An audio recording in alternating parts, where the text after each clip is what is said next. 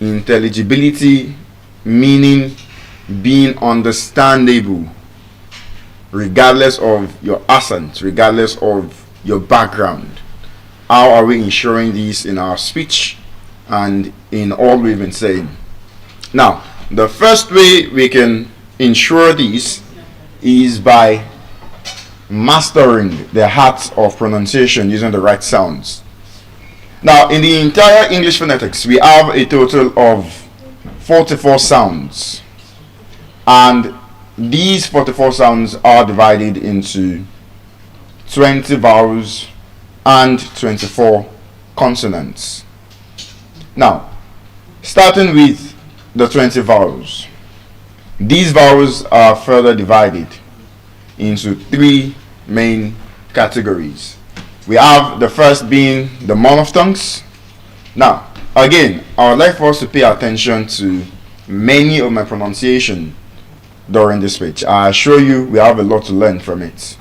Now, observe I did not say monophthong, which is what I believe is prevalent in many schools. It's not monophthong, it's monophthong. And then there are 12 of them, 12 monophthongs. And then we have diphthongs, 8 diphthongs, and then triphthongs, 5 triphthongs. Now, I would expect someone to ask a question. Dr. T, how is this possible? You said we have 20 vowel sounds, but you have just said we have 12 monophthongs, 8 diphthongs, and 5 triphthongs. When you do the math, 12 plus 8, 20, 20 plus 5, 25. So how come we have 20 vowel sounds when there are clearly 25 in the subdivisions? The answer is very simple. Now, triphthongs are not considered pure vowel sounds. A triphthong is a combination of a monophthong and a diphthong pronounced together as a single vowel sound, and so we do not consider them pure vowel sounds. And that is why, in fact, in some examinations, for example, in our local examination here in Nigeria, the UTME, the Unified Tertiary Matriculation Examination, popularly known as JAM, triphthongs are not being asked in the oral English aspect of the exam, of the English exam. So, let's look at these and let's see how many words are we actually mispronouncing in Nigeria. How many words do we think we are pronouncing correctly but we have been mispronouncing all along? Now, starting with monophthongs, I like to really simplify things and make things very, very comprehensible for my audience. Now, we can see a prefix there, the prefix mono. And let me ask you this, when you hear that prefix mono, what is the first thing that comes to your mind? One. And that is why, by definition, simply a monophthong is just one, a single vowel sound. That's it. And there are 12 of them. Now, out of these 12, there's something important I want us to take note of. We have 5 long vowel sounds.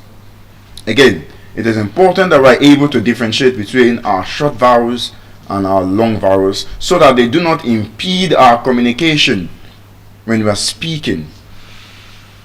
Now, these 5 long vowel sounds are the only long sounds we have in the entire English phonetical system, which means of the 44 sounds that I mentioned, there are only 5 long sounds, and those are the 5 long monophthong sounds, which means there are no long diphthong sounds, there are no long triphthong sounds, and there are no long consonant sounds. Now, what are these 12 monophthong sounds, the short and the long? Very simple. The first set are the A sound. We have the short A sound, which is pronounced A, and the long A sound, which is pronounced R. Starting with the first one, the short A sound. We would have it in very simple examples. Examples like man, man, bat, pat, cat, cash, examples like that. But then I want us to focus more on the areas where we can really learn. What are other examples, most especially the part we mispronounce in this part of the world? Now, for example, if I were to ask someone to pronounce this word, Transparent, what would we pronounce the word as? Many of us would say transparent. Your cloth is transparent. This is transparent. And that is a wrong pronunciation. Now, what if I told you that the second A in that word, and the Parent, the second A actually has the short R sound, which means the correct pronunciation of that word is not transparent. It is transparent. Transparent. So you do not say something is transparent. You say it's transparent. So this is one of the many words we mispronounce under the short R sound. Another one is the month of the year. The first month of the year. What month is that? January. Some people say January. It's not January, it's not January, it's January. January. Another of my favorites is the word plait. Many ladies would say they are going to plait their hair. But you don't plait your hair, except you're putting a plate on your head. But you don't plait your hair, you plait. You plait your hair. These are some of the many other examples. Even the art substance, marijuana. We call it marijuana. Also wrong. It has a short R sound in the first A and a long R sound in the UA. The word is pronounced marijuana. Marijuana, not marijuana. We could go on and on the short R sound. But then, like I like to call it, the twin brother, the long R sound. Now, one shortcut about this sound is, phonetically speaking, we have observed that when you have AR in the word, it would give you the long R sound. So we would therefore have examples like FAR, far, sharp, farm, market, bark, BARK. AR in the word would typically give us the long R sound. And in fact, my favorite example under this category is this word, a food. SHAWARMA.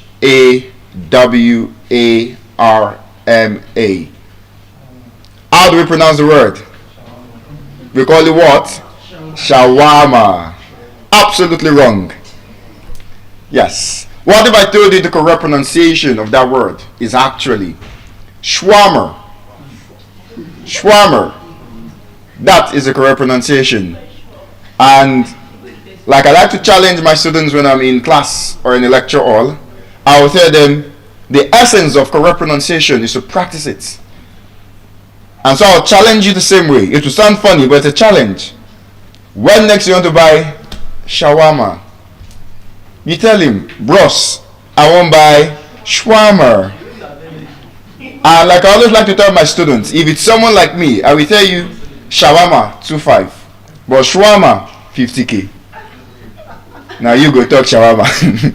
But then, as funny as it sounds, it's important that we practice these things. And that is one of the tricky parts about phonology. Oftentimes I get asked by students, sir, can we really practice these things you're teaching us? Can I really go outside and say shawarma? I want to buy double sausage shawarma. We did not look at me as if I am forming. We did not look as if I don't know what I'm saying. But like I would always tell my students, and I will tell you the same thing, it takes confidence. It takes audacity to be able to master the science and skill of clear pronunciation in Nigeria. I remember when I started my phonological journey, when I was yet learning phonology, phonetics. I remember how I would be surprised to learn the correct pronunciation of some words. And now I would find that, I would later come to find out that 99.9% of the English we speak in this part of the world is actually wrong. In fact, I like to challenge my students. I like to tell them, I challenge you that nobody in this class can stand up and make one sentence in English without any mistake. I like to challenge them, and usually there would be arguments here and there. It's a lie. Nah, it's not that bad. And I would have some, I call them test subjects, who would stand up, and then after they say their statement, I point out the mistakes which they didn't even know were in their pronunciation. And so, in addition to shawarma, which we have under AR, we have other examples. For example, the word CLERK. Some people call it clerk, some people call it clark, but the correct pronunciation is Clark. The same way the military rank, SERGEANT. Some people call it sergeant, some people call it sergeant. The latter is correct, sergeant. The word I had mentioned previously, marijuana, also gives us the long R sound. We have many other examples. The word BATH, bath. I personally have a beef with this word in this part of the world, because for some reason, now again, as a grammarian, I understand the fact that we have different types of Englishes. Yes, we have the Queen's English, the British English, the Standard English. We have American English, Australian English, Canadian English, even Indian English, and in fact, Nigerian English.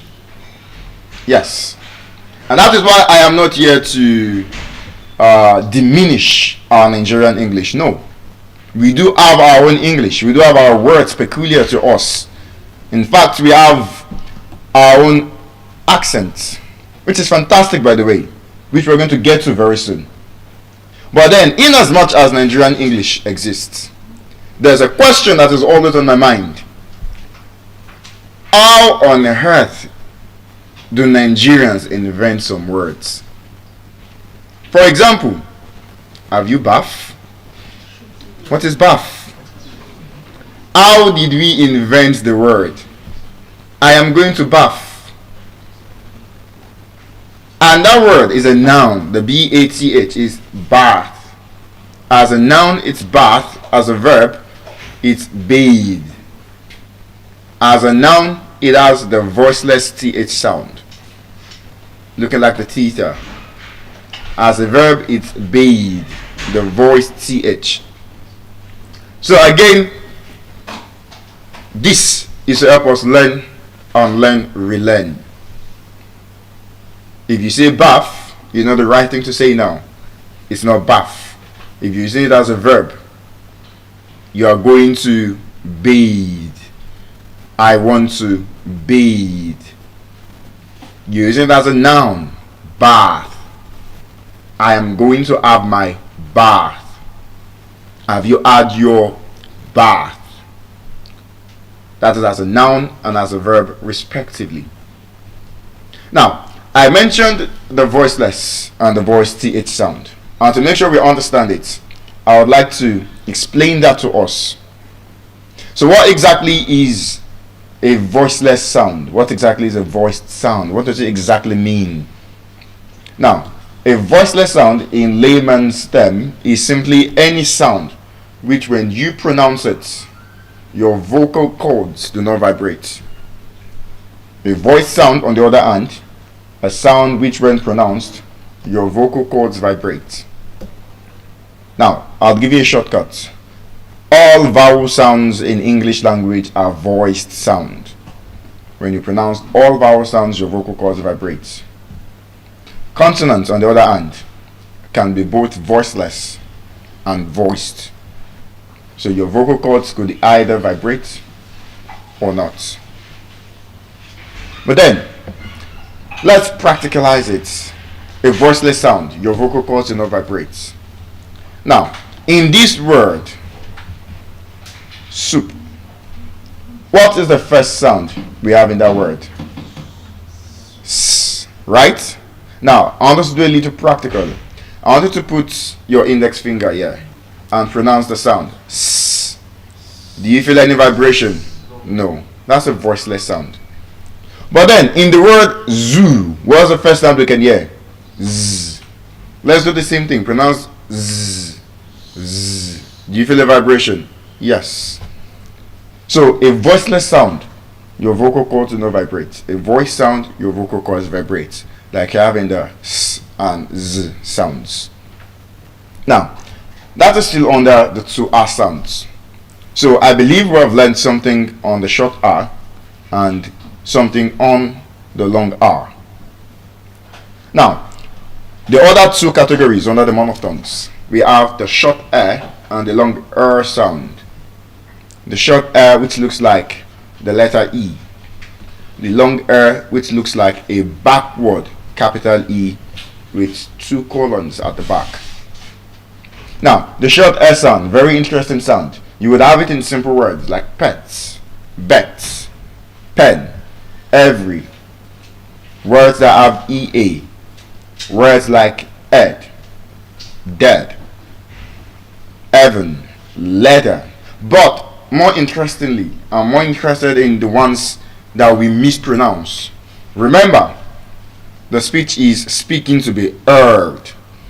The science and the skill of clear pronunciation in Nigeria. What are some of those words we mispronounce when we are talking? For example, we've all had our meal this morning, and what would we call a morning meal? We would call it breakfast. Absolutely wrong. Now, and this is where I find English particularly fascinating, because the word B-R-E-A-K is break.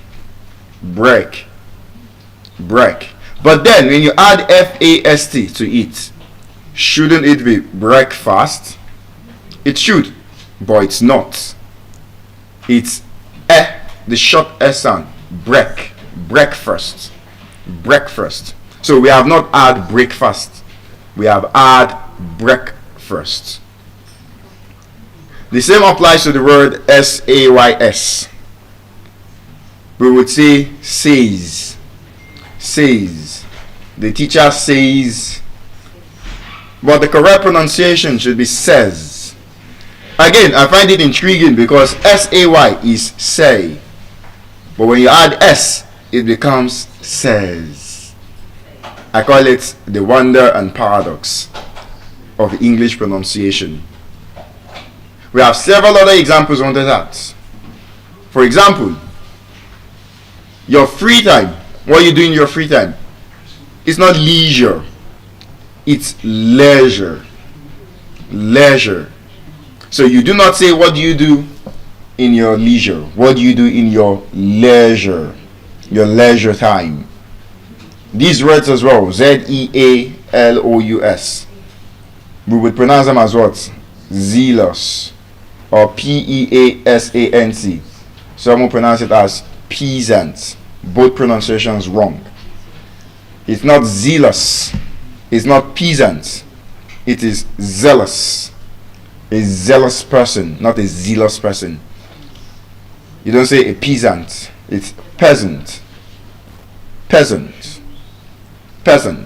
They have the short S sound in them. Many more examples like those abound. For example, the animal is not leopard. It's not jeopardy. You don't jeopardize something. You jeopardize. The skill, the science of clear pronunciation. And of course, the name is not Leonard. Leonard. Yes, Leonard. It's not Leonard. Leonard. Then we have the twin brother, the long R sound. Very interesting sound. IR in a word could give us the long R sound. Examples would be words like skirt, bird, flirt, twirl. First, a particularly interesting word in Nigeria. Again, my focus here would be improving clear pronunciation in Nigerian. In Nigeria. As Nigerians and as we are representing Nigeria now to the world, we should improve our pronunciation. So, it's not first. I was the first. You were the first. One that irks me the most is third. You're not the third. Third. And the worst of them all, you are not tasty. You are thirsty. You say you are tasty, it means you are sweet, you are delicious to eat. And I don't think anybody here wants to be eaten. So it's not tasty. Thirsty. Thirst. So there are patterns, and that's the interesting thing about phonology, about oral English. Pronunciation has patterns, and when you are able to recognize the pattern, it becomes easier to pronounce words within the same category. Now, still under the sound, you are in the word can also give us the long R sound. Example, B-U-R-N is not born. Your food is not burning. Your food is burning. Burning. But please, disclaimer, if you use this at home and you say, Amaka, the food is burning, you can rest assured that that food will burn. But then again, I would challenge us, pronounce this words correctly. Burn. Turn, not turn. You don't turn to the right or turn to the left. You turn. Long R sound. Again, there are patterns. You are in a word. Burn. Turn. Urge. Search. You are in a word. There are patterns. It's not Thursday. Thursday. R sound. Thursday. Improving our pronunciation is pertinent. It's imperative for eloquence. In fact, eloquence in itself, I like to say, is described by 3 C's. I call it the 3 C's. Clarity, confidence, and connection. Clarity, confidence, and connection. You could have confidence, you could connect with your audience, but if you do not have clarity, it impedes your communication. And clarity begins with the way you speak, the words you say, how you pronounce those words. And clarity is what we are addressing right now. So those are 4 monotone sounds. We have looked at the 2 R sounds, the 2 S sounds. But remember, there are 12 of them. So the other 2, the E sound, short E, long E sound. Now the short E, you find it in simple words that have the letter I. Pin, bin, sit, lick, kick, kit. Very simple examples. But remember, our focus is on the 99.9% of words that we are mispronouncing in this part of the world. My essence is to make sure that all of us, both present and those watching from all over the world, are able to correct the pronunciation. So for example, when we have ET at the end of a word, as a pattern in phonology, you would observe that the ET at the end of a word would give it a short E sound. So what do I mean? The word is not market. Market. There are patterns. It's not bucket. Bucket. It's not packet. Packet. It's not locket. Locket. ET at the end of a word. It's not bullet. Bullet. It's not planet. Planet. ET at the end. And in the same way, ED at the end, especially as a past tense. So what do I mean? You have want.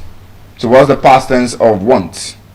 Wanted, not wanted. Someone is not wanted for a crime. The person is wanted. And when the police catches up with the person, we say the person has been arrested. not arrested. Arrested. It's not collected. Collected. So ed at the end of a word, especially in the case of past tense, as in those examples that we have listed, would give us a short e sound. And then the long e sound as well. But for the long e sound, there's still some other interesting examples. Some random words that we still mispronounce in our communication, in our speech, when we are talking. For example, we know that the opposite of man is what? Woman. And what is the plural of woman? We. Women. Yes. It's not women. It's women. Women. And now that's the interesting thing about English, because the plural of man should it not therefore be what? Mean. Abi, if it's women, the plural of man should be mean. But no. Man, men. Woman, women. Women. Women. Several other examples like that. The fruit or the color is not orange. Orange. Orange. The short E sound. And that reminds me, another interesting shortcut. When we have AGE in a word, at the end of a word. But now listen, when you have AGE at the end of a bisyllabic or polysyllabic word. What's a bisyllabic word? A word that has 2 syllables. What's a polysyllabic word? More than 2 syllables. When we have AGE at the end of any word that is more than 1 syllable, that A will give us a short E sound. So for example, it's not village. Village. You're not traveling to your village. You're traveling to your village. You don't say your village people are after you. Your village people are after you. Humorously, maybe this is why God has not answered some of the prayers, because you're still praying against your village people instead of your village people. So many other examples like that. It's not message. Message. It's not passage. Passage. But again, English is such an ironical language. A very interesting language.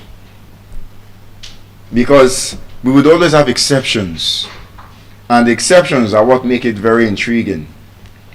So, for example, in as much as I have said AGE could give us a short E sound, it is very interesting that we would not have it in all cases. And what do I mean by that? For example, the word MASSAGE. How would we not pronounce that word? Massage, not massage. So do not say, oh wow, the speaker came today, he taught us something interesting. He said AGE, we give you short E sound. And then you go home and say, baby, can you massage my back? It's not massage, please. It's massage. It's an exception. The same way this word is sabotage. It has AGE, but it's not a long R sound. Sabotage, massage, espionage, garage. Those words are exceptions to this rule. But apart from those, many other words, AGE, so far as it's bisyllabic and above, would give you the short E sound. So then we have the long E sound. As a rule of thumb, when you have double E in a word, we would have the long E sound. So for example, we would have it in words like feel, steal, as in STEEL, eel, EEL, eerie, EERRE, which means strange. As a rule of thumb, double E and EA would give us a long E sound. So words like beat, feature, steal, lead, all these words will give us a long E sound. But then let's see some interesting examples that in this part of the world many of us still struggle to pronounce, or even worse, pronounce wrongly. Now, if I were to ask you to pronounce this word, how would you pronounce it? Q-U-A-Y. We would probably say Kwe. And Kwe would be absolutely wrong. The correct pronunciation is Key. Yes. Quay is correctly pronounced Key. Again, what about Key? Yes, they are homophones. They have the same pronunciation. They have the same pronunciation, the exact same pronunciation, in fact. The same applies to this word. How would we pronounce SUIT? How would we pronounce SUIT?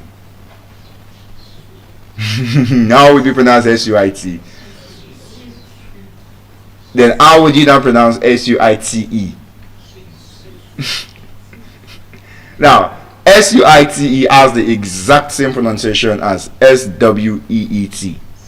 Sweet. Exactly. So sweet and sweet. SUITE, sweet. So when next you see it, probably a signboard.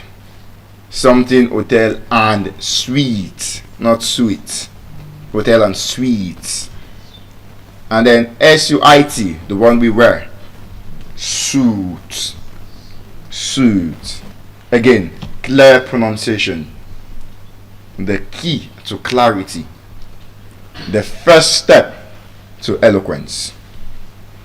Confidence, connection would be almost meaningless if you're unable to achieve clarity. I remember once I was teaching a student of mine, one of my students in the UK. I was teaching him, and now I casually pronounced a word. I cannot remember what I was explaining to him, and then I mentioned this word. I just said Coca-Cola, and I'm pretty sure you are wondering what is wrong with that word, right? Coca-Cola. Coca-Cola is Coca-Cola. But then to help us understand the essence of what I'm saying and the reason I chose this particular topic, when I mentioned that word in class that day, I remember very vividly, the boy paused. He paused me and said, "Sir, what's that?" And I was like, "Coca-Cola," with confidence again. Nigerian confidence. "Coca-Cola now." And again he said, "I don't know what you're saying." I was like, shit, this one they want me. Now, because I was using Zoom, I had to share my screen. I showed him a picture of Coca-Cola. And what would happen next would be a great shock. This boy, which by the way is in year 7 or was in year 7 as at that time. Year 7 is the equivalent of JSS1 in Nigeria. I showed him the picture and he said, "Oh, you mean Coca-Cola?" I was like, shit, this is what they want me. I was shocked. "What do you mean Coca-Cola?" Immediately, I went to Oxford Dictionary. I checked. Lo and behold, we have been pronouncing rubbish in this part of the world. Again, the essence is, I pronounced it as much as it feels like there was nothing wrong with that pronunciation. It actually impeded the communication in that class, which is where I'm going to. He could not understand what I was saying, and I thought he was pulling my legs, but he truly did not understand. It was like Coca-Cola. I was like, "What's that?" And this is for many of us who probably think, "Shebi, they can hear me." So far as they can hear what I'm saying, so far as they can hear. You see, in many cases, it wouldn't always be the case. You could have an international audience, just like we have today. You could speak to someone from another part of the world, and just that very small little pronunciation, that small mispronunciation that you're used to, that you think is no big deal, could impede your communication, just as it did in my class with that boy on that very day. So again, this is reinforcing the topic, speaking to be heard, the science and skill of clear pronunciation in Nigeria. In English, there's something we call intelligibility, and it doesn't mean being intelligent. Intelligibility is the ability to be understood when you speak and the receiver can decode the message, can understand what it is that you're saying. And intelligibility also begins with clarity. And clarity starts from clear, correct pronunciation. So, those are the E sounds. Now, the next two are the O sound. Again, the short O and the long O sound. Now, starting with the first one, the short O sound. We would usually have this sound in words with the letter O. Simple words like body. Words like cloth. That word is not clothes. This is not clothes, it's cloth. But as a plural, when you add ES, CLOTHES, it becomes clothes, clothes, clothes, clothes. So cloth and clothes. But more interestingly are words like these that we mispronounce. How do we pronounce MODEL? We say what? Model. Who is your role model? You say you are a model. I need a model. What's wrong? Let us unlearn that. The correct pronunciation of that word is module. Yes, module. So it's not role model. It's role module. Role module. Module. Module. D-U-L-E. Very good. So M-O-D-U-L-E is module. It has E sound. Module. So module and module. Module. It reminds me of these two words. S-C-H-E-D-U-L-E. How would you pronounce that word? How would you pronounce it? You say, let me check my... Is it schedule or schedule? Okay, I like that. Interestingly, that word has two pronunciations, both of which are correct. One is British, the other is American. Now, the British pronunciation of that word is schedule. Schedule. While the American, schedule. Yes, schedule. So it's not even schedule. It's schedule. So if you are saying ske, they must be able to say jule. Schedule, not schedule. And if you are saying she, then schedule. Schedule. Schedule and schedule. So the short O sound, that word is module. Module, not model. Then this word, W-R-A-T-H. W-R-A-T-H. It's not wrath. It doesn't say you see the wrath of God. It's wrath. Wrath. It means great anger. Wrath. Wrath. Great anger. There's a word that serves as a synonym to that word. Great anger. I like that word because whenever I'm in a class teaching Jambites and I'm giving them spelling, I would usually ask them to spell the word, and 100% of the time, everyone will get it wrong. And I think we can try it as a little exercise. Do we have spelling gurus in the house? Yeah, spelling guru is a very simple word. How would you spell this word? Ire. Ire. Yes, please. Okay, A-I-S-L-E, I-S-L-E. So which is correct between the both of them? A or B? A, if you're going for A, you are very wrong. And if you're going for B, you are still wrong. Neither A or B is correct. Yes. Because both words have the same pronunciation actually. And what they have spelled is aisle. Aisle. Aisle, which could mean A-I-S-L-E, could mean the narrow space between two parts.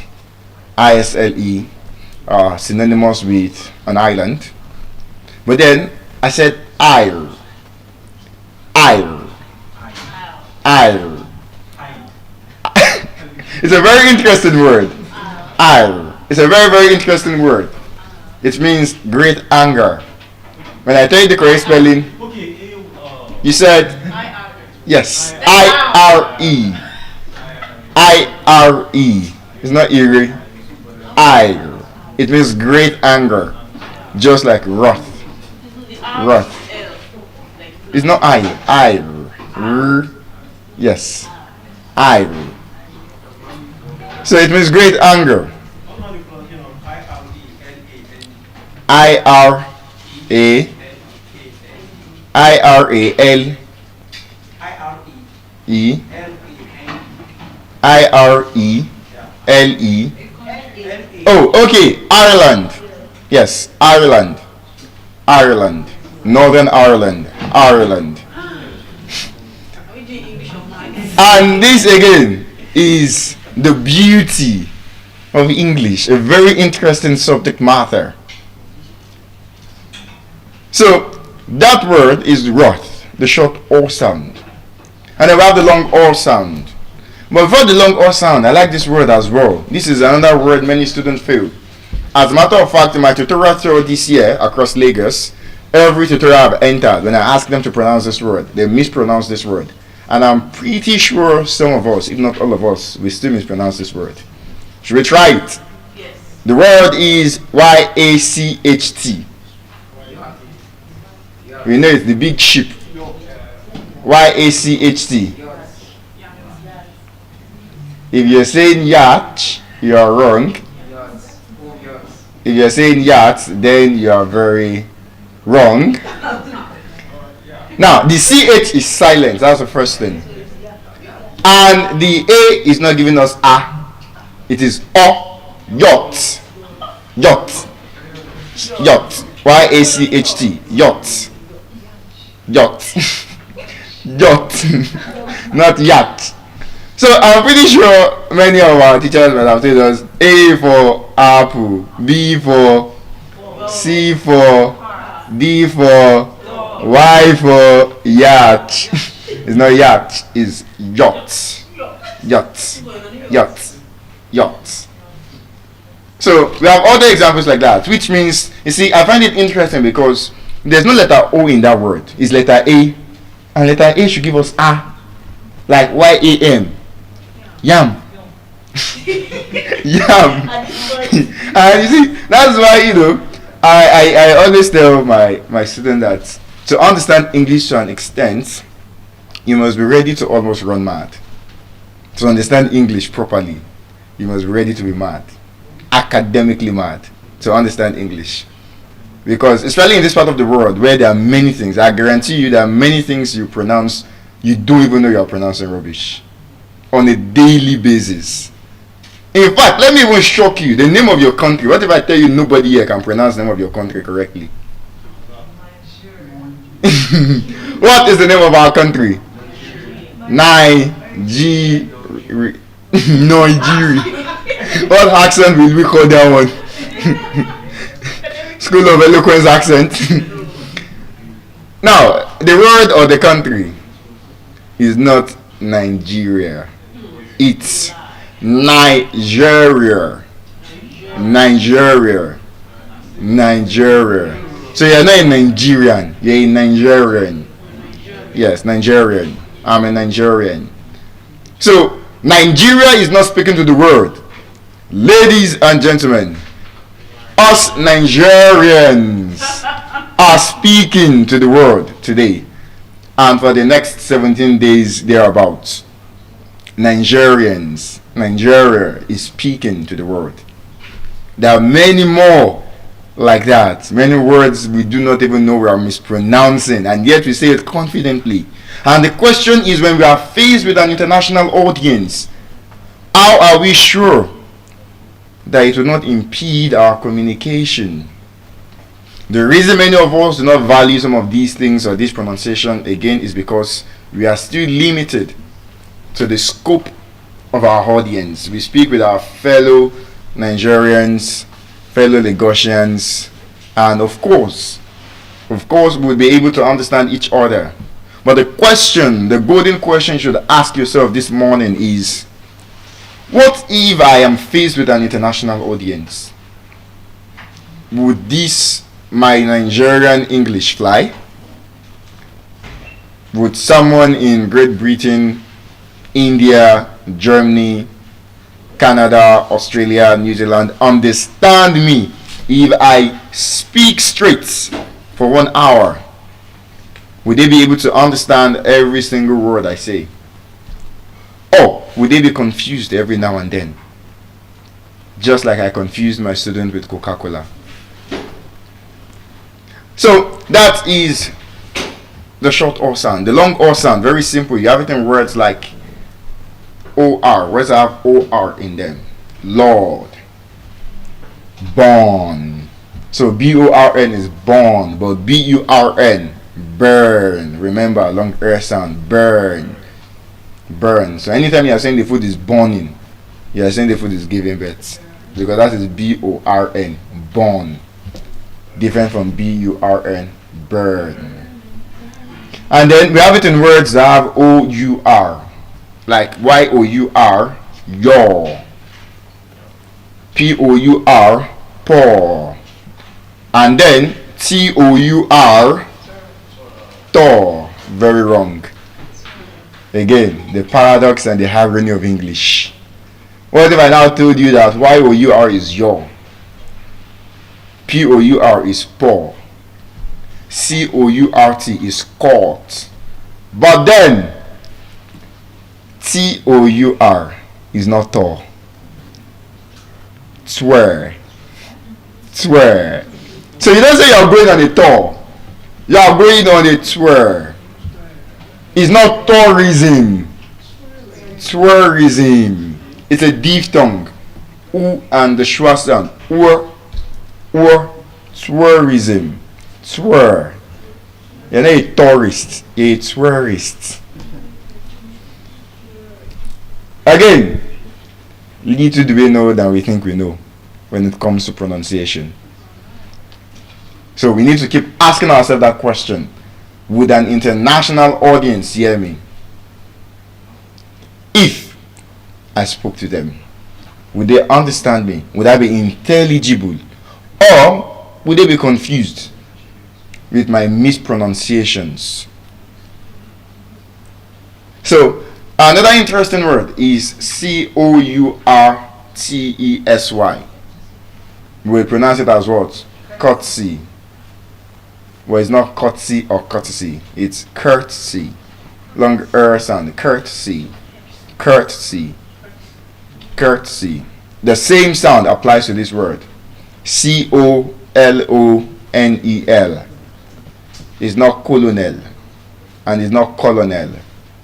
Colonel. Colonel. Colonel. So it's not the military rank is not lieutenant colonel. It's lieutenant colonel. Lieutenant colonel. So that is the long O sound. We have it in words that have AW as well. For example, this word LAW, law, yawn, lawn, awe, awesome, and this interesting word GNAW, gnaw. No, the G is silent. No. No. G at the beginning of a word. Whenever G comes before the letter N at the beginning of a word, or in fact almost anywhere, G coming before N would usually be silent. That's why we have words like gnaw, gnash, gnome, GNOME. So I've heard that word in Cinderella, the gnomes, GNOME. Or rather, should it be Snow White?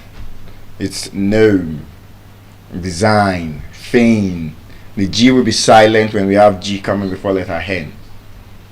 And then in addition to all of those, we have a very interesting sound. I call it the caret sound. I would have loved to show us the caret sound. But then to help us picture it, the caret sound, like I call it, is so. We know this thing we do when back in secondary school. When you are writing and then you suddenly remember that you're supposed to write something in between or on top, you know that sign you do? That symbol has a name. and it is called caret. Caret. That symbol you do when you omitted a word and you want to put it in between. It's called caret. And that's why I call it the caret sound.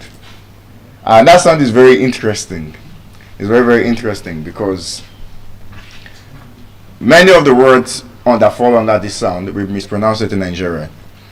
And one shortcut is this. I like to tell students, any letter U that in Nigeria we call O is not actually O. It is the caret sound. Any letter U you call O is not the O sound. It is the caret sound. So, for example, we would call it G-U-N, gun. Wrong. Gun. Gun. Gun. S-U-N is not sun. Sun. You don't say it is sunny or there's too much sun. Sunny. There's too much sun. It's not lunch. Lunch. Lunch. It's not uncle. Uncle. It's not umbrella. Umbrella. Many words like that. Then, even words with letter O or OU, it's not young. Young. You don't say a young man. A young man. A young girl. Young. Income. Come. London. Butter. It's not butter. Butter. Butter. That leads us to the next sound, the schwa sound. The schwa sound is like an upside down E. An upside down E. And a very interesting shortcut is when you have ER at the end of a word. ER at the end of a word would usually, not all the time, would usually give us the schwa sound. So for example, it's not teacher or teacher. Teacher. Teacher. And like I just said, it's not butter. Butter. It's not water. Water. Water. Or like some people like to say, water. Water. Water. Now, the interesting thing is many times students ask me, Dr. T, why is it water? Or which is the correct pronunciation? Is it water or water? And I tell them very simple. Now, the correct pronunciation, listen, is water. There's a T sound. However, the reason some people call it water, because I get a bowl of water, the reason some people call it that is because of something we call in phonetics or phonology, allophonic variation. Because of allophonic variation. Now, usually in British accents, they do not pronounce the letter T when it is in between two vowel sounds. Again, when it is in between two vowel sounds, like we're having water, it is between O and schwa sound. And so a typical British man would say water. Can I get some water? But that does not mean water is wrong, or that you should not start saying water. Remember, the key to communication is intelligibility. The person you are speaking to must be able to understand what you are saying. So when you go outside now and you now say, Mama, I want to buy pure water, Mama will not understand. And so intelligibility is defeated. And so we have other examples. So water, teacher, preacher, pastor, doctor. Then this word, now that I've said ER at the end of a word, I've shared with us that ER at the end of a word would give us the schwa sound. So that means PAPER would be what? We call it what? Paper. Which means it is wrong. We've been mispronouncing that word all along. It's not paper. Paper. The schwa sound. Paper. Paper. And that means PEPPER is not pepper. Pepper. Pepper. So you don't say you want to buy pepper. You want to buy pepper. Yes. Pepper. Pepper. Let's hope the next time you go to the market and you say, Mama, I want to buy tomato and pepper. Let's hope she does not give you paper. But that is actually the correct pronunciation. It's not pepper. Pepper. Pepper. Pepper. So those are the 12 monophthong sounds that we have in English phonetics. I've taken us through the correct and clear pronunciation of several words under these 12 sounds: the short and the long R sound, the short and the long R sound, the short and the long R sound, the short and the long E sound, the short and the long O sound, the short and the long U sound, and the carrot sound, like I call it, and the schwa sound. Then let's discuss diphthongs. Now, the same way we broke down monophthongs, we have di, die, and when you have that morpheme in English, di would usually tell you that thing is what? Two. And that's why when you look at a diphthong, it's like two sounds giving you a single sound. And like I had said earlier, we have 8 diphthongs. The first, the I sound, A plus E, which would give us I. Now, one interesting thing about diphthongs is that the way you pronounce the word would already give you examples about the word. So for example, we have words like lie, die, shy, fry, cry, crime, dime. But again, the essence of me being here is not to give us the ones that we already know. It's to focus on those ones that affect our pronunciation as Nigerians. And so, for example, one of those words which I believe many of us mispronounce is the word stipend. Not stipend. Stipend. Yes. Stipend. So you don't say you've not collected your monthly stipend. Your monthly stipend. You say you've not collected your monthly stipend. It's stipend. Another word is this. indict. Indict. So it's not indict, it's indict, which means to accuse someone of something. Indict was indicted. Indict. Indict. And so, yes, I said it's not shawarma. It's shwarmer. Yes. Oh, I thought you were here. It's not shawarma. It's shwarmer. Shwarmer. And I remember anytime I tell a class that there is something I like to tell my students when I tell them the correct pronunciation of that word. It's not shawarma. Shwarmer. Shwarmer. And I like to tell my students this. I usually say it to the guys or the males in the house. And I think I will say it to the guys and the males in the house this morning.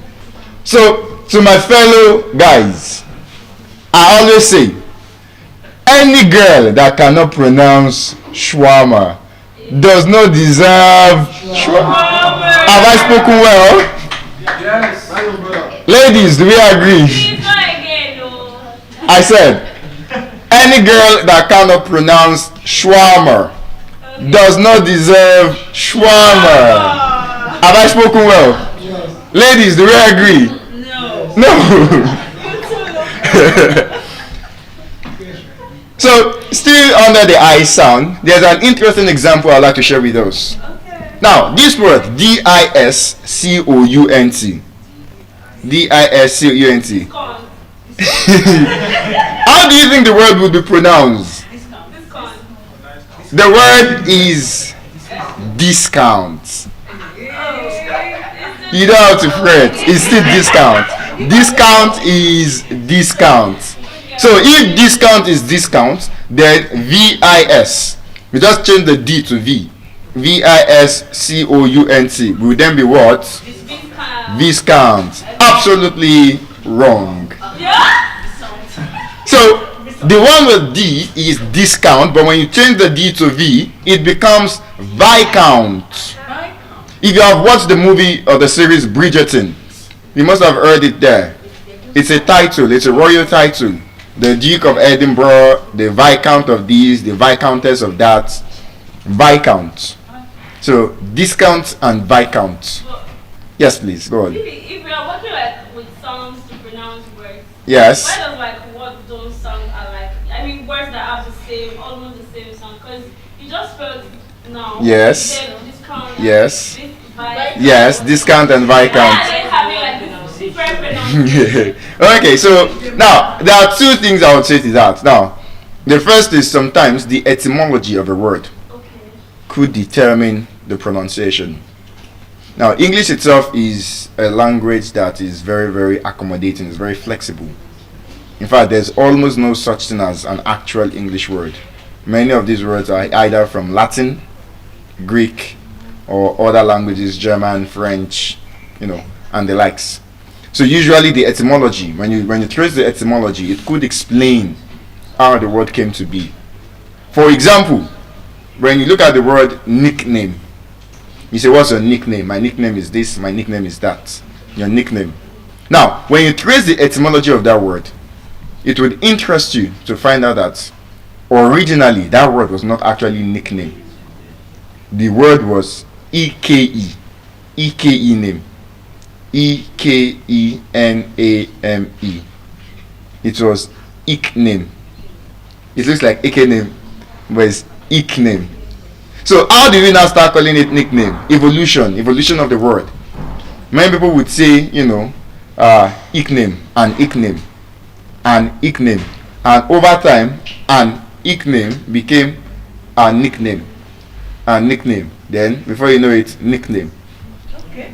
So sometimes the etymology could explain it. And then number two, which is something I had said earlier before you walked in, and that is the fact that I said to fully understand English properly, you must be ready to almost lose your mind. You must be ready to go insane, because English is not for the normal. English is for those who are ready to be academically mad. Yes. And that was why I mentioned one word earlier when we were discussing the short R sound. I said the word transparent. We would call it transparent. And I said it's not transparent. It's transparent. You don't say that person's cloth is transparent. Literally, if you say this thing, some people think you are moving mad. Well, that's why I said English is for the. I already said it. I tell my students that. That's my slogan actually. Whenever I'm teaching a class or whenever I'm lecturing, I have a slogan. All my students know me for that. English is for the mad. That's my slogan. Because truly it is. Because think about it. Let us practice. I like questions like this. Let us practicalize it. Let us assume that okay, us Nigerians are the ones mispronouncing the word, right? Let's say we are the ones calling it transparent instead of transparent. Now, when you remove that parent, parent, and it becomes a word on its own, what should be the pronunciation? It should be parent, because it should be. I'm not saying that's the correct pronunciation. It should be parent, because you say it's transparent. So when you remove it, then it should be what? Parent. But guess what? It's not parent. And it's not parent. It has a short S sound. It's parent. It's not parent. It's parent. Parent. So you don't go to see your parents. You go to see your parent. Your parent. So you can see English is indeed a language for the... Exactly. So back to the I sound. So we have indict, we have viscount, we have stipend. All of these words, gyrate, will give us the I sound. And then we have the second diphthong, ow, the ow sound, a and u, ow. Usually when you have OW in a word, it will give you the ow sound. So we have words like now. We have words like how, as how now, how, cow. Words like that, proud. Then OU in the word, crowd, loud. All those words will give us the ow sound. I do not believe there's any example of the ow sound that we mispronounce in this part of the word. I think as Nigerians we're good to go with that sound. But then the next one, the oi sound, o and e, oi. That's the next diphthong. Like the sound, like it sounds, like the diphthong sounds. you can already think of examples. Oil, oil. And so to my particular, I would not mention the tribe, but we all know, to a particular beloved ethnic brother and sisters, please, it is not oil. It's not granite oil. It's not palm oil. It is oil. Oil. Granite oil. Oil. Palm oil. Not oil. So we have other examples as well. We have oil, we have toil, soy, toy, B-U-O-Y, boy, B-O-Y, boy. All of those would give us the oil sound. Then we have the fourth diphthong. We have the A sound. A and E, A. So usually I like to say, the way I like to explain it is anything you call A, that's not like A. It's not letter A, it's A. So it's not A, B, C, A, B, C. So it's not A, B, C, D, A, B, C, D. So it's not H, J, K, L. It's not I, J, K, L, M. You see, and these are the things whereby, when you go to some of these big schools, especially around here on the highland, you see the way their kids pronounce. And that's why you now see child of primary school, nursery school fees 1 million, 2 point something million, 3 million. Because there's a difference. You will know when the person that is paying school fees of 3 million, when the child speaks, you will see the difference from the one that the child is paying 10k per term. Because these are some of the things that they break down, that they show them. That's why if an Ajekpaku, the lower class. You said what? How about their brain? The brain. Well, first of all, intelligence is inherent. It's not something you can necessarily teach, regardless of the worth status of a parent. An intelligent child is an intelligent child. It's not to say children of worthier parents are more intelligent, but it's just to say that because of the quality of education that they are exposed to, the intelligence shines brighter. Trust me, as someone who has been teaching for quite a lot of years, and like I said earlier this morning during my first speech, I've taught at almost every level you can think of. Full-time teacher, part-time teacher, online teacher, secondary school, currently lecturing in university. Yes, I said that earlier, I'm a lecturer. And so, as someone who has taught even in different capacities, even private tutorial, during what I call my days of humble beginnings, when I'll be going from the mainland to the highland for private classes. As someone who has taught children of both the high-end clients and the lower-end clients, I can tell you the difference is there. The way they reason is just different. The way they reason, and as someone who currently teaches students across the UK, US, and Canada, I'll tell you the same. The way a year 7 child, and by the way, a year 7 is like JSS1 equivalent in Nigeria. The way a year 7 would reason over there, it's not the same way our JSS1 will reason. Sometimes they say something and I'm like, are you in year 6? Are you in year 5? The choice of words, the language, the expression. Even I myself, because I know me, I was not a body child. So even I myself, I know that when I was in primary 6, my thinking was not up to that capacity. There are some things they say, I'm like, no, the difference is there. The difference is clear. I remember once I had a particular student in the UK. He was in year 3. Year 3 is equivalent of primary 3. I was asking, it was our first class, I was asking him, what do you want to become? And in year 3, says he wants to become a geologist. I promise you, when I was in primary 3, I've never heard that word geology in my life. What I knew was doctor, banker, accountant, lawyer, lobaton, police, teacher, nurse. But in year 3 knows, and not just doesn't know geology, for him to know that I want to become a geologist, he went further to telling me he has rock collections. He was naming rocks. Till now, I've never heard of the name of those rocks in my life. He was naming all those rocks. Kenny rock, Kenny rock. I've collected these. I'm like, wow. In year 3. So the difference is actually quite clear. But again, like I would say, intelligence, I would say, is inherent. You know, you're born with it.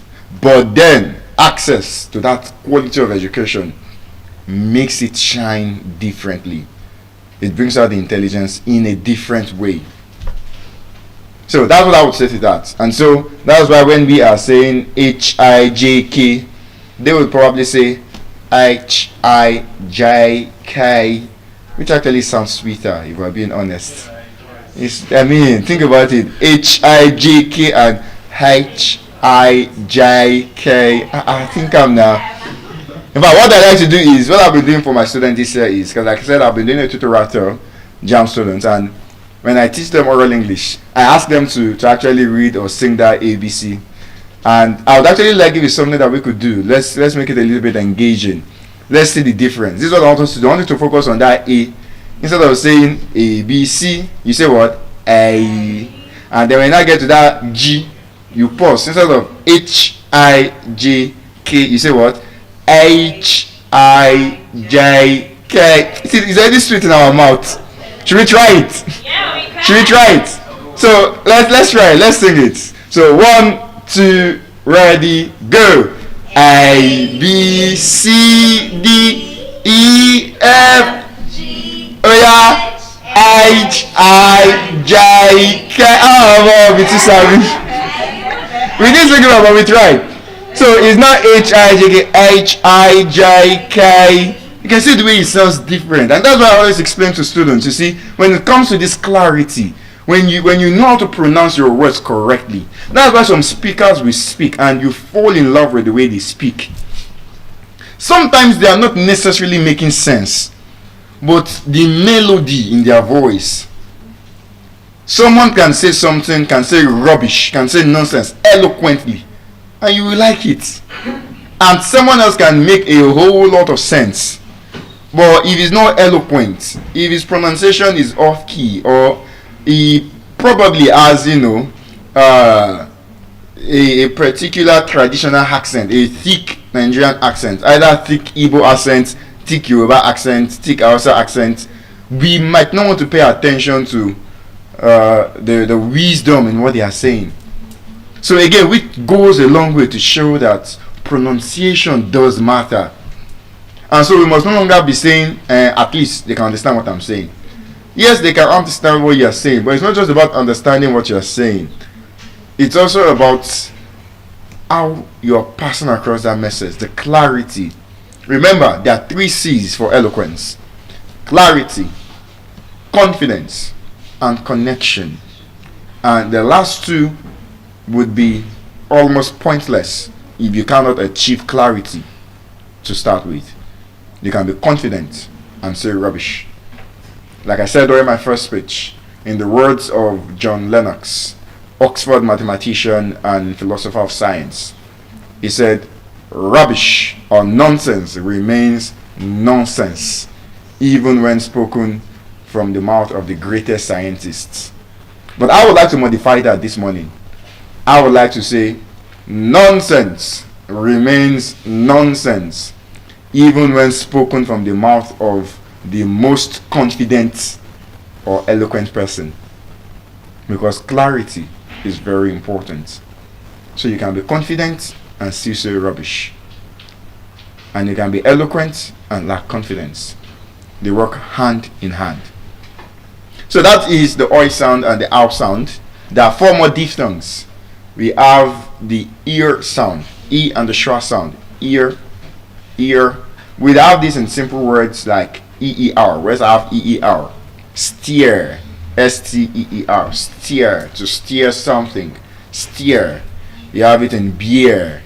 And in this word, again, the focus is on the words that we mispronounce in this part of the world. Ladies, gentlemen, the word is not career. Career. It's ear, career. Career. Career. It's not career. And like I like to humorously say, I believe this might be the reason God has not answered some people's prayer because you are busy praying for your career instead of your career. Start praying for your career, not your career. So it's career. So we have other examples. EAR in the word could also give us the ear sound. EAR in the word. So words like fear, near. How would you pronounce GEAR? Is it gear or gear? GEAR, gear or gear? Gear. Steer, shear. All those words will give us the ear sound. But then again, English is a very interesting subject matter. We have some exceptions. These words, they end with EAR, but they don't give us ear. They give us the other diphthong, air. Example, BEAR is not beer. Bear is not teddy bear. Teddy bear. And I believe this is the reason some of us have not collected teddy bear on Valentine's Day. Because you can't be pronouncing rubbish and expecting Valentine's gifts. The same way it's not chocolate. Under the O sound, it's chocolates. Chocolates. Chocolates. If you've never collected chocolate on Valentine's Day, maybe it's because you are still pronouncing chocolates instead of chocolate. So it's not beer, it's bear. The same way, the fruit, PEAR, is not pear, pear. Pear. So if PEAR is pear, then what is PEARL? Pearl. The long R sound which I mentioned. Pearl. Like earth. Search. It's not search. They are not searching. Search. Again, like I like to humorously say, this is the reason some of us or some of you are still single. Because you are searching for the one for you instead of searching. As long as you are searching, you can't find the one for you. You need to start searching. Searching, not searching. Searching. Searching. Words like earn. Earth. It's not earth. It's not planet Earth. Planet Earth. It's not how much are you earning. How much are you earning? It's yearn. So there's a pattern. EAR can give us the long R sound and could also give us the ES sound like we're looking at. So again, BEAR is not beer, it is what? Bear. PEAR is not pear, it is what? Pear. And then WEAR is not wear. Wear. You don't say you want to wear your cloth. You wear. And then these were TEAR. TEAR now. Depending on how you use it as a verb. As a verb, that word is tear. You don't tear someone's paper. You tear. But as a noun, it's tear. So you can say there's a tear on your cloth. But as a verb, tear. Tear. As a verb, tear. As a noun, tear. So those are some exceptions to the ear sound. Those words give us the R sound. Other examples of the ear sound, you could have the word query. It's not query. Stop saying you collected a query, or you would give someone query. It's query. Query. My favorite of all, HERO, is not hero. Hero. Yes. Hero. It's not superhero. Superhero. Hero. Yes. And then the word PIER. Peer. Peer. Peer. And then the other one, the R sound.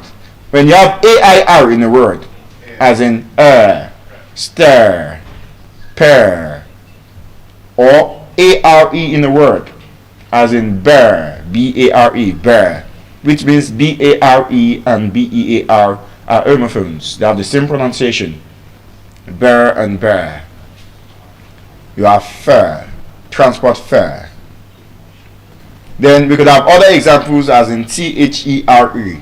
THERE is not dear. It's there. It's over there. WHERE is not where. It's where.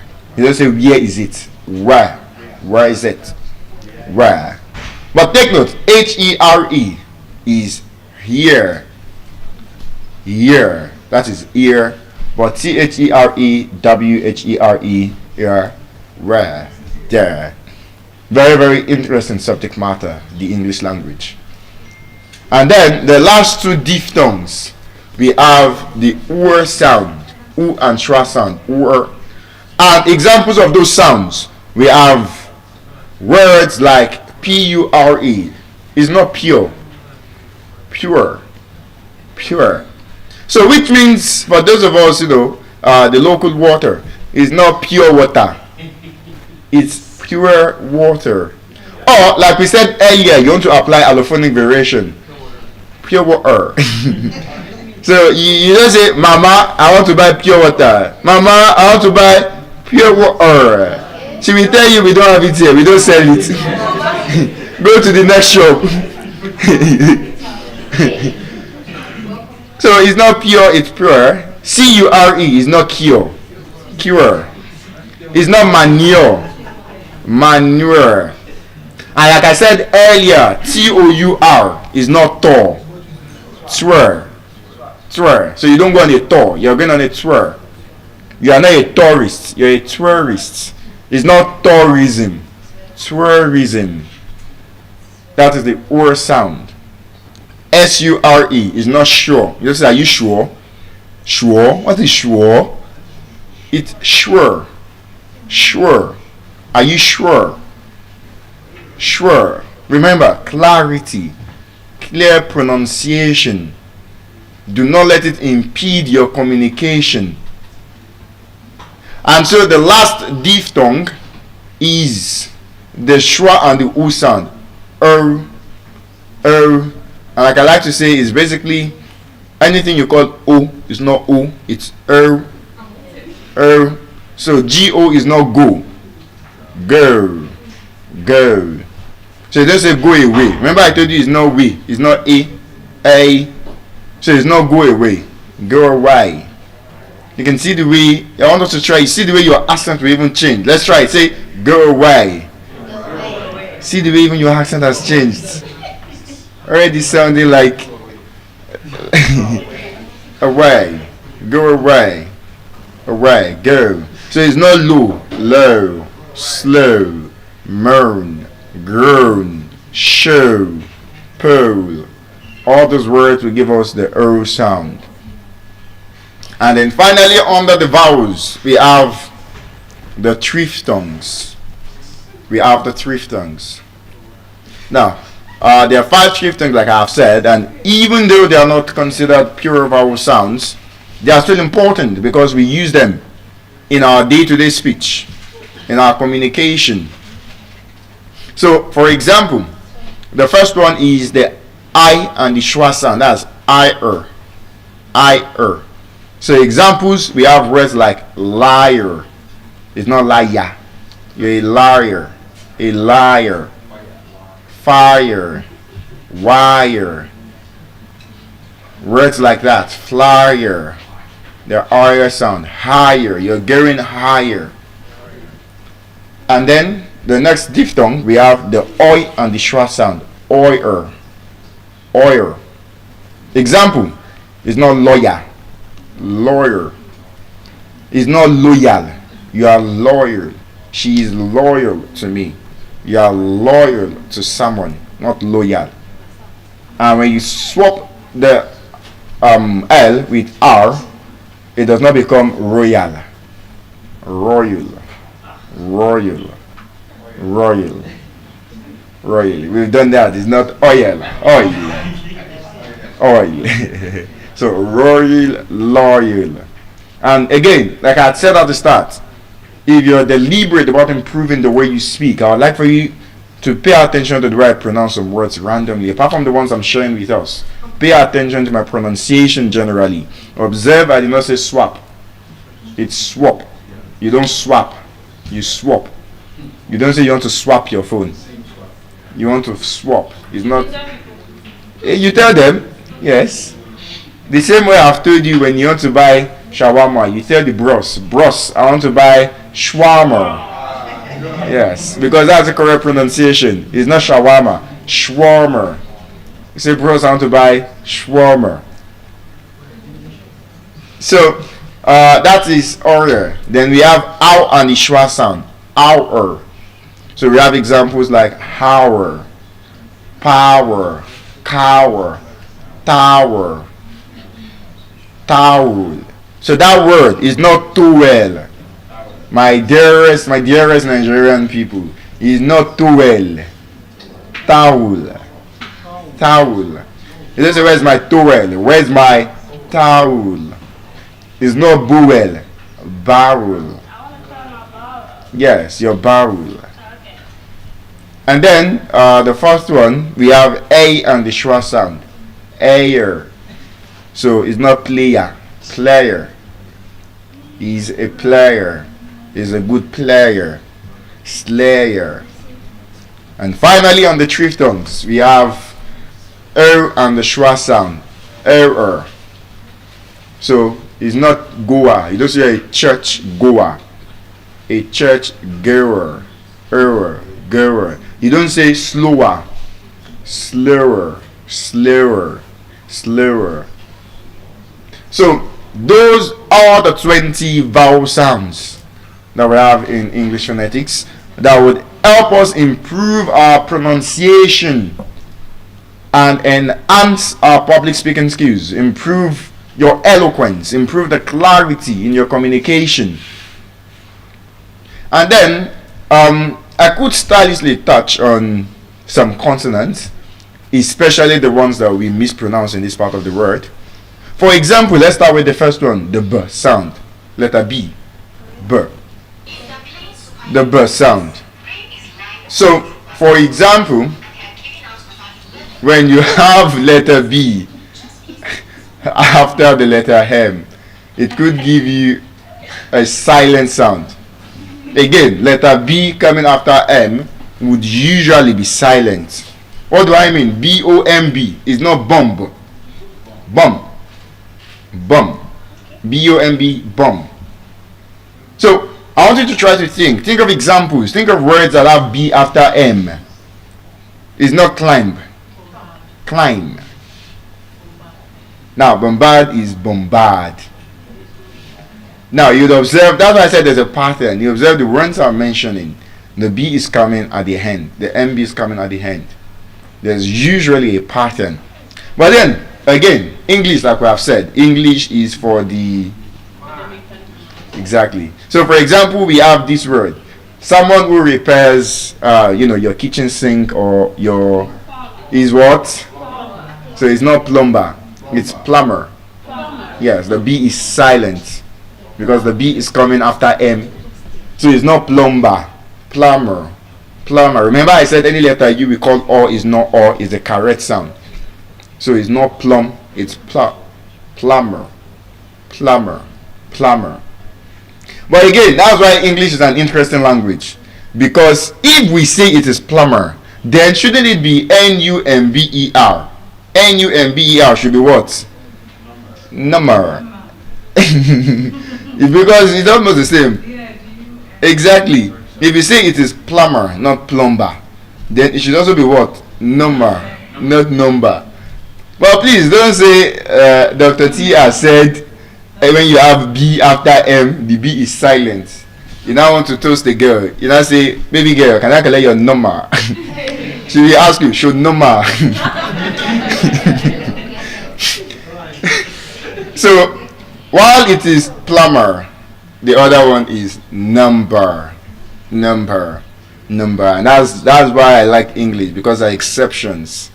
There are exceptions here and there. Sometimes there are even no reasons. I feel like those who invented the language, the gods or the ancestors of English, just wanted to mess with us. Sometimes. I feel like they just wanted to mess with us. So, but then, that is the B sound. So we have words like that. The B is silent in bum, climb, comb. It's not comb. You don't comb your hair. It's comb. Comb. The B is silent. You comb your hair. Comb. You are combing, not combing. You are climbing, not climbing. Climbing. Combing. Bombing. All those words. And this. Thumb. Not thumb. It's not your thumb. It's your thumb. Thumb. The B is silent. And yes, since we're in the Easter period, Jesus has risen from the, is not tomb. Tomb. Yes, tomb. T-O-M-B. The B is silent. Tomb. And in similar way, when you change the T to W, it becomes what? Womb. It's not womb. You don't say your womb. Your womb. Womb. So many more examples like that abound. Like I said, we're focusing on the ones that we can use to improve. You are deliberate about improving the way you speak. You want to be able to speak on an international scale and not be afraid that with my audience understand what I'm saying. That is the reason for this topic this morning. So we have all those examples on that B. Then the same way, the P sound, P, the letter P, P, P. I would like to focus on the ones that we mispronounce, not the ones we already know. We already know that the sound P is present in words like pat, pet, sleep, Peter, pot. Those ones are obvious. But what are the ones that affect our communication as Nigerians? Now, the letter P, or the sound P rather, is silent in these words. Words like receipt. It's not receipt. When you buy something, you don't say you want to collect receipt. It's receipt. Receipt. It's a homophone with receipt, like to receipt an exam. The same way you are going to say receipt. You want to receipt an exam. It's the same way you pronounce it. Receipt. Where is my receipt? Not receipt. Receipt. Receipt. The same way with this word, raspberry. Raspberry. R-A-S-P B-E-R-R-Y. It's not raspberry. Raspberry. Raspberry. Strawberry. Not strawberry.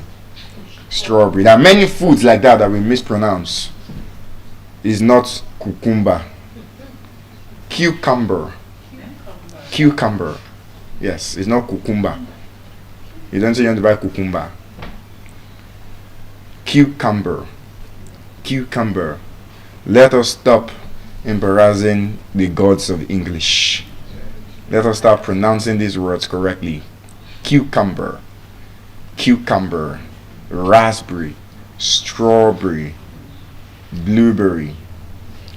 So the P is silent in receipt. The P sound is also silent in cupboard. It's not cupboard. It's cupboard. It's not cupboard. Cupboard. Cupboard. The P is also silent there. And then apart from the P, let's look at the H. Now, unfortunately, I would say, as much as I have tried to correct us on many of these sounds, even I myself have my own flaws. And so, for example, I believe I would say I have what we call the H factor. So I might not be able to pronounce some of these words as accurately as I should. But then, don't blame me. Blame the H factor. Funnily enough, many Nigerians have the H factor, but we don't even know. Right. We do, but we just don't even know. And unfortunately, I can't teach us how to pronounce the H sound. Because even myself get the H factor. So, but for example now, WHO. Many people will say, who? Who are you? Who. It's not who. The W there is silent. The W, so it's who. Who are you?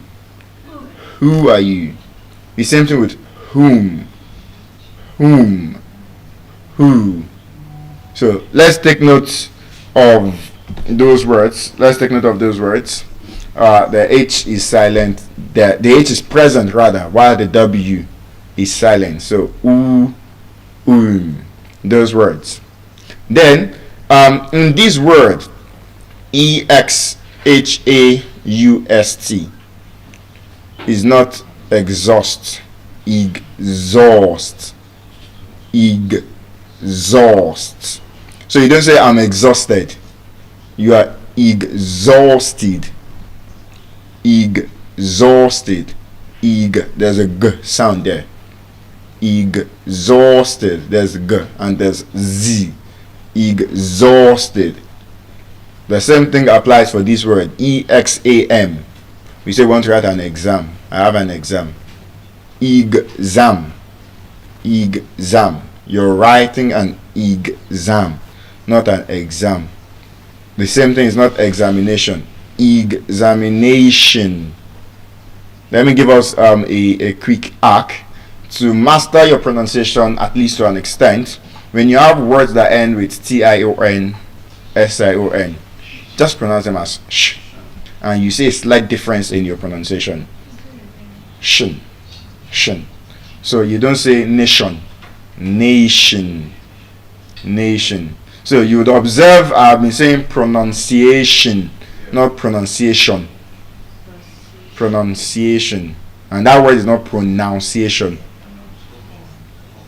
The verb is pronounce, N-O-U-N. But as a noun is pronoun, N-U-N. There's no O in the spelling of pronunciation, but there's O in the spelling of pronounce. And that's why English is a very, very interesting subject matter. So pronounce and pronunciation. So you can use that as, a cheat code. SION, TION. At least this should be my gift to some of us this morning. So it's not mission. Mission. It's not television. Television. Even though that is not shin. If there were a board here, I'd have loved to write some of these sounds for us. The sound in television is something like this. Boy, so it's television. And as a matter of fact, talking about that word, the correct pronunciation is not even television. It is television. Yes, this time around, the problem is not in the pronunciation, but the stress, which is something we're still going to get to this morning. Yes, I'm going to make sure before we leave here, we stop embarrassing the gods of English. Yes, we must be able to pronounce some words correctly when you're speaking. And I think I'm going to officially appoint myself as the English police of this Guinness World Record. So when all of you are coming to speak, just know that I'll be taking note of all your mispronunciation. And after your session, I will come and meet you and tell you all the words you mispronounce. Well, I'm actually just kidding, so that we will not be too conscious. Please, I'm just kidding. So don't be too conscious of your pronunciation. I don't even. Funnily enough, I don't pay attention when people speak. Most people always say like, when I'm in front of you, I'm always careful. I'm like, I'm not even paying attention to that, because what matters most is intelligibility, like I said, which is being understood. So, but again, like I said, Nigeria is speaking to the world, and since we're speaking to the world, I thought it necessary that we speak to the world the right way. Let's not speak to the world just as Nigerians. Let us speak to the world the right way, the correct way, using the correct pronunciations, the correct sounds, the correct stress patterns.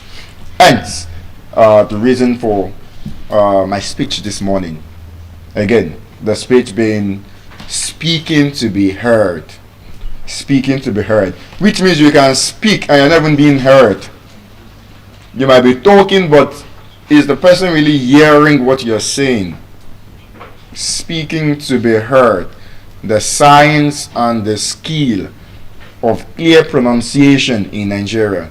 And that's why my focus has been on some of those words that we mispronounce when we speak, when we talk, when we communicate as Nigerians. So, that is that. So, exam is not executive. Executive. This word randomly came to my head. It's not particular. You don't say there's a particular. Particular. And I'd like to give us another pronunciation cheat code. For those of us that want to improve the way we speak, the way we sound, this is for you. So, many Nigerians mispronounce these words. We say any word that ends with A-L-L-Y, as an adverb. We say basically, technically, just as a cheat code. Just know that A-L-L-Y, just pronounce it as cli. Gradually. Yeah, because we can't omit that. there's no consonant before the A. Okay. But in other words, we have the consonant C or that consonant. Basically, technically, words like that. Particularly. Yeah, we call it particularly. or particularly, whichever one. So it can be a cheat code for some of us. So basically, technically, what other words can we think of? Uh, what's the word?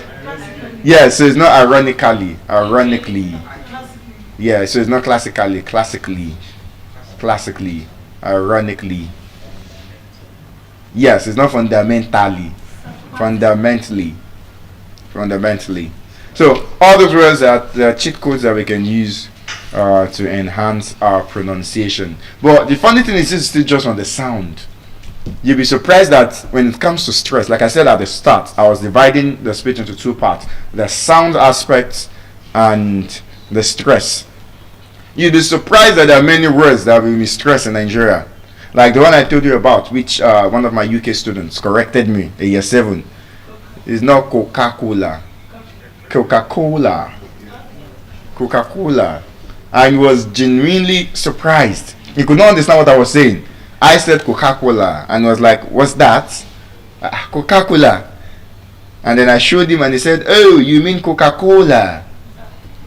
So exactly, he even said, I said, you don't whine me. So, but then, even when it comes to stress, this can impede our communication, especially as we speak to a global audience within these next 17 days. Let us try to be intentional in the way we speak. Yes, our content is important. Our content has been brilliant so far. We all have amazing content. We've all been doing very well. But we can still do much better. We can do better. We can improve the pronunciation, the stress.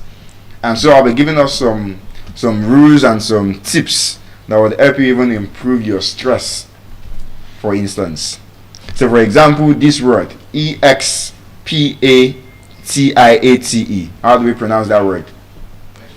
When you want to tell somebody to explain further, can you expatiate? Now, there are 3 things that are wrong with that pronunciation, which is what we usually use in this part of the word. Number 1, there is no N in that word. It's not expatiate.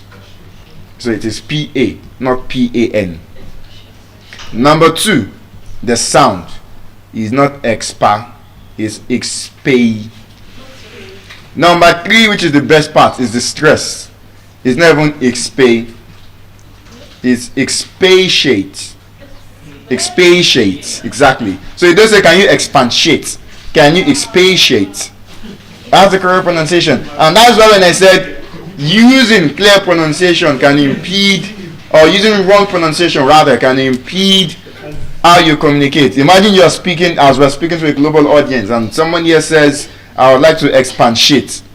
I'm pretty sure someone in the US or UK would not understand, because to them it's expatiate. But you are saying expatiate. It causes a significant gap in communication, which is what we are addressing. And that's why it's not all about at least they can hear me. The fact that, your fellow countryman can hear you does not mean that is the correct pronunciation. Someday, like we are today, you will be speaking before a global audience. And the question again, which I've repeatedly said, is you should ask yourself, if I were to speak before a global audience, would they understand every word I would say? Would I be able to pass my message across clearly, with clarity, without creating any confusion for someone listening to me in the UK or Canada or even South Africa, Kenya, England? Would I be able to communicate clearly? That is the golden question you should always ask yourself. Not just, at least you understand what I'm saying now. Except, of course, your dream is not to go global. You want to remain within the shores of Lagos or Nigeria. But if your dream is to go global, then you should not restrict your pronunciation to only what your fellow countryman can understand. You must be able to speak on an international stage, and people from different backgrounds must be able to clearly understand what you're saying without you causing confusion for them. So again, it's not expatiate. What is it? Expatiate. Expatiate. Can you expatiate? not can you expatiate. And there are many like that. For example, when you're sorry, you're apologizing to someone, you don't say, I apologize. The stress is on the second syllable. Apologize. You don't say apologize. You don't say I apologize. I apologize. I apologize. Well, anyway, actually, apologize. So, but when we get there, when we look at stress, let's look at some of the other sounds we mispronounce when we are talking. So, we looked at B, we've looked at P, we've looked at H. It's U. There are many more examples, some of which are not coming to the top of my head right now. Exhaust, and others. Yes, the word vehicle. We say vehicle. Now, in this word, the H is silent. Vehicle. But the irony of it is that while the H is silent in vehicle, in vehicular, the H is not silent. It's vehicular, but vehicle. And that's why English is a very, very interesting subject matter. Exactly. And so, in addition to all of those, we have other sounds. For example, the D. Again, we would have it in simple words, dad, damp, dead, drill, all those kind of words. But then, more importantly, where or which words do we mispronounce this sound? So, for example, we have it in words like anthem. The D is silent. It's not anthem. Anthem. The D is silent. It's not handkerchief. The D is also silent. Handkerchief. Usually, as a kind of rule, you can call it a kind of rule, the D would usually be silent when you have it between letter N and another consonant sound. Usually, not all the time. In some cases, at least. So that's why it's not sandwich. Sandwich. The D is silent there as well. And then this place in the UK, Windsor. Windsor. It's not Windsor. Windsor. So usually the D will be silent when it's in between the sound N and another consonant sound. So that is the D sound. Then F, the sound F. So this is very simple. You have it in words that have F. Fish, flats, staff, foam, words like that. And sometimes even when you don't have F, for example, PH in a word, that's why PHONE is phone, phonology, physics, and sometimes even GH, enough, rough, cough. Now, there's an interesting word. How would we pronounce DOUGH? Dough. Okay? Very correct. So, how would we now pronounce LOUGH? How would we pronounce LOUGH? LOUGH is not low, and it's not loud, and it's not low. The pronunciation would actually shock you. You're getting closer. The pronunciation of that word is lock. Yes. English now, your mate. Lock. Like LOCK. That's the same pronunciation with LOCK. Lock. The GH there is giving us k. But although generally GH would give us at the end of a word. And at the beginning it will give us ger. As in ghost. Do you like have an app where you well just like it's too much of reading. Well, that is why I am a grammarian. It's technically what I do for a living. Okay. So I teach it at every level. I teach this to my university students. I lecture it as GST 105. Yes, GST 105 use of English language. So, but then I would say it's just years of practice and mastery, really. Because there was a point where, like many of us now, as you are surprised and it's shocking you, or the same way it was also shocking me. That's the truth. It's the same way it was also shocking me. So, but I would say all it takes is practice. You know, you said something earlier. You said, would we actually practice some of these words outside? You know, I said it earlier. If you have to practice some of these words, they will say you are forming, or that you haven't saying rubbish. Imagine going outside and saying, sister, your clothes is transparent. Transparent. You will say you're saying rubbish. Or you go and say shawarma. You want to buy shawarma. So, but the truth is, that is actually the secret. When I first started learning phonology, I was deliberate into pronouncing these words the right way. I would deliberately use some words, even if I did not use that word. Just because I wanted to show that I knew the correct pronunciation of the word, I would deliberately use it with my friends. And before you know it, it just becomes a part of you. So the trick is in being intentional. That's the truth. Being intentional about it. Deliberately use those words. Deliberately say them. Before you know it, one day you're waking up and that's just the way you speak. I remember one day I was teaching a class and I just said particularly. Or I said particular. And the student said, "Sir, pronounce that again." I said particular. And she was surprised. She expected me to say particular. Well, it's not particular, it's particular. Particular.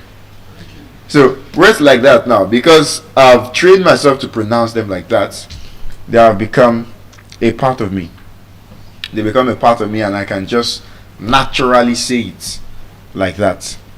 So again, the trick is in being intentional. If you really want to talk and let people admire you, you want to talk and you want to get compliments. And that's why I always like to tell my students. I tell them that there are some compliments that hit differently. There are some compliments that hit differently. It's one thing for someone to tell you, sister, your clothes is fine. Your gown is fine. You're looking. I'll tell them, you see, it is the clothes that is fine. It's not you. They say your clothes is fine. I like your shoe. It's the shoe that is fine. It's not you. If someone else wears it, it means the person too will be fine. So, but then some compliments, it's different. Imagine someone telling you, "Oh, brother, sister, I just love the way you were speaking. I love the way you articulate. I love your eloquence." Those compliments to me, they hit differently. They sound differently for me. I find them much more appealing than, your clothes is fine. Your this is fine. You are fine. No. Some compliments, there are some compliments that we should strive for. Compliments about the way we speak, the way we talk, the way we think. Those are much more better. Those are just generally better compliments. And it starts from here, pronunciation. You cannot speak well, you cannot communicate well if your pronunciation is faulty to start with. So, in addition to those, so F. Now, one interesting thing about F is that even though F is not silent, the F sound is not silent in any word. There's a particular example that I like, and that is OF. OF is what? OF. Wrong. What if I told you that the F in OF is actually, it's not silent, it's giving you V sound. V. Of. Yes. So you don't say you're a student of. You're a student of. You don't say school of eloquence. School of. Of. V sound. Of. Very interesting example. So that's something we should also add to the several words that I've given us today. I'm sure we've lost count of some of the words already. But then, like I said, that is because... Pardon? That's because, again, 99.9% of the English we speak in this part of the world is actually Uh, honestly, it's wrong. We have a lot of work to do. So, in as much, like I said earlier, in as much as we must acknowledge and appreciate the beauty of Nigerian English, at the same time, there are some that are just abominations. There are some that are just abominations. For example, like I said earlier, it's not bath. You say I want to bath. That is not Nigerian English. That's not an abomination. What do you mean you want to bath? The noun is bath. The verb is bathe. Bathe and bath. And there's a particular word which I've been correcting my student personally. Knack. How do we pronounce that word? Knack. How do we pronounce that word? Knack. And in Nigeria, this word has 3 meanings, all of which are wrong. That's the funny thing. It has 3 meanings, and all the 3 meanings are wrong. The first meaning, Nigerians use it for time. You say 2 o'clock have knack. Time have knack. Absolutely wrong. The second one, you use it for when someone eats you. I will knock bottle on your head. That boy knacking. Absolutely wrong.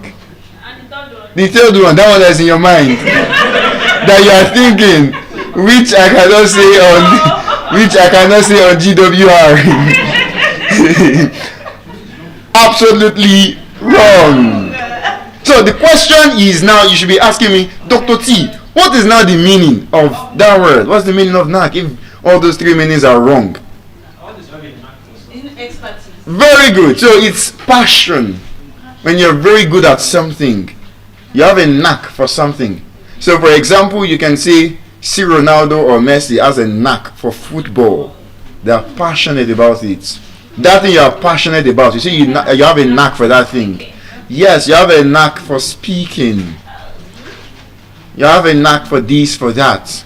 It shows that you are passionate or you're very good at it. Someone has a knack for mathematics. You can say, I have a knack for phonology, for phonetics, for English and history and philosophy. Yes, those are the 3 loves of my lives: English, history, and philosophy. My first speech earlier this morning was on philosophy, philosophical biases. My second speech now is on English, and by His grace, my third speech will be on history. I think the next love of my life, we will find out in my 4th speech. We will find out in my 4th speech. So all of these. So and then there's a word similar to that word. So while it is knack, there's another word, knackered. And I like to exactly. You see, we should learn to spice up our vocabulary. This is part of what it means to speak eloquently. You can't be speaking eloquently and you're using the same set of words that you have known since primary school. Every time, I am tired. I am tired. Spice up your vocabulary. You are exhausted or you are knackered. Not every time you are tired. You can say you are knackered. Or you could even use a phrasal verb. You are burnt out. They all mean the same thing. These are the way, and that's why I believe many Nigerians, or maybe someone in this room, I believe someone in this room can relate to what I'm about to say. Sometimes when you're speaking, you have that burning, you know what you want to say. The idea is in your head, but to put it out, you're struggling like to find the right word. To find the right word. to find the right word. Now, there could be several causes, but one that I would address now is the one that I'm saying, vocabulary. Many of us are limited to the same set of vocabulary that we have known. Pardon? How do we improve our vocabulary? Very simple, intentional efforts. Access to dictionary. Reading. Dictionary. And more importantly, writing. Many people underestimate the power of writing. When you write, it forces you to express yourself. And that act of, exerting yourself pushes your brain to think. You think of words to express yourself. It pushes you sometimes to pick up your dictionary look for words, search, use them. And that's why you'll be shocked that there's almost an English word for almost everything. Almost everything. Even many of the things that, we say in Nigerian English or our traditional language or Pidgin English. Now again, we must value and appreciate our indigenous language. I would say it's saddening that many of us would speak, foreign languages, English, French, maybe some can even speak German, Keso can speak Portuguese, and as beautiful as all of those are, it's going to be a very great disaster if we cannot speak and express ourselves in our native language. So while this is not to undermine our native language, I personally am against the school of thought that punishes students who speak what they call vernacular. That is balderdash. What do you mean vernacular? Our mother tongue is vernacular. What does that even mean? Vernacular and pidgin. Okay, now pidgin is basically a twatted form of a bastardized form. I mean, we could call it that. It reminds me of a quote I once saw somewhere. How true this is, I might not be able to verify, but I believe the quote said, the late Queen Elizabeth said there are two types of English. The Queen's English, that's British English, and bastardized English. Yes, I'll have to verify if she was the one that said it, but I know I've seen that somewhere before. And I think to a large extent, I might agree. Because I always like to tell students, you see, if a white man actually speaks to you, like if a white man enters into this hall right now, and, mounts the podium and starts his speech, take it from me, nobody in this room will understand a single word. And usually when I say that, I always have students that always argue, it's a lie. Oh yeah, I will understand. But I think that depends on the accent. Well, Example, in the UK, yes. Scottish. In fact, theirs is even worse. Yes, it's Theirs is worse. even some parts of UK don't understand their accent. Definitely, I once saw a video where in the parliament, two white men were speaking, Yes. and they could not understand each other. He had to, like a white man was asking his fellow white man to repeat himself up to 5 times. I kid you not. He said, can you say that much slowly? So, if you cannot understand yourself, who am I to now come out? If you both of you are struggling to understand yourself, now me won't understand. What about words like buka that are now recognized like English words? Yes, that's a very good, interesting part. I will get there very soon now, but let me quickly address what she said. So, now, the reason I said if a white man, and observe that when I made that statement, I said nobody, which means even I myself, as a grammarian, as a lecturer of English, I was including myself. They don't mind enough. Exactly, that's it, that's just it, that's it. Because, you see, when you say a white man, we're talking about, there's a reason why we call them white man. When you say a white man, literally their skin is like almost white, they're pale. Americans are not white men, by the way. In fact, real Americans, indigenous Americans are red Indians. So it's not a matter of you are watching James Bond and you're understanding. It's not a matter of you're watching Hollywood. It's not by I'm gonna this, I wanna this. That's not English. That's those ones. Damn it, those are in fact they are like I said, Queen Elizabeth put it, bastardized English. Those are not the real. You see, when the white man actually speaks. For example, I explained allophonic variation to us already. So, for example, if a white man comes here, now, I'll try to mimic it as best as I can. I do not have a British accent. I have a natural Nigerian accent, which I'm very proud of, actually. So, but I'll try to see if I can mimic it. So, for example, if a white man comes here and just say, what's about word? You see? That's something like what it could sound like. What's about word? You see? I didn't Boku bread. White Boku. White boko. You see, this is something that we even mentioned in the class earlier. Yes. Yeah, I told you allophonic variation. Usually in British accents, they do not pronounce single T when it's between two vowel sounds. and double T in a word. They do not in British accent. What I said is bottle water. But were. That's what I say when the white man speaks. I know what I'm actually saying. They are not Americans. They are the owners. They are the owners of the language. They are the owners of the language.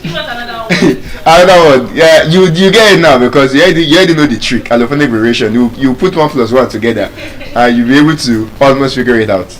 But really, even Adele, the musician, I see some videos of Adele, and even when Adele is speaking, you would hardly be able to understand Adele. You hardly, in her interviews, even interviewers struggle to understand her. So trust me when I say if a white man comes here and speak, I actually did know what I'm saying. And that's why I included myself, because even Dr. T said no go understand. Forget all this one I'm telling you is shawarma. It's not shawarma, it's shawarma. If a white man comes here, me say I go sit down for there, listen. So but then you mentioned words, so yes, there are accents though. Why we have normal British accent, then we have Scottish accent. That one is even worse. I can't even mimic that one. There was one video I watched, the Scottish man was speaking. Even when they interpreted it still did not make sense for me. The only thing I heard was I'm not that's what I was hearing.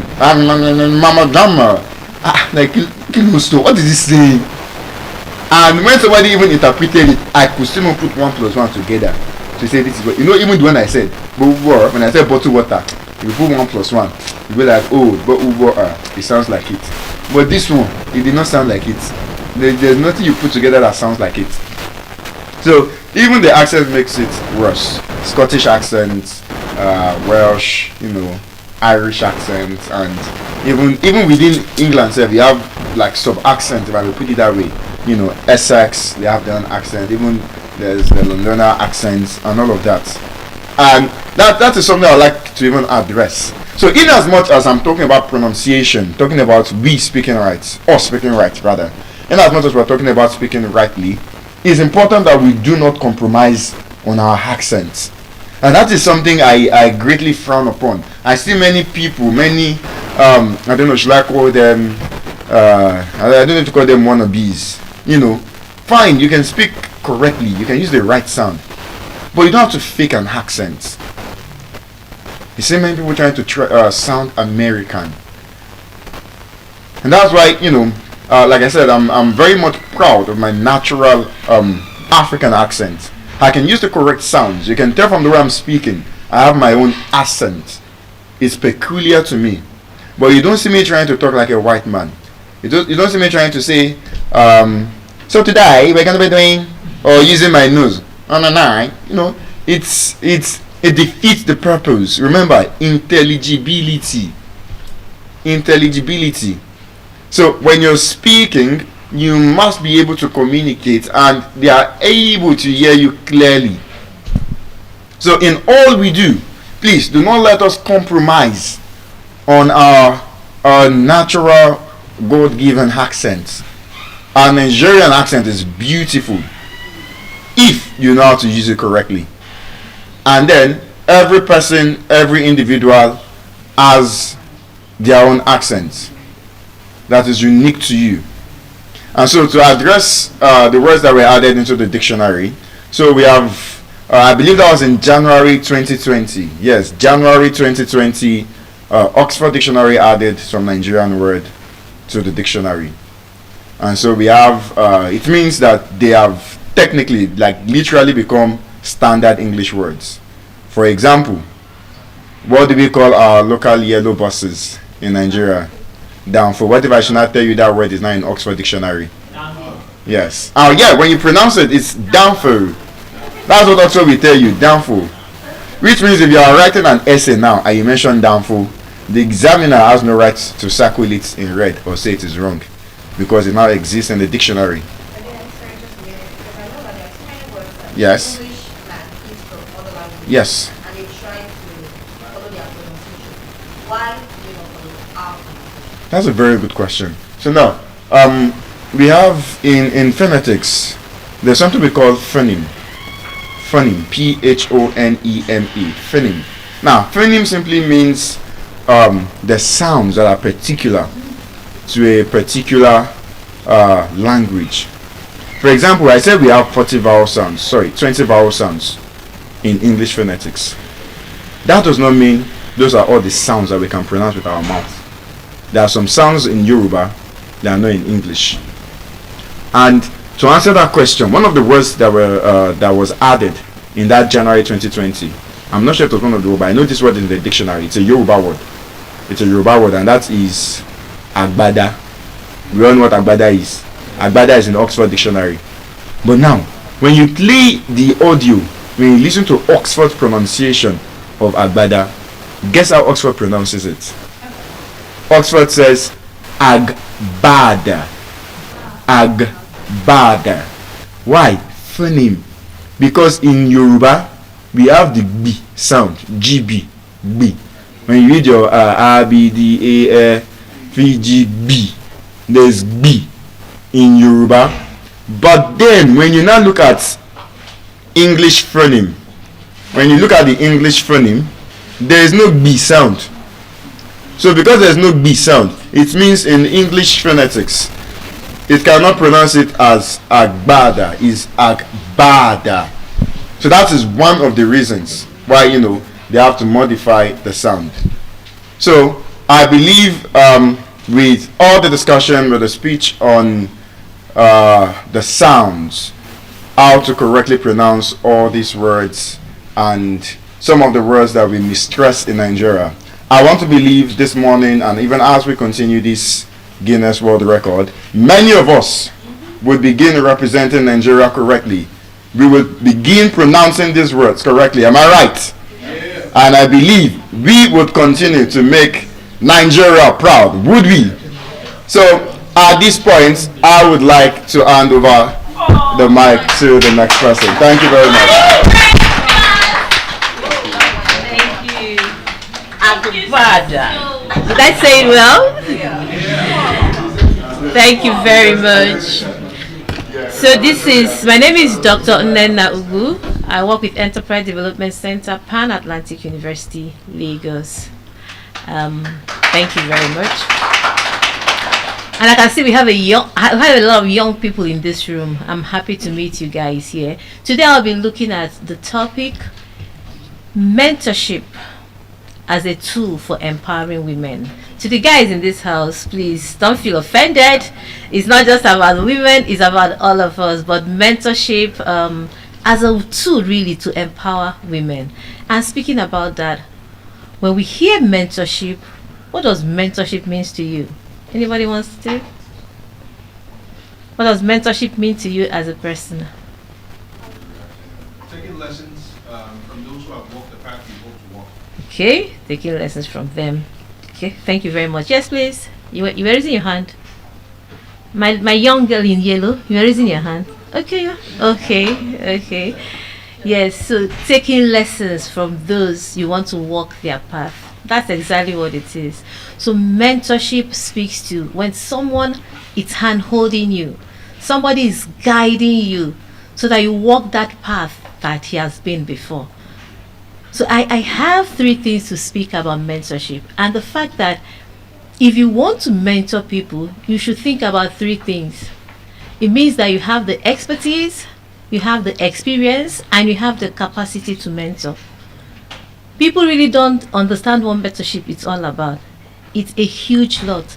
And talking about women, it does a lot in a woman's life. So there are mentorship can be categorized in different formats. It could be business mentor, it can be industry mentor, it can be social mentor, it can even be religious mentor, it can be marriage mentor, whatever way we want to look at it. But the fact is that there's someone who has experience, who has expertise, who has the capacity to hold you and get you to walk in her path or in his path.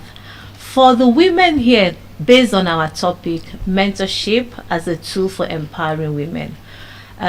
So over the past 5 years, like I said, I work with Enterprise Development Center. We've been on this project with MasterCard Foundation where we partnered with them to train thousand. So as of today, really, we've done over 280,000 youth between the ages of 18 and 35 in Nigeria. So for the first year, second year, third year, right? It's for youth. But at the end of the day, you see that when you speak youth, we have over like 90% men, and then the 10 are women. What does that mean to you? What does it mean to you? What does it speak to you? It speaks that women are not there, right? So what we did is that we decided that for the year 4 and the year 5, we focused on women. So for the year 4 and year 5 was basically just, let's see how we can build the capacity of women in Nigeria. And one tool that we used in doing that is mentorship. So they go through a process, they apply. After applying, they get trained. After training, they do their growth plan.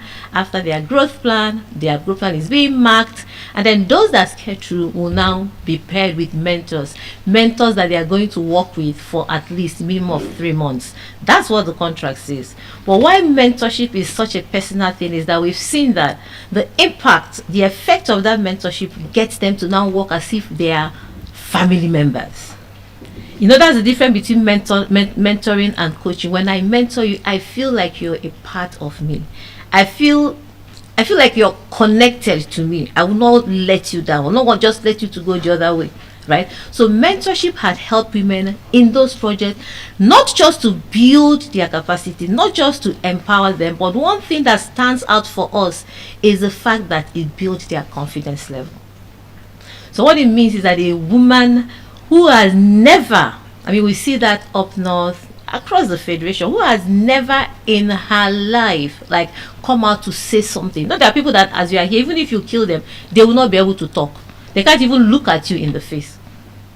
But through that training, through their peer mentoring, they've been able to come out, build that confidence. They're able to say, okay, you know what, I can do this on my own. I can come out. We are not saying, it's not a word of competing. They're not competing with men. Or do you think we are competing with men? We are not competing with men, right? But we're just collaborating. We're just trying to say that there's a voice somewhere. I want to lean on that voice. I want to be somebody better. But that is one critical thing for me. So you see young ones, 18 to 35, they've decided that they want to act as a voice. And the program helps them to amplify their voices, to make sure that to make themselves a better person. Because there's this one-on-one engagement between them and the mentor. The mentor is there. So, when you say somebody is guiding you, he's guiding you as you're walking that path. He's first of all your advisor. Your mentor will advise you. Unlike coaching, where your coaching is trying to probably just direct you on a path to follow, your mentor leads you. You want to make sure that you're not going the wrong path. So he's advising you every step of the way. Okay, your mentor advises you, and your mentor now becomes like as if he's your protector. He wants to protect you. This business must not go wrong. What you're doing, you must pass your exam. You must do this because she is acting, or he or she is acting as a protector for you. She wants to clarify the things you're doing. She wants to be there at every point in time, right?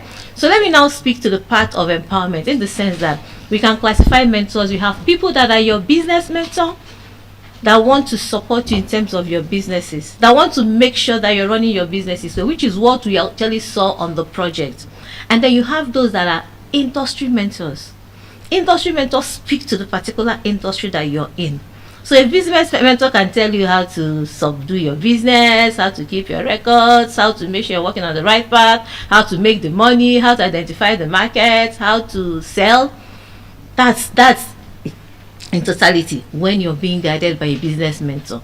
But an industry mentor is someone, so I take an example here, who is running a business here. That's, yes, you are, in which field? I run a management consulting business. Okay, so have you ever mentored a woman in that field? Yes, I have. You have. And what's the experience like? Well, the experience is they need more help than the business itself. Their personal life affects their business in so many ways, much more than the men in most cases. So their personal life affect them.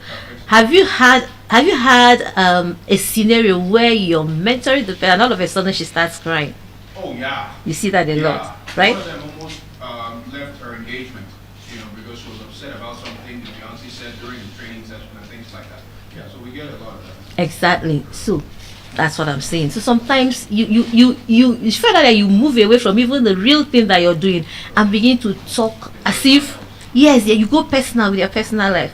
An industry mentor is probably someone in your field that want to handhold you in that field. So I work with EDC, and aside even this project, what we do basically is that from training, we want to build your support, we want to create access to market for you, want to mentor you. So at every point in life, you have people that have gone through that path and they want to mentor others. And I want to give an example of one person that always speaks to my mind every time. If I remember her, I say, God bless this woman. Her name is Morenike Okupe. He's Malas. We run. How many of us know about Malas Food here? Malas Food. He's been there. I mean, she did our program like 20 years ago, right? Malas Food has taken up that challenge to make sure that she mentors young women within the network. Is the mentoring is an industry specialist that it's so detailed that he will tell you this is the spoon you're going to buy. I mean, she has taken a lot of her people down to China to go and tell them the things around how to start a food business. She will tell you this is your spoon. This is the kind of you set. This is the kind of place that you have. That is a mentor. She wants you to get it the right way. I see also, well, she's a guy. I see like an Ibuku cleaners, dry cleaners that mentored Boston Sholarin then. She wants to tell you that this is how you're going to do it on a personal level. On that level where even if you're crying, she's willing to be the shoulder. She's willing to just lean on you and say, you know what, don't worry, you'll be able to do it. Next time you can do it. So this is just in totality of really what mentorship is all about. But first thing is that it helps to build the capacity of a woman, right? The second is that it changes your mindset entirely. It makes you feel like you're a person. Makes you feel beloved, feel loved. Not mincing words really. You see that a lot of women, we go through a lot, not just in the business, in the family. Sometimes I ask myself, who is a woman? Who is that woman near you, right? It could be your sister, it could be your wife, it could be your enemy, right? Well, of course, you have an enemy that is also a woman. So ask yourself, what are you doing? What is your contribution to make sure that that woman has a voice in the community, right? Some women are their self-esteem is so low that it begins to affect them mentally. That is one area where you have a mentor who wants to guide you, right? Who wants to make sure that he walks you path through thinking that my life is gone. You think it's only men that commit suicide. Women commit suicide, though, you know. The suicide rate, the depression rate is a lot now because people just feel that I am not there. But when you have someone that is mentoring you, that's telling you that please, you can do it. Other people have gone through that path. You can do it. Don't feel low. Don't feel you're not capable. You are capable of doing it. And I love also to be biblical. And I say that as long as God has created you in his image and likeness, as long as he has made you a person, he didn't create you to be low. He created you that so you can be somebody. So you can have that capacity to do. So you say, I am able, I am committed, and I'm able to do certain things in life. So that's the third thing. Then the fourth thing that I know it does is that it reduces inequality. When you empower a woman, when you mentor a girl child, there's that level that he feels that, okay, I can actually do it. So there's a story that we heard, and I would like to just say this now. I am sure because of what I'm saying, you probably would understand where I'm going. So they say that we have a man and a woman, or you have two people. And they called and said, your child had an accident. And she entered the accident room, right? And they said that one of the parents saw the boy and could not operate on the boy. And I said, who do you think the parent is? The man, right? Every other person said that it's the man. Why did you say it's the man? First, we are life givers. So if whatever we need to do is to give life, Okay. close our eyes and do just to settle. You will do life, right? So a woman will not be able to do that. No, a woman, that's what I'm saying. We, as a woman, we can do it. You can do it, right? Yes, we would rather be crying and doing it Than not. than leaving it that way. Okay. So where we are going, yes, you're a life giver, but at the same time, what it's saying is that people feel that there are certain jobs that are for women, that are for men, that are not for women. When I hear the story of Sandra Agwebo, you know Sandra Agwebo, the lady mechanic. Have you heard about her? Oh, yes. The lady mechanic. Correct. Sandra Agwebo demystified really that whatever a man can do, a woman can do it much better. The women in the house, just wave. Yeah. Don't mind them. They can say anything. I know that we are there. We are doing it and we can make it, right? Sandra even had committed that, you know what, for me to continuously ensure that I am empowering, I'm giving the woman the voice, I'm making them feel that they are equal. Decided to also making that she's taking in a lot of women into that mechanic space. And they are doing very well. They've expanded so well. I mean, years back, CNN was just featuring her on all the things that she's doing. Why am I saying this? If you empower a woman, if you empower a young woman, just coming down to that, right? It means that you're telling that person that's what God created us, we are equal. That this person is doing this does not mean that you can do it. I'm not saying that we are competing. Mark my words, we are not competing. We are not saying that we are going to fight, right? But we are collaborating. We want to connect. We want to provide that support. And in the family, it takes me down to the family. When you empower a woman or you mentor a woman, I do a lot of mentoring with women. First of all, I mean, the other side of my life is I call myself a family therapist. So I just want to make sure that families are good and they are doing well, right? So I see a lot of women going through issues in their marriage, probably. It could be anything. You're fighting with your sister-in-law, you're fighting with your mother-in-law, you're fighting with your children, you're fighting with everybody around you, even at the office, because you are that she, right? So when you find yourself in that space, what do you do? So I mentor a lot of people. I tell them, you're not competing with a man. You just want to say that I'm here to support you. The Bible says that a man, right? A man is the head of the family, right? And the woman should do what? Is a helper, right? To support. But the moment you begin to now see yourself as if you're competing, that means that the reason, the why you decided to have that voice will not work. So I'm saying this because I'm challenging everyone here. There are different levels of mentoring. You can even have peer-to-peer mentoring. You can have, like I said, I always like using that word, that your enemy can mentor you. You feel so? As long as your enemy has the capacity and has the expertise and has the experience to mentor you, it doesn't really matter. The fact is that there's something you've seen in this person. There's something that she has built over the years that you think you can emulate, you can get, and you can acquire. So why not open your mind and go through that? Okay. The woman that is a mentor has a different way of managing the mentee, because women were also different and we are special people. Okay, but when you empower us very well, when you mentor us, when you speak to that heart where like, I can do it, I'm holding you, you can do it, it means that here in Nigeria we are praying for that. Even though outside the world every other person, it seems like that is just the norm, but we want to see a place where if you mentor the girl child and you mentor a woman very well, it will help you reducing the leadership gaps that we have. True or false? True, it will help. So if you take Nigeria for example, look at the Senate, look at the House of Reps, look at the governors that we have. How many do we have any female that is a governor in this dispensation? No. We don't, right? How many of them are in the House? None. Because as much as we are saying there's gender, there's this, we are trying to prove that it's still not just there.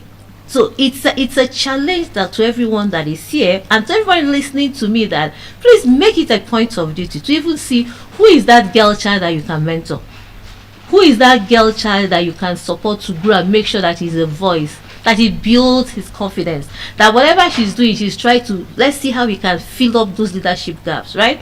Last month was International Women's Day, a celebration at every point. In fact, at some point, I don't know, did you ever hear that there's a clash on the topic for the year? Did you hear that I have different topics for the year? You didn't hear that? Okay. So there was actually on one daily like that they said no, that it is not a gift to gain. It is something around empowerment, inequality, something like that. The United Nations have their own.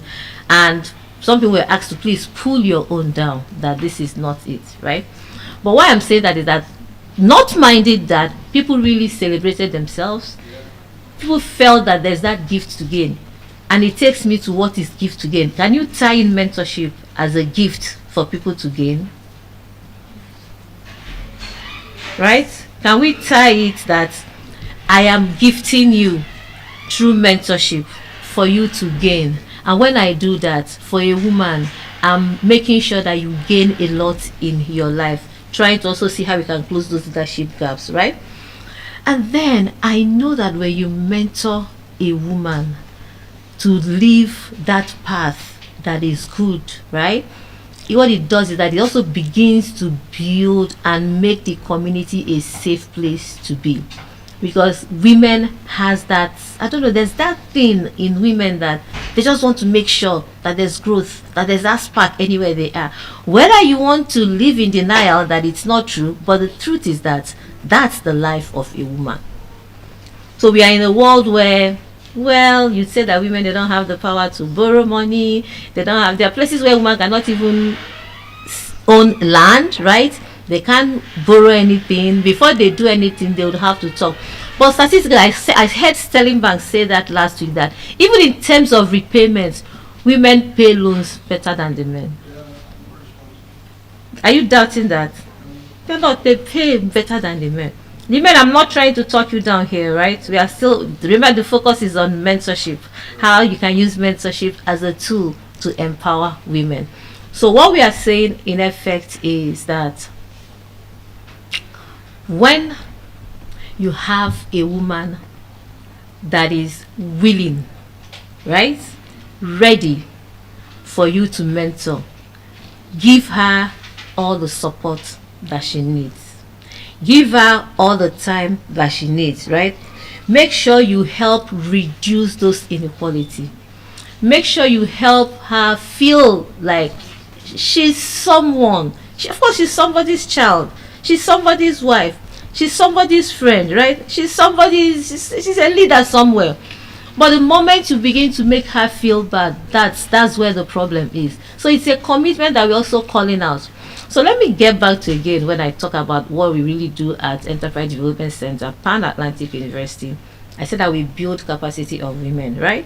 We have a lot of programs that speak to empowering women. We've worked with a lot of organizations, the banks, multinationals, private, even you. But we are very gender friendly. We want to make sure that the woman has a voice. And on a lighter note, I always remember that there was one program that we started. It was called, it was a World Bank program, no, Goldman Sachs program. Then we used to have a class made up of men and women, right? And then when we started introducing the program, you get to a point where you come to a class, you have a class of 50 women and no man, right? And then that became a problem. At some point, there's one woman like that. I can't remember his name again, but there were 7 men in that class, and they have 33. Usually, our class is always a class size of 50. 33 women, right, for the class. At some point, all the men in the class said to be it's like this woman class. It said to be disappearing. This person will disappear one. This person will. One day, the man came out and said, "You know what? I am the last man standing. Whatever it is, all of you women here, I am this one standing, and I am for all of you. So if you need anything, come to me." And for me that time, and for everyone at it was like, yes, that's the strength. That's the will, right? Because it was as if that you turn here, you see woman, you turn there. Sometimes they will make up, they will gist. You know that the way we gist is all different from the way that men gist, right? But in the midst of that, he was so happy. He said, "I have sisters here, I have mothers here, I have children." In fact, he will even want to say, "If I'm going to beat you, even though that you're my mate," right? So why am I saying? I'm saying that, at EDC we are committed to supporting and promoting everyone, but we have that that preference, not really preference, soft spots. Really, thank you for that word, for women, because we want to see where at least women can. Let's measure up small, just small. Let's just measure up small, And each time I remember that, I flash my mind back to how many of us know about You Win program, the it was done. Okay, I say a lot of young people here. Maybe that time we were still in primary school or secondary school, right? During the Jonathan era. So it was a business plan competition that Jonathan with yes, it was with World Bank. So they launched the program, right? It was to support men and women. And at the end of the day, the idea is that they will get up to 10 million naira grants to either start or support their businesses. Just like this particular one I'm telling you, by the time we did the You Win One was 85% men and 50% women. You Win Two, and I say no, that we are saying let's even see how we can measure up, right? That's when if the second was now for You Win Women only. But I wanted to just tell a story that, I mean, if I remember that story, I'm like, how bad can we be in this world? It's from somewhere in Imo State, right? So we went to do the training. We were for women between the ages of 25 and 40 years. And then we saw this woman that's almost like, probably like 70 something years, or maybe 60, so yeah, 70 something. She came with a son. I just want to tell you where it's also bad that women hunt themselves, right? So I'm like, what happened? What are you doing? That, mommy, do you know that this program is for between the ages of 25 and 40? This, that. She now said, I want to beg you for, so I want to ask you for something. And the guy called me. What temerity, what effort she does even have to do that. That please, that the person I wanted to marry, when we were doing the traditional thing, or we married, right, she used my email address to apply for this grant. Now we are not married again, and she got it. I want to see whether my mother can stand in and take the exam. Can you imagine how wicked people can be? Yes, it was, I remember it was Imo State. Yes, how wicked. I'm like, with that, what? Why can't you just call her back, right? Must you victimize the woman so much that what really is her right? She applied. Just that, of course, that's weakness in some women, that because there was not absolutely nothing wrong in using your own, or even seeing how you can create your own email address. But for the fact that you wanted, this thing that is my husband, everything you say is mine, he will do it for me. So it's a void. I'm also saying that, please, you cannot be dependable on any person. It's not right. It doesn't make you a lesser person. It doesn't make you, it's not like you're insulting the person, but you're also saying that you have a voice. Anyway, to cut the long story short, I told you, man, may God have mercy on your soul, with you and your son. How can you? So imagine if that lady was your daughter.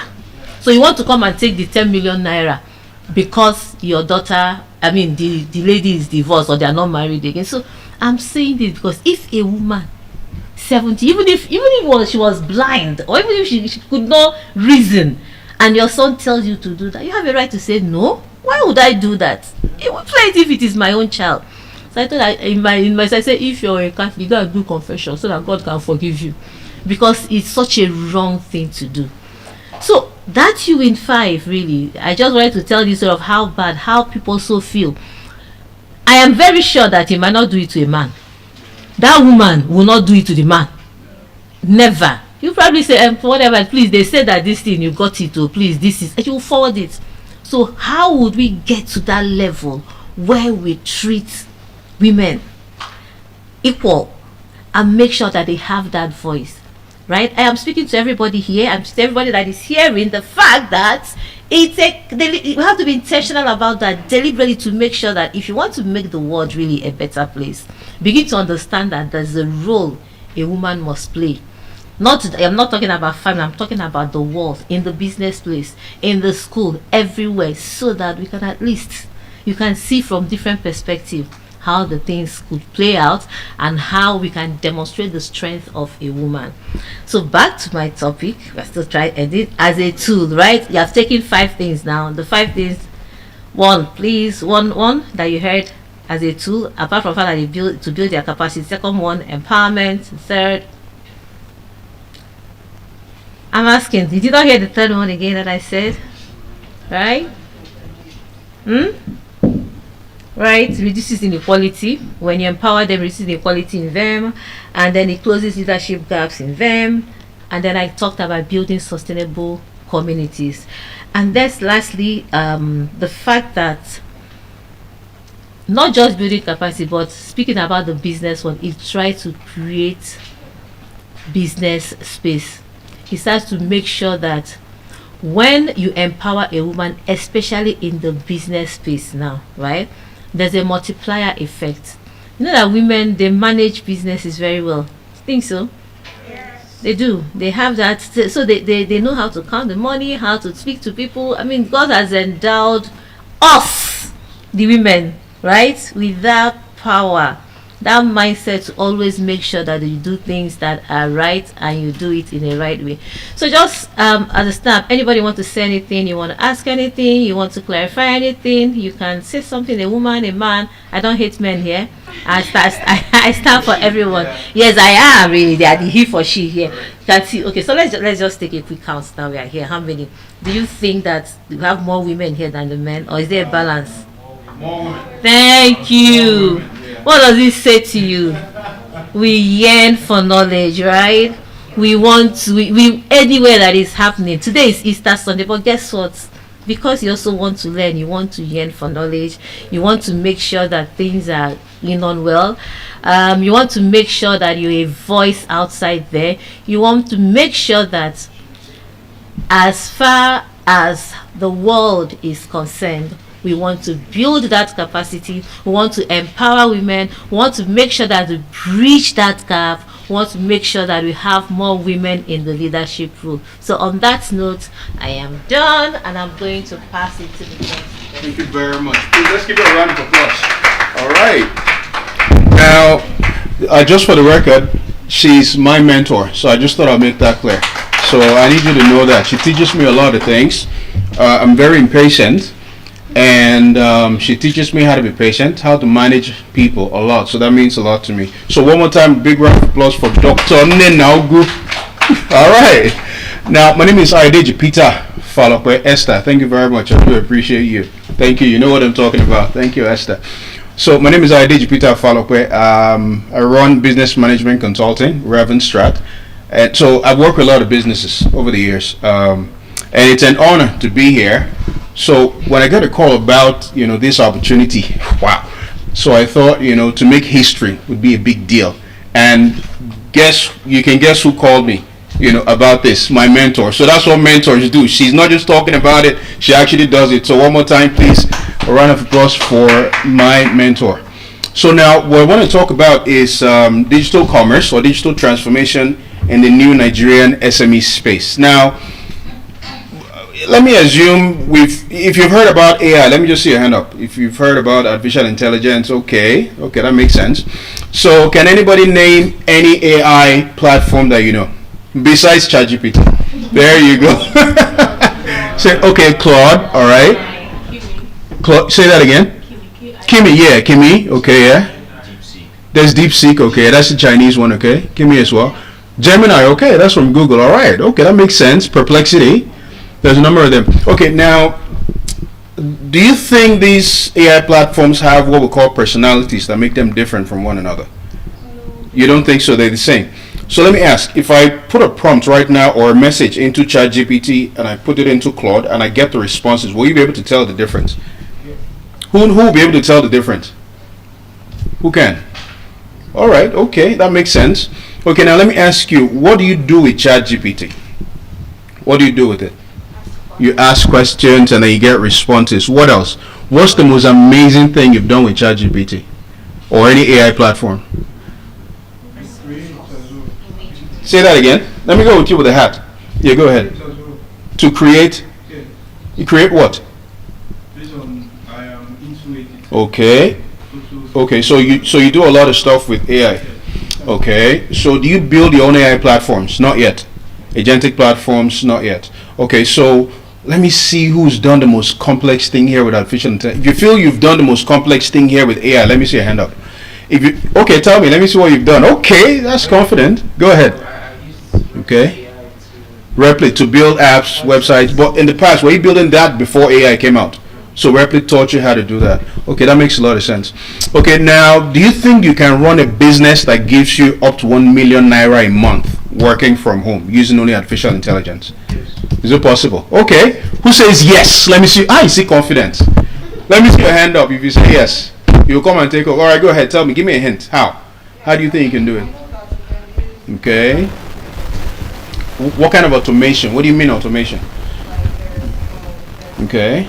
Yeah. Different systems. Okay. Companies that need solutions, so you build them, you automate that.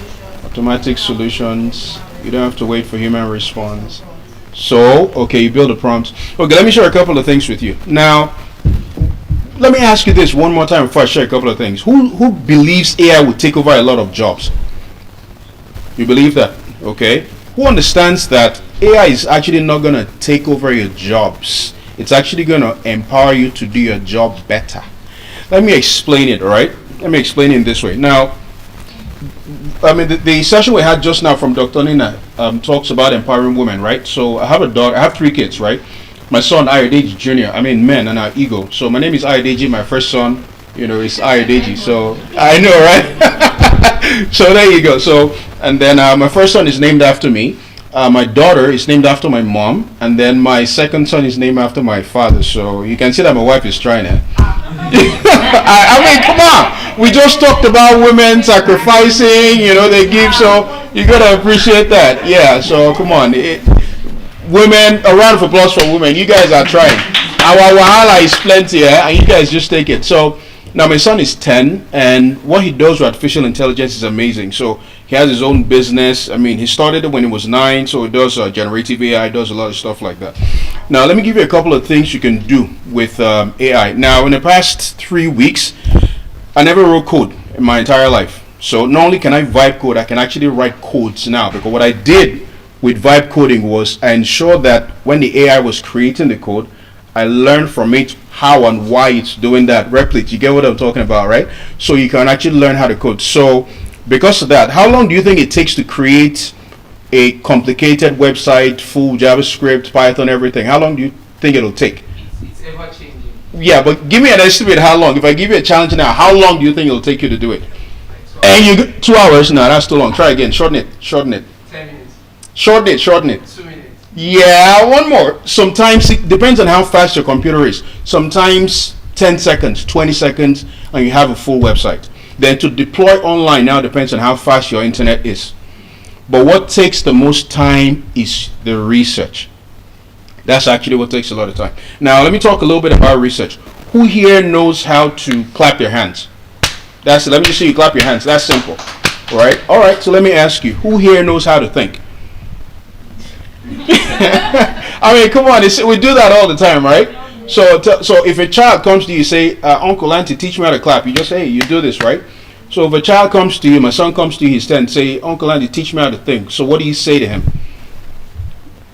Yeah, come on, what have you been doing all your life? You've been thinking, right? So come on, you got to know how to describe it. So if you can't describe how to think, how do you know exactly what you're doing? Don't confuse brain activity with thinking. They're 2 different things. If somebody's in a coma and they have brain activity, they're not thinking. These are 2 different things. So over the years, all your life, what do you think you've been doing? Is it thinking or brain activity?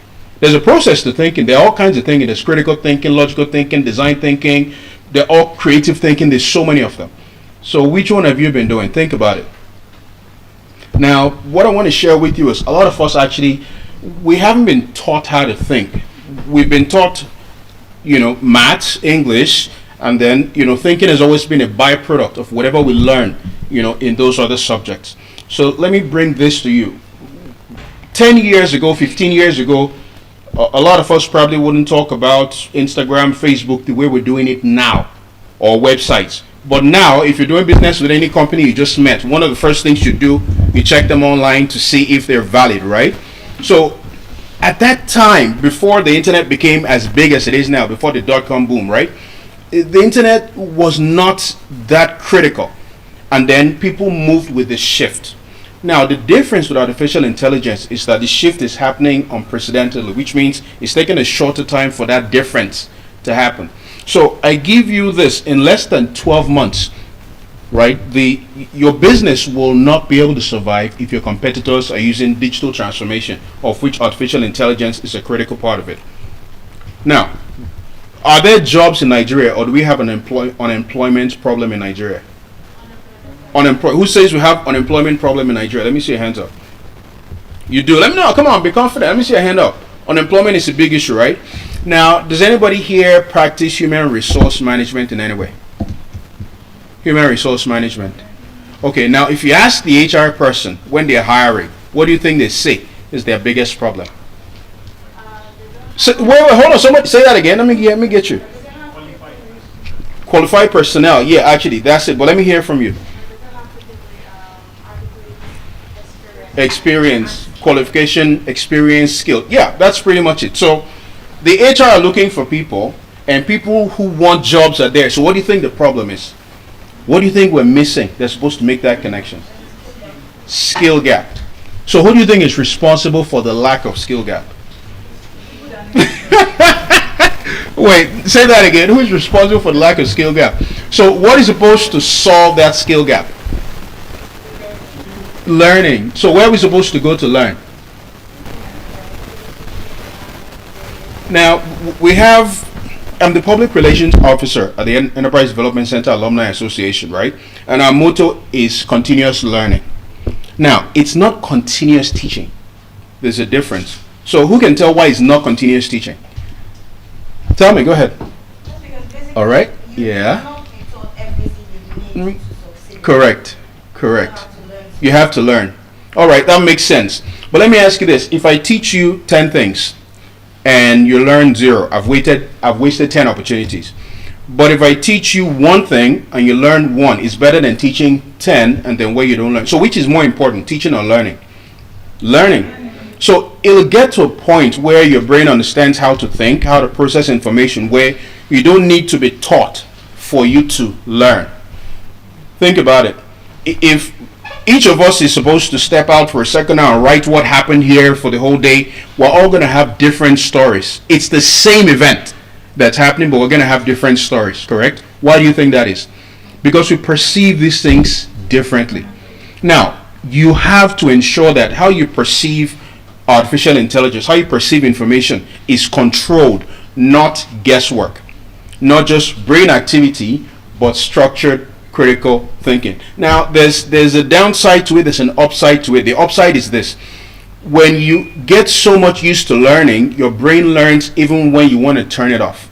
But it's good. It makes sense. You'll be very intelligent. You will understand a lot more things better than other people. You'll be able to put structure together better than others. There's no downside to it that is not worth the upside. So let me bring it back now to digital commerce in Nigerian SME space.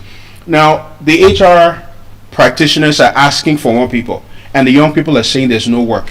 And we're complaining that there's a skill gap, but we rely on schools to teach us. Now, let me share this with you. There was a particular course I was taking 2 years ago, and this is 2026, 3 years ago. So I was taking this particular course, and then I realized that a lot of what the lecturer was teaching was pretty much wrong. In terms of, it was correct 5 years ago for that time, but it was not updated because a lot of what he was teaching was pretty much obsolete. Now, I understand that for him that's just a job, but for those of us who are here to learn, it's our lives that we're putting in his hands. So what I realized was that, I'm not going to let, his incompetence, I'm not going to mention his name, otherwise I'll see him right in front of my house. But so his incompetence, I'm not going to let that bother me or affect me. Instead, I'm going to go learn. Now, of course, it wasn't so hard, to come first in class. All that wasn't a big deal because you're first, among a group of people if it's very intelligent people who say you're first, then that's a big deal. But if he says you're doing a good job, that doesn't mean anything because he's obsolete. So let me ask you now, how much time do you commit to active learning by yourself? Now, let me try something else. Now, on YouTube, name any of the comedians on YouTube who put up all these short videos. Go ahead, name them. I know that's popular one a long time ago was Mark Angel, correct? Yeah, so there are many more new ones now, right? Signet Talker, yeah, go ahead. Excuse me, yeah, go ahead, say that again. Nasty Boy, who else? Brother Shaggy, oh yeah, that's the guy who's on billboards and stuff. Shams. Shams, yeah. Wasabi, okay. Now, when you watch these guys on YouTube, do you make money with these guys? Okay, so why do you watch them? Fun of it. For the fun of it. So now, how much time do you spend having fun per day? Do you know? No, well, when you say lots is still not calculated. Okay, let me say this. I know exactly how long I'm going to be here. I know exactly what I'm going to do. Everything I do is planned and is scheduled. Again, yeah, there's a little bit of ADHD in there, but the advantage is if you take your time to plan your life and structure it, it becomes boring, yes, but you will be successful. All the things that people like Aliko Dangote or Tedola would do, you will find them boring. I'm not sure if that makes sense. You get, so give me an example of what time you would assume someone like Aliko Dangote will be at the office. Give me an example. How early? 4 p.m. No. Say that again. Said 4 a.m. Well, you're close. Pretty much 7 p.m. Yeah, because he doesn't follow the convention that everybody else follows. How do you think I know this? Take a guess. Why do you think I know this in the first place? Well, yeah, I've worked with one Yeka who works with him, yeah. But because look, if you want to be like somebody else, you have to study the things that they do. You have to study what they tell you and what they don't tell you. You have to watch what they do, how they do it, but more importantly, you have to know why they do it. Now, why am I telling you this when it comes to artificial intelligence? This is why. The same AI you and everybody else has access to here, the least amount of money I make a month from artificial intelligence alone is ₦1,000,000 every month, and I don't have to step out of the house. She knows, she's aware of it. She helped me build that business. In fact, in December last year, we restructured our organization where we moved a lot of our employees away from the AI department, and we moved core people from 13, we cut them down to 3. And those 3 were able to do much more than those other 10 that we asked to move. So we moved them to marketing. I'm not sure if that makes sense. So they were more effective. And of course, they're earning a lot more money. And you know what? Most of these guys have found out that the age at which people can assimilate and their brain can adapt to artificial intelligence is between 18 and 24 years old. But there are a few people who are different. I mean, mine is different because, again, you know, ADHD and all of that. But between 18 and 24, who's between 18 and 24 here? Okay, so I'm not going to ask the ladies for your age. That's illegal, right? So I get arrested for that, right? Okay, go ahead. So tell me. So how old are you, if you don't mind me asking? 20. All right. So give me an idea of how many hours you spend intentionally learning what you don't know, knowing that you have a purpose to use it in your future. You have no idea. Okay, who has an idea of how much time they spend learning? 1 hour. All right. Okay, now, I'm happy you've pointed out one thing that makes sense. You know why it's 1 hour, which is why you'll be distracted. So what do you think you can do about you being distracted? My phone is off right now. Why do you think that is? Exactly. So what does it take? Discipline. No matter how much talent you have, no matter how much skill you have, if you're not disciplined, it's not possible for you to be successful. What people like Aliko Dangote have, you know, Steve Jobs and the rest of those guys have, yeah, they have the passion, they have the drive. It's not just the opportunity. A lot of times, opportunity will not come to you anymore. You pretty much have to create your own opportunity. Now, let me tell you this. Many years ago, who knows this radio station, Cool FM? Everyone knows Cool FM. Who knows Rhythm? Rhythm FM. All right. You know NTA2 Channel 5. I'm sure they're pretty out now. Oh, who knows NTA2 Channel 5? Let me see some of those old school people. All right. There you go. Now, let me say this. When I was in university many years ago, right, I walked into Cool FM and I asked to audition. I'd never done this before. So I practiced, went online, and the internet was not as available as it is now. I practiced, but I went for that audition and I failed woefully. So we were 4 who were there for that audition, and the person who auditioned us was Ashunye. I mean, she's married to Carl Raka now. She's a popular star. But what I did is I waited till 5 o'clock when she closed. I was the only person who waited. All the others left. Why do you think I waited? Yeah, but what do you think I wanted to learn? Yes, there you go. Because if you take away your mistakes, what else do you have? You have success. So a lot of people are afraid to confront what their mistakes are. Why do you think I'm talking about you when I should be talking about artificial intelligence? Why? It starts with you. Because artificial intelligence is available to everybody and it's free. It's online, it's absolutely free. But the same AI you have access to, the same AI I have access to, right? You get that? So it starts with you. So I took a lot of time. She was surprised that I waited. So I took a lot of time, waited for her. She spent maybe 10-15 minutes explaining what I needed to do. And then there's a lady called T.Y. Bello. I'm not sure if you remember her. T.Y. Bello also, she came there for an interview. She told me a couple of things as well. Now, I came back a week after. They were not auditioning. So I went straight to Rhythm FM, right? That was further inside Lekki. They were still at the Silverbird, further inside Lekki, Jakonde Estate. Now, when I got there, remember, I can't tell a lie. I mean, I'm a Christian, so, I mean, come on, you can't tell a lie. But I needed to get in there to talk with the top person at the organization. So what I did was this. I go to the reception. If I tell the receptionist, hey, I want to come audition, she's going to say, you know what, we're not auditioning today, bye-bye. And I can't tell a lie. So I said, hey, if I want to buy advert on your station, who do I talk to? I didn't say I want to buy adverts. I said, if I want to buy adverts, who do I talk to? So it's not my fault that she was happy and took me straight to the boss. That was not my fault. That was totally her decision. All right, his name is Wale Eku. So she took me in there, and then I got into his office. Hey, see, sit down. So, and I said, sir, I'll be honest with you. I think there was a bit of confusion, right? I really just, want to audition. He just started laughing. He had a great time. He laughed about it, and he gave me a chance to audition, and they gave me a position right there that same day. So that was how I got a chance to work at Rhythm right there. But what do you think was different that I did that others didn't? What did I use? What kind of thinking did I use? Creative thinking. There you go. Creative thinking. Now keep in mind, the first step in any kind of thinking is you gathering information. ChatGPT gives you access to that information. You can get pretty much any kind of information that you want to have access to. But the question is, do you know what questions to ask? Who knows what prompting is? Yeah, you know what prompting is, right? Yeah, so tell me, what are some of the basic rules of prompting? You don't have to generalize. Don't use generic language. Be specific, yeah, give it a role, streamline. Yeah.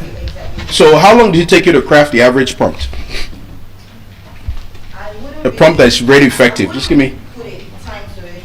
If you want to prompt, yeah. Okay, if I tell you, look, I want you to get a certain kind of result, and I tell you, you know what, take as much time to develop the prompt. How long will you take?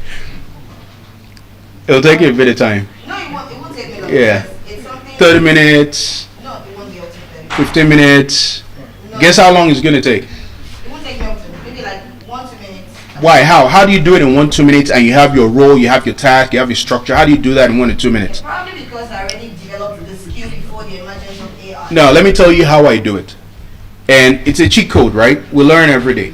I get AI to create the prompts that I want. I'm not sure if that makes sense. So there was a time prompt engineering was very critical. In fact, there were courses that people were selling on prompt engineering. But that was just about a year ago. But you can't sell that anymore. Why? Because AI has even made that course obsolete. This is less than a year ago. So there's some skills you're learning now that will become obsolete real soon. I mean, look, we have graphic artists. We have, do you know AI can create music? You can give it the lyrics and all of that, right? Who knows any of the AI platforms that can create full-fledged music, complete? Suno, Lyria is a full song. It can generate everything right there. It will look like it's Afro. You can generate all kinds of music.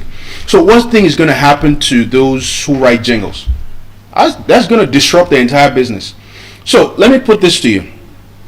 What we make, the reason we make minimum of 1 million naira, using artificial intelligence, is not just because of what we can pull in as our revenue. It's because of how we can drop the cost of what it takes to pull in that revenue. I'm not sure if that makes sense. So there are two ways to ensure that your profit goes up. Every business exists to make profit. Either you increase your revenue or you reduce your expenses, correct? So we know how to make sure we reduce our expenses so that what we're selling, we mass produce it so that it's extremely cheap.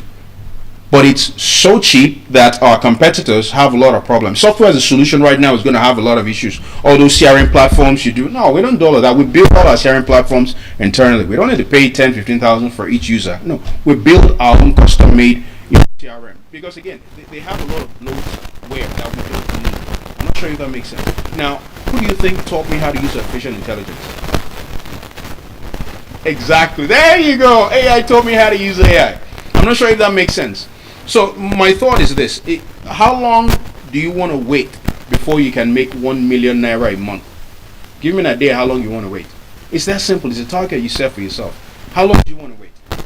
How long do you think it's going to take from you not knowing anything about artificial intelligence, being able to make one, and I'm specific about 1 million naira, so that you can go and say, I'm a millionaire, mommy, I'm a millionaire. That, I know it doesn't mean a lot, but again, it's something. So give me an idea of how long it'll take from 0 to 1 million naira. Give me an idea. How long do you think you want to go for it? Okay, let me put it in a different way. Who thinks they can make 1 million naira using artificial intelligence? Who think, yeah, come on, dude, you're a cheat code, so let's just leave you out of it. Use Replit, right? Yeah, okay, wait. How much do you make on average a month using Replit? Before then, you know what do you do with Replit? You create web apps, right? What else do you do with Replit? Who are your customers? Who are you target? Who are your customers? Okay, I'll tell you what. Now, we're happy to help two people build their businesses here. So you and somebody else who can tell me how quickly they want to make 1 million naira a month. And we're not going to bill you $500,000 like we usually do for our consulting services, but then we're going to help you make that money from AI absolutely free. And one of the people who's going to teach you is my 10-year-old son. Oh yeah, he has his own business. Oh yeah. Gastech is one of his clients, an oil and gas company. So he's doing pretty okay for himself. Yeah, so he does okay. So let me see. So who's going to get that opportunity? Again, I'm here because of Enterprise Development Center. So go ahead, tell me, how long do you think you want to spend before you start making 1 million naira a month? And what are you going to do with it if you start making 1 million a month consistently? Invest in what? Okay. So you know what you want to do with 1 million. So how do you want to make it? You know what, I'm going to go ahead and give it to her because she just keeps engaging. Now there's something else that I didn't say in the past that's critical for you to go ahead and be successful with artificial intelligence. It's not enough for you to have the IQ. You got to also be able to interact with people because you got to be able to get customers. But that's not a conversation for today. What I want you to take away from anything I'm saying here today is this: AI is garbage in, garbage out. AI is actually not that intelligent. But if you are intelligent, AI matches up to you and then can boost your intelligence. So if you ask it for, if what you bring in is garbage, you get garbage out. But if you ask intelligent questions, you get such amazing answers. You'll be amazed how quickly we can generate, systems, websites, platforms, web apps, mobile apps that used to cost all kinds of amounts. And right now we can generate them pretty much at very low cost. And there are a lot of platforms that are pretty much free. All right, so thank you very much for the opportunity. My name is Adeji Peter Falakwe, and I want to thank School of Eloquence for the opportunity to be here. So thank you one more time, please. Esther, there you go. Thank you. A round of applause for Mr. Ayodeji. Good morning, good day, everyone. I would like to say thank you, first of all, to the Dean of School of Eloquence, Mr. Ubong Esen. We know him as the Nigerian's Mr. Motivator, and he's the one and only certified speaking professional in the whole of West Africa. So thank you so much, sir, for this opportunity. I do not take it for granted, and I also want to say congratulations on your 20 years anniversary in School of Eloquence. So today, before you are not clapping. Okay, so today, before I go into my speech, I would love you to know me. My name is Esther Chinaze Birokore. I'm a financial advisor. I'm an insurance and real estate consultant. And also, I'm a tax and pension expert. Now, I'll just give you a little background of my story. I had my first degree in University of Nigeria in Nsukka. I studied history and international studies and English and literary studies. My second degree was in Unilag. I studied masters in international law and diplomacy. Then I also had a certification from EDC, Enterprise Development Center. That's Pan Atlantic University that we all know as Lagos Business School. And that was certification in entrepreneurial management. So now today, I'm going to be talking about women. So it's as if I'm picking off from where Dr. Nen Naugu left off. And so you are permitted to call me a woman advocate. Now my topic is breaking the glass ceiling, women leadership across sectors. And we're going to be looking at women in the corporate and public world. Now, We're going to be doing an examination of the barriers. We have the structural barriers, the cultural barriers, the institutional barriers that stop these women from getting to a high level in their leadership careers. And then beyond that, we're going to be looking at what should organizations do differently beyond token appointments. You know, when we talk about token appointments, means you just hand a woman a position and push her to that high position without following the due process. So now, I would like to start by creating a picture. When you hear the word glass ceiling, what comes to your mind? Anyone? What comes to your mind? Yes? Transparent. Is there another thing? Barrier. Thank you. So now, this word, this phrase, glass ceiling, is now synonymous to a woman, to the female. Now, it's a transparent barrier that does what a woman is pushing against across their head. And if I ask you all to raise your hands up, just raise your hand up, for instance, and I ask you to keep that hands up for 10 minutes, what will happen? You will bring it down, right? Because your blood will not flow. Now, imagine that for decades, the females, we have been raising our hands up, pushing against a transparent barrier that is right above our heads. Now, hold that thought. That's a classical picture that I'm trying to paint. Permit me to say that that metaphor needs updating. Why do that metaphor needs updating? This is because despite years of diversity trainings, despite mentorship trainings, programs, corporate pledges, the uncomfortable truth is that this ceiling, this glass ceiling, has not shattered. Rather, it has become, in some cases, more thicker. In other places, it has become more invisible. Now, I'm not going to bore us by reading out statistics, which we already know. Now, when you look at the 500 Fortune CEO roles, we know full well that women just have 10% of that. And when you talk about the parliamentary, just 26% that women have. So instead of just talking about the statistics, I would like to discuss about these two harder topics, which is two questions I have. One, why is it that despite the progress so far, we keep hearing the chant diversity, equality? Despite all this progress, why is it that women are bedeviled by cultural, structural, and institutional barriers? Why are they prevented from getting to the highest level of their careers in leadership? And the second question I have is, what must organizations do differently? What must they do differently beyond token appointments? Now, I would like us to look at the structural barriers. First of all, what are structural barriers? They are measurables. They are a design system of work. Now, the research has made us know that one of the prominent structural barriers is called the broken rungs. Now, when you hear the broken rungs, what is broken rungs? The broken rung is just like a ladder. I want to change the lightning, and I notice that it's bad. I climb the ladder, those steps. I climb the first, second, and third. Maybe at the fourth stage, I find that I fell down because those steps are broken. Now, this is a classical picture of what women face in the leadership sector. They try to climb and they find themselves doing what? Falling, because it is broken. And you know, as a Niger born, you feel, okay, let me try it, even though it's broken, I can still. And by the time you try again, you notice that what happened? You keep falling down again and you just give up. So you see that these structural barriers, they are not just about the C-suite levels. They are from the little level, from the entry level, where you want to become a manager, to a director, to a vice president. They are all there. And we're going to be looking at those structural barriers. Now, looking at a woman, you in leadership, you see men often celebrate 25 years in the executive industries. They are directors, but rarely you can see a woman do that.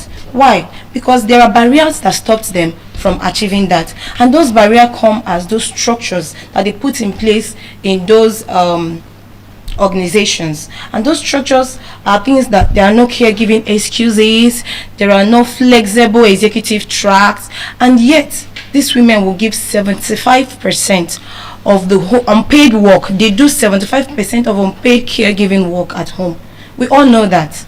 Now, when this woman finished doing all these things, you still expect her to be a leader in the industry, or in the organization, or in the corporate world, or in the public sector. So these are the structural barriers that hinder women from attaining their goals. Now, secondly, I'm going to be looking at cultural barriers. In cultural barriers, they are just like the unwritten air that we breathe. It's there within you, it's beside you. And I'm going to speak plainly this afternoon. I will use one of the things that we know, the likability penalty. You may not know that is what it's called. You get to a situation where you see a man, the man is assertive, and well, people say, oh, he's a very decisive man. Once he says something, just do it for him. That way you will not have problem with him. Do we have such? Do we hear such in the offices? But now, a woman is assertive, and then they will tag her what? Aggressive. That woman is so aggressive. She's always shouting because she's saying you can't do this or you can't do that. Now, a man negotiates and gets the deal. Oh, he's a wonderful strategist. But let a woman do the same. What would they say? She's difficult. Thank you. She argues a lot. You can't win the case when she's around. Why don't you come when this man is around? Now, research has made us know, according to Harvard Business School review, it states that women and success are negatively correlated. Women and success are negatively correlated. That is to say that the more successful a woman is, the less she is liked. And is that supposed to be so? No. Men do not experience such trade-offs. If you come to the political world, you will realize that for a woman to be in a political position, she needs to be tough enough to lead, and at the same time warm enough to be trusted. If she's too soft, they'll see her as weak, and if she's too hard, they'll see her as cold. So now, where does it leave this woman? It leaves her on what we call cultural double bind.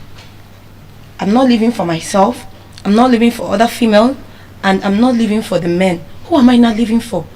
A double bind that a man is speaking on air, and the man is seen for his policies, but the woman, they begin to look at her. They judge her by her wardrobe, they judge her by her voice and her emotions. We know of this using the illustration that happened during President Goodluck Jonathan's era. We remember the Chibok girls saga, when Mama P, yes, the first lady then, she came on air, and as she was talking about the Chibok girls, she broke down and started crying. Now, we know what Nigerians did to her, the way they cartooned her and made a jest of her. And that's not supposed to be so. Why? Because she's a leader in the public sector. So now, we're going to talk about the last barrier, which is called the institutional barrier. And I divided this institutional barrier into three: the policies, the practices, and the power networks. When you talk about the policies, they are the laid down rules that an organization has, and the practices, the things that you keep doing from time to time. And when you talk about the power networks, we're talking about the people that they have the capital, they know how to enforce it, they've been there for ages, they have the money and also the power to do that. Now let's look at this. Over the years, women, we have a lot of mentors. Am I correct? If you have a mentor here, can I see your hand up? Well, how many of you have sponsors here? If you have a sponsor, can I see your hand? So now, this institutional barrier is going to be dealing basically on sponsorship versus mentorship. Now, mentorship is nice, good, but without sponsorship, you don't have visibility. Sponsorship is what gives you that visibility. Men, they have a lot of sponsors. They have people that could use their political capital to say, put him in that committee, give him that visibility, he's ready. But for the women, we don't have it. And that's why we have a lot of godfathers, and we don't have what? Godmothers. And now, a woman decides, I have worked for myself, I've made enough money, let me join a political party so that my voice will be heard. And she picks the form at the primary level. What happens? What the men will just do is, let's just pity and give her 3 votes to say thank you for you spending your money for us to use. And that is what we see. Because it's not like if the woman comes out, nobody will vote her. But the point is, these power networks are there to stop them from winning. I would like to share a story that happened to me last year. I told you that I have a certification in Enterprise Development Center, EDC, right? And I did that course last year. So when we started, they gave us the orientation, they told us what to do, what to expect, and the rest. Now, about the 4th week, they said we're going to be choosing our executive members, and you can nominate yourself.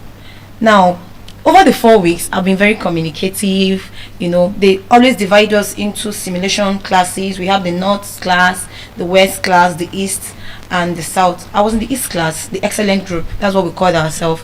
And in most cases, we usually brainstorm, and after, one person will present, and I've always been the one that presents. Either they choose me unanimously, or when there is no one to present, I present. So now, I decided to nominate myself to go for the post of the public relations officer. So I'm telling you a life story so that you can corroborate my story very well. And I would tag that story, a root shock. What does the title of my story? Thank you. Now, as I started speaking to some of my fellow participants, I told them, oh, I'm contesting for this position. I want you to vote me. Now, another male also took up that particular position, which is public relations officer. And once I talked to these other colleagues, the male especially, they will tell me, oh, don't worry, you have it already. We know you're the right one that has that the position. You speak well, you are collaborative, you're very, very supportive, you're always, you know, helping us to present. So it fits you, you have it, you're not dragging with anybody. You understand? You're washing my head. So now, come to the D-Day. What happened? I wish that Dr. Nina was here. She would very well corroborate with my story. Now, after the election, and they were counting the vote right before us, so it won't be like anybody doctored anything. I was thinking I was going to get a landslide victory. You know what a landslide victory is? A victory that is just so smooth. You know when you're driving on a smooth and you have these very fast cars. That's the kind of victory I thought I was going to win. But guess what? I didn't even get a Ferric victory. A Ferric victory is, you know, it was almost there but never there. I had 9 votes as against 42 persons. So meaning I lost how many? 33. Wow. It was a rich shock. Guess what? Hot tears just streaming down my eyes. Yes. Does anybody here love to fail? No. But do you know what made me cry the most? It's not that I failed, but I felt betrayed. How could people who said to me, you are the best fit for this, it's you that we know, nobody's dragging it with you, now they didn't vote me. Now guess what? One of my male colleagues told me something. We call him honorable. He said queen, because that's what they call me. They call me queen. He said, queen, don't just be angry. Don't think about it too much. The truth is that we know that you're the one fit for that job. But look, in the members of executive, we have all females. This is the only male, so we decided to give it to him. Just allow that to sink in a bit. Now, these are the barriers when we talk about power networks. They are there to stop women, not just in the structural angle, but the cultural and the institutional barriers. Now, we're going to talk about tokenism. That's token appointment. Why does it fail? Why is it that you appoint a woman today and the next day she's resigning from that top position? And the question is, isn't that what we want? Yes, it is what we want. Now, I want to paint a picture for you. Now, you see a one woman in a board, a 10-man board, right? One woman, 10-man board. What do you think will happen to her voice? Hold your thoughts. Now, you get to the parliamentary committee. It's a one woman in a C-suite of 8. Then, you come to the committee level. It's also one woman. What do you think will happen to such a woman? Her voice will never be heard. And then, in that position, they'll begin to chant, look, we have diversity here. Look, we have given women space. But tokenism fails for 3 major reasons. I categorize them under 3 major reasons. Number 1 is the only one phenomenon. 2, I call it the burnout circle. And 3, I call it structural amnesia. These are the reasons why token appointment fail. Now let us elaborate a bit. When you talk about the only one phenomenon, you see a situation where one woman is hired and put in a CEO role, and at that place where she is, she's not a leader. She is a symbol of how women talks, and any mistake she makes is, you see, that's a proof women are not ready.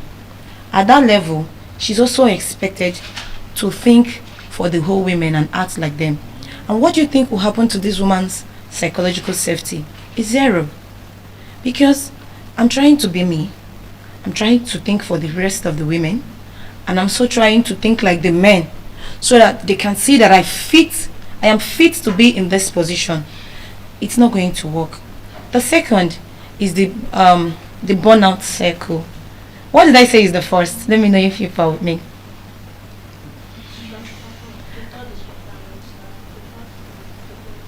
The first is the only one phenomenon. When the woman is the only one phenomenon there, she's just there as a symbol, not as a leader. They just want to use her as a specimen to show that we have said it, that women cannot occupy this position, and we are just running it to show you that we are right when we say that women should not be in such leadership position. Hope we are getting it. Now when we talk about the burnout cycle, you see, tokenism women, they are overasked. What do I mean? It's just like saying, you're overtaxing me. They are pressured. They are kept there and said, fix the diversity. They are said, go and attend meetings for diversity. Fix the culture. Speak for other women. Represent us. And then you still expect them to do the same work as others. They'll still have to go back home, face whatever that is facing them at home, and do it. So you see, that is not a career path. That's a recipe for attrition. They just want to crucify the woman. They just want to prove that point, that it's not for a woman to be in that position. And now the last point on why tokenism fails is called the structural amnesia. You see a situation where an organization appoints a woman CEO to a senior position, and at that point they check the boss and say, fine, we have done what they say we should do, we have diversified. But after 18 months, something happens. You see that this woman resigns. What do you think happened? Can anybody tell me what you think happened? Why this woman resigns after 18 months?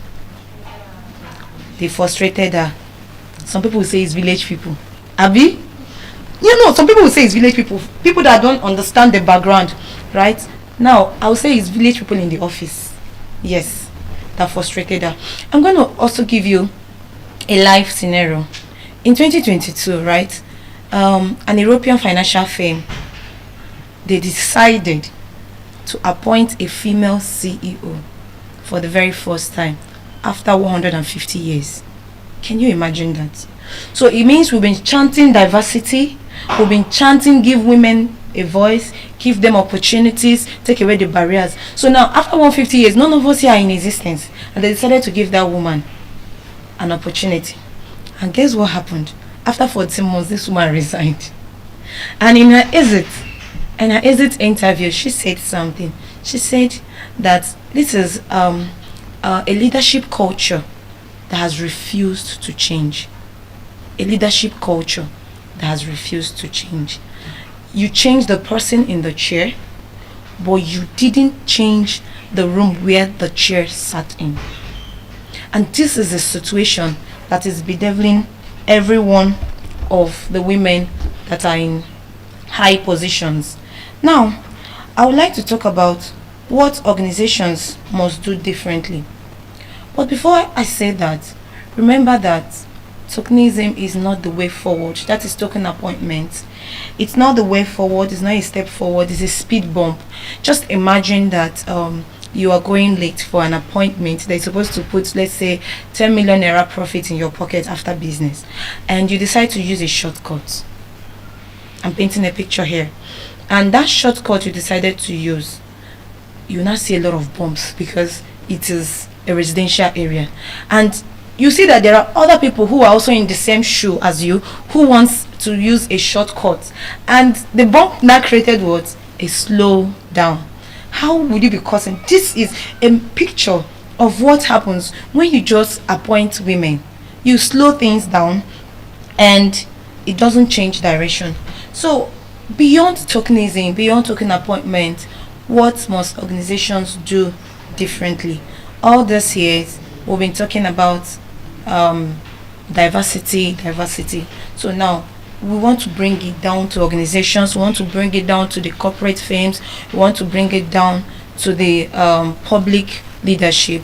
Niccolo Machiavelli, he said something in his book The Prince. He says that the means justifies the end and not the end justifying the means. We have always known that the end justifies the means. No, the means at which you do a thing will justify the result, and we see that happening in our everyday life. So now, one of the first points that we must take home as the things that an organization must do differently beyond token appointments is auditing the pipeline. Audit the leadership pipeline, not just at the top. You remember that we talked about that structural barriers are measurable. Remember we stated that. So let every rung, when I mean rung, the RUNG, every ladder that leads to a leadership position, let it be measured, let it be stipulated, let it be written down, let people know, let the females know that this is there for me to do to get to that stage. It's one thing for a woman to be working herself out, denying herself meals, sitting in a particular position just so that she can attain a position, and the next thing you see, they bring someone from outside to take a position that she has been secretly eyeing. What do you think will happen to that woman? Number one, she'll get depressed. Two, it will begin to show in her work, right? It will cause low productivity. And when all this happens, she can either fall sick, that will make her to leave the job.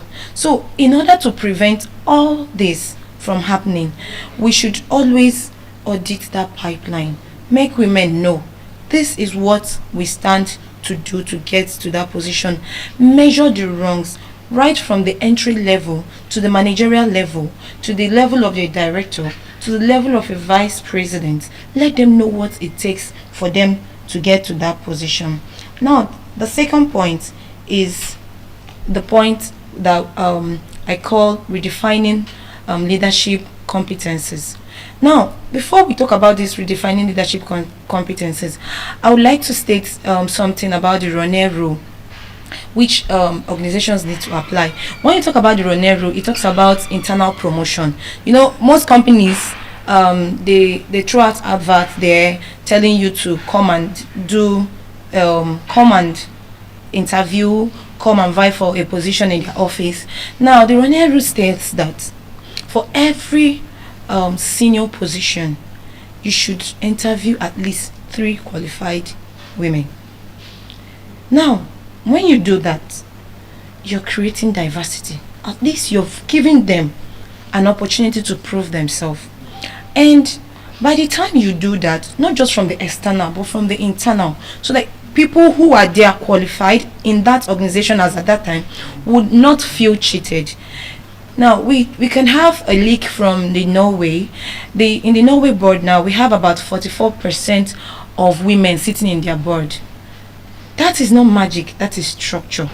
They put that structure in place to make sure that at least women occupy 44% of what the board seats.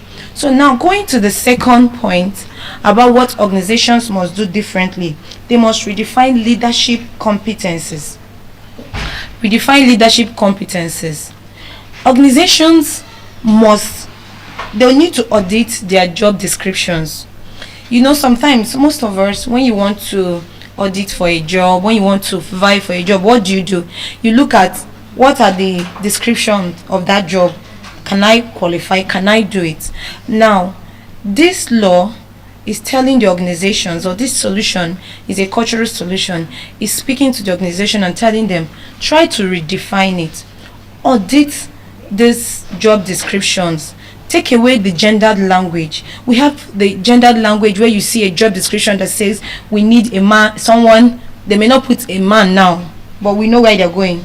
They'll say we need someone that is authoritative, assertive, dominant, and we all know full well that that is a male-coded word, job.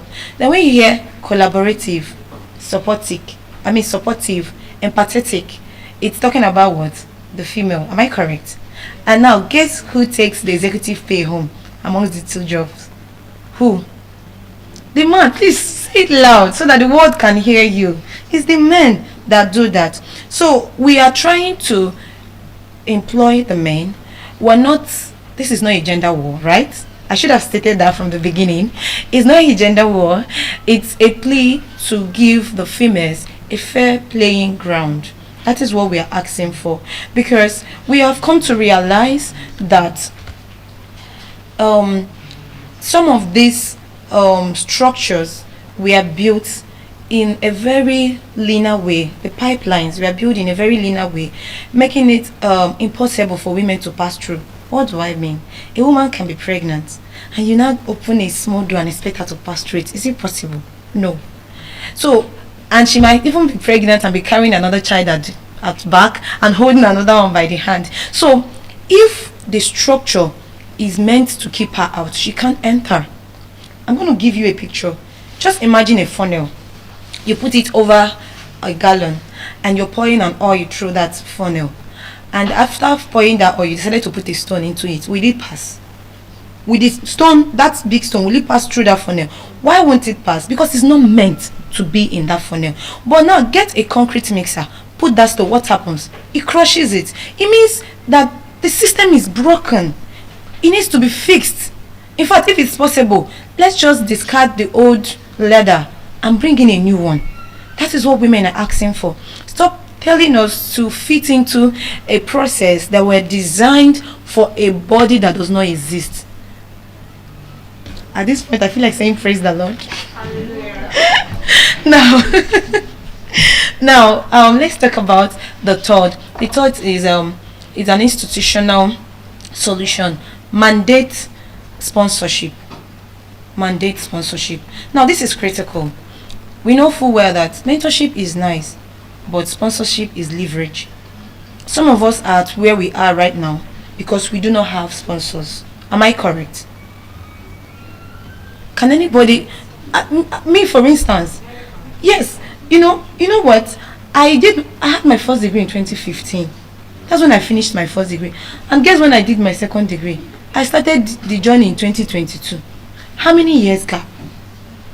Because I want to work, I want to train myself, I want to sponsor myself. So you see, it's a huge gap. If organizations tie compensations to sponsorship, where you have men sponsoring the female colleagues to get to that job that they are looking out for, when now get this, in some organizations there are job descriptions or there are positions you can't get if you don't have a particular training, and some of those training they go outside to do that. And when you notice, most times it's usually the men they usually send outside. They'll say why? Because women, when they marry tomorrow, they'll go out, they'll leave the company, so everything we have spent on her, it's like a loss. No, when you build the system in a way that a woman can function as a mother, as a wife, and also as a senior person in that company, then she has no other option than to stay. Right? So now, if every organization mandates that at least for you to have your annual bonus, 20% of it should be that you have sponsored a female colleague. You've given a female colleague a voice, a junior female colleague an opportunity. Take them to the media. Let them go together with them. Give them a media coverage to be able to, showcase the talent they have. Now, in the public leadership, we often see the situation where the public leaders, the male public leaders, they are known for what? Their policies. But the female leaders, they begin to ask them questions like, what's your family plan? Like, why are you asking a woman what's my family plan? I came here as a political leader, and when they are doing their moderations and debates, you're not asking her as a woman, how do you plan to, carry this position? Eh? Do you understand? And they'll be like, okay, tell us about your family life. Oh, you just got married, you don't have kids yet, so what happens when kids start coming? Those questions should not be there. They only ask them about policies. That's the problem. So we should change these gendered languages. We should remove them. Okay. And the last is I'm going to talk about is let's redesign work itself. Now, when we say let the work be redesigned, we're saying that you should do something different for us. Don't keep us in a space that we cannot fit in. Change it. Fix the system that doesn't work. We just can't be there. Okay. Now, again, we have this concept that can be imbibed because we know that women comes with, I don't want to call it baggage.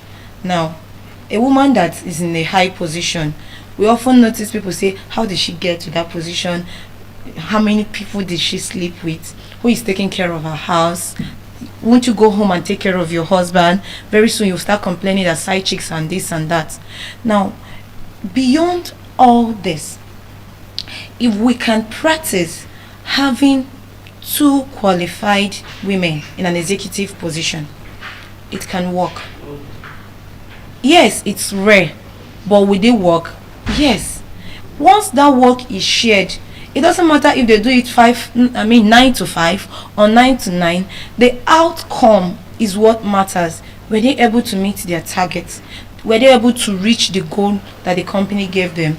Or did they fail?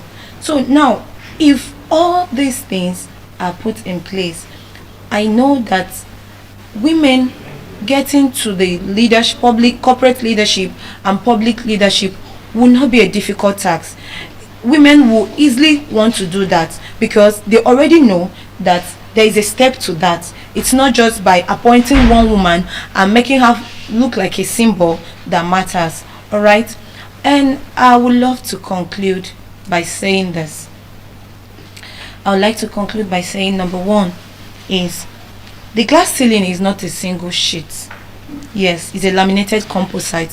When I talk about laminated composite, it's a laminated composite that comes with a structural, a cultural, and institutional barrier. Now, let's talk about lamination.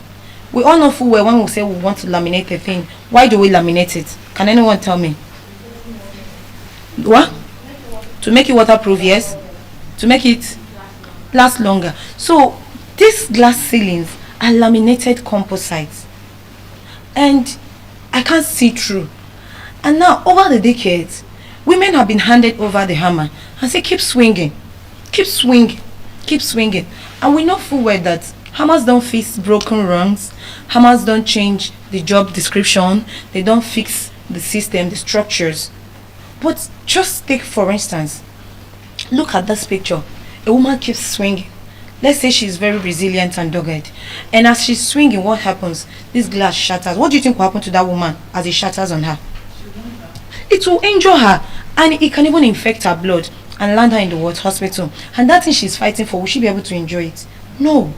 But what happens if there is a man over that glass ceiling that shifts that glass and she comes in? What will happen? That's called sponsorship. And that is what women we are asking for. We're not asking for too much. We're only asking that this glass ceiling be what? Shifted. Let the whole structure shift. In the system, you say you have employed one woman. No, one woman is not enough. 3 women is a voice. 3 women, they are voices. And 7 is a movement. So every one of us in this room and those who are watching from outside the world, this is a call out for everyone to do better, to help the women shift this glass ceiling. Thank you. I'll be handing over the microphone to the next speaker. Thank you.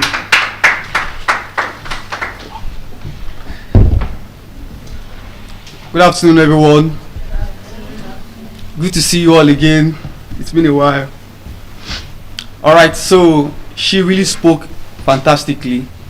Even if it seems like it's peculiar to the women audience, even we as the male gender, we can learn one or two things from it, which is very important. Alright, so this afternoon I will be speaking on the real reasons business collapse in Nigeria. And I think we really need to focus on this topic because it is a topic that is very important, not only to just our contributing to our understanding, our potpourri of knowledge, but it can also even be beneficial to how we perceive businesses henceforth. Before I start, I want to be sure that at a point in time, any one of us has decided to try one or two businesses. And when we are talking about businesses, we are not just looking at corporate enterprises. Even these days, more of what we call businesses are just around us. Even the process of interacting with somebody, a business could be said to be going on. So we should not just look at the idea of business as limited to corporate enterprises. And I will start with a very shocking story. There's this woman in University of Lagos, we call her Yamoria. She sells amala. And this woman is a certified amala seller. Do you know what it means for you to have award and certificate for selling amala? It means you must have known your onions in that regard. The first time I went there as an undergraduate, I wanted to get amala. And then I saw lecturers, educated people, even some people drove in, removing wig and then, putting up their sleeves to eat amala. Why has she attained that level? It is because of her business orientation and knowledge. She's an expert in that business, amala business. So if you go to that place, you see certificates given from sanitation company on how far she has gone in that business. There's another woman we call Mommy Gabriel. Mommy Gabriel she's just into selling pop-off. She's into selling pop-off. But I'm telling you that there is something peculiar about Mommy Gabriel's pop-off that is different from anyone you might have tasted before. What is it? Her way of handling it, her neatness, the hygiene. She's selling pop-off, but you think it is more than pop-off. She would wash her hand meticulously. The way she mixes the flour and everything neatly. Sometimes even when you go to buy pop-off outside, they will just look for any paper, maybe some people examination from the past, or some newspapers that have rotten away from somewhere. And what would they do? They will just bring it out there and they will use to sell paper. But no, Mommy Gabriel's papers are neat. She buys new A4 paper, and she uses it to sell her pop-off. And one day when she was questioned, she said, we do not know where the papers that are being brought, where they have been to. Some papers that you just see that are, maybe printed paper and something, some are contaminated, and they will use that to sell pop-off to you, and then what will you do? You will eat from it. So that meticulousness is part of business ethics. And these are some of the things we will be exploring today. There is a particular tribe in Nigeria I so much admire, the Igbo tribe. You can take away anything away from them, but when it comes to business, they are top notch. They know how to deal with customers' relation. They know how to make profit. Even the idea or process of apprenticeship, like they are very good at it. They can build you up for 5 years, and then when you are going, you are not leaving empty-handed. They will set you up. Why? Because they have business orientation. But despite these successes that we've had in terms of business across different tribes, we've seen people thrive in businesses. There are still some loopholes, some cankers, that have made some businesses collapse. Sometimes some of us say, oh, I want to have money like Dangote. We look at the likes of Tony Elumelu, all of these rich people, and they were like, I want to have money like them and everything. Nobody was born extremely rich, even if their family is rich. Sustainability is not something that you get right from maybe because your family is rich and everything. It is something personal. And then you realize that the rich people that we just see, that we think they have a lot of money, if you know that they have even high level of discipline, consistency, and great ethics to work, you'll be surprised. We think that these people they can do whatever they like, they can just go anywhere. No, they also follow this basic business ethics that some of us overlook. And this is some of the things we'll be addressing. If you see the likes of Davido performing at his show, even with the kind of money he has, you see the enthusiasm, the way he performs, the way he's dancing, the way he's trying to do his business and everything, just to ensure that he has a very good performance. So now, to move on to the real thing, the real reasons business collapse in Nigeria. The real reasons business collapse in Nigeria. Number one is lack of vision, or let's just say poor vision.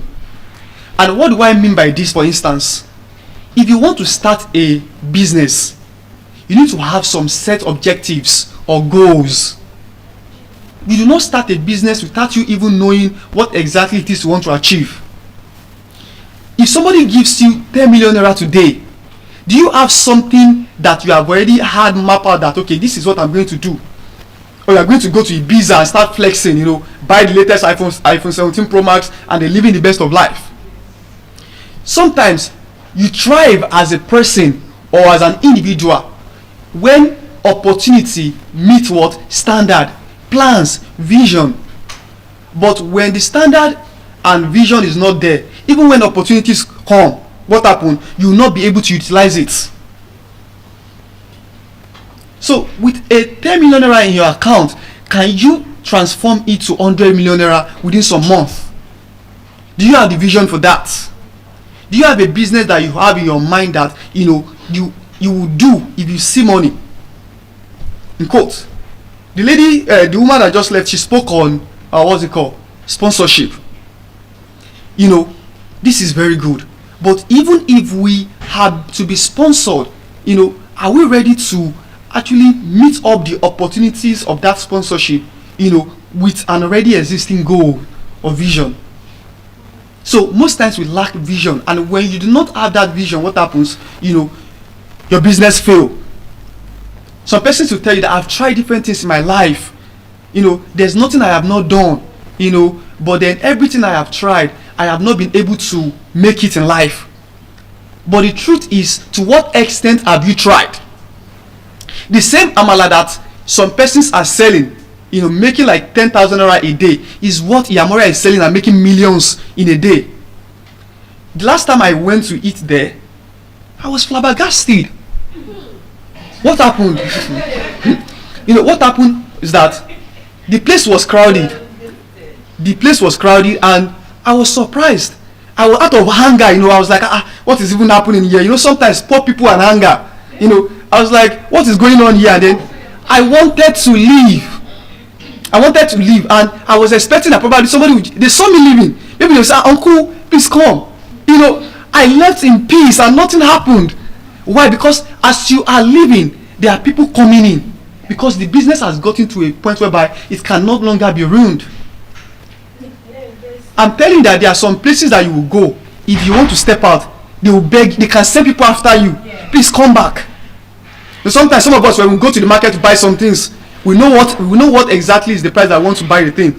And when we get there, they say 7,000. I say, it's 5,000 I have it with me. They'll say 6. Say no, I want to be leaving with the intention that they're going to call you back.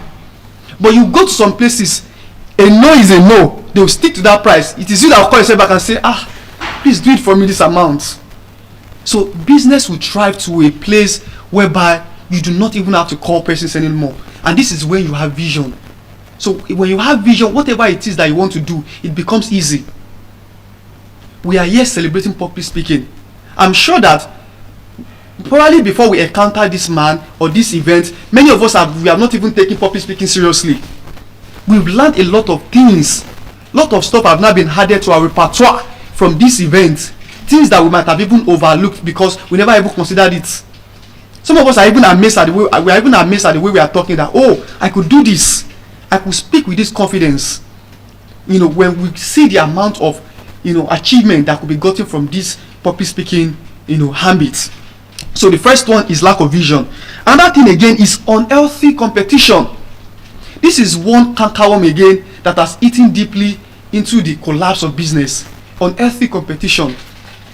Competition is good when you do it healthily. That is, you are competing with the purpose of what? Of not bringing the other person down. But what? You are just trying to learn from each other and even promoting each other. I see that sometimes even among the Igbo people. You will go to the market that you want to buy clothes, and then they might not have it. But they just tell you that, I'm coming, I have it. And they will go and get it in their brother's shop. I don't know, maybe there's a discount or something. But they will not tell you that they don't have and they let you go. No matter what. If they don't have that thing, they will find a way to go and get it. That is healthy competition. It could be tomorrow that... They have their own profit. Yeah. But it is, some people do not even mind because of that little profit they want to gain. They will not direct you or go and bring it to another place if they don't have. So unhealthy competition sometimes collapse business because rather than we focusing on efficiency and productivity, we will be focused on how can I beat this person, and then sometimes it could lead to you going spiritual, attack, insult. I had an encounter one time. I wanted to get a drink, and in my community, 3 persons in the same row selling the same thing, open market. And as you are coming out, the 3 people could see it's not a closed shop. It's just like a normal, open business, and they were all sitting outside. So as I was even going, I was like, where do I go? Where do I go? Where do I go? In my mind, because the roving eyes are looking at you, and you don't even know who not to offend. So all in all, I just made up my mind that I was just going to go with the first person there. Then I just went with the first person. She happened to be an Igbo woman. Then I got my drink. There was now a time that I decided to go to that person, and that person was telling me that, you are even a Yoruba boy, and that day you went for, I'm like, am I supposed to be buying things based on tribalism, based on my tribe? So you understand? So because we now link this on healthy competition to even tribe and religion, so entitlement begin to set in. These things do not make business thrive. If you want to do well, avoid competition. We have seen quotes that say that, if there's anybody I'm competing against, it is myself. When you do not look at other persons, fine, sometimes you have to look at people ahead of you to motivate yourself, but not in a way that you now begin to feel pressurized. When you do that, you will not achieve your purpose as a person. Because if there's anybody who you are to compete with, it is yourself. Okay, I have 200 students in my class. How do I have 1,000 students? It's not about, okay, this person have 1,000 students. How do I bring, his own student or our own student to my class?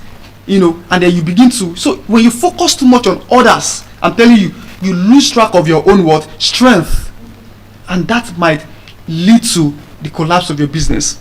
Are you following? Yes. Now, we also have poor attitude to work. Poor attitude to work. Fine. In this speaking situation, we've established that Nigeria as a country has a very good aspect of resilience, and they have good work ethics. But there are still some persons who have very poor attitude to work. It's none of my business. Whether it is your own personal business or you are working for somebody, if there is poor attitude to work, there's no way that business is going to thrive. The business will collapse. You are to resume to work at 8. You are getting there, at 10. And your reason is that, there's traffic on the road. But the truth is, everybody know that we can beat traffic. If they tell us, for instance, that the School of Eloquence is giving everybody 1 million naira for participating in this record, I'm telling you that tomorrow morning, this place will not contain all of us. People will be here by 6 a.m. You'll be surprised. Some people even come here overnight. You'll be seeing them by 11 or 12 a.m. Why? Because there's an incentive. But do you know what matters when it comes to business? It is what you are doing when nobody is looking at you. It is the attitude you put in. Sometimes they were doing something. I was watching a reel, and then it was laughable, hilarious, but it's the truth. Some persons, when they are in front of camera, they know that camera is seeing them, and in front of their boss, they act diligent. They are doing things right because they know that they are being seen.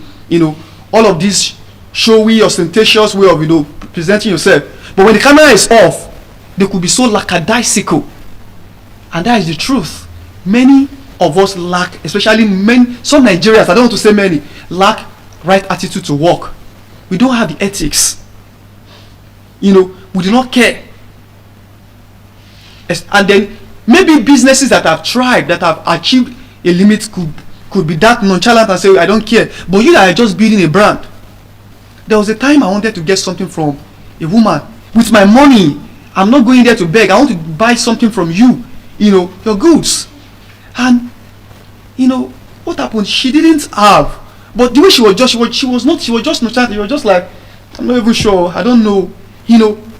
I didn't want to judge her at that moment because probably maybe she was going through a lot. But do you know that first impression matters a lot? That impression could be my own impression of her. And if I am a loose mouth person, even if somebody else wants to come to our place to get something, I could discourage the person and say, that one, she's very nonchalant, she will even not attend to you well. But imagine that she doesn't have to say, oh, I don't have, uncle, but maybe you can go and get it somewhere, or I can still have some other time, but I don't just have, but I usually have. Some persons, you see them selling things, even when they don't have that thing you ask for, they will give you alternatives. That is good business ethics. Yeah. Oh, you want Colgate? I don't have Colgate, but can you take Close Up? Can you take Oral-B? And then even you, if you are a lover of Colgate, at that point I'm like, maybe let me just buy Oral-B. This person give me opportunity. But I don't have, and they just let the person go. Sometimes the person will just assume that you don't even have, or that little act of enthusiasm can even make the person start using Oral-B because of you. So we need to have good attitude to work. This is one of the things that collapse business in Nigeria. Now another one again is corruption and nepotism. Corruption and nepotism. When a business is erected on the threshold of corruption and nepotism, there is no way it will not collapse. The joy of working in an enterprise, a place, is that we want to be sure that our hard work does not go unnoticed. Let me give you a good instance. If we are working in a place where there is promotion, most times there's this desire that we want to work passionately because we want to be promoted. Psychologically, incentives make us work harder. So when you know that it is now your own time to be promoted, then all of a sudden somebody else is promoted, and it is not even based on merit, probably based on nepotism. Okay, I know this person should now be the leader of you. Do you know what will happen? At that instance, there's going to be a drop in a person's work power, work will, because we feel cheated. And when you feel cheated, your mind will not be there anymore. So many places there is corruption, and this corruption affects businesses. Somebody can do this thing better than this person. The person should be kudos, should be given the promotion, but we say, okay, we give it to another person. What happens? Sometimes we even lose the best of brains in our businesses and our enterprises because of corruption and nepotism. Now they will not say it is not about what you know, it is who you know.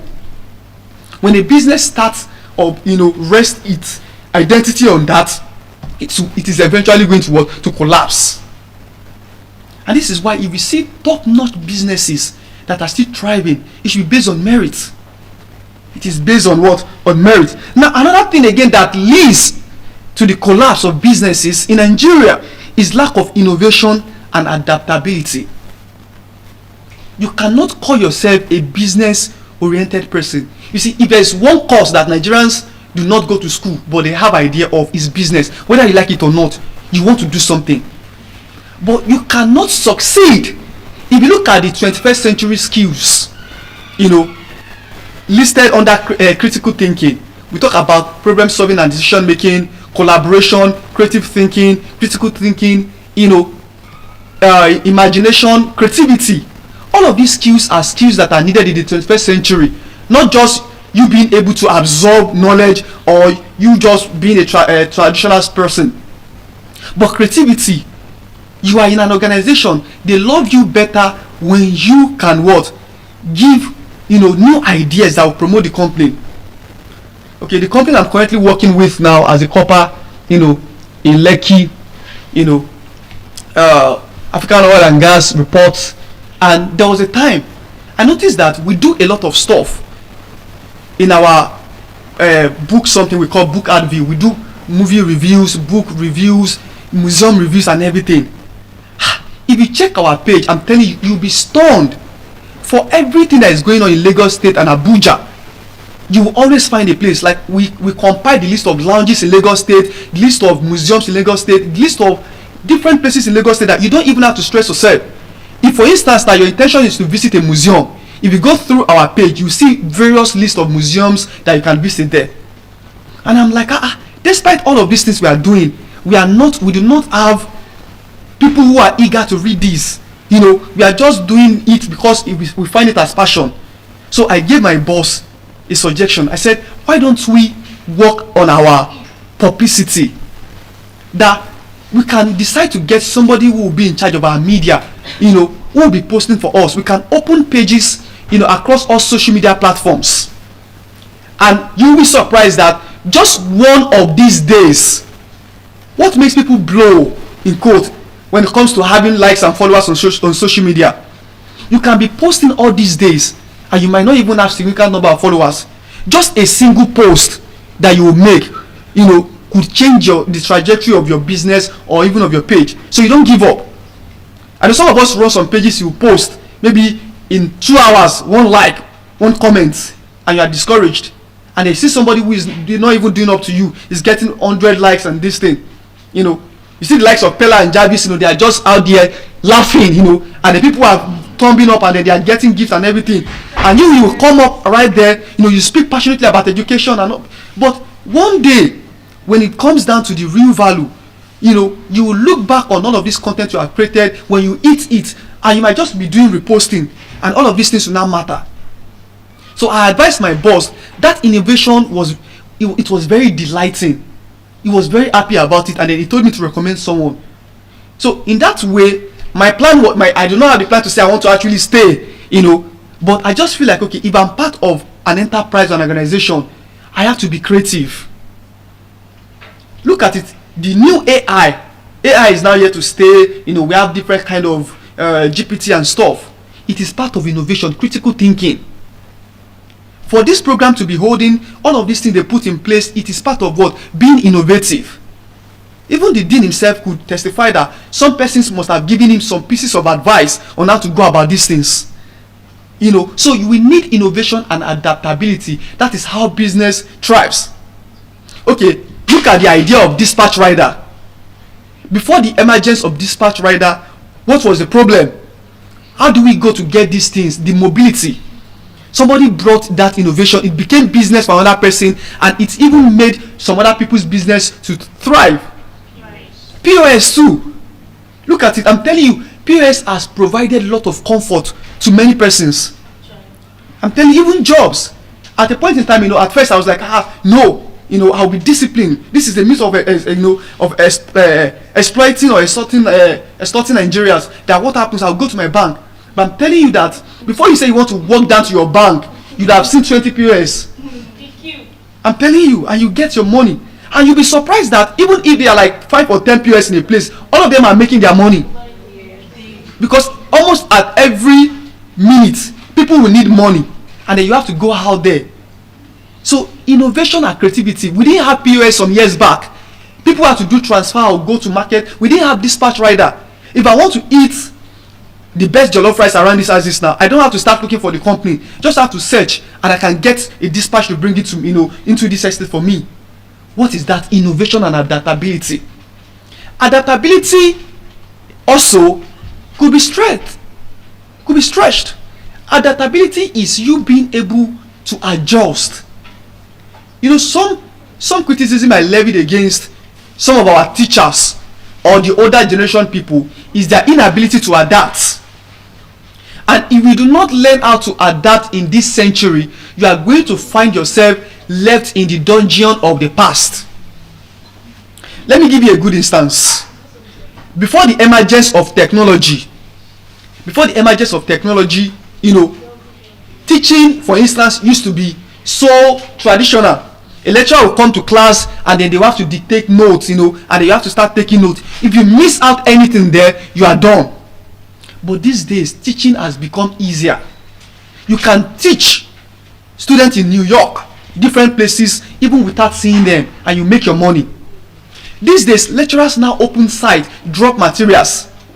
Tests are now being conducted, on Google, LMS site and different places. Look at AI. Those days, if you are making research as a student, maybe with the help of Google, some people didn't even meet Google. With the help of Google, if you are making research those days, you have to do it one after the other. Do this. But these days, you can ask AI to provide 10 scholars on the topic you want to speak from. And that is what adaptability. So if you say you're not going to adapt to that thing, it's going to really affect you. We have different things. Look at, if you go to ShopRite or even anywhere, to calculate. Those days, they will have to start calculating your stuff one after the other. But they just scan it, and before you know it, everything appears. So adaptability is also what makes business thrive. Whatever place you find yourself. And you would even agree with me these days that in every place we are working, even as corpers, you cannot say you are only doing or performing the role that they have told you that you'll be doing. We find ourselves even multitasking. You are the one that you studied chemistry in the university. Your PPA is a school. You are teaching both chemistry and physics. They're like, you are a science student, I should be able to take anything. Yes. I wanted to teach in a school some time ago. What did I study? English. They said that it's language, now I should be able to take French. I said, what's the relationship between English and French? They said it's language. I said it's different. Somebody said, yeah, Yoruba, but you should be able to take Yoruba. I said, it doesn't work that way. But the truth is, we multitask. In your company, you are the CEO. Even as the CEO, you cannot just be doing only CEO business. You also have to be putting your eyes in other things. Look at the dean, for instance, now. Let's just say, for instance, the dean should just come maybe once. He has put everything in place. He's just supposed to be coming here maybe once in 5 days. How are you guys doing? How is everything going? Give a speech and then go and no. But you will see that Dean is here, is there and ensuring everything. Because what? For something to be successful, we find out that we even have to multitask. So we have to be able to adapt. While we are working here, we are also working as somebody else there. Are you following? Are you still with me, please? Yes. Now, another reason business fail is limited access to finance. Our finance is very key in whatever you want to do. You can have vision, but your vision everywhere will first blur. If you have vision, but there's no what? Finance. Because the bedrock of every business is what? Finance. Whatever you want to do, you can have plans, you can even have proposal. But if you do not have the capital, I'm telling you, you will just be there. So when there's limited access to finance, it is not everybody that knows how to scout for money when they want to start business. Not everybody knows how to get loan. Some do not even have to believe in their own vision. If I get loan now, I don't even know what I want to start. Can I pull this off? When I was running a business with my friend Unilag, a tutorial business, we were making money, doing online classes, and then renting a venue. But we look at it that every time we go to Unilag to just hold a class a day, we are paying 20k, 20,000 naira per day. The price was disheartening, exorbitant. 20,000 naira per day for just 5 or 6 hours, and we are gone. And then we are like, why don't we get a loan? Get our own apartments, whether it is a 3-bedroom flat, let us convert them to classrooms, and then we can even make more when we did the calculation. I'm telling you, we were 4 partners and we started having that. If we get loans now, how will we be able to make it up? And we're students of extent, we're students, we're students who think, we're like, okay, if we say we want to get loan now, the money we are making, that means for like a whole year, we have to sacrifice the money we are making to be paying up for the loan or something, So that fear, of not having access to finance or failing actually undermines or make business collapse. And eventually we were able to get that. So the possibility of running more programs was limited by our lack of vision and our inability to access funds or believe even in our own vision. So apart from that again, we have the unstable economy. That is another reason business collapse. In Nigeria of today, I'm telling you, you find yourself changing businesses sometimes in accordance to the economic policy. When an economy is stable, you can plan a business successfully, knowing full well that nothing is going to tamper with it. But when the economy is not stable, what happens? You begin to move around. You are into food business today, before you know it, the prices of things have gone up. You want to start selling fuel today, before you know it, the prices of fuel has gone up. So you begin to move. Before, you don't have a constant business, and what happens? Everything just collapses. Are we together? So another thing again that leads to the collapse of businesses in Nigeria is lack of discipline. Lack of discipline. There's a favorite quote I like, and I want you to take note. The quote goes this way: discipline will make you see what other people will consider as hell as a training ground. What people will consider as hell, discipline will make you see it as what? As a training ground. Why do we think Dangote is still retained as the richest black man in the whole world, and even the richest man in Africa? Do you know why? It is not just because he's making money, it is the discipline. Somebody brought us something I found so interesting. They looked at Dangote's phone one time. He was dancing at the party, and they saw that it was not an iPhone 17 Pro Max. It was just a normal phone. Sometimes you look at the likes of Elon Musk, Mark Zuckerberg. I think there was a time he came to Lagos, just casual dress. You that you have 2 million in your account, you want to scatter everywhere. You enter the room, they know Bottega, whether it is even Panda, and then you want them to know, do they know I am here? The truth is that most times we lack discipline. Some persons will make 5 million naira. The first thing is that I need to get an iPhone 17 Pro Max. They will know that I've arrived, and they will take pictures. Every slight provocation, please let the back show, let the back show, let the back show. So you could enjoy luxury. Nobody's blaming you for that, but you need to have discipline. Okay, I have 5 million naira in my account. A strategic business person will look at, how can I make this 5 million naira, 15 million naira? But somebody who likes this will say, at least 5 million naira exists in my account first. Let me flex. But you'll be surprised to see that you can lose that 5 million naira with what? Lack of discipline. And if you look at lack of discipline, this is what affects those we call the Yahoo boys. Yahoo boys could make 10 million naira, in a day.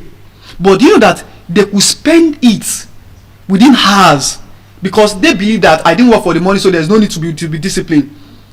A cousin of mine, sadly was into this nefarious activity. That was the year, let's just say, when it was still, when they call it pure, but now it is what? Plus. And in those days, 2011, 2012, he would eat like 1 million naira and he would bring it home in cash. And then he would tell me, count this money for me, and I will count. I don't know why, but he would tell me to count. And then out of the 1 million naira, just remove 1,000 naira and you give it to me. And then he would tell me, he would just pack a handful, and then he would tell me that I should keep the rest. You know what? Those period, we will not see him at home. From one lodge to another, and everything. And we know in 3 days' time, you come back again, get the rest of the money, and in 1 week's time you come back home and you'll be swallowing the pot of stew, out of hunger. You will be drinking the pot of stew because you'll be hungry. Everything would have gone. What happens? It is lack of discipline. Even if you make money from fraud, if you have discipline, you could even try from it. You can even say, okay, maybe this will be the last time I will do this. Let me see what I can make. But they don't think that way. So indiscipline collapse. It collapses what? Business. Not being able to discipline yourself, not being able to know what you should do and what you should not do. So we have to be very disciplined. And that one again, which I've quite spoken about, is poor customer services. Poor customer services. Some people have lost, their customers, and then their business have collapsed because of poor customer services. I think banks are trying. Don't neglect the simplest thing when it comes to business. Even that thing I think doesn't matter. It could be something that would affect your business. You see Stanbic, if you want to make transfer and then their network is not going well, they will send message to all their customers and say, oh, we apologize that there is almost every bank does that when they have network issue. It is courtesy, because they know that at that moment, that act of network glitch, it can make some people change their bank and say they are no longer doing this again. Some network in Nigeria, sometimes you just say, am I the only one? Airtel is down, and you see people posting about Airtel, and they're on their wall. But when you go to their page, they will have dropped a message to inform the public that, okay, they are just experiencing this difficulty short while, that it will be back. Even Twitter, I think there was a time that Twitter was down, and everybody was running back to WhatsApp and Snap, and they were like, what is going on? Am I the only one? Twitter is not going, and then they rectify it and then they apologize. This is what makes business thrive. Customers will continue to patronize you when they feel like they are important. Every consumer or customer that want to patronize your business, one thing that first of all comes to their head is how much importance do you place on them. There are some businesses that they call their customers when they don't see them. And businesses could be anything. It could be you running a school, it could be you selling a pepper at market, it could be you delivering even intellectual services to someone. It could be anything. It just has to do with exchange of what? Of good and services, sometimes for profit making, sometimes for other purposes, beyond profit. But I think profit making is the bedrock of every business. So these are the reasons business collapse in Nigeria. Now let's move on to solutions. For every problem, there is what? A solution. For every obstacle, there is a solution to it. So what are the solutions to the collapse of business in Nigeria? Number one, there should be business education, or you could call it business enlightenment. Most people are into business, but they are not educated. There could be symposiums, there could be some avenues whereby people are educated on business. The difference sometimes between we Nigerians and some other persons is that when we have the resilience, sometimes we do not take the pain to go through some rigorous processes of attaining some things. Do you know that there are persons that, because they want to learn a course on business education, they could pay millions of naira to just learn that course? But sometimes we look at, what do I want to know? What is there in business? But when we begin to pay attention to even the littlest of things, we will later find, and no knowledge is a waste. That is the truth. So if there's business education, maybe an expert is called, organize a business seminar to educate people on how their business can flourish, how they can do better. So this would actually reduce the amount of businesses collapsing day by day in Nigeria. I'm telling you, as we are currently speaking, there are businesses closing up. I just gave an example when I was giving my last speech that there's a ShopRite in Ogun State. When it first opened, I'm telling you, it was booming. ShopRite is not only a place where people visit when it maybe like Christmas time or Eid time. Sometimes you want to get the basic necessities, food, and then you go there. You want to watch movie. All of a sudden, it's no longer thriving like before. So business education is very key. Number two is fight corruption. There's one favorite quote I love. I think is it Martin Luther King that he says that a threat to justice somewhere is a threat to justice everywhere. I think it is paraphrased, but something like that. It means that even if it is somebody else's business, that it is not your own. Sometimes we have this not my own attitude. If you cannot fight corruption there, definitely when it is yours, you also experience the same thing. And when I'm working for somebody, I always work with the intention that one day we too might own a business. So if you do not handle this properly, you don't know what will happen. It's just like a teacher. Sometimes you are tired of the school, but you are in the middle of the term, a critical stage whereby your students, if you leave them that way, it could misdirect them. An intentional teacher can say, okay, because this could actually make the students lose track of their record and something, let me just end this term with them, then I can officially end things. But it's out of spite and annoyance, I am ending this. So we have to fight corruption. If there is somebody or something that is not going well in a business, you can report it. Sometimes sometimes we see employees gathering up together against their boss. We see employees taking things that taking things from their company, things that they know that it is not legal. I used to know somebody, the name covered, if the person is watching me unapologetically, the person used to work in a cheese ball company, and then he was a delivery person, and maybe he used to deliver like 150 bags of cheese ball to this company. There's a way they connive there. They will give him like 200 bags of cheese ball, so that when he delivered the 50, the 150, the many 50, they will sell it and then they will share the money among themselves. We know that sometimes to be disciplined, to be good, integrity is very hard sometimes, but then nothing beats honesty, and that's the truth. The conscience, somebody say, is it conscience that we're going to eat? But knowing that you're doing something justly, because one day people who cheat or people who are corrupt, people who do not have integrity, there are people who do not have vision that one day they can become boss and they own their own place. But when you have that mindset that one day I can also own a business, you not do it anyhow. So even if it is bad, if it is floor that you are sweeping or toilet that you are watching, you do it with integrity. So that just today, let me just pour water there anyhow, whatever it is. But you know that one day you could go beyond this and you have a place to. How do you want to be treated? And life is so funny. Whatever goes around comes around. So we must fight corruption. Again, we also have to encourage local productions, especially in terms of agriculture, texture. I have observed that most times Nigerians do not really appreciate what we have, and it's a problem. When Dr. T was talking, despite the fact that he was teaching us something that belongs to the European, the language and the pronunciation, he told us that we must also appreciate our indigenous language.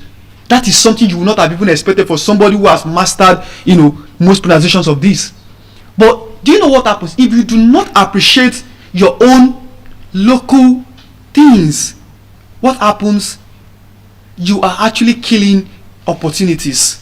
Some of us know that Nigeria, we have our own rice, but I'm telling you, people sometimes they market rice as Nigerian rice, there's death there, if you don't even know, it can be poisonous and something. We have our own attire, handmade. You have people doing things with their hand in Nigeria, but we sometimes love to appreciate. I think sometimes Nigerians believe that true validation is gotten from whatever comes from the Western world. So therefore, we do not really come to appreciate our own things. I was having an argument with somebody sometime. I say, there's nothing stopping Nigerians from building Eddie's Award, to the position whereby Eddie's will be a big thing, just like the Grammys. But it has gotten to a stage whereby Eddie's is just like local. Then Grammy is like what you see people being, when I saw the video quite being dramatic about the Grammys and say, she said, I said, babe, we didn't win this time around, and she said, we just have to go. I'm like, whether we win it or not, your achievements should not be constrained to whether you get a Grammy. If he doesn't win a Grammy all his lifetime, he has done a lot of things that is worthy of being appreciated. He has performed in different places. There was a time he had a video call with the president of France, and he was even giving it to his babe to talk to the president of France. So what exactly is now the Grammy? So imagine that this Eddie's Award, the people in charge of its planning, its business, its ethics, they built it to the place whereby, we come to appreciate it. It's great. There's no corruption, the winning is based on merit, and not just nepotism or favoritism. We will go far. We even see people who now starting to use Grammy to compare other kind of awards. And this is one reason I appreciate NLNG. How many of us are familiar with what we call the NLNG Prize for Literature? Every year there's a prize for literature whereby they give $100,000 to the winners. I always attend every year, whether it is Makadenuga or whether it is at Lagos. So, and then you know what? The way they organize the program, they will shortlist and longlist them, and eventually they will just pick only one winner. I think $100,000 is even close to like 150 million these days, and it will give recognition. And I think this year or last year they started a new category for youth, because that category is mostly for you see the older generations winning it, and then they call it documentary, and participating in it anyways is $20,000 for the winner. You know, documentary. We have to tell a story about the story. So we've written our story. We're even shooting the production, you know, soon. So to just encourage. So if we could put effort into our own stuff, you know, encourage what we do locally, not just until you win a Nobel laureate, which is globally. You know, we can actually promote our own country and then even the business of it. Also, another way business will not collapse is for us to encourage proper planning. You know, if you fail to plan, what will happen? You will plan to fail. Encourage proper planning. Business is no child's play. It's not a joke. So if you want to start a business, you have to properly plan it. You have to have the resources. You know, you have to know, okay, how do I want to go about it? Like when we wanted to start our own tutorial, we were just four. We had a meeting together, and we were like, okay, we can make money from this. Sometimes the way a business can thrive is for you to look at what are the things that are not available. What are the problems I want to solve with my own business? If a business is erected on that philosophy, I'm telling you, you are going to make more. You know, not that what people are already doing, or what are the ways you can do things that people are already doing differently. So, and all those things can only be achieved when you properly plan. So we sat down together, four of us, we said, okay, let us start this business.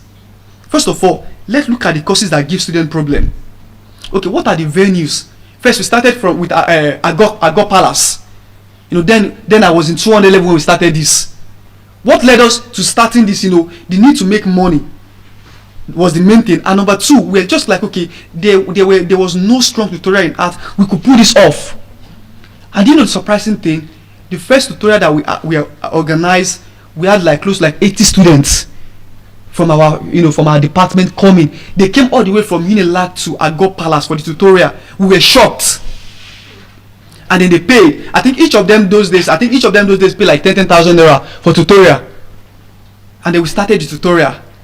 And then, you know, from under level, when we moved to tutorial level, we said, okay, now we have 2 levels under us. Let us add 100 and 200 level together. Then we get it, okay, let us also add law. Law students do this. So proper planning helps you not to fail. So that when things are beginning to go wrong, you can go back to to the dashboard and say, okay, let me see what has gone wrong. Okay, this is what I can still do to rectify it. So let us always endeavor to plan. Are we together? Yes. Also, we must have right attitude to work. Right attitude to work is non-negotiable when it comes to business. I'm telling you, when it comes to business, whatever it is you are selling, whether it is yourself, whether it is your brain, right attitude to work is very important. And this goes a long way, and this is also, you know, multidimensional. It is not just about to your work alone, also to your customers. Great business ethics, how do you relate to them? If 2 persons, for instance, are doing the same thing, what will make us patronize or have a customer among them might be the right attitude to work. You know, we might be selling the same thing, but you might prefer me than the other person. Why? Probably because of my relationship with you, the ethics. How do I approach you? Maybe the first time that, okay, you come to meet, okay, let me give you a scenario. There was a time I wanted to get something, but I didn't have the money. Nigerians do this at times, but we want to go and price it down. But it is dangerous, because if you want to go and price it down, sometimes you would realize that some persons will be angry that if you don't have money, you are already pricing it down. So I went there and I was like, please, how much is this thing? The person told me the price and I'm like, okay, oh, I know it now, but I'm not buying it now. And the person was hungry. Was like, so why are you pricing? You're just wasting my time. You know, and that discouraged me. I said, this one is an hell no. You know, because why would you treat, because I did not want to buy it at that moment, you were hungry. And I went to another person and I asked for the same product. He said, okay. They said, no. He said, no problem. Let me even give you my number. Anytime you are ready, you can call me. Who do you think I patronized in the end? The person that was being genial to me. Because in the end, we humans, we feel we always want to go for where we are wanted. If somebody makes you feel unwanted in this room, I'm telling you, you might find yourself not coming back for the entire competition, no matter whatever the incentive is. Maybe somebody comes to this room, maybe the day comes to this room and they just look at Balikis and just say, look at you, I don't even think you are even speaking well. What is all these things? I don't know. I'm telling you that all through, if she will be staying all through her stay today, she'll be thinking about it, and then she'll be like, wow, what is all this? But because we have gotten validations from online, he has kudos us, there has been accolades, we know that we are doing well, everybody is motivated to stay. So how you relate with people, ethics is very key. Some will say, if you want to know a man's worth, first of all, know the man's worth, ethics. First of all, know how the man relates with people. And there are some persons that they are millionaires or billionaires, but you will not even know, because they will not show it off. You have to get closer to them on a certain level before you even know what they want. That was why when Mark Zuckerberg came to Nigeria and was jogging, not everybody knew him, because let's assume that he was coming to Nigeria, he could rent a convoy, he could get a convoy, he could get a lot of people following him. But he was just doing his thing normally and then he left. So we need to have the right attitude to work. Also, we must be innovative, and technologically wise. We must be innovative and technologically wise. What does this mean? Business thrive on creativity and innovation. Business thrive on creativity and innovation. I put it to you today, if you have a business, if you want to grow your business, go and find what you can do differently. Think about new ideas.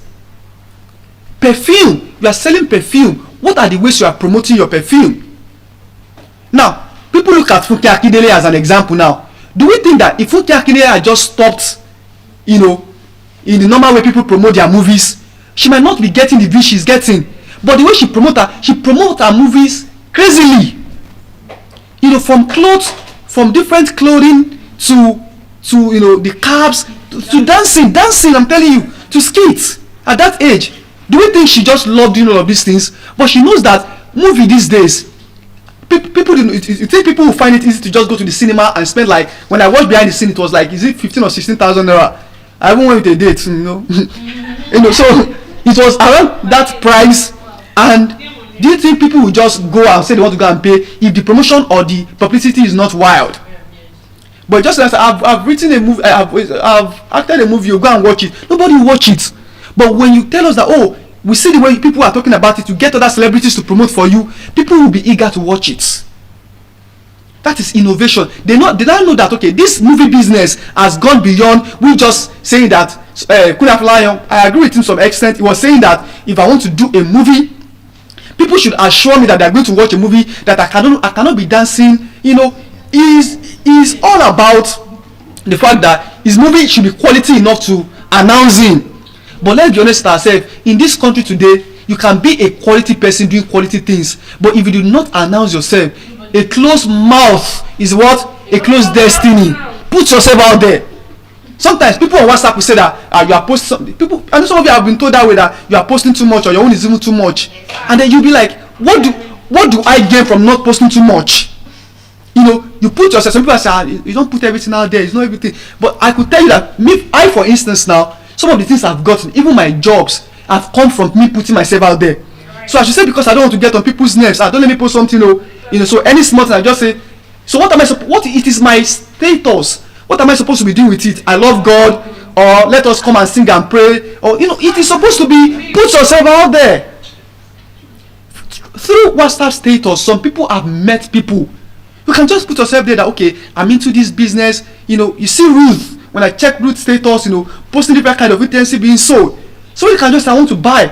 And somebody can just say, are you into business? What are the That is how network works. If you do not connect yourself, I'm telling you, you'll be disconnected. So you have to be very careful. So let us learn how to what? Be innovative.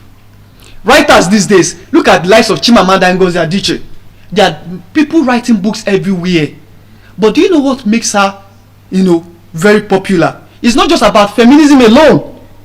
It's not just about feminism. It's because her ways of promoting her books, even before the book is coming out, before the book has come out, she would have been doing adverts months ago.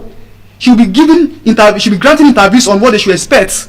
If all writers have this attitude to work, I'm telling you, and they do the same thing, they promote themselves, they go to places to announce their book, they are going to, get it right and actually make more money from that writing business. Last but not least, healthy competition and collaboration. I used to tell somebody, when I made the first class in my school and 3 of my other friends too made the first class, I said something. I said, there's no way. Yes, you like English. Yeah, please confirm it. It's mine. Proudly so. That was, and it is not just in any how department. If you know how English could be tough, you should know what it means making a first class in that department. So, do you know what? While we were achieving this, before our set, they hadn't been like first class for like maybe forever. Because, sometimes lecturer standard, our lecturers sometimes, I don't know, they feel insulted. They feel like the standard has fallen when you just have grades anyhow. You cannot see 4.8, 4.9 Department of English, in Unilag. It's rare. Even I was told that UI, for instance, that UI produced maybe 90 something first class in law. I was shocked. They said 90 something first class in law. I said, how? Are you sure? The guy said yes. Because in Unilag, so far the highest first class we've had in law, 2. I feel like it's every school. Yeah, maybe schools, schools too. Even my school. It's tough there. Yeah, I feel like it's not common. Okay, exactly. It's not common. It's not common. It's so difficult there. So they celebrate you when you achieve it. The department that you mostly have more first class Unilag are those maybe sciences where calculations are involved. When it comes to like mathematics or engineering, you cannot 1 plus 2. Sorry, 1 plus 1 is 2. 1 plus 1 is 2, and then you cannot actually, outsmart that. You grab. So when we made it, our motto is that my own first class does not affect you.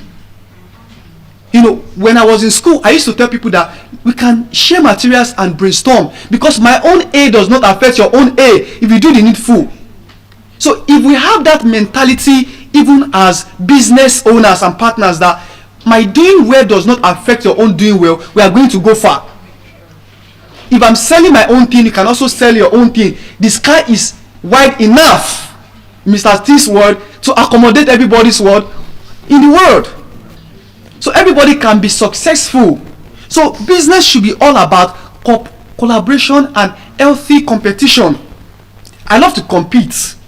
I love to win. I don't love being defeated. Even this, they brought us something about NYC that we should write an essay. I wrote my essay. I don't know if anybody else tried it. They said the first is going to win 5 million naira, second 3 million naira. I wrote it. I wrote a very good essay. I'm like, if I do not even fall in first, maybe I can make top 1 to 3 because I put my energy in that thing. So I love to compete. During COVID period, there were some essays and stuff. I've participated in a lot of competitions and I love to win. But I am somebody who is willing to learn from somebody. I do not say, okay, even if I am big in my own lane, I now have to start thinking that, okay, I have to be the only one there. When I saw that I studied English and Mr. T came out and was speaking about English and stuff, I was enthused. Immediately he finished what did I say? I said, Mr. T, I would love to see you. And then we went out and we were talking. I don't even realize that I know people that what he knows. And we started gisting, about memories and we were sharing ideas. This is what it's all about. But if you are extolling somebody and you are feeling like, okay, you want to be bringing out for what does he even think he knows, and stop. I'm telling you, you will not grow. Whatever place you find yourself, you have got to be an healthy person. Everybody loves an healthy person. Somebody that can come into the room and can share ideas and then move with people, roll easily and without stress. So when we have this right attitude to work, collaborative mindsets. Collaborative mindset, a mindset that we want to win, we want to also do things. Sometimes there's this appraisal that says going alone is difficult. It might be comfortable, but sometimes difficult. But if you go together, it becomes easier. If school of Eloquence want to do this alone without reaching out to sponsors and then collaborating with maybe NYC and stuff, I'm telling you, maybe by now some of their own speakers will be worn out. Imagine having 5 or 6 speakers. But what did they do? They said, okay, if we collaborate with others, let's give the corpers the platform too. Let even other people come. Let's have different persons. Let us look for sponsors that can also be here. And then they are achieving what is, and they are also moving forward. That is what collaboration does. Is that understood? So I'm very sure and confident that I've been able to explore the real reason business collapsed in Nigeria, and I've been able to profile necessary solutions to how they can go back to being erected. So this said, I would like to pass the mic to the next speaker. Thank you. Good afternoon, Africa. I remain easy to our roots, and it's like, I don't know, like most of the people that study English are many in this place, because I also study English but under education, not major English actually. So we borrowed courses, we borrowed most of their courses then. Well, it's fine, Sha. I get that we are really learning a lot, seriously. To show that you actually study English and you are proving it to the world that you know what you study out there when you were in university. Please, I don't, how many people are teaching here currently? You are a teacher. Is your profession teaching? Okay, corporate teaching. So your profession was not a teacher, or you not study. Okay, you are still under teaching. So what motivated you? Your profession is teaching, right? What motivated you to be a teacher? Okay, I think the major reason why I chose to become a teacher was, I think that in my very first speech, becoming the teacher you once needed. Okay. I had someone make a way for me, believed in me, Yeah. helped me become better. Yes. And I decided to pay it forward. Okay. Okay. That is a good one. Everybody have their reasons of teaching. Is it that sister in here? Is it that you were being posted there, or you choose to? You were posted there to school, yes. I was posted there. Okay. Any other teacher in the house? No other teacher. Okay, bro. Please, what motivated you to be a teacher? 2 words. Income and outcome. Income and outcome. Okay. Everybody have their own the reasons why they are currently teaching. Although when I was trying to go to university, I never thought of, I admire teachers a lot when I was still in school, but teaching was not one of my aim initially. But I admire the way my civic teacher used to teach. I admire the way my government teacher teach. Most of my teacher, apart from mathematics teacher, because I don't know, probably because I don't like mathematics, that was the reason why. So I admire them, especially my civic teacher. She do counsel a lot when she's teaching. She don't only teach based on her topic. She will tell you her life experience. She will go deeper, things that you are meant to know. She will counsel those that really need it, because she feel that she was once like us. Then she know the kind of setting that we are currently in and the kind of country we have. So she will counsel you to a certain point that you feel like following her home, or you feel like she should not even leave the class at that moment. So I admire a lot, but I never think of being a teacher, because I feel that that is very, very stressful. You teaching the students, trying to create a book, and students making noise and hearing from another story to another. So it was not actually easy. But when I wanted to enter university, then actually I wanted law. But the family, we have law already. The family, so lawyers are plenty, right? So we don't really need law. So I think of going to mass communication, mass com, but I found that mass com has a lot of populations, and I don't want to be in a place whereby I will be among too much crowd, something like that. So I have to change and put English, which is major English. But my sister told me that, why am I putting major English? It's called, we used to call it pure English, but our teacher corrected us that it's not pure English, it's major English. So she said that means put major English, I should put education under that English. So she was not like giving me a reason that education, if I should graduate now, be able to see work easily than someone that study just only English. I can work probably if I should graduate tomorrow, I'll be able to take my certificate to, and it's a professional course actually. I can teach in university, in schools, and other place. I'm not like, oh, it's not really that I want to become a teacher. Then you're telling me to put education. I don't understand though. But she gave me reasons. Actually put it, and I was admitted to the school. I went to the Faculty of Education in Chukwuemeka Odumegwu University, popularly known as Anambra State University or KOU. So when I got the admission there, we did clearance and other stuff. So when we had our education lectures, they told us that they should be sincere, that our profession is teaching profession. That you currently in a faculty of education, you are going to be a teacher. That is just the honest truth. There's no other place that you can also work. Is teaching. Or the way everybody was like shouting. That there's nothing like you working in other places, just teaching. That is your profession because you're already under the faculty of education. I know one thing about education that deals with teaching.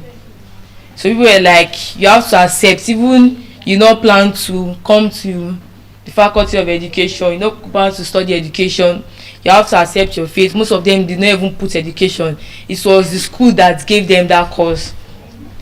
So we actually accepted our fate. Then we're doing lectures and other things. We get to know that education is an interesting course. That teaching is is one of the, in fact, it's one of the important profession in the world. I think it's supposed to be number one because we, the teacher, we are the one that actually make doctors and lawyers, other professions out there. We are the one that teach you guys, shaped you guys to that level. So I believe teacher is one of the number one profession in the world. So teaching is an interesting thing. Being a teacher is very, you are supposed to be proud of yourself that you are a teacher because it's not actually easy. You trying to impart knowledge to people out there. Do you think it's something that you just come out and wake up in the morning and you start doing it? We actually went through skills, through lectures, that we even have to go for teaching practice. Go for teaching practice for up to like 3 months. And that teaching practice actually helped me then because I've not actually been in a school teaching as a teacher before. So that teaching practice actually shaped most of us that this is what we are going to experience if we should get our certificate. So they are preparing us ahead. They are trying to tell us that this is how you are going to see it there. This is how you are meant to teach. This is the setting. This is how you are going to impart knowledge on students. This is how to manage your students or manage the classroom. This is what you are meant to do because they are seeing you as a role model.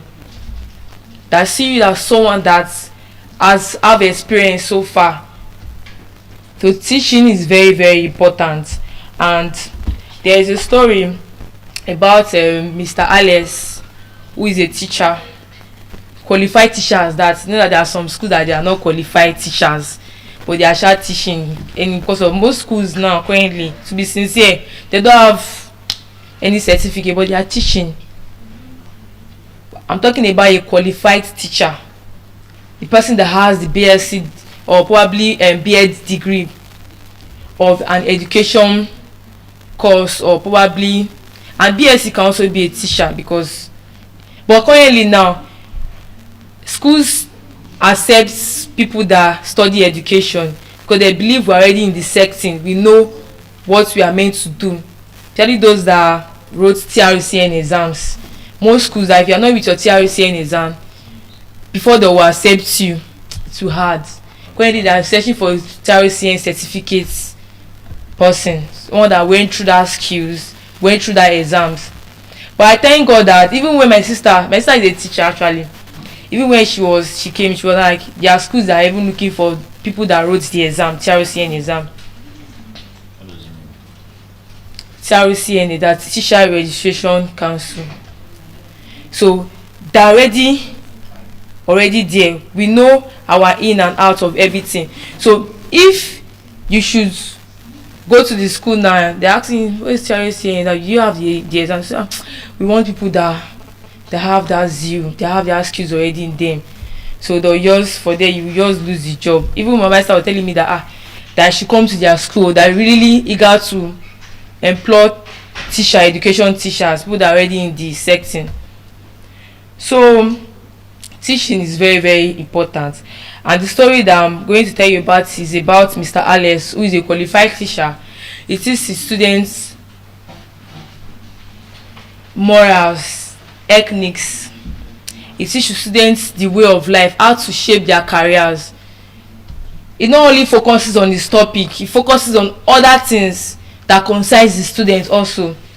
Because we being a teacher, it does not mean that you only focus on your course. You are teaching English, mean that every time you be talking about noun, pronoun, letter writing, essays all day without teaching the students other things, ethnic morals, how to behave, how to choose their career. So it was teaching the students all these things and trying to shape the students' mind in those certain points. And years past and other things, his students were able to get values from what their teacher have taught them. Ade saw something on the floor, a wallet on the floor. He picked it up and took it to his teacher and told his teacher that, sir, I saw this wallet on the floor. I don't know the owner. It's part of integrity. And this is what the teacher has taught the student, that if you see something on the floor that does not belong to you, make sure you take it. Probably you give it to the teacher, or probably the principal, for the principal to announce it to the people that, okay, if you are looking for something, come to me and I'll give it to you, than you taking that stuff and putting it inside your bag when you know that this thing does not belong to you. Why did Ade do that? Because Mr. Alex taught them how to do things proper, taught them integrity, taught them how to be honest. He enlightened them on so many things that they are meant to do. Or is it the story of Amina that is probably Amina is a shy person. She's not confident of herself. Her self-esteem is so low that even as she cannot even stand in front of her classmates to talk, to show how bad it is. But the teacher has to tell the student that try your possible best to be confident of yourself. Tell yourself that I can do this, I can do that, without looking at people, what people are going to say or what people will talk about. Because if you should look at people's mouths, you will not go anywhere. That is just the fact. You will not move forward. So you have to speak to yourself and tell yourself that I'm confident enough, I can do this, I can speak in public. Even when we started this School of Eloquence training, when they brought this thing to my local government, my AGI told the ESCOs, I was like, we need like 3 ESCOs that is going to come out, like they will present the local government, Alimosho local government. Everybody was like pointing at me.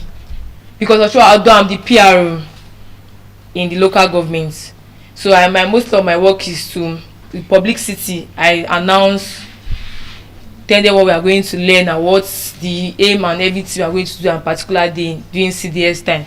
So they were pointing at me. I was like, why are you guys pointing at me? So that will be among people that will go now, that me, I'm always bold, that I can even talk to people that place that are crowded. I can talk, I can be confident enough and stuff like that. So I answered that, okay, I'm going to go, but you guys are pointing at me. Is it that you are downgrading yourself? You are pointing at me, you are not even thinking about yourself. it shows that they are actually downgrading themselves in that aspect, telling themselves that they are not bold enough to speak in crowds.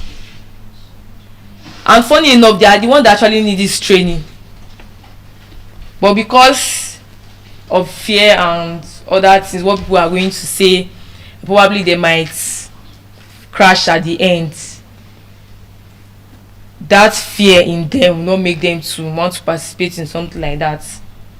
And most of them are there. Funny enough, that instead of them to follow us for the training, they are not here. They not follow us. Even when they were planning to go, I was even trying to call them, call the presidents, call the rest, that please people should make sure you come, or that the training starts, so they are, you are seeing it. That's what they said in the group and other things. You know, I waited for them like up to some minutes for you to hear that reply. I don't hear these people reply. I said the next day I went to see this, I was like, so you guys did not later show up. I said, I'm not coming, Jai. I'm not there. All those public speaking stuff and all that stuff. I'm not into all those things. But they never knew that it will actually affect them it will affect them, even if it not affect them, it will affect them in future, because they are going out there. They are going out there to the to society, to the organization. They are going to meet themselves in different places. And if their box, you ask them to come outside to talk one or two things, and they cannot talk, they cannot do this thing, they cannot give their boss that excuses. You want to put your work in at risk, or your job. So it definitely affect them. They actually need this public speaking, but they feel it's not for them. They already decide that I will never do it. I will never come to crowd and speak. They already decided till they die, I will never do it. And in front of them, once they meet that thing, they are going to stick to that point, to that decision till they got married. They will never do that thing. No matter how you force them, they will never do it. So to show that this public speech actually need it, and not only teachers only, even if you are not a teacher, you need it too. So I actually encourage those that started from the beginning, and we are here now trying to achieve something to win the World Guinness records. It's not easy. From starting from the training till now, most people give up. We are more than this, but plenty people give up because they feel that it's not their thing, it's not what they can do. They feel they cannot stand in crowds to speak to the people. They feel if they should do it, they will crash land. They don't want to motivate themselves. They don't want to encourage themselves that they can do this. So Amina was able to speak to herself through the help of her teacher, because her teacher motivated her to be confident of herself. She was able to learn all these techniques and stuff that the teacher told her, and she did this thing. She was practicing it, doing it from, probably you might not start firstly to the crowd. Probably you might start through your friend. You can tell your friend, please sit down and watch me, let me speak. Criticize me anyhow, I'm learning. Just try to know my in and out, probably whether I'm making sense or I'm actually speaking. Do you learn anything in what I've been saying so far? Probably from your friend to the family, from the family to the community, from the community society, before you know you start speaking global. It's not an easy task, but you must do it to show that you can actually do this thing. So Amina was able to defend herself through the help of Mr. Alex, her teacher. Then these people became what they want to be. They became doctor. Mr. Alex most of them became doctor, became lawyers, teacher, different professions, because their teacher actually imparted on them. The teacher transformed the students to nothing, to something. And they were able to understand the reason why they are in school. Teacher aim or duty is to tell the students the reason why they are in school. And this story leads us to the role of a teacher as a nation builder. A teacher is supposed to be a nation builder. It's not meant to, like I said before, that it's not only a teacher that must build a person or build a nation. You, me, and you, even if you are not a teacher, you can also build the nation by teaching too. It's not left for only the teacher's job, but we are just being specific on one particular profession, which is teachers. So we are the nation builders. How are we the nation builders? We are the one that shape the students. Most students now, they don't know what they want to be in future, even as they're in their SS3. Some of them say, I used to ask my students in JSS3, you guys are preparing for your junior WAEC, right? I asked them, what do you want to be in future? That most of them were telling me that they don't know where they want to be in future. Okay, so if you should enter SS1 now, what department are you going? Is it science department? Is it arts or is it commercial? They don't even know. I feel that most of them want to follow their friend because of Amaka is going to science. Let me go to science since Amaka is there. They don't even know their aim. But teacher is going to make sure you know your aim of coming to school, the reason why you are meant to choose this department. They were able to allow you to identify what you want to be in future. They will tell you things that you are meant to know. Okay, this is what science people do. This is what art students do. This is what commercial students do. They'll tell you what you are going to see in science. They'll tell you what you are going to see in arts. You know, probably science students are people that want to become a doctor, nurse, scientists. Arts are people that want to become a lawyer, musician, dancers, artists, authors, and actresses. You see, commercial students are people that want to become bankers, accountants, so many more. Most of them don't know the one they even belong. But teacher is there for you, the students, to tell the student that okay, it is left for you what you want to decide. You have to think about these three professions. What do you think you are good in? Are you good in mathematics? Are you good in scientific stuff? Are you good in acting or singing? Or you have to think, try to think deeper to know where you're actually going to. I was advising them that you can't tell me at JSS3 you don't know where you are going to, you don't know what you want to be in future. Your foundation starts now. The decision you make now is the decision that you are going to take in your university. So if you want to make a decision, try to start now, make that decision before it gets too late. Most people that are in science departments now, they are regretting that they study science. They went to science departments because they found that they don't really belong there. You see them acting. You're a doctor and acting. You're acting drama and are doing all that. What is the business between a doctor and acting? It's different.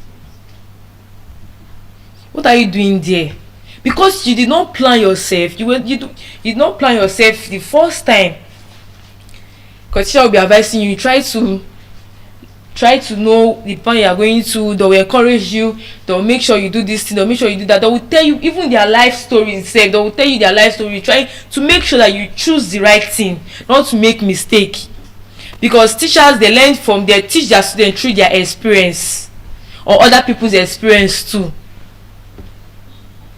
You are a doctor, you are acting. How does it rhyme? There's no even connection between, you are supposed to be in hospital treating the sick people or the patients that are sick. Then those that want to act supposed to be in, probably they are in a set now shooting 1 or 2 movies. So it's now, decide. Don't go and be following because Amaka is going to science, you want to go to science. Because Amaka is going to art, you want to go to art. You know you are not good in calculations. You know you are not really good in mathematics. You are going science, you are going to commercial. Don't follow your peers. Don't follow your friends. I will tell them. So this is one of the things that teacher will tell the students, that try your possible best. Decide what you are good in so that you can go into that department, not what you are not good in. Because if you should decide now, it will definitely affect you in future. It will not affect you now. When you are started having F, you know that really affected you. So we are going to go to the points which we talk that teachers shape future leaders and responsible citizens. Teacher will shape you in things that you are meant to know. Is it in your profession? You are a doctor, teacher is going to tell you things that doctors are meant to do. The test you are meant to give to a particular patient. How to describe drugs to sick people, how to do surgery.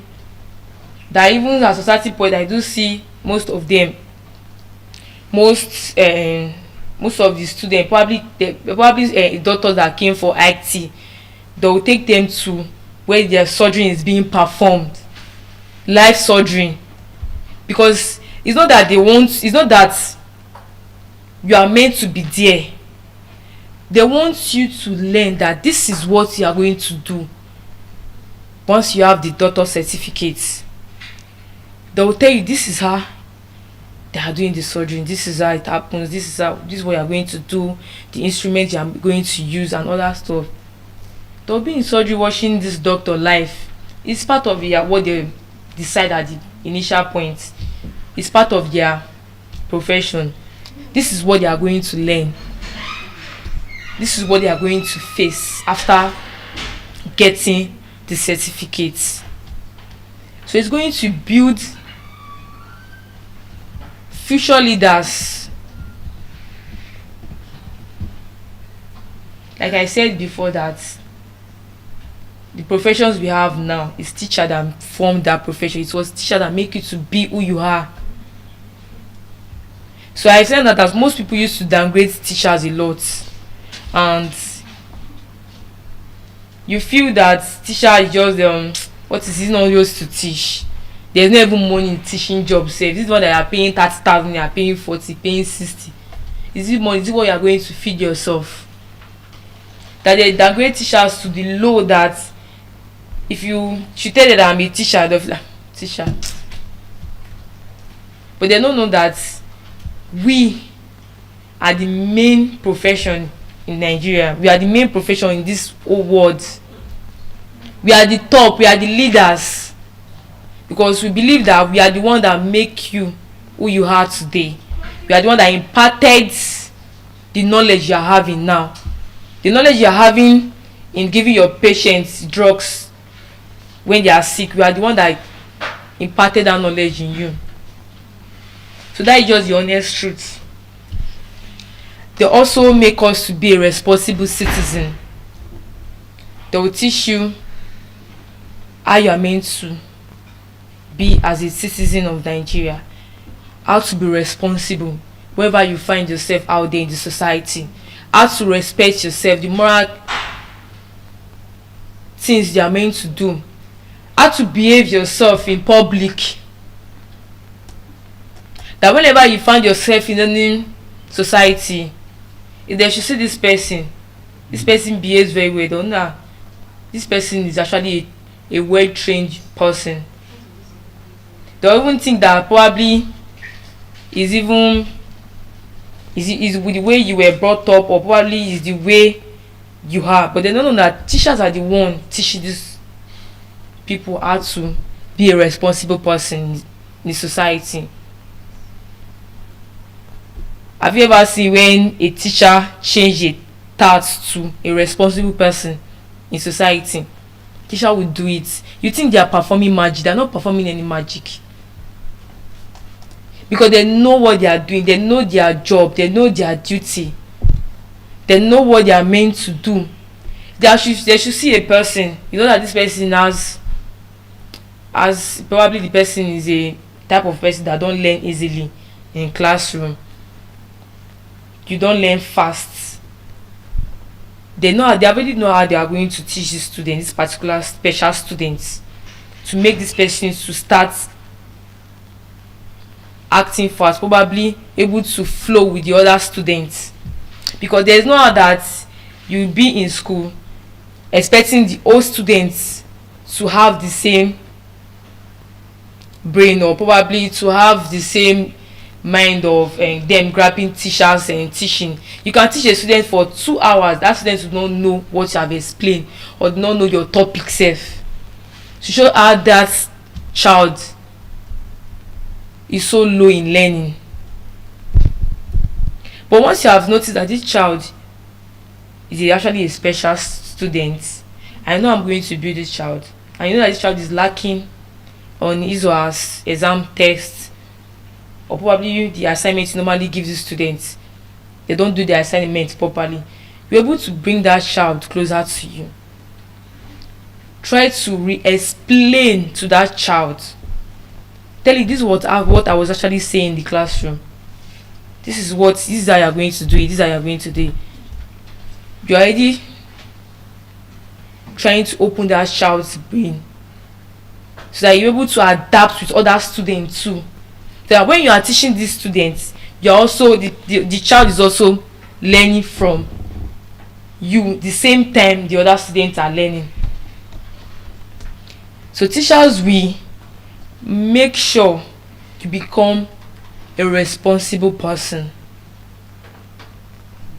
Make sure you become who you are, who you want to be in future. The person that you want to become, teacher will shape the future for you. Then we talked about classroom management. Talked about the classroom management. We talked to how you manage your class, how you manage people around you, how you were able to make sure that the thing they have taught the students, did they actually learn this thing? Are they actually imparting this thing? Are they actually learning from your experience? You manage your classroom, you manage what you have said so far. As I said, that if I am teaching in the classroom, I'll write in the board. I'll write, I'll just pause. Why am I even writing? Let me go and check whether the student is writing. Because if you should write in the board at the end, students are not copying the notes, you are wasting your time. I'll just like one, write like, okay, let me say the board is divided into 3. I'll write the second line. I'll just pause. I'll go to run the class. And there's no how you will not see a student that is not writing. You must see one particular stubborn student that will not write the notes. But I want to, you must see. Then you ask yourself, you now ask, why are you not writing? You see different excuses. I don't have pens. I don't have Bible. I don't have this. I don't have that. I'm hungry. Like questions that are not really relevant. I want to tell the child, it's because you don't have pen that you know you can borrow. And if you check that child bag, there's pen in the child's the student's bag. Or probably there's one kid that you see that I don't know we are having English today, that I'm using timetable. The timetable, there no English in the timetable. Why you not with your notebook? I will have to tell a student to come and search the student's bag. After you finish searching the bag, you find out that there's English notes in this person's bag. So it's your right as a teacher to discipline that child that what he or she is doing is not right.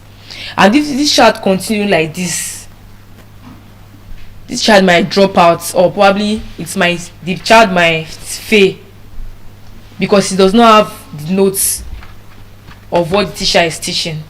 So how are you going to read and pass? What note are you going to make use of to read during exam period? You're meant to be reading. What are you going to use? At the end, if you should write the paper or the exam, you find that they are looking at the silly. Looking at the silly to do what? They don't know what to write because they don't have the notes. They did not read. So it's left for you as a teacher to advise that child. Tell the child the reason why he or she is in school. Your parents paying school fees, running letter skater from one business to another, borrowing loan, borrowing money, or working under the sun, paying your school fees. Do you think it's easy? Do you think they don't know what they are doing? Do you think they don't really have work, or they just want to suffer you to come to school? They actually know why they are going through all this doing all these businesses to put you in school, because they want you to be somebody in future. So most parents don't really have time for their child because they are only concentrating on businesses. Their own is just to provide for the children. When the end of the third time or probably end of the term reach, they'll just pay their school fees, pay the textbook and other stuff. Their own is just to pay. Bring the bill for me, I'm going to pay. Just teach my child. Teach my child so that my child can be like others that are out there. I want my child to be a lawyer, I want my child to be a doctor, I want my child to be a teacher. So I want you to teach this child, impart knowledge of this child. I will not worry, I'm going to bring the school fees, I will pay. Even some parents say they don't even have the money, the funds are not there, but they will make sure they will hustle to get that money for that child, to show how serious they are for their children to go to school. Do you think to get money out there is easy? It's not easy. It's not easy at all. So we, the teachers, our work is to what? To make these students know the reason why they are there, why they are in school.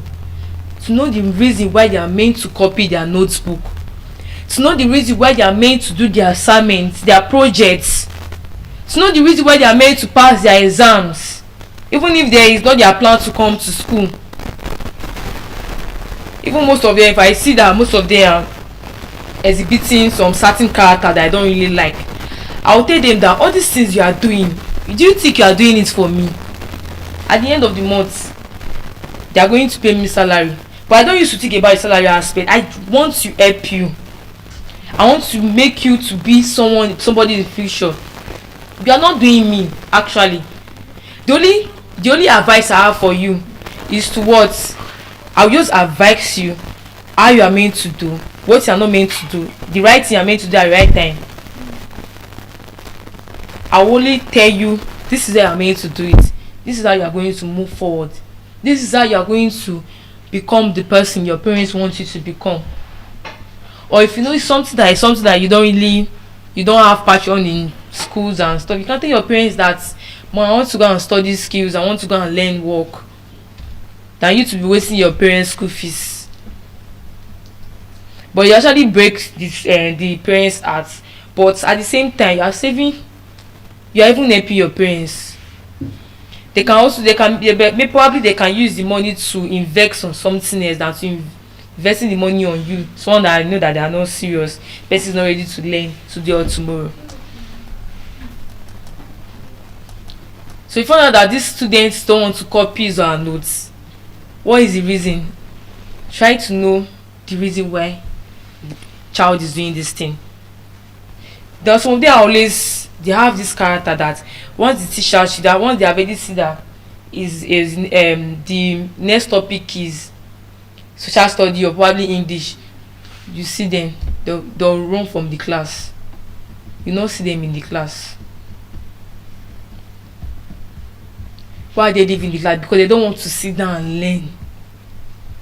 They don't want to sit down and learn. So it's your duty to call these students closer to you. Call them closer to you. Ask them questions. That what do you really want? What is your issue? What is your challenges? Is it that you don't know this topic? Is it that you don't know this? Tell us. We are going to help you out.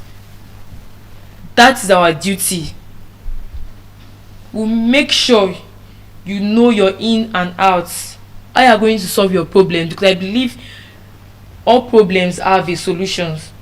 So therefore, yours can have a solution. So it's just there for you to draw the child closer to you. Make sure this child is open to you.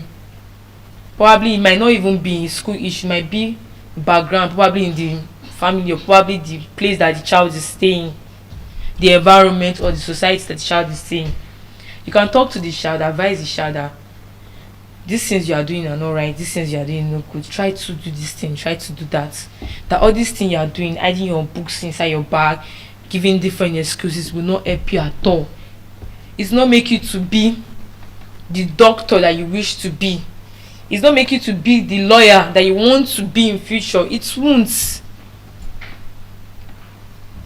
So these are the things we are meant to do. How to manage the classrooms, and you try to know. Sometimes it used to affect, there are some students that this student always coming late to school, every blessed day. This child is always coming late, and you are always beating that child whenever he or she comes late. You never thought of asking that child, why are you coming late? What is the reason why you are coming late? What is going on? You are meant to know the reason. If you notice that this first time the child is coming late, second time, third time, it's not ordinary. It did not look as if the child have not come to school 8:30, the child have not ever, you know that this child is not this person at all. You must come to school. They already know this person as a late comer. Is it that one? Late comer. Try to know the reason why this child is coming late.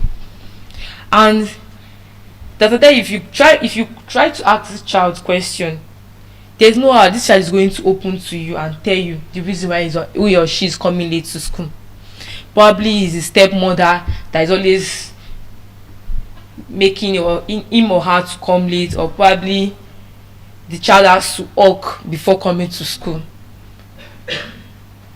or the child has to clean the house, wash the dishes, do all things in the house before coming to school. So if the teacher should open up to you and tell you the reason why he or she is coming to school, it's not left for you as a teacher to talk to the person, the guardians of this child, probably the parents or whoever the child is living with. Go to the principal, ask for the details, or probably you can share the experience with the principal and tell, look at what this child tell me, and I'm not really comfortable with this child coming late to school. And what people don't know, that in assembly ground where students are being doing their praise and worship and other things, they actually learn a lot in the assembly ground, because they have a topics that they normally teach them: integrity, honest, being reliance, and other topics that will impact in this child's life. And this child is missing these topics, missing all this stuff that the teacher used to teach most of our colleagues, or probably our fellow students in the assembly ground. This child is not really learning. It's not all about learning English or learning mathematics, trying to solve math, trying to do one or two things, or finding S and Z. No, there are things that the child can also learn. So this child is missing this assembly ground, and you are feeling less bothered about it. Go to the principal, tell them, I'm not comfortable with this. Please, can you send me the details of this, the guidance of this child or the parents of this child? Let me call the person and tell the person that this child is coming late. Give reasons that you don't like the way the child is coming late, you give reasons to the parents. Tell them that this thing they are doing is not really proper. Before you know, notice that the child used to come early. To show that this child was not actually coming late intentionally. There's a reason behind the child lateness. And it's our duty as a teacher to know the reason why. To find out. And if we are finding out, if the child should open up to us, it's not that we just feel relaxed over the issue. You got an information from this child is not coming early to school and you keep it within yourself. No, it's not done that way. You are supposed to find the solution to this child's problem. And if you should help the child actually win that child's soul, that is just it. You have the thing that you have done for that child then is more than gold. Because that child will definitely be coming to school early and will be receiving other lectures that's being done in assembly ground with his fellow students. So it's very, very important. And we don't only depend on subjects. Like I said before, when I was in secondary school, my civic teacher don't depend only on these topics. She go deeper. She talks about her experience. She counsels us. She advises us. She told us many things that it actually helped me. Even when I went to university, I was able to learn most of the moral ethics the teacher taught us then. I was able to learn it, and when I learned it, when I went to university, I was able to make use of this moral ethics she gave us. Things we are meant to do, even when we go to university, even when we find ourselves in places that are not welcomed. How to adapt with places like this. I was able to learn a lot from her. Not only her topics, she teaches us. She teach like she go through general. Her topics is mostly her teaching is just generalized topics. So she go deeper. She tell us things that are meant to do, what we are going to see out there, experience and stuff like that. How we are going to overcome all this temptation. How we are going to overcome things if it comes our way. So we should try to also do things like that. So teachers are the one that do all these things. So it's very, very important. It's part of your role of a teacher as a nation builder. So for you to be a nation builder, you have to teach your students what they are meant to know. Don't hide it within yourself. Don't just leave it within yourself. So the role of a teacher as a nation builder, you can also probably organize a seminar or a program. It will help the students. It will help people out there. Seminars are very, very necessary. They are very important. If you should bring out a topic, you want to share this topic to people out there, you want them to know about this thing, organize a seminar. Not really matters, really. It's not everything was not done in the classroom. You can probably organize a seminar for yourself, then try to tell other people, not only you want speaking, invite other people that want to hear their experience too. You can invite them, your friends, probably your colleagues out there. Tell them that this is what I want to teach the students. Please speak on this topic. Try to tell them this is what they are meant to do and this is what they are meant to do. Seminars are very, very important. Sometimes I feel seminar is kind of boring, but it's not boring. It's not actually boring. You will really learn. You will definitely learn one or two things. There's not you will not learn something. So organizing a seminar will also help the nation too. It will help the nation too. If you should expose them with things that they don't really know. Once they have documented that thing or they have written that thing down, they will go home and practice it. They will train themselves, and it will really help them in their lifetime. You also teacher use let me just say materials, instructional materials as their teaching too. Just like if you want to teach a class, you enter a classroom, you have a materials that you want to use and teach your child, probably monitor, or you just want to teach your child drug abuse, and you bring a carbon paper where someone is abusing a drug. You show the children this is how drug is. Probably you even bring the raw materials in your classroom and show them this is how drugs, this is how cocaine is, this is how a cigarettes is. You get, they'll be showing that, they'll be looking at it. It's sure that if they should see this in outside, they'll know that this is cocaine. No, this is cocaine. Don't touch it. Oh, my teacher have taught me this. I'm sure we brought it to the class. Now I know this thing. Don't like, it's not really a cocaine. It's not really okay, let's just say, okay, when I was in camp, Said class, I think it's this now that people that came to, yes, they brought this thing, they brought cocaine. They showed all the core members out there. It's not like you should bring it to classrooms, junior student too. I'm just giving an example. It's not really you teaching child in really class. You can teach even adults too. So they brought this now that people brought cocaine, they brought in and other thing. They showed us. I've not seen on this thing before, but I saw it that day. So if I should see this thing outside, I know that this thing is a drug. And it's very, very important you know this drug, because someone might use it and trap you, or probably you put a trap on you. You might put this one particular drug on your bag and you think this is just a normal something. You don't know that this thing is actually a cocaine.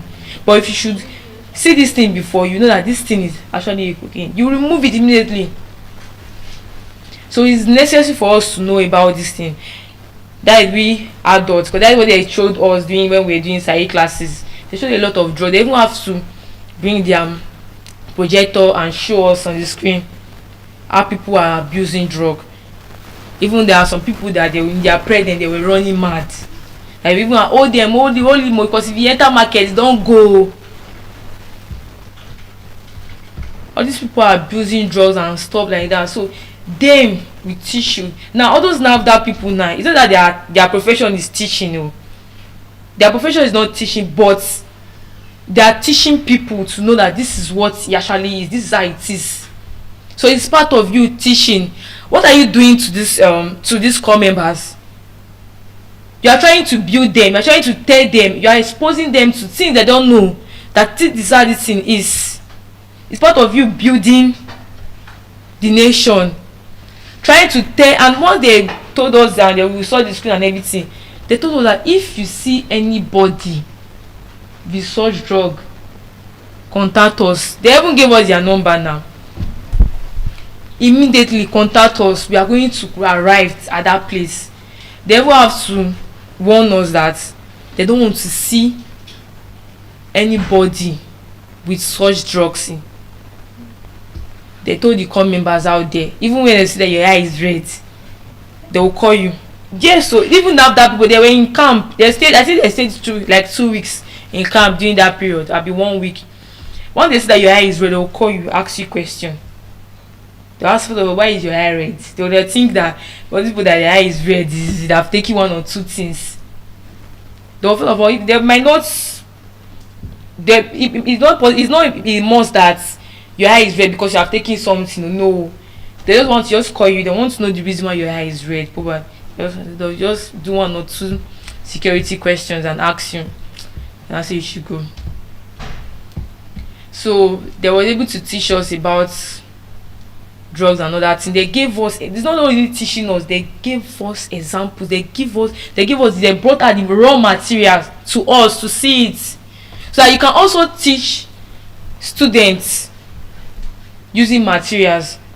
A child might not concentrate on you teaching a drug abuse, but once you bring out that picture of a child abusing a drug, it will draw the attention of the student immediately. They want to see the picture. Mom, I've not seen the picture. I've not seen this one.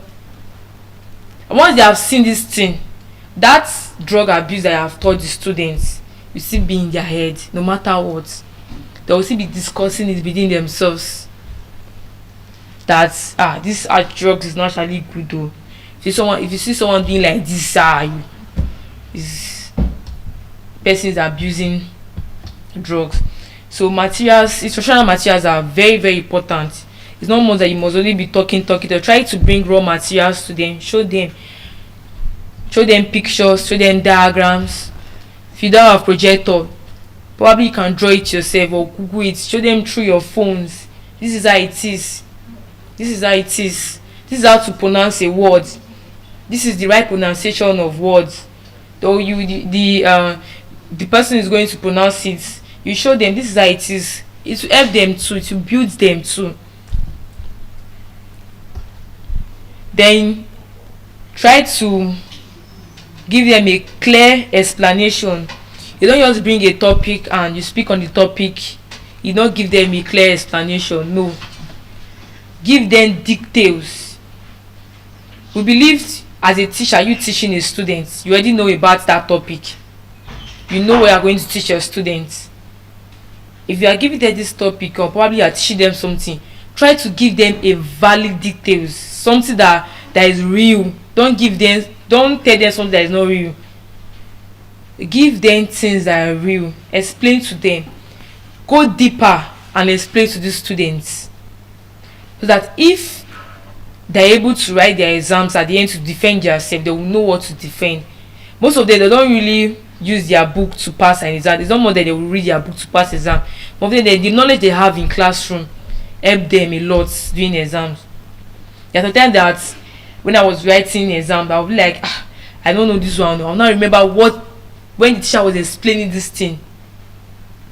I'll not remember when she actually said this. Yes, before you know that you have know the full story or the full explanation of what the teacher actually explained then. Because you were present in class, you were able to listen to the teacher. It's not even your notebook that helped you in this one. Because of what you have imparted in what the teacher have taught you guys then in the classroom, you were able to defend yourself by writing the answers that was asked in the question paper at that given point. So it's very, very important. You have to give a clear explanation so that you're able to, at the end, your audience or your students will be able to grab one or two things. Then I want to tell you guys that true is not only by you teaching the students and other things through your subject and stuff. Shaping their characters also is very important. You shape their character. You make sure they become a better person in future. You make sure they become the leader, the future leaders. Make them to understand their in and hearts, to know their vision and their mission of them coming to school, what they are, how to achieve these goals, how to achieve their aim at the end of the term, or probably at the end of the semester, or at the end of a given lecture. Tell them the ways and other things. So in the story that I said about Mr. Alex, he has not only teach these students,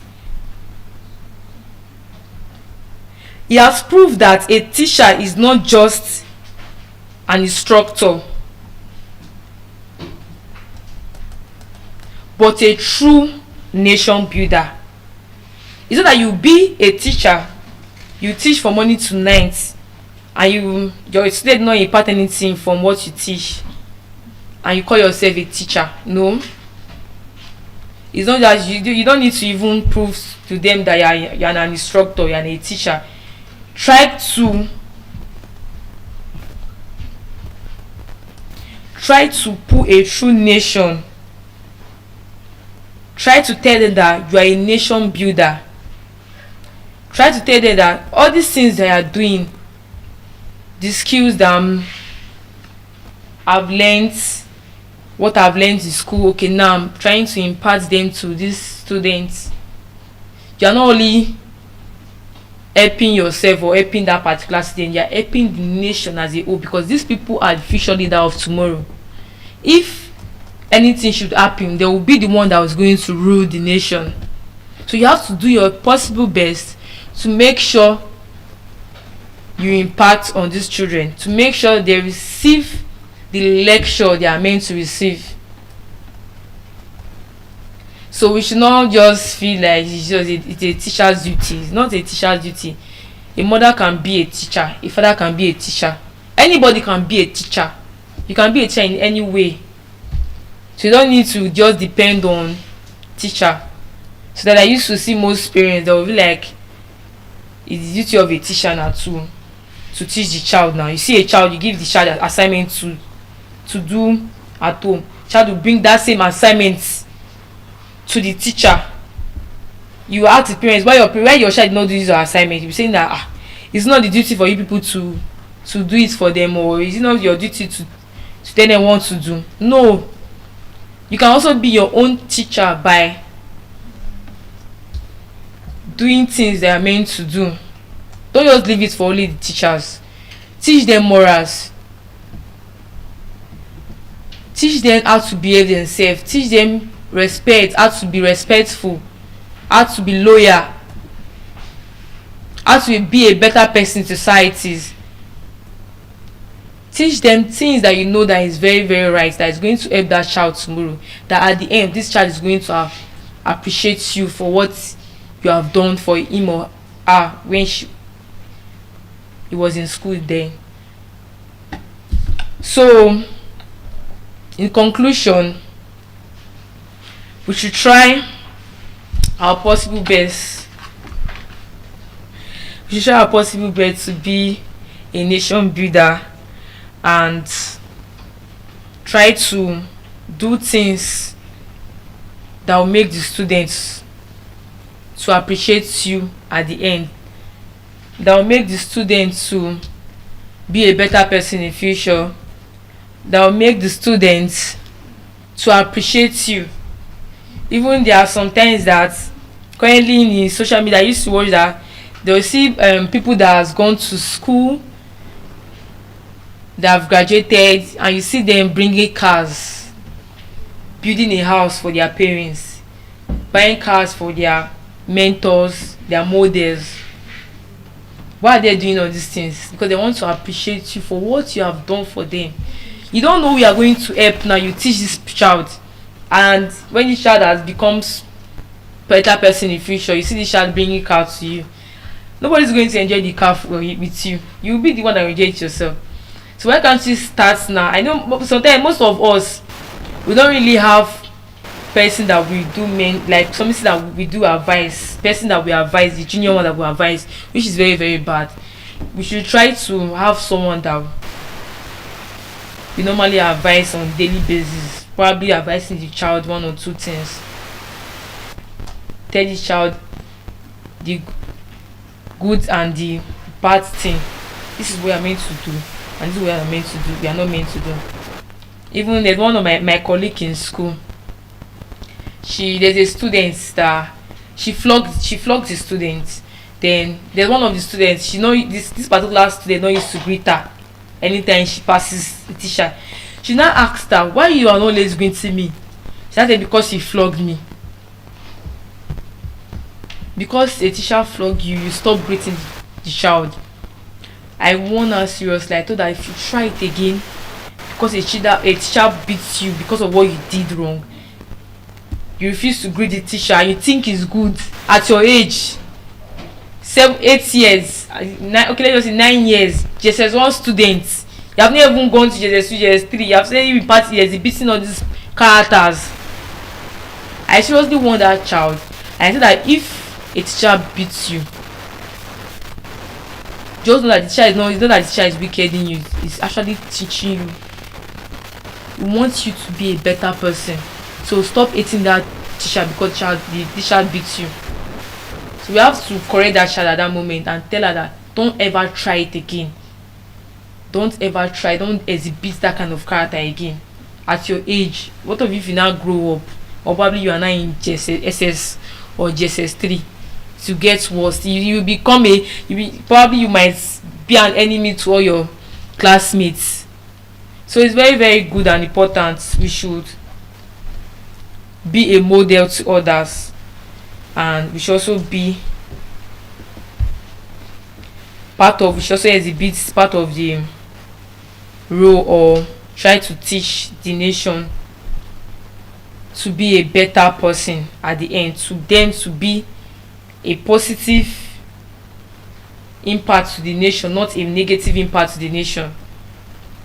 So I'm encouraging all the teachers out there that keep doing your work, keep doing what you are best in doing, impart on these students, because definitely there will be a reward at the end. So at this point, I'll pass the mic to the next speaker. Thank you. Thank you very much. Good afternoon, Nigeria and the world. My name is Oluwagbemisola Hanaogumefun, and I am here to speak about something deeply human, undeniably universe, and painfully persistent. I'd like to talk about something that stretches across continents and cultures. Something that has been carried on the backs of generations of women over time. Women who have been taught to always shrink themselves, just so others could feel tall.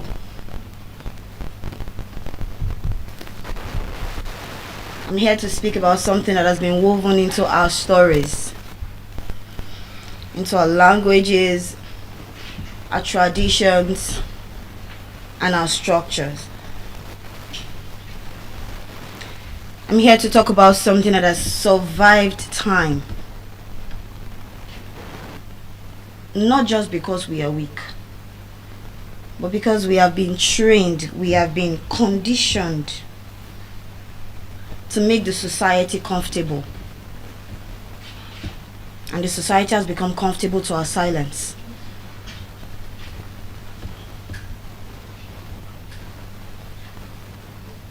And I want to talk about the plight of a woman. Because today we speak loudly. We are no longer quiet about it. We speak with confidence. We speak with intentionality. We speak because we understand that now we require change. And that change is not to favor women. No. When that change comes into being, you're not doing us a favor. No, you're not.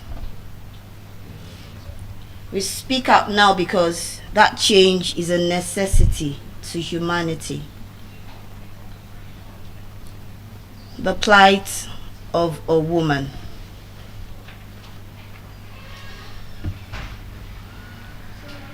First, we need to try to understand the plight. What do I mean when I say the plight of a woman?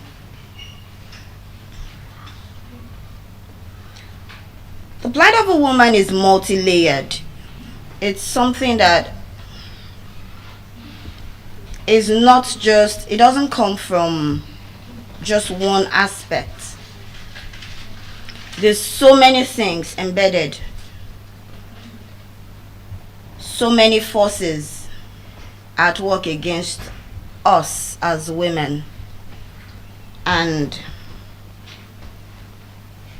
we have so many battles that we have to face, beginning from the very first point that you are being born as a woman,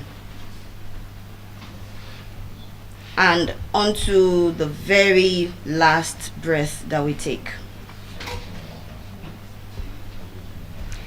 Chimamanda Ngozi Adichie said something during her popular TED talk that she titled "We Should All Be Feminists."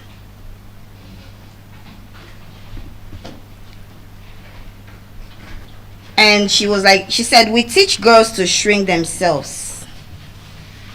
We teach girls to make themselves smaller. We teach them to have ambition, yes, but not too much. We're told because you're female, you should aspire to marriage. And you hear that even in the African culture, they would say the place of a woman is in the kitchen. That's saddening. Let's look at some of the plights, some of the things that women have to go through. First, in the home, because it begins from the home. In the very home we grow in, we hear things and we see things like the boy is not supposed to, the girl, you see the girl child is being made to wake up very early, while the boy child is still there stretching, twisting and turning. The girl child wakes up, sweeps, cooks, washes, takes care of the younger ones, practically takes up the mother role in the home. The girl child is made to grow up speedily, all because she is a girl and we are training her for marriage.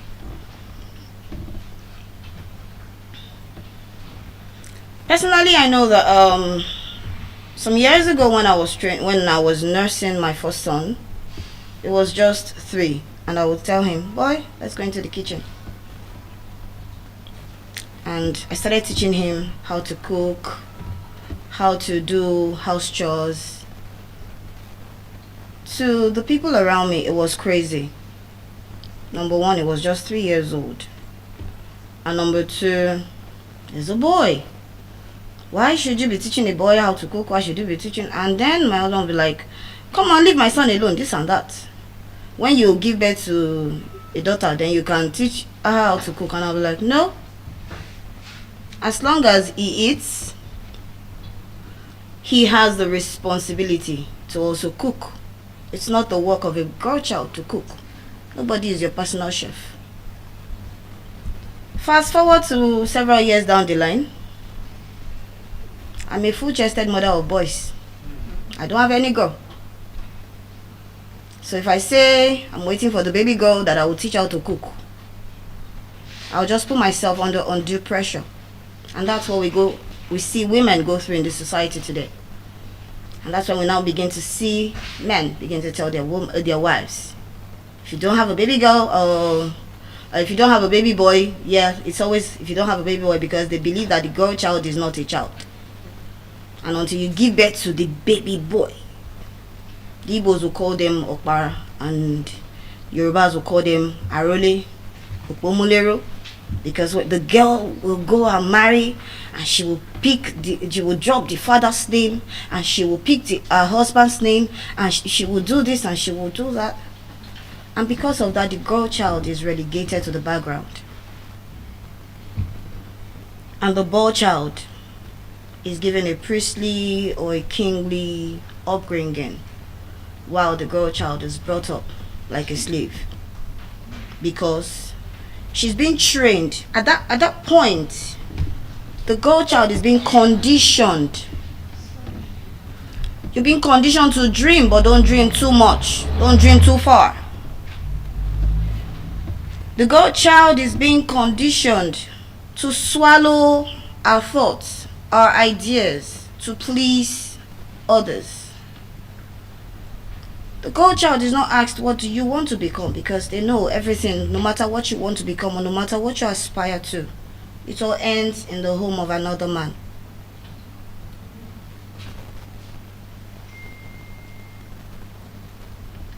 The plight of a woman. It begins from the home. We see some homes, they don't even bother to send their girl child to school, because they believe that, why should I send her to school? After all the money I spend on her, she will take it to a man's house. And that's why today, in the aspect of education, thank God, women are beginning to speak up. Voices are beginning to go up. But we see women, girl children, not being sent to school. Some will be sent to primary, secondary, and that's it. Afterwards, let your husband send you to the rest. If he wants you to study more, he'll do the rest. That shouldn't be the case. Because first, we are humans before we become a boy or girl. We are all humans. And that should be seen in the way everyone is treated.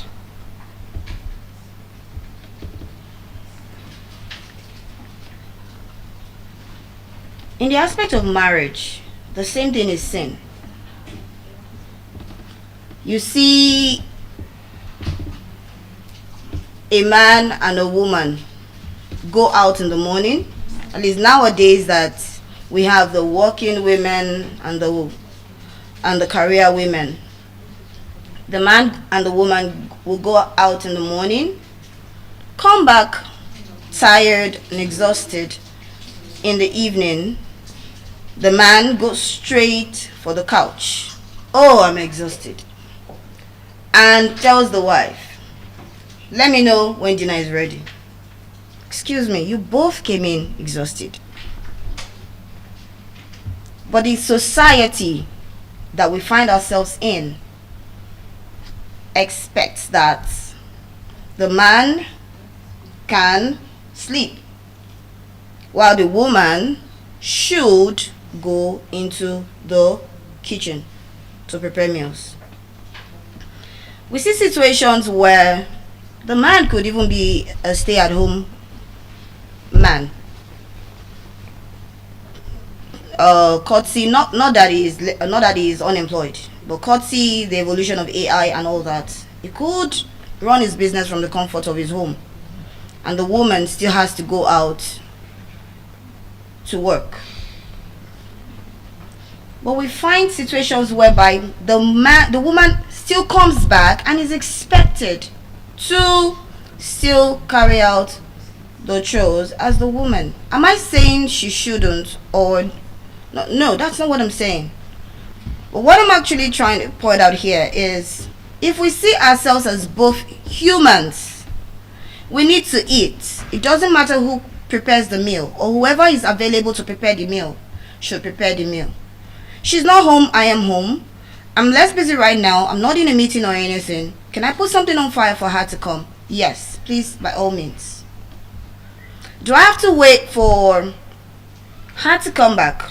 Now put yourself in her shoes. If she were to be home and you are out there, what would be your expectation?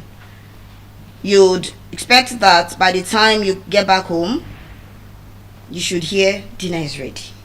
Would you like to shower first and eat later, or you want to eat first and shower later? That's what you expect. So why can't that expectation too be for the woman? In marriage, women are made to go through a lot of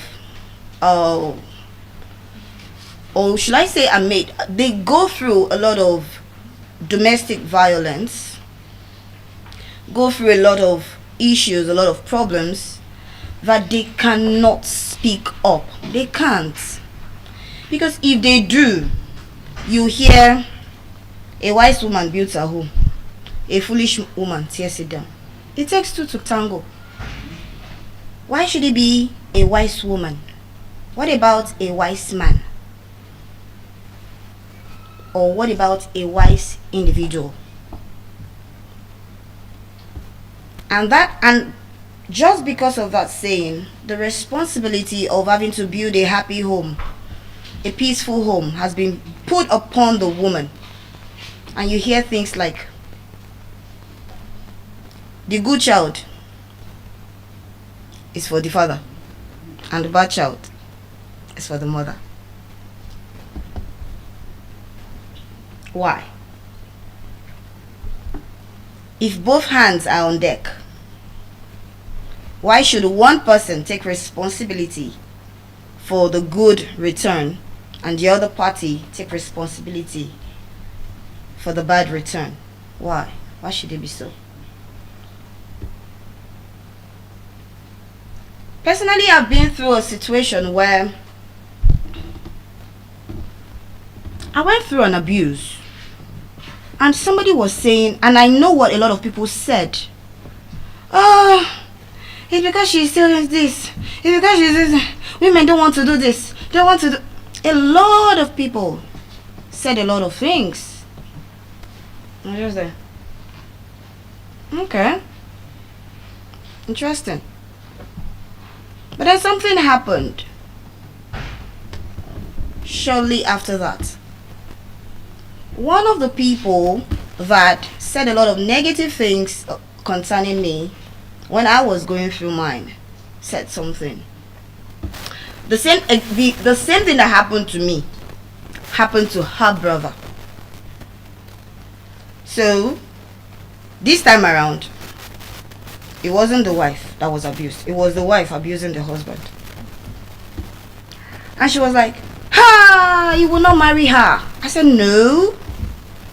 The husband is at fault. She said, no. I said, well, that was what you said when it was my turn.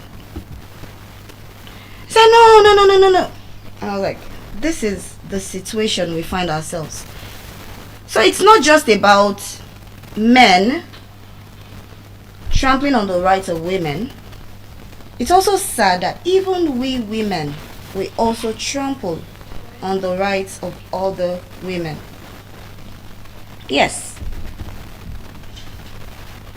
You see homes where wives are being stigmatized, traumatized by their in-laws,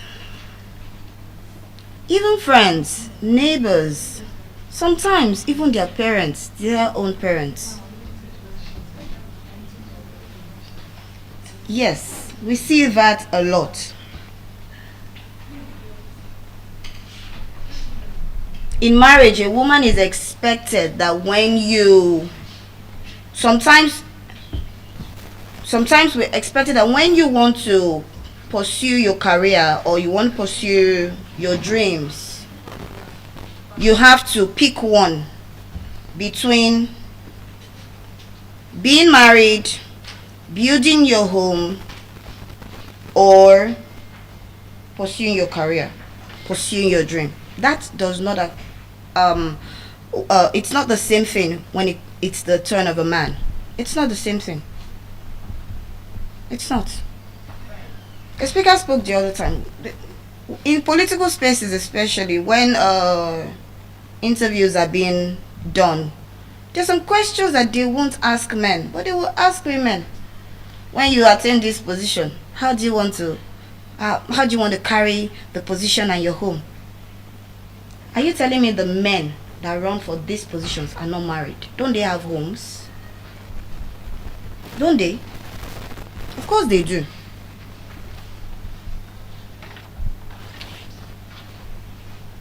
Of course they do.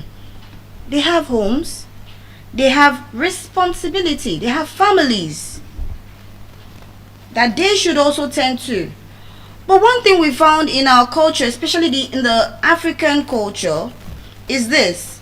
If you find a girl of marriageable age and a man of marriageable age, a young lady and a young man, both of marriageable age, the young lady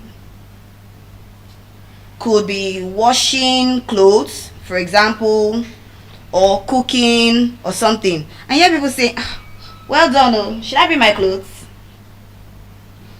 Or well done, oh, cook it to be delicious, oh. But when it's the man washing clothes, you hear things like, now wow, don't you have girlfriends that can come and help you wash clothes? That's the mentality we are putting into our men. Women, when you want to get married, you want a cook, you want a launderer, you want a cleaner, you want babysitter, thank you, errand girl, thank you. These are the things that are built into the mentality of our men now. But then, like I said earlier, women are beginning to speak up. Hence the herald of feminism. But when I talk about feminism, I'm not asking us to, feminism is not anti-men. No. That's not what I'm talking about. But let's look at the welfare of the women. Let's treat them the way we would like to be treated. And when we talk about this, it's not just in the African society. We find it all over the world. It's the same thing everywhere. It's just in different ratio. But it's the same thing everywhere. In the US, there has been complaints about women being talked over or talked down in meetings. We're in a meeting, we're all colleagues, and I am making a point, and then a man will just talk over me without waiting for me to finish. In my classroom, I tell my students, when they talk over the other, you're bullying the person, because you're indirectly telling that person, keep your mouth shut, what you're saying does not make sense. And this is what the men do to the women. Indirectly telling them, keep your mouth shut. Talk over them, interrupt them rudely. You know, there are times when you could be discussing, yes, you have something to say that is in alignment with what the other person says, and you want to chip in something. You know, there are ways to do that. You could, oh, sorry, can I just chip this in? That's a different ball game. But when you just rudely interrupt someone, you're crushing their ego. You're telling them, keep your mouth shut. You don't have anything tangible to say. We've seen cases where women are denied leadership roles despite being qualified. We see it happen in offices, we see it in government parastatals, in politics, despite them having the qualifications. The only thing that disqualifies them is the fact that they are women. And unfortunately, in some cases, we see other women supporting this movement. Just like the example we got this morning about a woman coming to step in, a 70-year-old woman coming to step in to take the opportunity another young woman was supposed to get, simply because she chose not to marry her son anymore. That's her choice. She must have had a reason for deciding, I don't want to go on with this man anymore. We cannot hold her to ransom for that. Whether it's a positive choice or it's a negative choice, it is still her choice. She shouldn't be held ransom to that. We've seen cases where women are underpaid for jobs they do.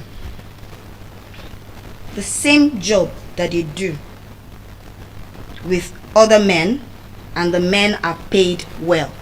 But simply because they are women, they are underpaid.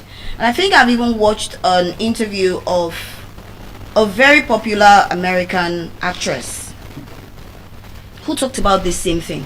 And she mentioned that if, as a woman, you play a lead in a movie, you get paid maybe 10 times less the amount they would pay a man for the same lead role. And it still happens. And she was talking about a particular director who is trying to bridge that gap, who is trying to make sure that women are well compensated for whatever they do. It's not supposed to be so.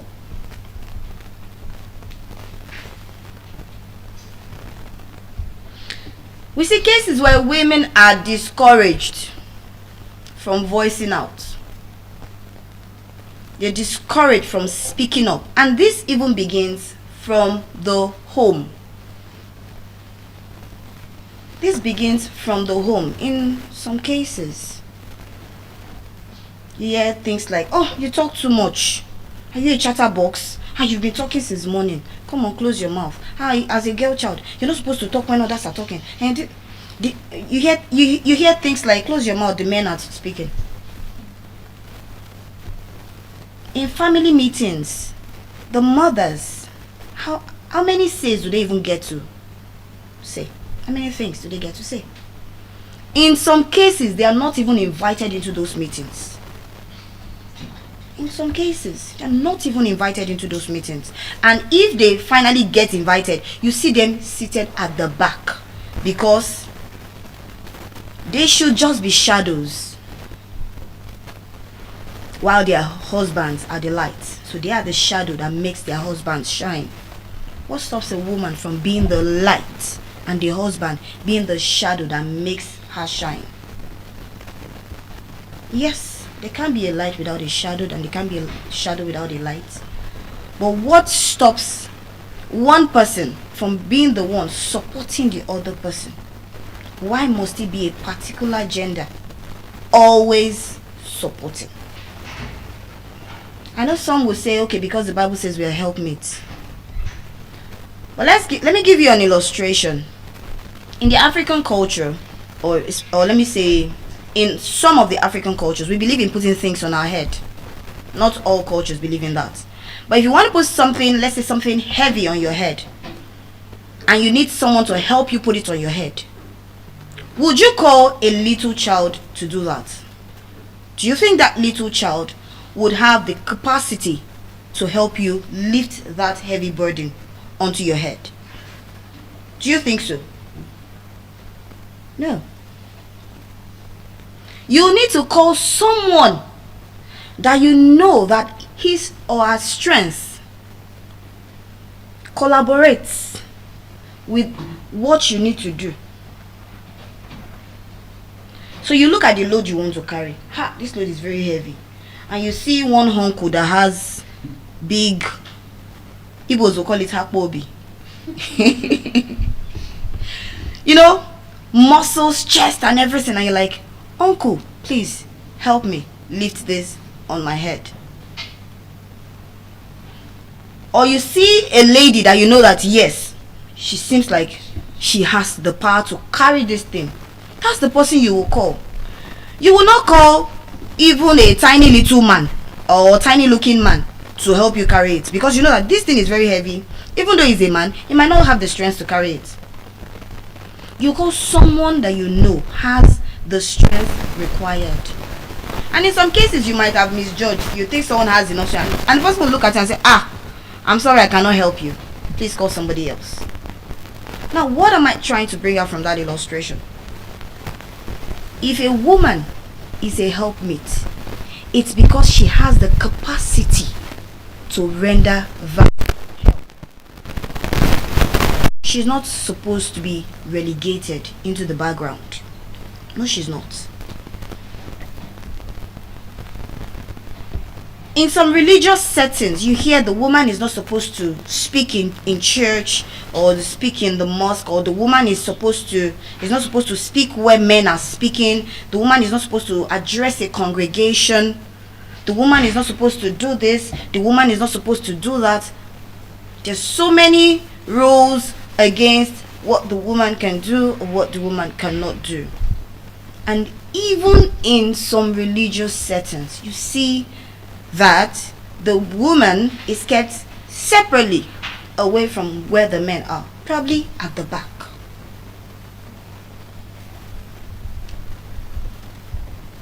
We are all humans. So why should there be a segregation? I've talked about families prioritizing the male child over the female child. And then you hear things like, he's going to be the one that will take over after me. Who says the girl child cannot take over? Who says the girl child cannot be a matriarch? Who says? Must it always be a patriarch?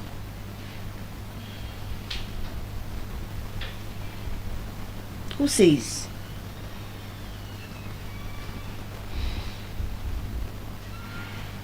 In so many what is it called, positions, company, government, you see a lot of men, and even the little number of women you see, they are being sidelined. They are being sidelined. They don't allow them to express themselves to the full potential that they want to express themselves to. We see the same thing in sports, in media. Women are always relegated. They are always relegated.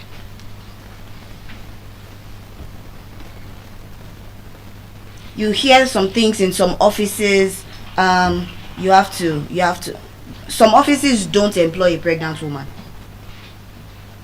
Some don't, because you hear things like afterwards you get you give birth and then you'll be off work for some time, and then you. Some do not employ single ladies who aspire to be married, either immediately or very soon. They'll tell you, once you pick up this job, you can't get married in the next maybe 5 years. And some, if you now finally get married, they'll tell you you can't have children until so and so and so time. We don't tell that to the men. If we create opportunities where women can easily build their career, build their homes, there'll be no conflict.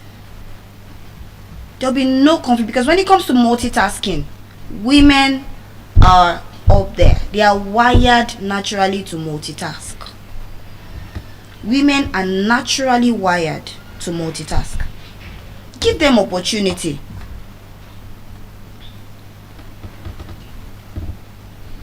I remember when I was nursing my second son, the school I worked then, she decided to do something.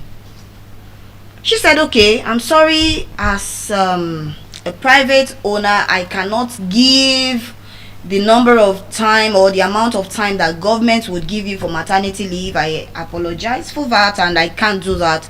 But one thing I can do for you is I can create a safe space for you to do your work and still safely care for your child. And she did that. She opened up a creche solely for nursing teachers. It wasn't open to the public. It was just for teachers who had babies. And so instead of you having to think, where do I keep my child?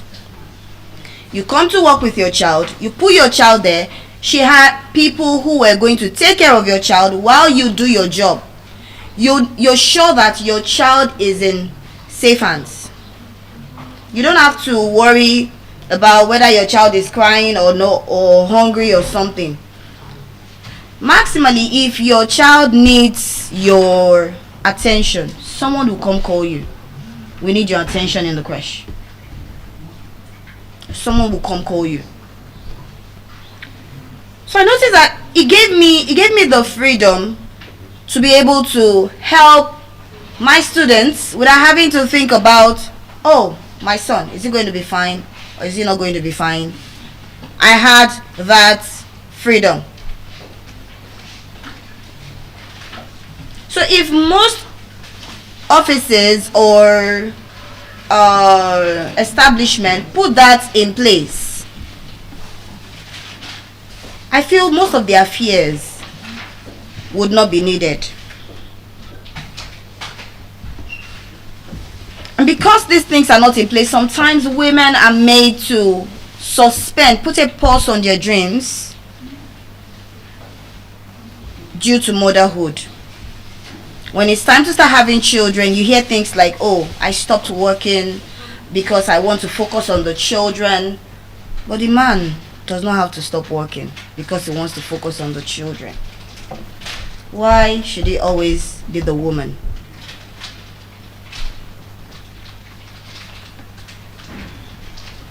Look at the psychological weight that women now have to, or have always had to carry. The weight of self-doubt because of all these things that happen in the society, all these things that happen around us. Now women are now made to begin to doubt themselves. They begin to think, am I even good enough?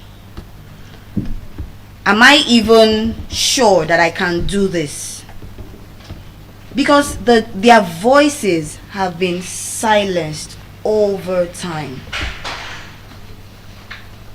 They've been made to choose peace, choose to please others, choose to please systems over their own thoughts, over their own aspirations.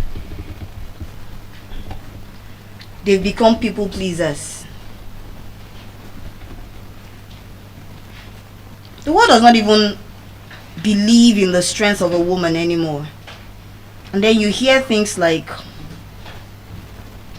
maybe when you see a succeeding woman, you hear things like, who knows how many men she has to sleep with to get the money she's spending. You hear things like, who knows whether she has a godfather somewhere. Small girl with a big god. And the big god is one sugar daddy somewhere. You hear things like, do you know how many people she has to sleep with before she got that position or before she got that job? These are the kind of things we hear. Nobody believes anymore that a woman can actually walk up from the ground and take herself up the ladder. Nobody believes. Because how am I even supposed to believe in you when I don't even give you the opportunity to rise? So when you rise, I want to believe that you must have done something sneaky behind the scenes. And because of these beliefs, women, unfortunately, are beginning to now believe in themselves that they cannot do it, that they cannot attain it. And now you hear, sadly, from women now who aspire to be successful. You hear things like, in fact, if I just get one very rich guy to come and marry me, my problem is settled. Why should your problem be settled with you marrying a rich guy? What happens to you being the rich lady? You hear things like aspiration. In Yoruba they will call it emioga, the heart of the boss. You see, young ladies, vibrant young ladies, aspiring to be the emioga. Why don't you aspire to be the oga, the boss himself? Why should you be the one in control of the boss? Because now most women don't understand or have been conditioned not to see that they can actually rise to these levels.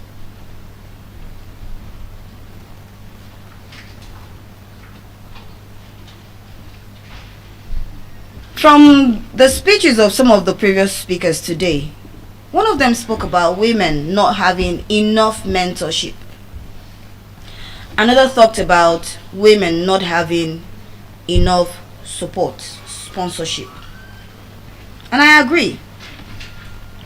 Because the society we find ourselves in is a society that believes that the woman or the girl child should not rise above the male child.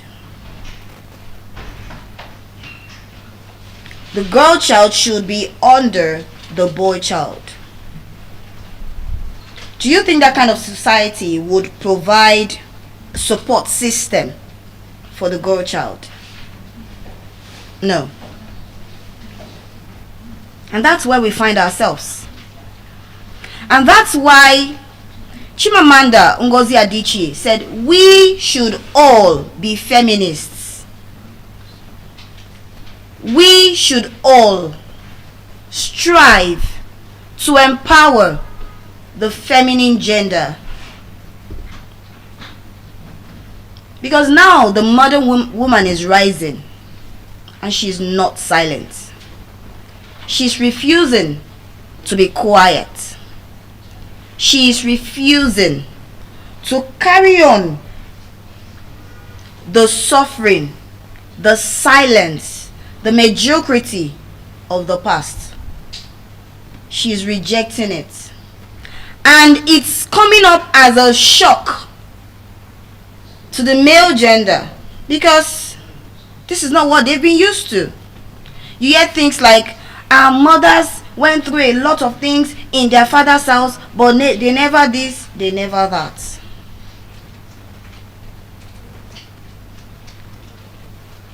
The female gender is rising and they are refusing to be quiet. They are refusing to follow the status quo. They are rising to break walls even where no way is created for them. They are beginning to shatter glass ceilings that has held them bound from growing over the years. You hear some men who say, oh, the moment the moment a woman is richer than you is a problem. And because of that fear, you see men suppress their wives because of the fear that, oh, if I give her a support, she becomes higher than me, she might not respect me anymore. She might not do this anymore. Because especially the African culture has programmed men to believe that they are the provider. And if we look at some of the men that we have today, apologies men, I'm not here to fight you, neither am I here to accuse you. But if you look at some of the men that we have today, if you take out the provision, they bring nothing else to the table. Nothing else. All they bring to the table is provision, funds. And because they have brought provision to the table, they try to suppress the woman so that she does not get higher to a level where she can provide for herself. Because at that point, their provision becomes useless and their position becomes threatened.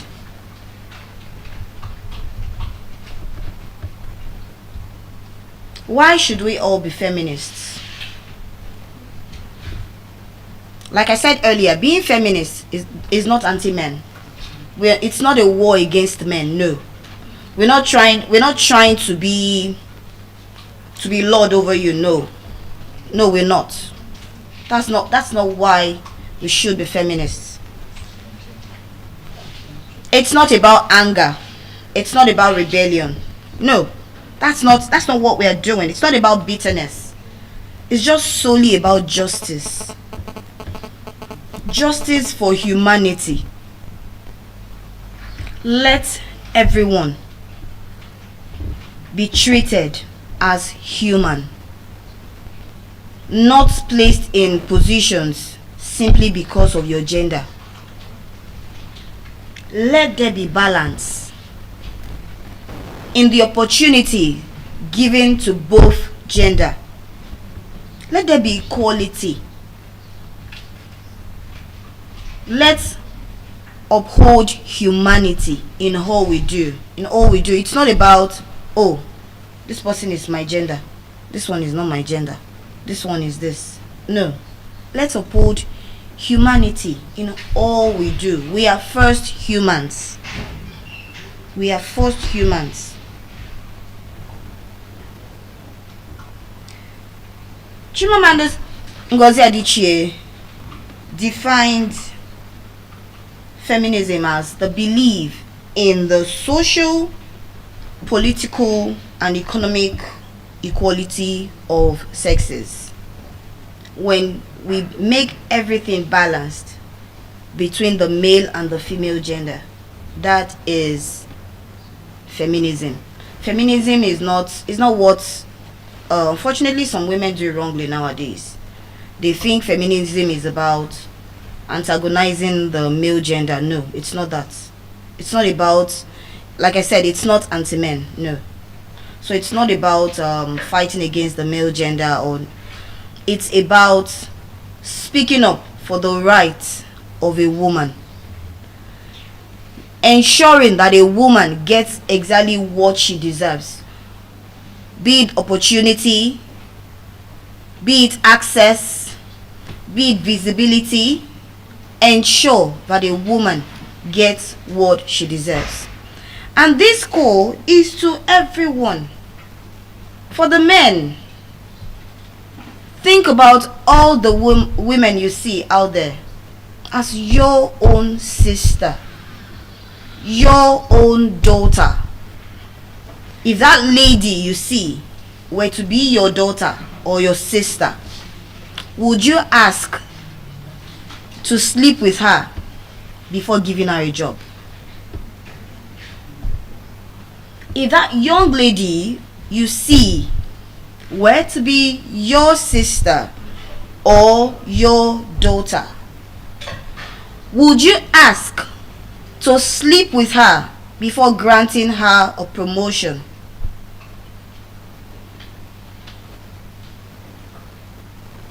Would you rubbish her rights? How would you feel if you see another man treating your sister or your daughter like a domestic slave, all in the name of marriage? How would you feel? Ironically, men are very protective when it comes to their sisters and their daughters. Many of the things they dish out to the women out there, they cannot accept an iota of it for their sisters or their daughters. They cannot. And that's why you see men, they say the bro code.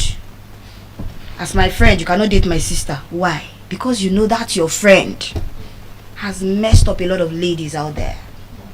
So you cannot break the bro code. But have you ever asked yourself that those ladies out there are somebody's sisters too? They're somebody's daughters too. But when it comes to your own precious sister or precious daughter, the code can never be broken.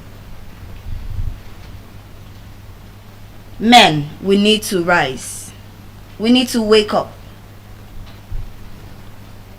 You are the stronger of the two genders, but that strength was not given to you to oppress us.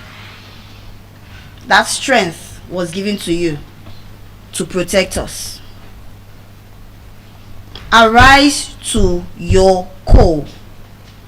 That is why you're here. Ensure that every woman around you receives the same care, the same concern that you will give to your daughter, that you will give to your sister. Watch out for every woman the same way you would watch out for your own sisters and your own daughters. And to women,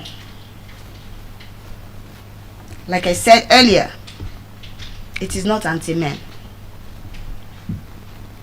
We are not out to fight against the men, no. But we also need to be our sister's keeper. Because it's sad enough that most women aren't even feminists. even the so-called acclaimed feminists, they aren't feminists. Because feminism is not war against men. No. Feminism, true feminism, is actually watching out and ensuring that the rights of a woman are protected. Ensuring that a woman gets the proper welfare she needs. Ensuring that you give a voice to that woman around you that needs a voice. Ensuring that you give an opportunity to that woman around you that needs an opportunity. That is true feminism.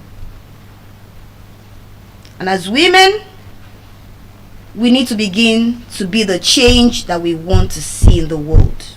You are a woman. You know what we go through. You hear people say, oh, the worst bosses are the women. I don't know why.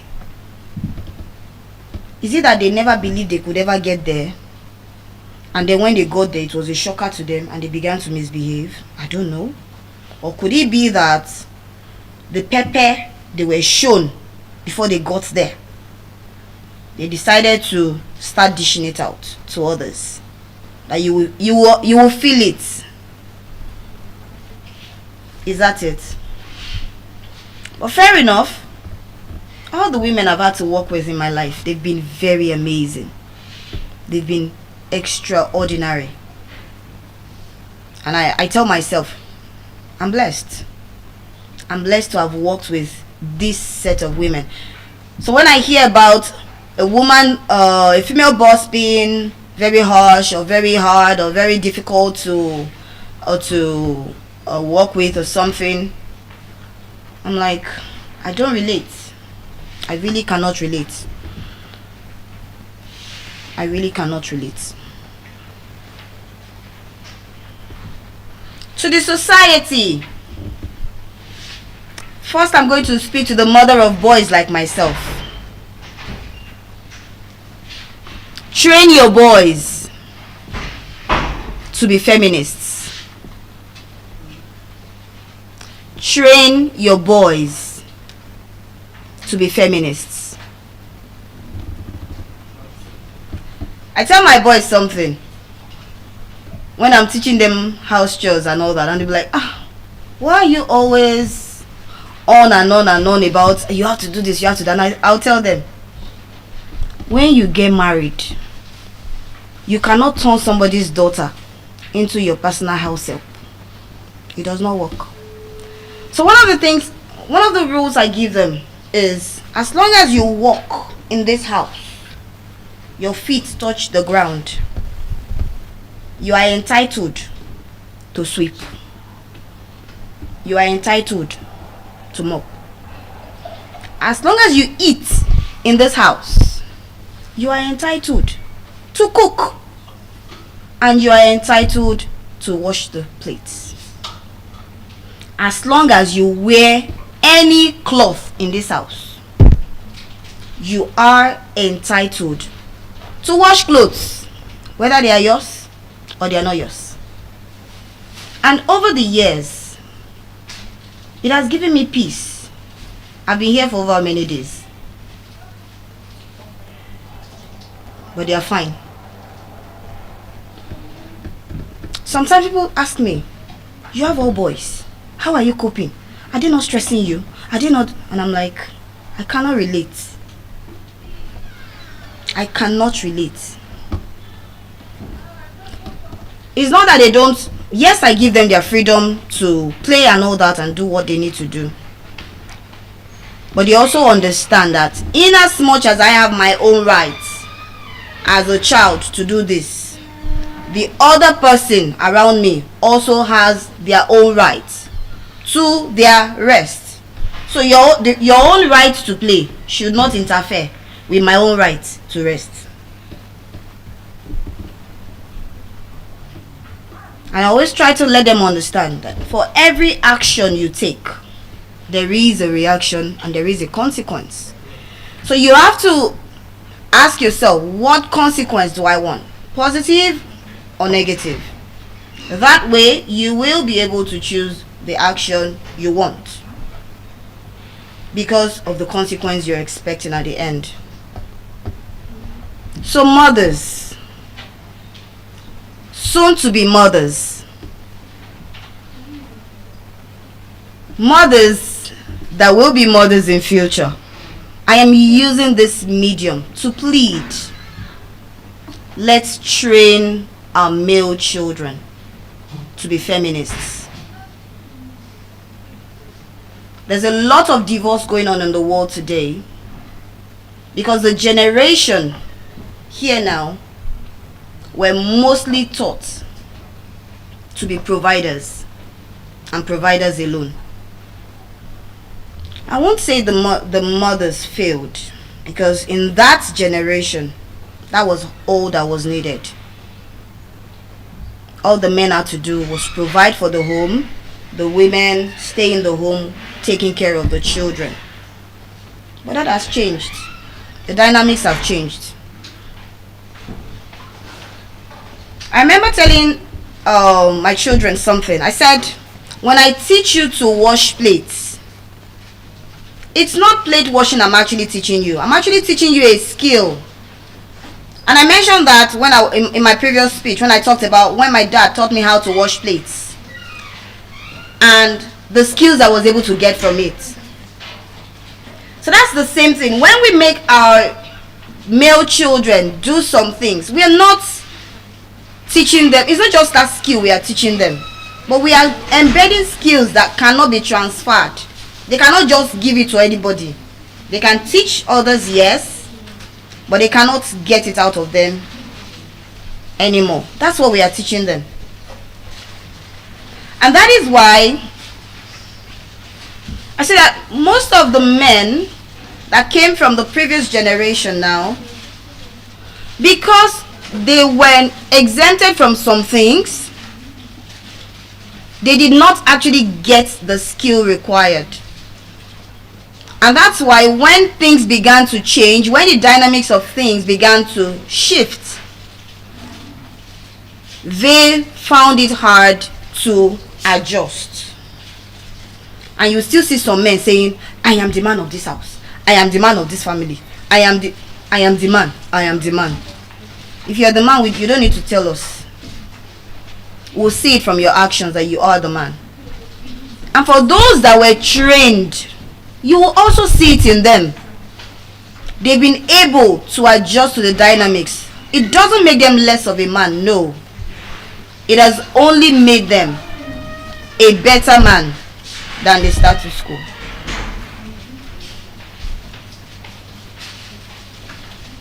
Let's train our children to be feminists. And that also extends to our female children, because we need to also understand that females too need to learn not just to expect the benefits of feminism, but they should also learn to give it out. Stand for the right of another woman. Maybe by so doing, we'll stop seeing backbiting in our workplaces. We'll stop seeing sister-in-laws antagonizing their husbands' wives. We'll stop seeing mother-in-laws witch hunting their daughters-in-laws. We'll stop seeing family members acting very wickedly towards the widowed wife of their child or their sons. We stop seeing the society requesting for sexual relations from a woman before giving opportunities. We all need to be feminists.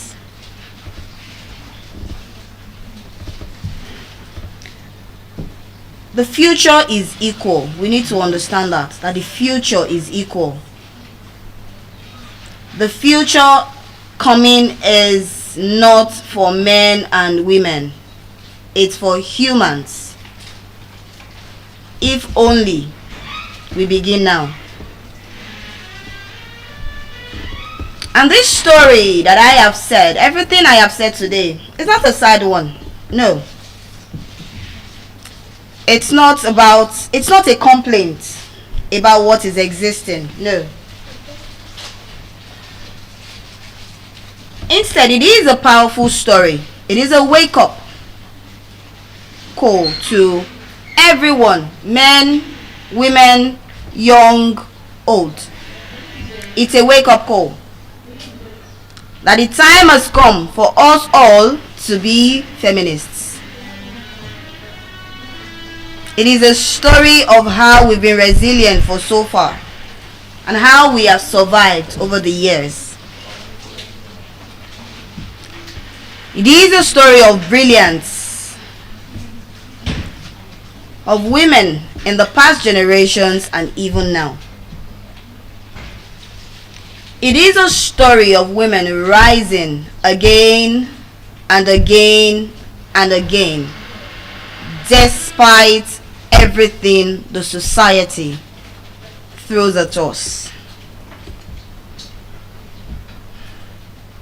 It's not about romanticizing suffering. No. We hear a lot of people say, if I ask us to write down the things we like about our mom today, and we look at it, it's going to be us romanticizing suffering. We hear things like, despite all that my mom went through in my father's house, she stayed with us. We hear things like, if I cannot sleep, my mother will not sleep. She will stay up all night. If I don't eat, she will not eat. She will give us our own last meal to eat. You hear things like, my mother would have 2 jobs, 3 jobs, just to carry us afloat. I remember some time ago, I was in the middle of, was it Tejo Market? I was in the middle of Tejo Market with a friend. And we looked around. We just stood there and we looked around. And he mentioned something.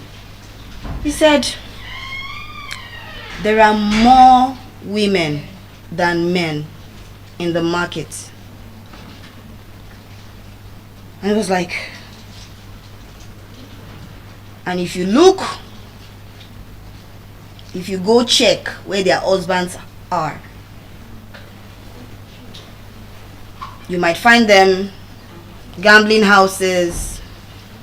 You might find them in drinking spots. You might find them even lazing around, one aspect or the other. But the women are here hustling to ensure that their children are successful. I am a teacher. In the school environment, we see almost the same thing. You call for open day. Who will come? Mothers. You send an email home that, oh, this child, this, that. Who responds? Mothers. Pardon? Brothers attend to it at times. In rare cases. In very rare cases. You get an invite from school, oh, your child is going to be presenting and this and that and all of that. We'll request your presents to come and then who comes? Men.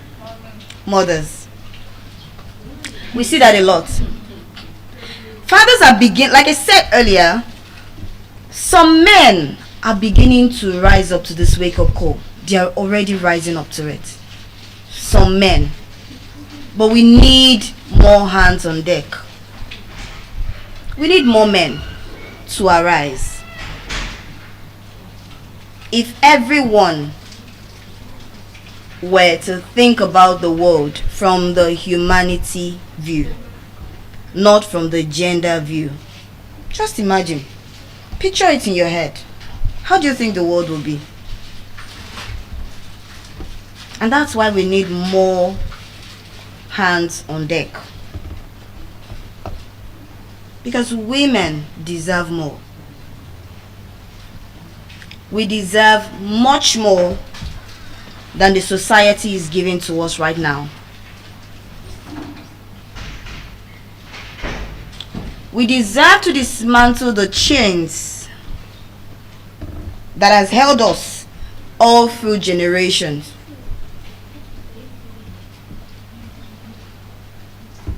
We need these foundations to be rebuilt. We need the walls of separation to be broken down. We need to give visibility to the women because they have a whole lot in stock.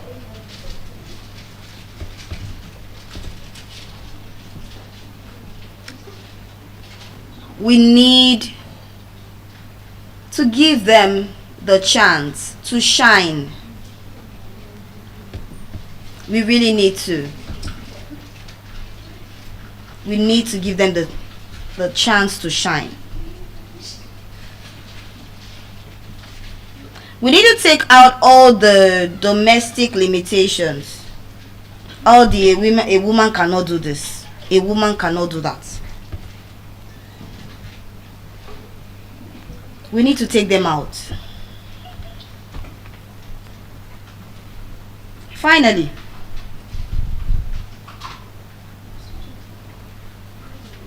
just as Chimamanda Ngozi Adichie said,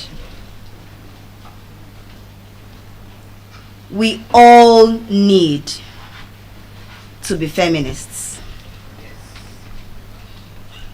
We all need to be feminists. Because feminism is not anti-men, but it is a belief in the social, political, and economic equality of genders. Thank you very much. And on this note, I will be handing on the mic, passing the mic to the next speaker. Good afternoon, everyone. That was a brilliant speech by the last speaker. Well done. Well done. So, good afternoon once again, and I want to say it's great to see your beautiful and handsome faces. My name is Ayodele Oluwole. I'm a proud alumnus of the School of Eloquence, and I'm a proud member of the Eloquence Club. So, I would start by saying it is with great pleasure that I stand before you all, great individuals from diverse walks of life, to speak on this topic that I consider to be of utmost importance and concern to Nigerians both home and in the diaspora, ending unemployment in Nigeria. You know, I feel really good that I'm standing before, this generation, because I feel that this message really speaks to them. So a brief introduction about my background. Well, I'm a TV host, I'm a training facilitator, and I'm also the CEO and creative director of a bespoke tailoring clothing line, OC Couture. And as I speak, I'm wearing one of my products. So I always represent my brand and what I stand for. Thank you all for that. So, I have listened to quite a number of people, and I always feel good to hear, these great speeches from, this generation. So let me say a very big thank you again to Dean CSP Bongesen for this great and laudable initiative, for providing a platform like this to hear people to hear about different topics and to hear about the in-depth knowledge that is embedded in a lot of us here. So it's a great one. I appreciate you. And to the viewers and listeners, and to the viewers both here and at home, I want to appreciate you all for your resilience, for standing by, and for paying utmost attention to this. So you have been a source of encouragement to this project. So I need to give kudos to you for that. One other thing I want to say is that I want to say this about the speakers. I'm sure a lot of us are committed to this feat. We are committed to achieving this project. But there's one thing I want to say. Do we really understand when we say 20 days of eloquence? I know a lot of people are just very good with that term, 20 days of eloquence. But do we really understand the meaning of eloquence? Can anyone in the audience speak to this? Do I have a volunteer from the audience? Can you speak to it, the meaning of eloquence? Well, I guess people can talk about it quickly, but let me just quickly address it. I have my reasons why I have to do this. The reason why I have to do this is everybody knows that you are a speaker and you are part of 20 days of eloquence. But some people can be very inquisitive and they might want to ask you questions. What does it really mean to be eloquent? What is really eloquence? This is the first question I was asked when I was on Channels TV last week Sunday. What is eloquence, basically? So to a lot of people, eloquence is expression, being fluent in how you communicate, great diction, great intonation, amazing command of English, great oratory prowess. But beyond this, eloquence focuses attention on the message and the audience. It is imperative to mention that whatever you are trying to transmit, whatever message you are trying to transmit to another party, has to get there with clarity. I mean, your audience needs to understand exactly what you are trying to say. And that is when we can say this person is eloquent. So it's beyond speaking well, it's beyond having good diction and all that and flowing very well.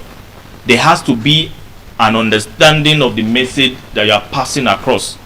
So I just want us to note this. So having said this, I'll move on to my topic: ending unemployment in Nigeria. Is it a possibility or just a wish? And let me mention this. You see, this speech that I'm about to give, I prepared it in 2024. I remember we were meant to have a virtual meeting at the Eloquence Club, and I was one of the speakers. So we are meant to speak on this very important topic. But unfortunately, that event didn't hold. But I kept it somewhere. I kept it in my folder. And I just want to say this. There are things you plan to achieve in life, and you have made your preparation towards them. There are times you make clothes that you want to wear to events, and there are times you acquire some skills because you want to use it immediately. But unfortunately, life happens and you don't use it. Please do not discard any of such. If you are prepared for it, just keep it somewhere. If it's a skill you have acquired, you thought you could use in the short time and it didn't manifest, don't bother yourself. Make sure you keep working on that skill. There will be a time where that skill will be important. So this event has come, and I just thought about it that this is a perfect time to deliver this speech that I wrote about 2 years ago. So, ending unemployment in Nigeria, a possibility or a wish? So I'll start by saying this. I was listening to Nigeria Info some days, and I recommend Nigeria Info to the young ones. I learn a lot when I listen to Nigeria Info 99.3. I was listening to that show, and people were talking about unemployment, and I heard a young man called into the live show, and he shared his story. And what is the story? He has been a graduate for 7 years, 7 good years, no employment, no job. He's just been there. So think about this. That is 7 years of skills erosion, 7 years of his potentials being underutilized, and that is a lot. So this brings me to define or talk about unemployment, because I felt really touched. What exactly is unemployment? it is very important to mention or to talk about the actual meaning of unemployment. So I will make reference to Adam Hayes, who described unemployment as a situation in which individuals who are actively and eligibly seeking work cannot find any. You can see that. And you know the popular saying that the idle mind is the devil's workshop. So it is not something that is desirable to any human being. Unemployment is something that shouldn't be treated with levity. It should be treated with all importance and all sense of purpose.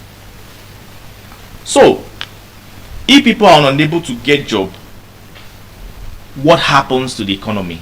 Because unemployment is a key economic indicator, as a high rate of unemployment is tantamount to economic distress.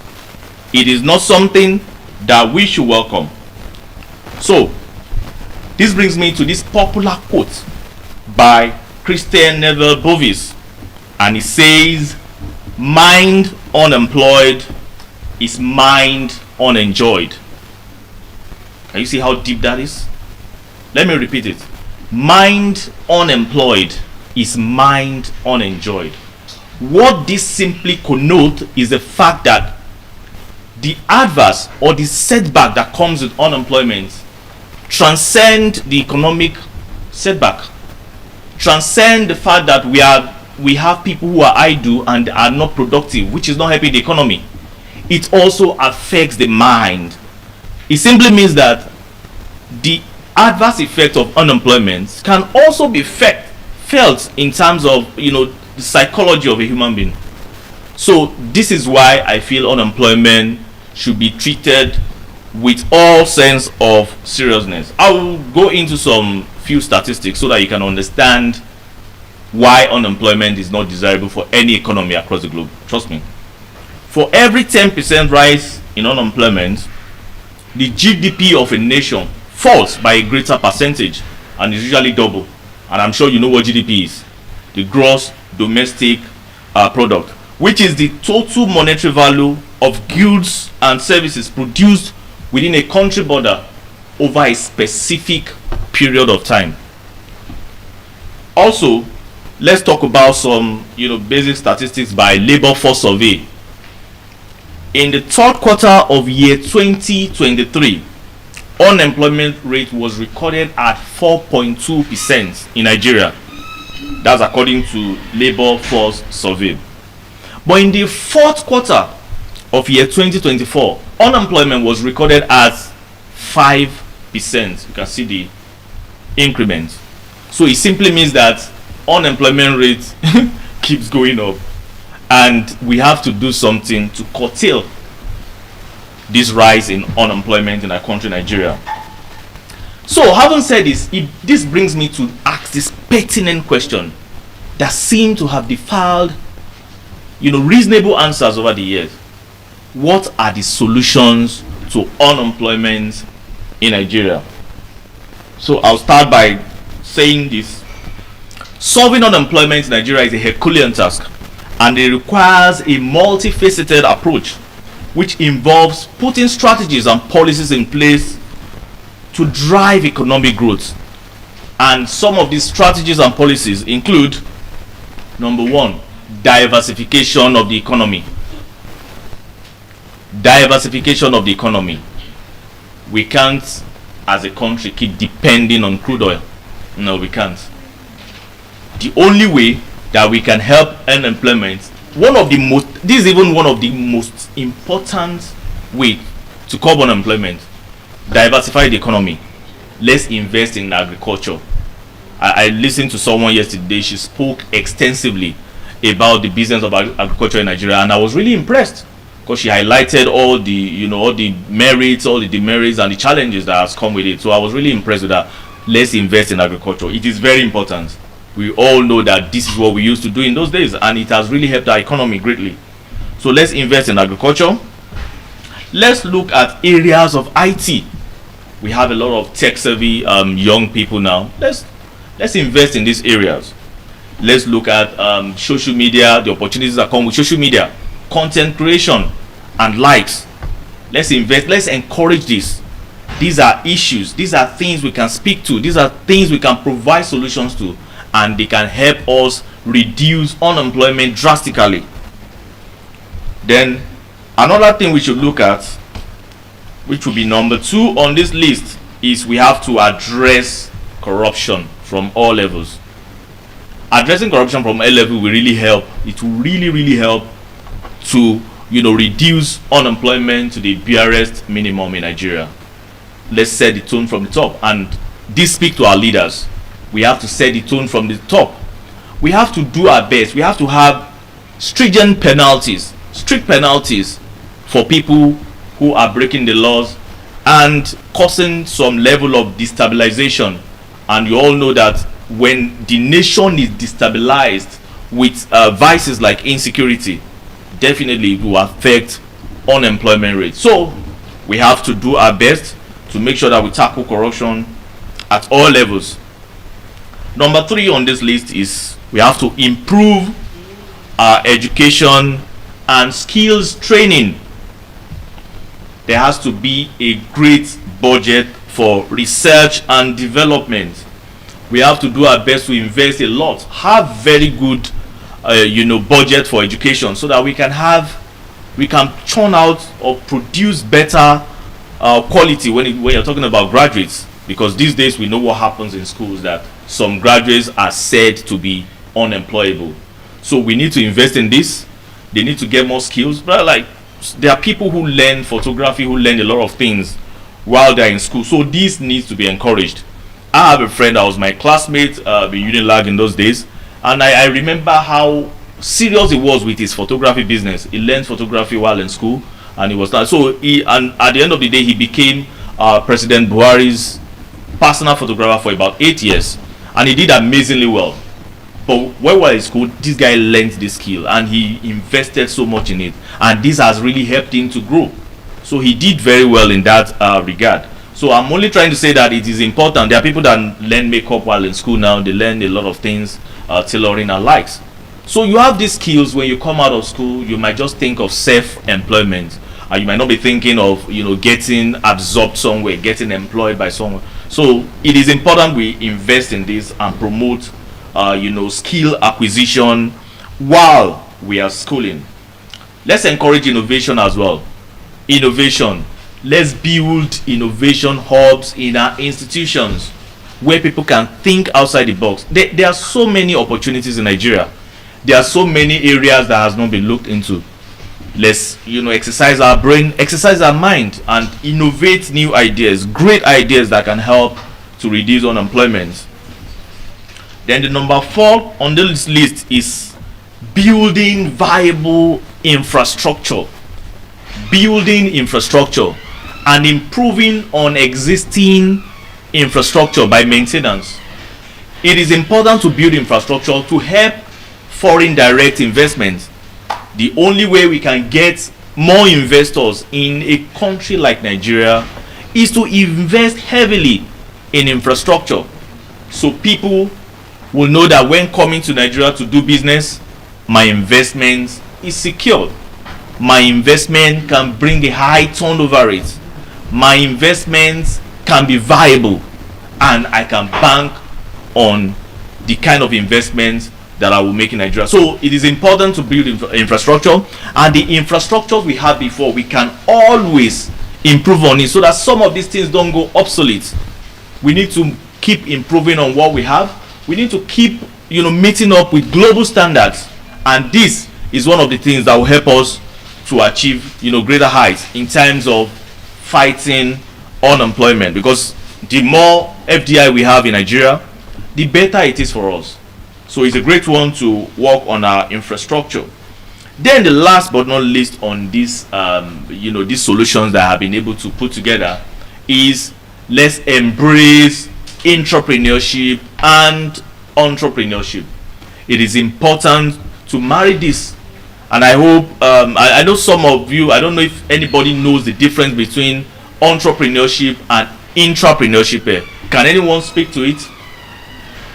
the difference between entrepreneurship and intrapreneurship, because everybody thinks being an entrepreneur is the only way out. No, people believe that because I'm working in an organization, I can't be an entrepreneur. Entrepreneurship is practiced independently. You are self-employed, you are creating a business, creating opportunity, taking a high level of risk for economic benefits, to create a job for yourself and to make profit, which is what we mean by starting a business. That's what makes you an entrepreneur. But intrapreneurship is practicing the same concept of entrepreneurship within an organization. Wherever you find yourself, you can be an entrepreneur. In that organization, there are ideas you can bring that can help the growth and development of that organization, and that's what we call intrapreneurship, because it's within that organization. So, talking about entrepreneurship, to tell you how important it is to embrace entrepreneurship, which I feel will go a long way in fighting unemployment, I will come up with this research that was done recently by MoneyPoint. And this research, according to MoneyPoint, the result shows that 96% of businesses in Nigeria are SMEs, small and medium scale enterprises. 96%. Isn't that to tell you that it is very important to build on entrepreneurship? If 96% of all the businesses in Nigeria is SME, like it's small and medium, so it means we have a whole lot of people that have embraced entrepreneurship, and they are practicing it on a very small scale, and for that reason they are being able to generate employment for themselves. So that is a step to fighting it. So, and the research also says that 84% of unemployment of employment in Nigeria is being put in place by SMEs. So it means SMEs actually cover 84% employment margin in Nigeria. Isn't that laudable? So this is to tell you that it is important to embrace entrepreneurship. And finally, on the research by MoneyPoint, it was also established that SMEs in Nigeria contribute 48% to our national GDP. A whopping 48% is being contributed by SMEs to our national GDP. So this brings me to talk about how we can all contribute our quota to ending unemployment, because the government alone cannot do it. For me, for instance, as a young man, I studied chemistry. I mentioned it yesterday when I came in. First degree, I did chemistry. And while in school, while in my finals, I started doing my fashion business, because I strongly believe I have a very strong passion for fashion. So I went for my passion immediately I left school. So what I'm trying to say here is that I looked around me when I just graduated. As a young graduate, you are looking around, you are uncertain about what the future holds. You are thinking, you are strategizing, you are thinking of the next step to take. While thinking of this, you have to come up with a creative idea. So I came with a creative idea that, okay, I have a whole lot of tailors on my street where I was staying there close to Unilag. And I thought of it, let me liaise with these guys. Let me talk to them. Let me hear one or two things from them and learn the rudiments of tailoring business. And that was how I was able to found, this bespoke tailoring clothing line, OC Culture, which has actually delivered outfits to over 20 countries across the globe. I said it yesterday, and I'm proud to always say that. So that was how I started. I looked around myself. I looked within my immediate vicinity. I looked for opportunities that I feel has not been explored. So in our different environments, let's take a deep look at our environment. Let's conduct an extensive research. Let's do some feasibility studies. Look around you. There are opportunities. There are vast opportunities everywhere. If you can tap into these opportunities, you maximize the potentials that come with the opportunities, you could get great reward for this. And in doing this, it simply means you will contribute your own quota to at least reducing unemployment to the barest minimum in Nigeria. Ladies and gentlemen, with this story of mine, this is how I was able to contribute my own quota, because I didn't leave school to go and search for a job. I left school and I started my business. This is how I've been able to create or to add my own quota to reducing unemployment in Nigeria. And I also believe, I want to urge you to do the same. Look around you, invest in your skill set, build whatever talent you have now, build whatever skill you have now, and it can pave ways for you and create a brighter and prosperous future for you. So look within, look at problems that are still, in your vicinity that you can solve, because entrepreneurship starts by solving problems that are yet to be solved, and in this way you can get economic reward. So that is how I was able to contribute my quota to ending unemployment in Nigeria. And I will conclude by saying this: ending unemployment is a long-term goal and requires commitment from all stakeholders. I mentioned it before. It is not only government. We have our own, work to do to end unemployment. We can't leave it all for government. That's why we need to be creative as well as being innovative by looking around us and seeing what we can do. So it requires commitment from all stakeholders by implementing combination of strategies and continuously adapting to our economic landscape. So I will leave you with this same quote by Christian Neville that I have mentioned before. And I want this quote to resonate, to stick to your mind, so that you know that it is important to shed off this thing called unemployment, that it is important to treat unemployment with utmost importance, that it is important to make sure you do your best to eradicate unemployment within your capacity and your capability. Mind unemployed is mind unenjoyed, and that is what I will leave you all with this afternoon. Thank you all for listening to me. I appreciate you all. God bless you all, and God bless the Federal Republic of Nigeria. And on this note, I will be passing on the microphone to the next speaker.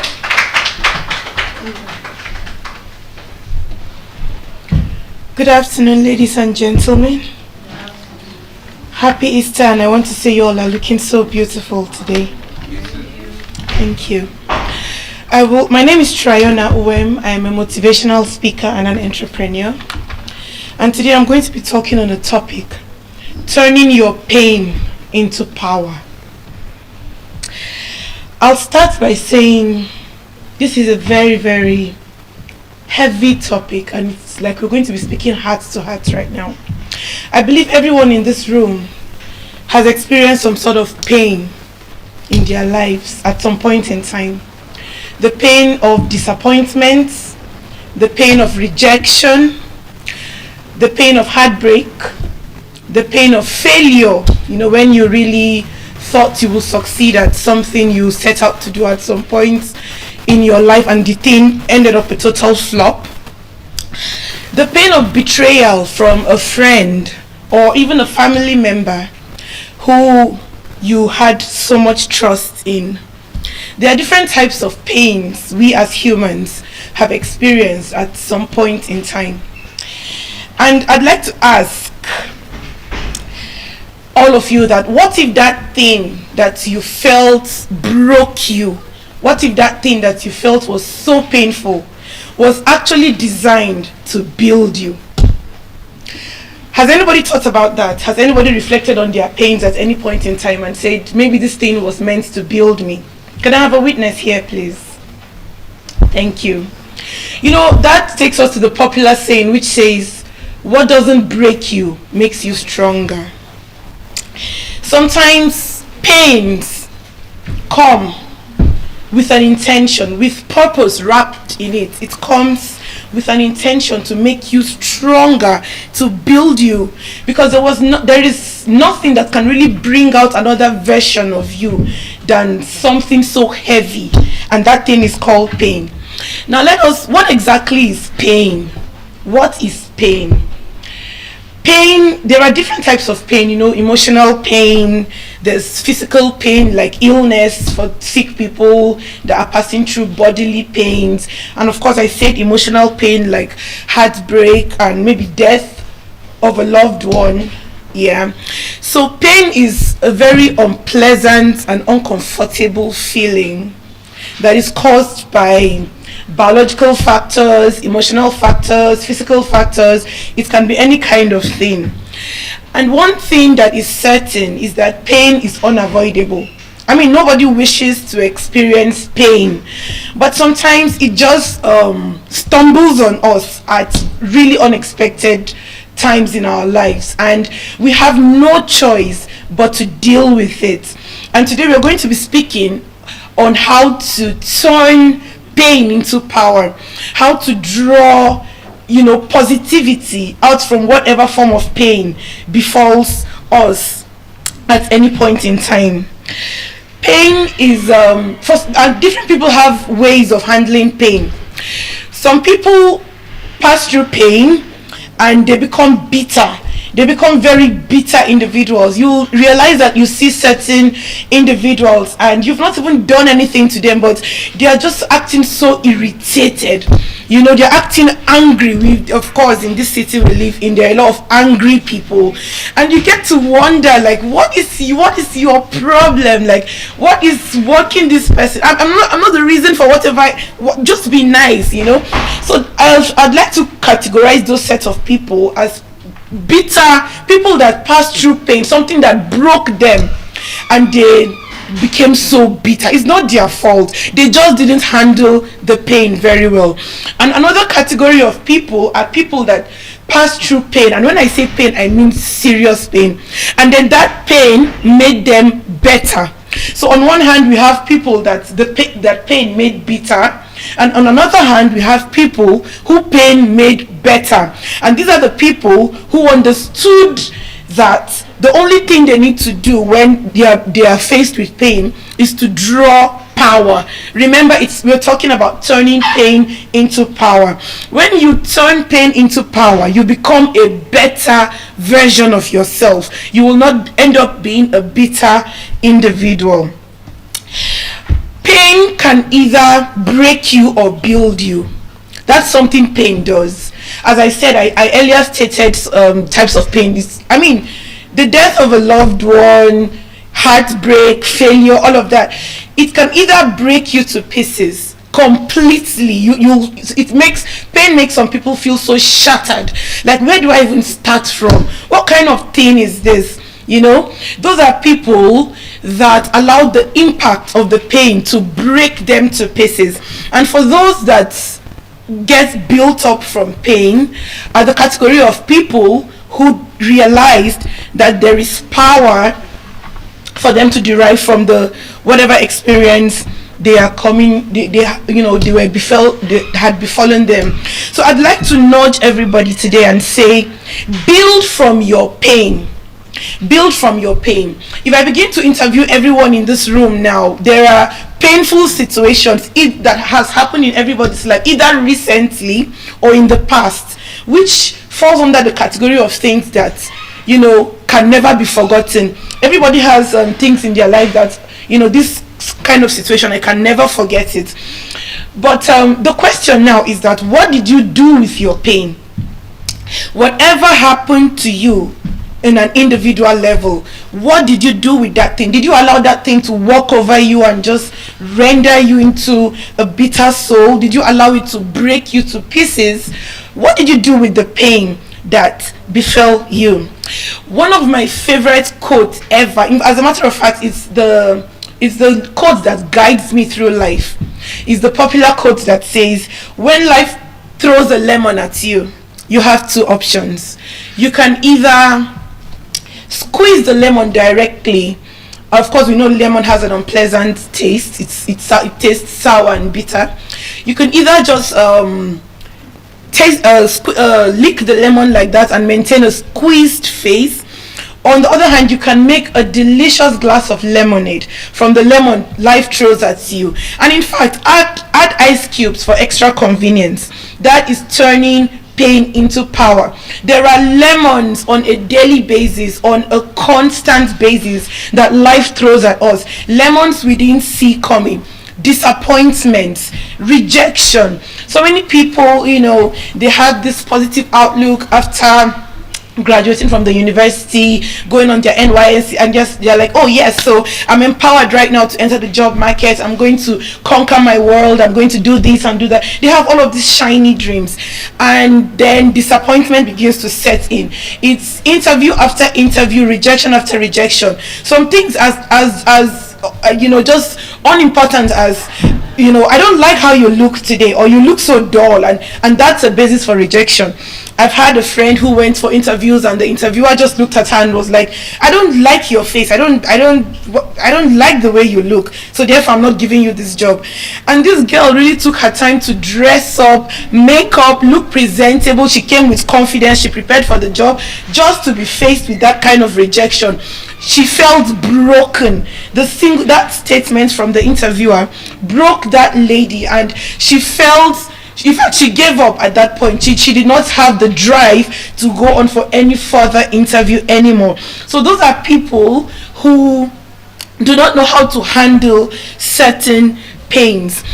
I'd like to nudge people that, as I said earlier, pain is really inevitable. It's unavoidable. When we don't plan for it, it happens. We pass through it. But there is an approach we should be looking at pain with. We should look at pain going forward as a fuel. Without firewood, the fire can't, be sustained and burn. Without diesel or gas, we can't cook. Without fuel, your generator cannot run. So without pain, you cannot come out to be the powerful individual, the woman or man of purpose which you were destined to be in this life. So look at pain as a fuel to power your purpose. Look at whatever you are passing through right now as the thing, as something that will, as your ginger, if I may say, as your fuel to bring out that person that you were meant to be. And at this juncture, I'd like to relate this to personal experiences, because I've had my own fair share of pain, so that people will understand when I relate my own personal painful experiences so far in life. So as a young girl, at 19 years old, I lost my father. He passed at the age of 19. And this was when, as a teenager, my dad was sick on Wednesday, and by Saturday he was pronounced dead. And this is like dead, like never going to come back. So this was the first loss in my family. And then you can just imagine the level of pain I had to navigate through life with. It was devastating. I felt like my world was shattering. I felt like I had lost everything. A father is like a cover. When he's taken off, it's like, there's no roof. It's like a building without a roof over your head anymore. When the rain falls, it falls on you. When the sun shines, it shines on you. And so I have had to navigate through that painful experience, to navigate life on my own. And now, what did that teach me? Living without a father from a very young age, it taught me the sense of responsibility. When you have a father or a parent, they do everything for you. You don't have anything to worry about. You just enjoy your life. But when they are not there, and of course life has to go on, you just get thrown into this world where you have to be responsible for yourself, for many things in your life, because nobody's going to do it for you. So at a very early stage, I was thrown into that maturity, that maturity, that sense of responsibility and maturity. Like, okay, I'm responsible for the outcome of my life. I got this. I have to live life. I have to create the life, basically, I want. And so, that has worked out very well, because I'm in my 30s. It's been 19 years, and I have created a beautiful life for myself so far. And so that's why I'm empowered to speak when I say, turn your pain into power. Turn your painful experiences into powerful experiences that will shape who you will be in the future. I have also, in correlation with the passing of my dad, I was actually in university, And because he was the breadwinner and he had passed, I had to stop my education. So it came with multiple challenges, the death of my father, and I'm using personal experiences to explain the need for you to turn your pain into power. And so I had to stop, and that's like, okay, leaving university, now trying to navigate how, like, daily survival and dumping the idea of school and everything. Meanwhile, my father was a professor of geology in the University of Maiduguri. My mom is also currently a professor of literature in the University of Abuja. So I come from a family of academics, right? So me having to leave the university because of the death of my father, that painful experience, was like, okay, so I come from a family of people high up there in academics, and I'm just going to be a mediocre, like, what is happening? So that happened to me, but after a while, I gathered myself back together. I took myself back to the university to study mass communication, and I decided that I'm not going to allow this pain to hinder me from the future I deserve. I drew out power from the resultant consequences that pain had brought in my life.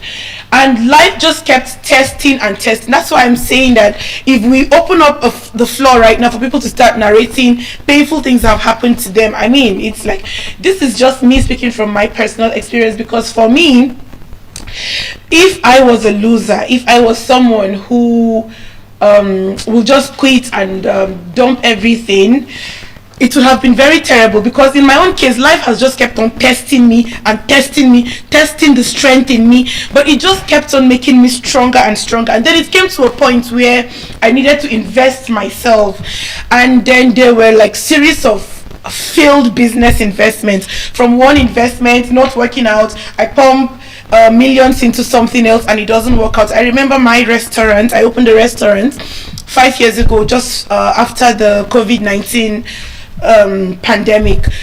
I opened a restaurant, and it was basically all of my investments, and I'm like, okay, yes, so I have a business right now. It's going to do well because I'm a good cook. You know, I know what, I'm very confident about this one. And then not even up to 2 months, it's just fell flat and became a total flop. And so I was back to the ground again. And so someone at that point, I was just like, the universe definitely has a personal issue with me, because I don't understand why it's like from one pain to the other. That was a point where certain people would get suicidal and like, you know what is the point even living in this life? Like, there's no point. Like, I just need to quit. Like, there's nothing I can do again. Like, you know, you begin to compare yourselves with your mates who are flying all over the place in shining colors, life just going smoothly for them, and then you feel, but that in itself is the universe trying to bring out the fact that you are destined to be a strong woman. For whom much is given, much is expected. That is just your destiny saying, I want to shape you to fit into the, you know, the very strong position I have for you in the future. So you need to pass through the fires. You need to pass, because gold, you know, needs to pass through the fire. Gold ore, I don't know if anybody here has seen gold ore. It is not the shining final product we know. Gold ore is dark. My dad was a geologist, so I've seen gold ore. It's like stone. It's dull. It's gray in color. Gold ore is nothing desirable at all. But then it begins to pass through the refining process. It passed through the fires. From one blast furnace to the other, it begins to be refined until the final shiny golden outcome. And that's just how life is. The refining process is the fires, the pain, from one pain to another, that life keeps throwing at us, just because that gold in you, that diamond, is meant to shine to the world. So everyone who has passed through pain, just look at it that you are a diamond in the rough, that the pain, the fire of pain, is trying to refine, to bring you to where destiny, you know, to bring you to what destiny has in store for you. There were a series of testing that life has thrown at me. Of course, I also have heartbreak experiences and even being scammed at some point, a whole lot of things. But yeah, so that's my personal painful experiences. In all of these experiences, these pains, I have had lessons. I have always drawn out lessons from my pain. There has never been any painful thing happen to me that I have not, sat down to meditate on exactly what is happening and then draw out. It now reached a level where you just have to be your own personal therapist when in this life. If you want to go forward dealing with pain, you have to be the one motivating yourself, speaking and pumping yourself with positivity and saying things, because nobody's going to do that for you. And yeah, so pain is not the end of your story, and I'll tell you firsthand. If all the pains I have passed through was the end of my story, I'd never have been standing here speaking to anybody about pain, because I'll have ended it a long time ago. Because trust me, it's really been painful at some point in my life. Use your pain. That's another thing I wanted to nudge today. Use your pain. Use it to your advantage. Use your pain. Use it as lessons. There is no amount of advice from wise old people that will make you to understand how life operates if at some point in time you don't have to pass through those experiences yourself. You might just listen to it as stories, like, okay, this is how life is, this is how life is. You will not understand. That is why pain happens to us at certain points in our time in life. Pain is not a bad thing, so you shouldn't really look at pain as a bad thing. That is looking at life from the glass half full perspective. You've heard of them say, look at glass as half full instead of half empty. When you maintain this outlook on life, whatever comes your way, and I'm hoping that some people will remember this speech today, that moving on at some point in life, whatever happens at you, look at it as an opportunity to shape you. Look at it as an opportunity to teach you, because life is the greatest teacher that anybody can ever have. Look at it like, okay, this happened to teach you a lesson. And the positive outlook, I have been speaking on the right way to look at pain.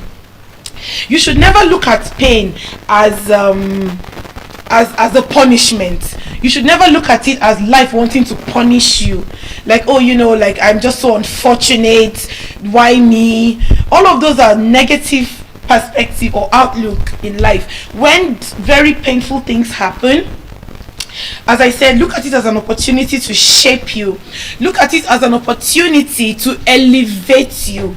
Look at it as even a privilege that at least the only person that passes through pain is the living people. What about dead people in the grave? They don't even have, they will have been wishing to be living in the land of the living, to pass through pain. So no matter what, look at things with a glass half full perspective. Like, I am living and I am happy to be alive, and it's even a privilege to pass through pain, because so many people are in the graveyard right now, dead. They can't even pass through pain. So no matter what has happened to me, I am grateful that I am living, and that's why I can experience pain. And I am going to use this as an opportunity to elevate myself.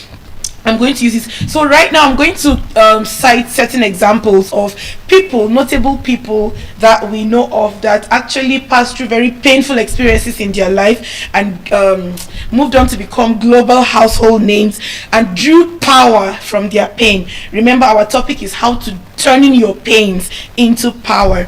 Let's talk about Nick Vujicic. Nick Vujicic is an American who was born without arms and limbs. He was born without arms. He was born with he's just from his tummy to his head, no arms, no limbs. And his parents, thankfully, refused to terminate him, because at the point of birth people were saying, what is the point of having, like, he won't be able to hold anything, he won't be able to walk, like, is this a child? Like, just there's this injection, just end it, and know that let the poor child go and rest. And the parents said, no, there is a reason why God decided to give us this child, and because this child is living, at least is breathing, we will stand by this child, and we believe that this child will become something. Now, Nick Vujicic is one of the globally recognized motivational speakers all over the world. He is one of the richest as well. I'm talking of someone that doesn't have arms or limbs.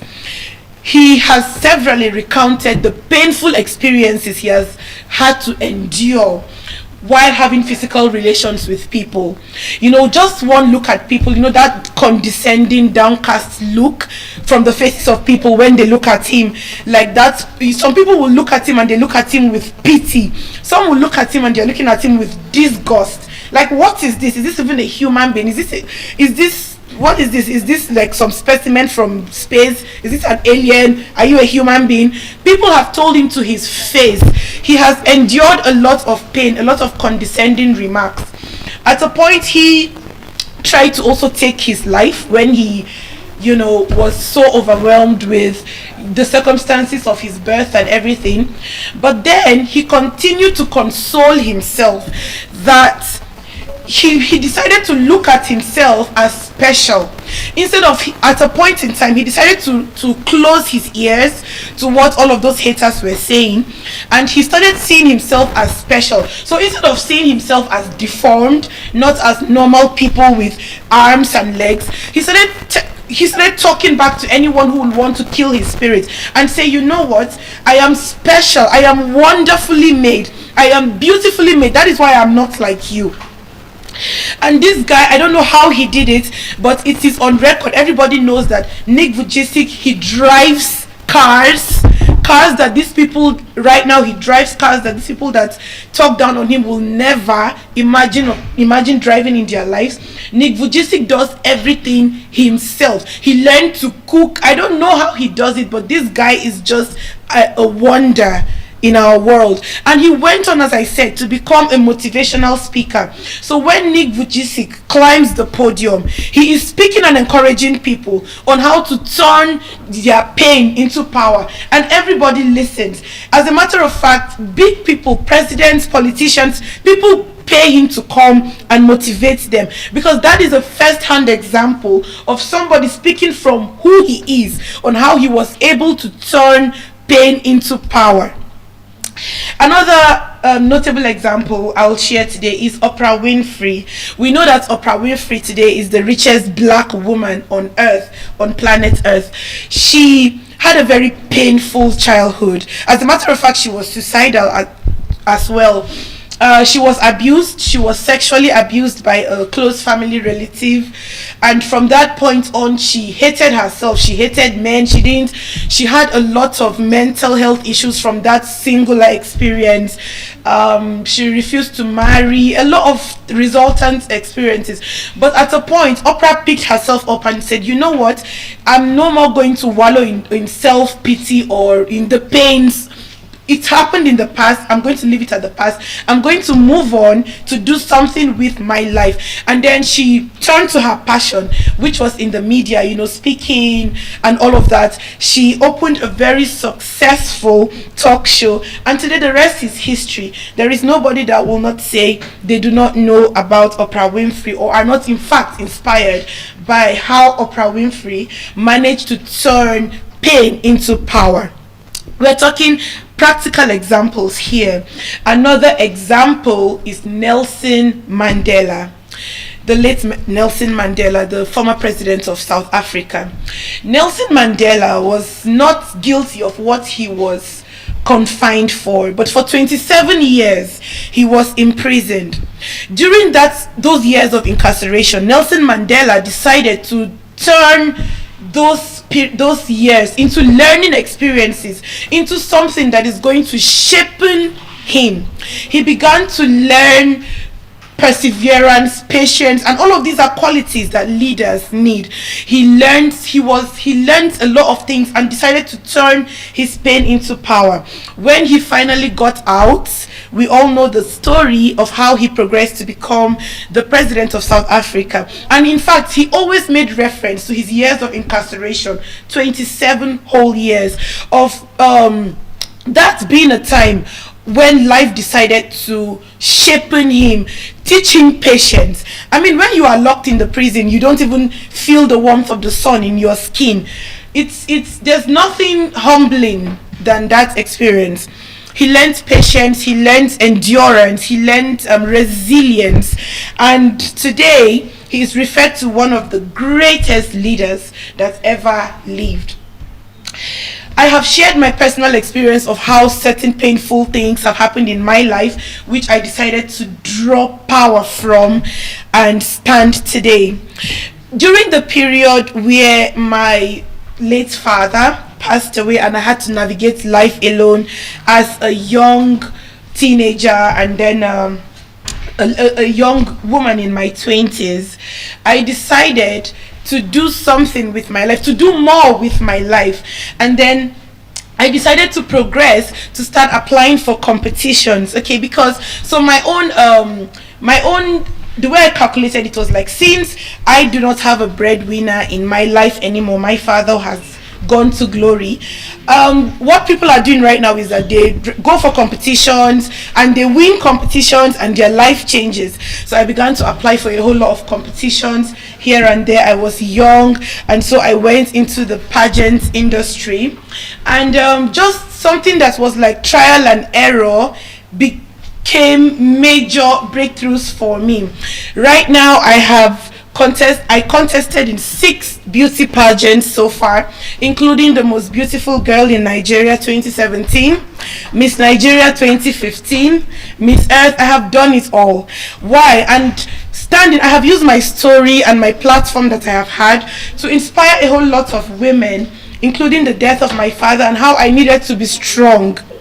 I have never won any of those major titles, but I'll tell you that they have all been life-changing experiences for me, because I met a lot of people, I networked with the high and mighty, and I was given platforms and opportunities to do meaningful things with my life. And from there it has just been from glory to glory, from one stage of life to another. Why am I boldly sharing my successes now? Because I refuse to sit down with the defeat mentality, cross my leg and cry, which is what so many people do when life becomes overwhelming or something happens that is so painful. They just sink into self-pity and start to cry. Crying cannot solve any problem. Yeah, it's good to cry. I always even encourage crying. It's okay to cry for a while. Crying is also a way of letting out emotional, all of the frustration and everything. Crying is a good way to do that, but you shouldn't dwell in that space, that self-pity, because it will only make you weak, and the weaker you are, the less capable you are to pick yourself up and push forward. So those are the wrong ways to handle pain. Sinking in self-pity, falling into depression, because depression and suicidal thoughts are always they go hand in hand. So when you are depressed, the next thing you are thinking about is how to end it all. So this is the wrong way, the wrong way that people should avoid when dealing with pain. Also, try to strengthen yourself. I've listed out the correct ways of doing this, of turning pain into power. As I said earlier, avoid feeling like a victim. Avoid feeling the universe is punishing you. The universe doesn't punish anybody, okay? Always look at the glass as a half full vessel instead of a half empty vessel. Build resilience. Encourage yourself. As I said, that you should be your own therapist. You need to encourage yourself, especially when you don't have anyone encouraging you. You have to look at yourself in the mirror and say, you are a strong woman. You were born to be something great in this life. You are a queen. You are a king. You were meant to rule, meant to conquer. This is just a stage in life, and everything has an expiry date. You have to talk to yourself like that's like self-therapy sessions. Everything has an expiry date. This too will pass. This pain too has an expiry date. It's not a forever thing. So you are strong. You're going to come out of this thing. You are going to come out victorious. I'd also like to say that while dealing with pain, be kind to yourself. Because, if you don't even love yourself or be kind to yourself, why will you expect that other people are going to love you or be kind to you?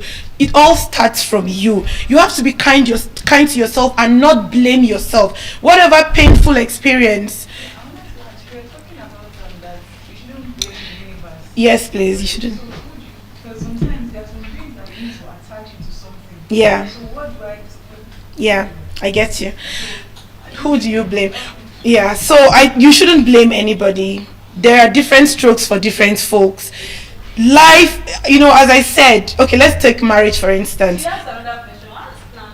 I said, so if you don't blame the universe, then is it self-afflicted? Yeah, I'll answer you. It's not self-afflicted. Whatever pain that happened, there is a reason for everything in life. We are not the creators of ourselves. There is a God who created us. And there is a different journey, and that's called destiny for each and every one. You have to pass through destiny. Everybody's destiny is different. It is not your fault that whatever happened to you happened. It's not because God hates us, you, or the universe is punishing you. It's just as I said, if you were listening to me earlier, certain things happen because that thing was meant to draw out the strength in you. It was like wrapped as a lesson. Without having to pass through that thing, you will never have drawn out lessons or power from that thing. So that's it. The universe doesn't hate anybody. The universe is general. Even the Bible says rain falls on everybody, both the wicked and the kind. And so God is God is love. He doesn't hate anybody. Just encourage yourself that for this thing to happen to me, I believe there's a reason for everything. That's it. That's just you just have to be the one to strengthen yourself. For instance, what was I supposed to say as I related? My father died at the age of 19 years. Like he wished me happy birthday, and then 2 days after he died. So it's basically like he was waiting to just say happy birthday, my darling, and then go away. And I have mates right now that have their grandparents alive. There is someone I have, we are age group, the grandmother is 92 years old. They go to have Christmas, like her grandmother, everybody is intact. So if I'm supposed to compare, does it mean that life hates me? Or what have I done to deserve the ill fate I deserve? That somebody, my age mate, has her complete family, even grandparents, grandfather, grandmother, mother, father, aunties, nobody dead. But me, it'd be like death. If you begin to ask these questions, the truth is you will not even arrive at any answer. What will you want to have as an answer? Nothing. We can't ask God questions. Let's just accept it as his destiny.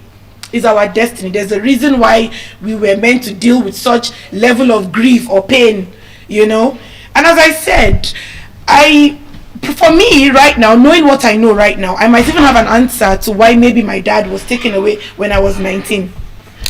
Because I'm the last born, I've always been a daddy's girl and baby's girl, a spoiled brat you could call me when I was a teenager. Never entering the kitchen as a girl, never wanting to do work, last born things, okay, I have elder ones, let them go.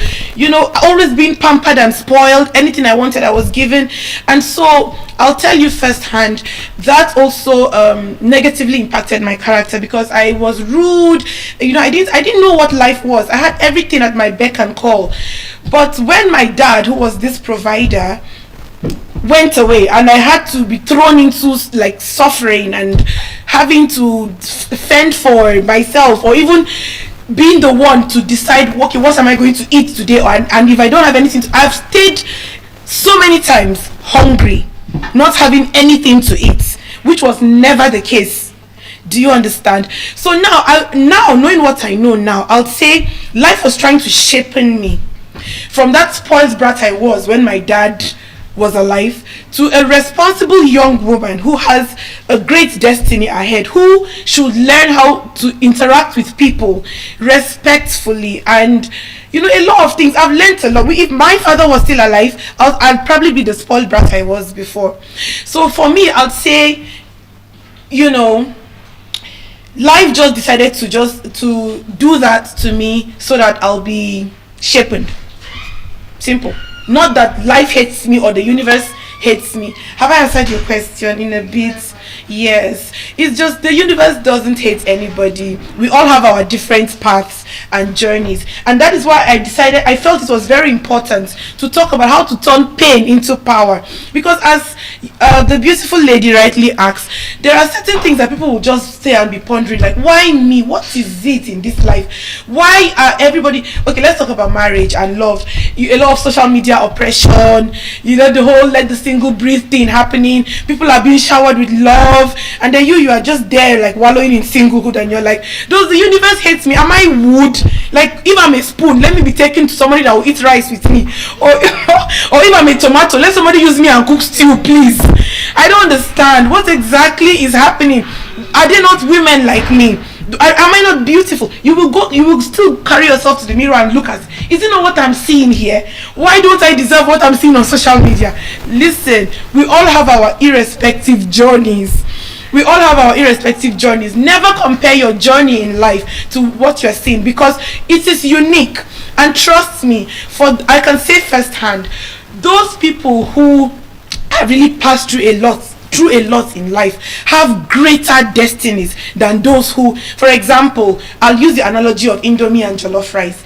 Jollof rice takes hours to cook. If you want to cook real correct Nigerian jollof rice, there are a lot of ingredients. You have to leave it to simmer. There are a lot of adding. But noodles is instant. It's instant noodles. Sharp, 5 minutes, noodles is ready. So for some people, their blessings and the things that happen to them is like instant noodles.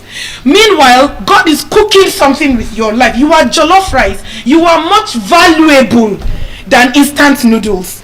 You don't even know if, look at Michelle Obama. In so many interviews, Michelle Obama said, starting life and living life as the young girl she was, nobody would have ever told her that she will ever end up to be the first lady of the US. Never. How did it even want to happen? First lady, really? If you follow strong women like that, like Michelle Obama, Oprah Winfrey, their stories, you will see that they suffered. So that's why I said, just be your therapist. When the heavier it is, trust me, you are the jollof rice. You are not the instant noodles. You are the jollof rice. God is cooking you in the kitchen of heaven. He's not done. When the thing is ready, the world will see and hear that you have arrived. But Nigerian jollof. Oh, like Hilda's jollof. I've never tasted it. I hope I do one day. Very soon. I hope I taste Hilda's jollof. But the thing is, that's it. So let's stop comparing. Our destinies are different. We don't even know where we are going to end up this year, by December or next year. Life is carrying us somewhere. Life is a journey. Just appreciate your own and don't compare, and motivate yourself that for all this pain I've passed through, I'm going to receive double honor, double breakthroughs, double greatness, double everything. And then those people you were looking up to will turn around and begin to look up to you. That's it. That's why I personally related my own story, because I have had the opportunity in like at least 5 African countries right now through the pageant platform to speak to women, to speak to people. And I told them that when people ask me, why did I join pageantry? I joined pageantry in 2014 when I was in my early 20s, and I was very slim. And one thing is, I'm a very open person. I say things the way they are. When the judges asked that, why did you join pageantry? I was like, I joined pageantry because life is really too hard for me, and competition is the easiest way to make it big. And you're like, okay, so we like your confidence, we like you just saying the truth, but do you think? I'm like, yes, my dad is late, the breadwinner is gone. I have come here to win. I want to win. You have like 10 million naira cash prize and a lot of things. I want to clinch this thing. That is why I'm here, and so I was slim, not because I was on diet, but because life had humbled me. As I told you, after my father's death, there were so many times that I didn't even have anything. I couldn't even boast about the next day's meal. So I have passed through those experiences in life, and that has taught me empathy. Because that's why I said you have to progress through certain experiences yourself before you can now appreciate what life is. For instance, right now I do a lot of charity, I do a lot of things. I have passed through hunger, so when I see hungry people, I know what it means. I am empathetic. So that is something that only life will have brought out of me. Life brought out empathy in me. Life has dealt with me. So there's no reason of coming to sound so sanctimonious on the podium. I have passed through pain, and that is why this topic I felt was handy to speak to someone somewhere out there on how to turn your pain into power. And now I'll say that another right way of doing this thing is you should be intentional about pursuing the solution you want. Be intentional about yourself when you are passing through pain. And it might be heartbreak, or funny enough, it might be heartbreak. Your heart is shattered to pieces. You have cried buckets. Buckets have been filled with tears. The person has dumped you and served you breakfast or dinner. I don't know what they serve these days. And then you feel like your life is over. Another part of encouraging yourself is that the universe wanted you to pass through that pain to save you from something that would have consumed you in the future. So many people don't think about that thing. Heartbreak sometimes is saving you from something that will have consumed you in the future. But it came through pain and you didn't see it. You were crying. Every disappointment is a blessing in disguise. There is a saying like that. So that pain, that crying, that rejection you felt when they said, I don't love you, I can't do this anymore, I can't blah blah blah, you start to cry. The universe has saved you. The universe has done you a great deal of favor, but it came through pain. It will cost you your tears.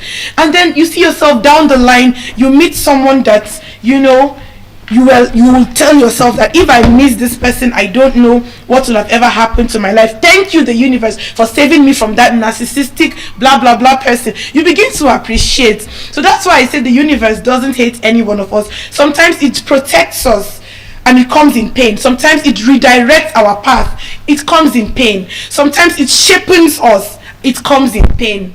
That is it. That is why it's best to appreciate pain in whatever form it comes, instead of to become so unkind to yourself. And that was why I stressed why we need to be kind to ourselves, because it's not your fault that thing happened. Create a picture of your future. That's another thing. What kind of future do you want? When my father died, as I said, I come from a family of high academics. My mom, thankfully, is alive. She's a prof right now. And I said, okay, well, one thing I know is that, as I said, I had to drop out when my father died because who will pay school fees? I was in a private university. I will not mention the name. The school fees was really high, and I'm like, okay, so what happens now? I definitely cannot be the one to sponsor myself here. And so I said to myself that I need to step down from this school, but not that I'm going to die as an uneducated person coming from the kind of family I come from. I planned my steps, basically. That's the point. Be intentional. What mental picture of your future are you having? Because you need to paint a mental picture of your future. Even though it doesn't happen now, you have to lay steps, lay foundation. I'm like, there is no how I'm going to die as an illiterate. It's not possible. But right now I have to accept this title of the dropout and leave school, hustle and do some things with my life, and then I'll come back in full force. And that's exactly what happened to me. That is exactly what happened to me. For some years I left school to hustle, to pursue other things, and then when I was going back to the university, I went properly prepared and bagged a very high degree. Be intentional about your... Okay, so another thing that is very important when dealing with pain, we all have friends. Yeah, we have friends, we have acquaintances that surround us. But the truth is, the people that surround you while dealing with pain is very important. Some friends aren't really even friends, and they carry negative energy. The last thing you need while navigating pain is to have negative energy around you, because it's already a negative thing dealing with pain. So all you need to do is to soak yourself with positivity and try to encourage yourself. Cut out from anybody who is... Some people even mock you. in the name of giving you encouragement, like, oh, I'm so sorry, oh my gosh, it must be so hard for you. I don't know, like, if it was me, I don't know, I would have just killed myself, or I would have just, I don't know, this thing, are you sure, you know, that kind of thing. They are mocking, they are dishing out negative energy, and that's really not what you want. So when you are dealing with pain, I'm not saying generally in life, just when you are navigating pain, please surround yourself with only positivity and positive energy from family, from trusted friends, people who you can lean on to strengthen you the more to handle what you are going through right now. Another way to another right thing to do while dealing with pain is tap from a higher power. I believe that everybody has, you know, a religion or like some sort of faith they belong to, and a higher power which they believe in. We are talking about turning your pain into power. So a higher power definitely has all the power you need. You just need to connect yourself. Tap to your faith, whatever faith works for you. Tap from God, you know, tap power from God to deal with the pain you are navigating. And trust me, it works all the time. I remember when my dad passed away, I prayed to the Holy Spirit. I didn't even pray to like Jesus because I'm a Christian, and I said, Holy Spirit, you are the comforter, so comfort me and give me the fortitude to bear this loss. This pain I'm feeling is too much. Take this pain, reduce it in half, or take it away, because I don't know how to handle this pain. And really, it was just like a word of prayer, but I saw that was very effective, because as the days passed by, I started feeling stronger and stronger. I just like decided to just go through with life. Yeah. So please, I'll say something here. There is the world ratio of suicide is very high and alarming. Very high and alarming. And what causes this? Pain. Something bad has happened. All over the world, that's what is reigning right now. Suicide. People throw themselves out from high buildings. They do all sorts of things. Please, I believe that I'm being watched online, not only in Nigeria. I hope that someone somewhere is listening to me that is navigating through pain right now. Suicide is the lie of the devil. It is the worst way to handle pain. Your life is much more valuable. If only we had eyes to see what the next 5 years had in store for us. I'm talking about destiny. You will hold on, you will hang on, and you will be very excited to walk through life. So all I'm asking you right now is walk through the pain. Feel the pain. It's okay to cry, as I stated earlier. It's never a bad thing to cry.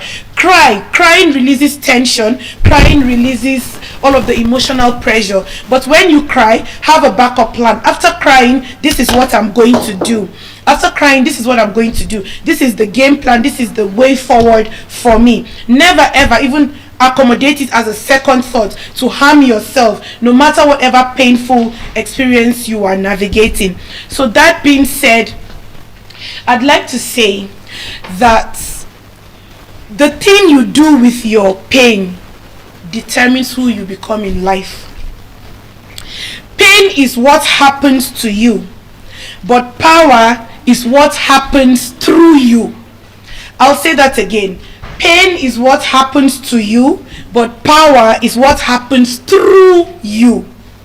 So pain has happened to you, but inside that pain there is power that is waiting to happen through you. Exude your power to the world.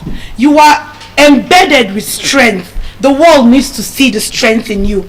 Another person somewhere is looking and leaning at you as a source of inspiration to hang in there, to remain powerful, to also navigate whatever they are navigating, because you did it. Do not say I have to be popular before I can influence people. I have to have a large following, social media or whatever. No. People are looking at you, even your neighbors on your streets, people, just random people you never knew. Be an inspiration and a motivation to people, even if it's your family members, so that when such a thing that happened to you happens to them, they will use you as a reference point and say, the way this lady A handled this thing, I will handle it this way. So power is what happens through you. As I rightly said, use your pain, your pain as a fuel. Let it fuel passion in you. Let your pain fuel passion in you. Now, I'd used the restaurant. I cited a restaurant example of myself that flopped and ended up a total failure. The restaurant flopped, and for many years I gave up. I said I am not going to waste my time doing anything like this because it's not going to work out. I think 4 years passed. I dropped that idea. I had registered it as a company, I had done everything, but I abandoned it. I said I've tried before, it didn't work, so I'm going to look for something else to do. But along the line, after 4 years, something just came out like a light bulb moment to me, like, why will you invest so much, the thing failed, and then you give up? Why don't you revisit that restaurant? Why don't you do things differently? Why don't you, turn your pain into power? And I decided that's my business that closed for the past 4 years that I didn't even want to see or think about anymore. I decided to rebrand it. So before, it was a walk-in restaurant where customers sit down and eat ready-made meals. I decided to rebrand it into a soup restaurant, and I put it online. And trust me, when I did that, orders started coming in and the business came back to reality. And this is one of the things I'm currently doing right now that makes me proudly say I'm an entrepreneur. Thank you for that. Thank you. It was so alarming that just within 2 weeks, and I'm saying this out of my personal story, as I said, to encourage you people, because I'm a motivational speaker, and so you need to be encouraged. So most of these things is just to quicken the light bulb in someone. Within 2 weeks of me deciding to put my business online, just like 2 weeks, about 15 days, we crossed the 1 million worth of orders mark. Within 2 weeks of running Instagram and Facebook ads and getting orders online, we crossed 1 million, the 1 million total orders mark. So whatever it is that you have tried before that failed, please revisit it. Maybe, that's another thing that pain teaches you. Pain teaches you on how to re-strategize, how to rebrand. I had a walk-in restaurant, it flopped. But pain taught me that, okay, maybe I should re-strategize. I should do things differently. Pain activates. You should use your pain as a fuel, as I say, to activate, just thinking out of the box mentality. That what can I do differently so that this thing will not be a flop again? So pain activated that. And so anything you are passing through right now, failure is very painful. It might be academic failure. You are reading so hard, trying all your best, and yet results comes out, you're always on the 3rd class. Like, what is it? People are not even reading that. And funny enough, there are so many classmates that will always come and rub it on your face that I didn't read, though, I don't even read. But these people they're having high 2-1s. These people are even party people, always partying this, but you're having 2-1, you're having 1st class. But you, who is always reading, investing time in your studies, results come out, you're on the 3rd class. So that can be very frustrating. I'm just using academic failure as an example of pain. It's very frustrating, but instead of giving up and saying maybe I'm going to leave school, or I can't do this anymore, or having shame because you have a low grade, look at what you can do differently. Think out of the box. God gave us a brain for a reason. So many of us have kept our brains redundant. God gave us a brain to think. That is why China is the most I'll say developed technologically country all over the world. Technologically, China is a superpower because they use their brains. Those people use their brains. Your brain is in you to think, not to gossip, not to hate on people, not to laugh or just be mean to people. Your brain is a gift. There are $1 million ideas that drop in our brains. So tap the power of your brains to look for how to re-strategize, to make yourself into a success. This is what all the successful people all over the world has done. I told you that even Oprah Winfrey, that is the richest black woman today, she passed through a lot of failures, a lot of rejection. In her media career, people turned her down. They shushed her, they closed the doors on her. She refused. Each time she faced a rejection, she went back to the drawing board and said, what can I do differently? I must be a success. I remember reading one of Oprah's interview. She always told herself that I was born to be a success, and until I become a success in this life, I am not going to rest. So each time she was pushed back, she will go and redesign something differently and come back with that approach. If it doesn't work, how about the creator of light bulb? Who can help me with his name? Is it Isaac Newton? Thomas Edison, thank you. That tried 999 times. Please ask me, is that even a human being? How crazy could someone be hungry for success that each time he tried to reach at success, it failed, and then he did not give up 999 times. There was a time I was meditating on Thomas Edison, because I have made it a part of my life's culture to meditate on successful people, because they are my mirror. I want to be successful in life, and so I study a lot of successful people. And so in my meditation time one day, I was just reflecting on Thomas Edison. I was saying, this man, I can imagine his friends laughing at him like, guy, you dey crazy. If it was in Nigeria, like, just give up already, this thing can never happen, it's not possible. I can imagine people just giving up on him. I can imagine the sleepless nights that man invested. But today, even this room we are in, look at how brightly lit this room is that we are sitting in, just because of the resilience of one man. He created the light bulb, he created light. It was a landslide victory on the 1000th attempt. This is a motivating statement to say that whatever that thing, I know that there are irrespective things, projects, things that you people have tried before that didn't work out. Please, this night or whenever it is you have time, revisit all of those closed chapters that you yourself. The universe has not closed it. God has not closed it. It is defeat that has made you to close it. Reopen those things. Work at it. Hit it hard. Because there is success lying in there. But all it requires is a little bit of resilience, of persistence, of the not giving up attitude. And success is going to be guaranteed. In conclusion, there is more in you. You are stronger than you think or you ever knew you were. Strength lies in you. Bring out the best version of you. Turn your pains into power. Those things that try to crush you, those things that try to break you, those things that made you feel ashamed of yourself, like a loser or a failure. Look at those things eye to eye and say, you see you, I'm going to conquer you, and the world is going to hear this testimony. I hope I've been able to encourage people today on how to turn their pains into power. And on this note, I'm going to be handing on the mic to the next speaker. Thank you. That was such a huge presentation from our honorable speaker, who told us about how to convert our pain into power. Thank you, Ma, for sharing your experiences with us, and we are glad that you are able to be powerful from your pains.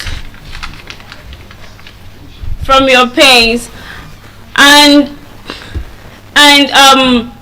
that leads us to what I'll be talking about today. Before I go further, this is actually like a discussion I want to have with the youth specifically. So if you are like a part of the audience and you are a youth watching me, maybe via our live stream, or you're currently seated here watching as a youth, I would like to ask us a question. If I'm talking about youth, I am basically saying like somebody, from the age 20 to 30, because you might feel like you're an adult being in, like between 25 to 30. Maybe you, but me, I wouldn't feel like an adult being like in the age 25 to 30, because I still want to like be a baby, right? But the core saying that says that, oh, adulthood is scam, I would convert it to like being a youth too is scam. So I don't see myself as an adult yet. I see myself as a youth. And I would like to like put the question out there to everybody watching as a youth, or let's say a parent that currently has a youth as a child. At 25, who told you that you're running out of time? Because the pressure that is put on the age 25, it is something, and we don't get to talk about this well enough. Why am I rushed at 25?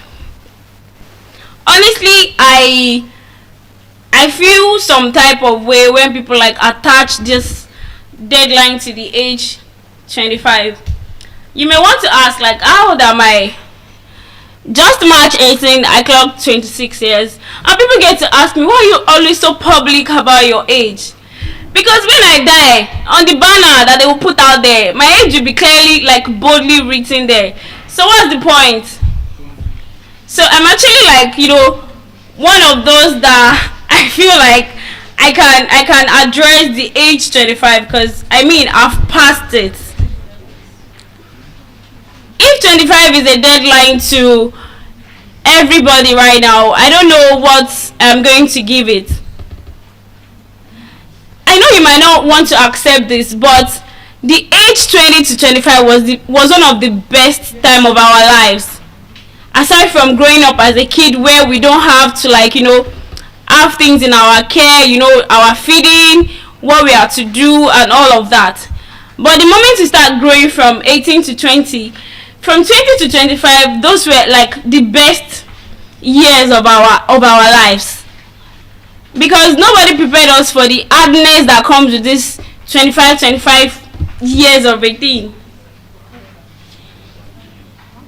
2025 comes with a lot, and I want to believe that every other person watching this as a youth would understand what I'm trying to say, especially if you come from that home that you have to, like, you know, get your life figured out by yourself. Let's say like you barely had support, or there is no even support at all. Now, what are the things that comes with being 25 that people feel like, oh, because you're 25, this is something that you should do? One, the pressure to have your life figured out. It's not that they are trying to say that, oh, at 25 you should have everything that you want to have, but there's just this something that they say to you, and then they be like, oh, you're 25, why are you like not doing this, why are you not doing that? Like I said, they do. Maybe there are people out there that do have cars at 25, people who have like their own homes, you know, married with kids and all of that. But the pressure, that there's an additional pressure to the age 25. They just want you to, like, you know, have something fame to you yet. Then the second one is the marriage expectation. Now, it's not that I go about telling my families that, oh, okay, I'm not up to this age. They don't even know my age, but when I greet any family or I attend any family gathering now, if I greet them, good afternoon, good afternoon, the next thing I will hear is, when are you bringing your husband? Especially the time that I finished graduating, because I mean, every person, every head will definitely know that, yes, I already graduated, like in the family. So maybe like there is this thing that comes into once because I feel like it's a bit hierarchical somehow. They feel like, oh, once you are done with school, the next thing you should do is, you know, get married. And then the fact that they have to put marriage before you achieving like numbers of things, like having a house, a shop, a car, and all of that. But the fact that they have to ask me, where is your husband, each time I greet, maybe in a family gathering, or let's not even say like a family gathering. Like I said, my past birthday, I can remember most of the prayers was, oh, Okwalalu Barika. You don't even know if I have this Okwalalu Barika yet, but then why is the Okwalalu Barika?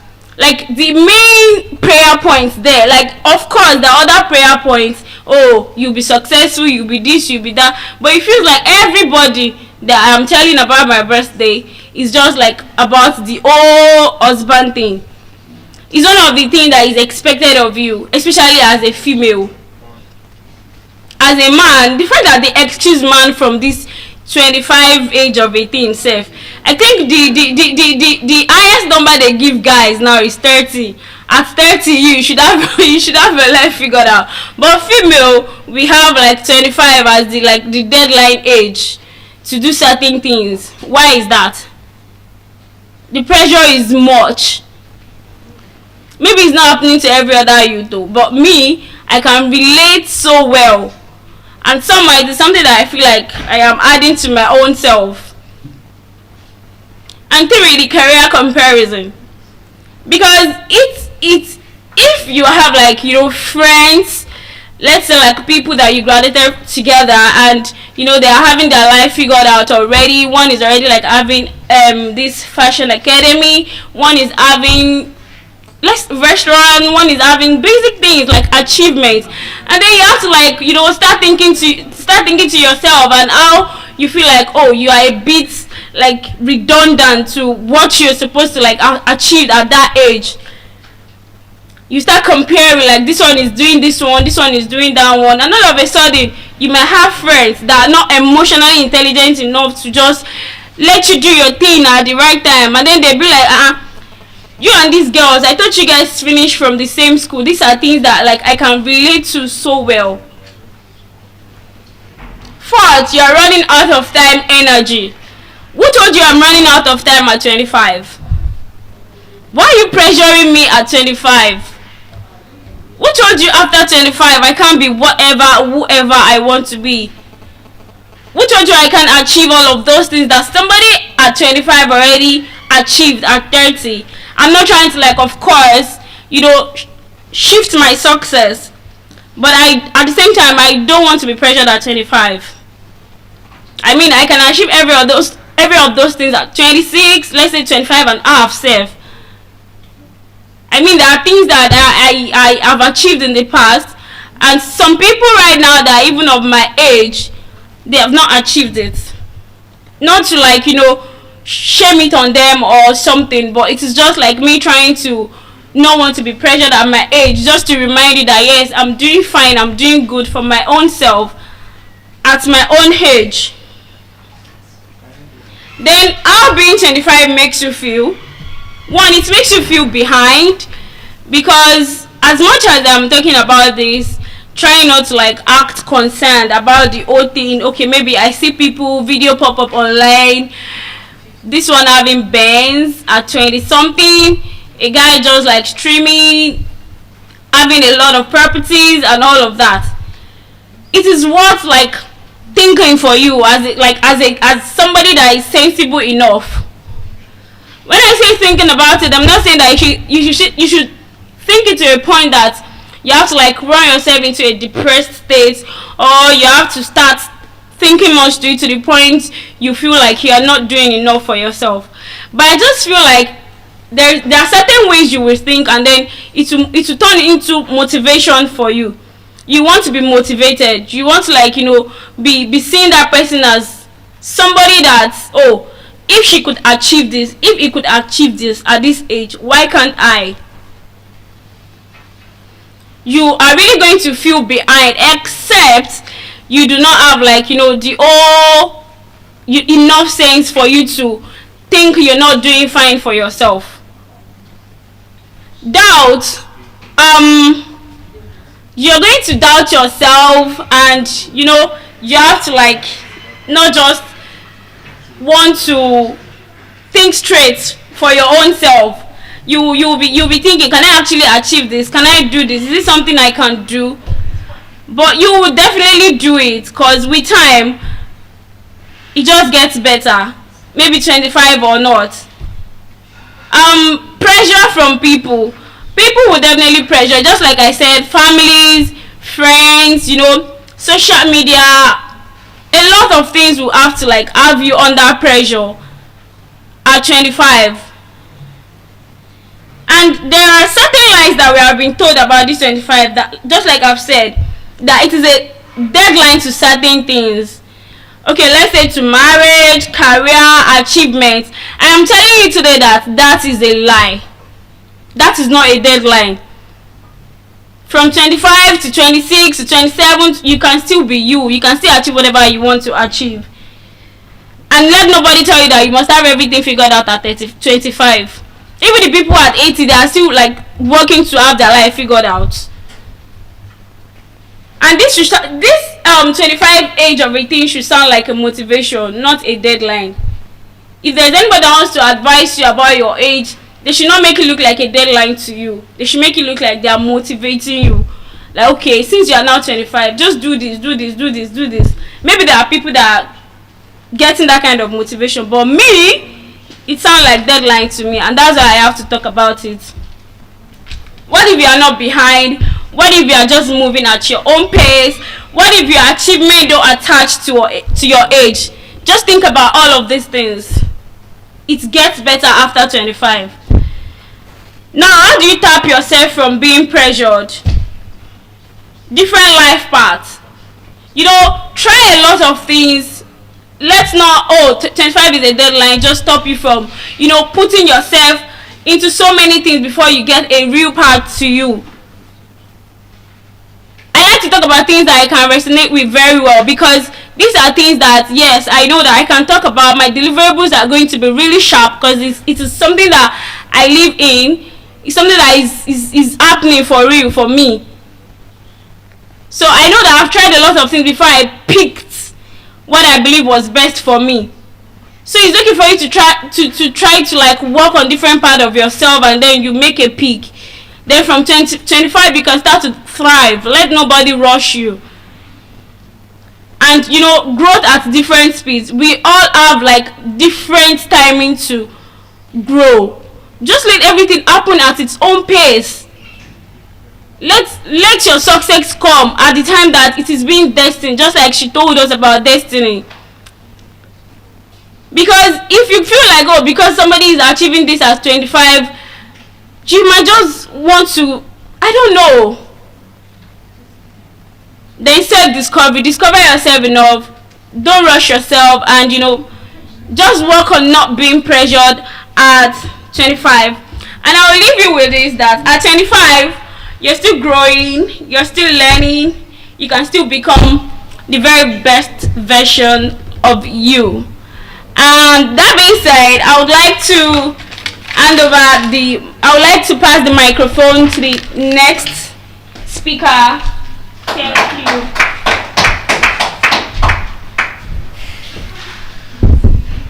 Good evening, everyone. Good evening, everyone. Once again, good evening to Nigeria. Good evening, Africa. And good evening to everyone all over the world. I remain Taiwo Ojewale. And this evening, I will be speaking on yet another very interesting philosophical topic. Now, the first philosophical topic centered on something very interesting. We looked at philosophical biases. But this evening, I want to make it a form of extension. Something that shows us what could be flaws in our reasoning, flaws in our argument. And so this evening, I will be talking about the fallacy of argument, when logic deceives the mind. Now, in order for us to understand very well everything that I will be saying, we must first understand the key word in this title, the fallacies of argument. Now, there are two key words here. The first being fallacy, and the other being argument. I would like to start from the latter. Now, in philosophical terminologies, an argument is not what we know it as in layman's term. An argument is not when you're arguing. It's not when a person A and a person B do not see eye to eye on a certain subject matter. An argument in philosophical term is simply a set of reasoning, a rationale. We could liken it to a proposition, a premise. So simply put, when you say all men are liars, or like the common Lagosian women could say. A typical Lagosian woman would say all men are scum. Now, we could call that an argument, even though there's no person A or person B disputing or arguing. That is what an argument is in philosophical terms. But this time around, we're looking at the fallacies of argument, which is the second key point here. What is a fallacy? Now, if I should ask you the meaning of fallacy, what is the first thing that would come to our mind? Fallacy. I've read of that word before as false report, a lie, good, something that is false. Now, all of these are absolutely correct. And it is not too far-fetched from the philosophical meaning. In philosophy, a fallacy is basically an error in reasoning. In fact, to help us simplify it, a fallacy is essentially an argument that appears to be logic, it appears to be right, but then is actually wrong. And again, I have deliberately chosen this topic because it is high time we started understanding some manipulation techniques that some individuals use when speaking, when sharing ideas and information with us. In fact, many of us seated right now in this room, or in fact watching me from different parts of the world, are guilty of many of these fallacies. They are fallacies that we use in our arguments, and we do not even know that what we are doing is a fallacy. Sometimes we are victims of them. Sometimes we lose an argument because the other party has used a fallacy and you do not even know. You accept the information and you resign in defeat. And that is why it is my point of duty this evening to correct that and help us be able to identify fallacies in arguments, in communication, and in speeches. So again, a fallacy is essentially an error in reasoning. Now, the first fallacy that I would like to share with us is argumentum ad hominem. Now, I will be giving us the philosophical names, which are in Latin, as well as the English translations. Argumentum ad hominem, which simply translates to attack against the person. Now, let us break this down. Argumentum ad hominem, attack against the person. Now, this fallacy basically occurs when someone shifts the focus of an argument from the premise to the person behind the argument. It is when you're no longer focusing on the argument, you are now focusing on the background or the person that is behind the argument. I would give us an example to illustrate this. So, for example, let us assume that you're discussing or you're arguing with a person, and then you say, or you're discussing with someone from a first world country, and you're saying corruption is bad, corruption is not good, and then the person says, but you're a Nigerian, what right do you have to talk about corruption? Now, ladies and gentlemen, that is argumentum ad hominem, because that person has shifted the focus of the argument from corruption, which is what you're talking about, to attack against the person. And when we think about it, argumentum ad hominem occurs in so many ways. Sometimes you're having a discussion, you're arguing with someone, and then the person is no longer focusing on the argument. In fact, one interesting example that I like to use for the lovers of football is saying something like football is, or saying something like Liverpool has not been doing well this season. By the way, I am a Liverpool fan. Saying something like Liverpool has not been performing well this season. And then someone says, Dr. T, you that you are talking, can you even play football? Can you play ball?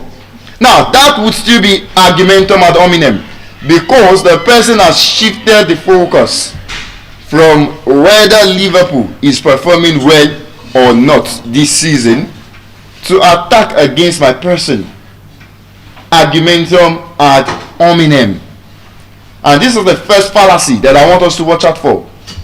When next you are having an intellectual engagement with someone, ask yourself, is this person shifting the focus? Are they focusing on the centrality of the argument? Or are they beginning to shift it to attack against the person? Now, another fallacy that I would like to share with us is argumentum ad misericordiam. Argumentum ad misericordiam. And this simply translates to appeal to pity or emotion.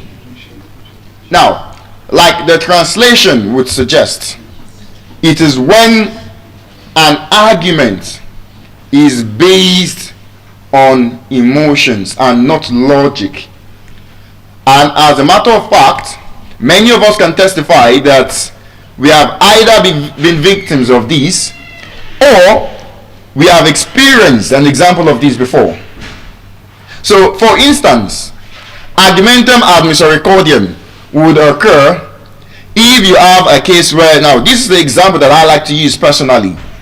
For example, let's assume that we have just caught a thief.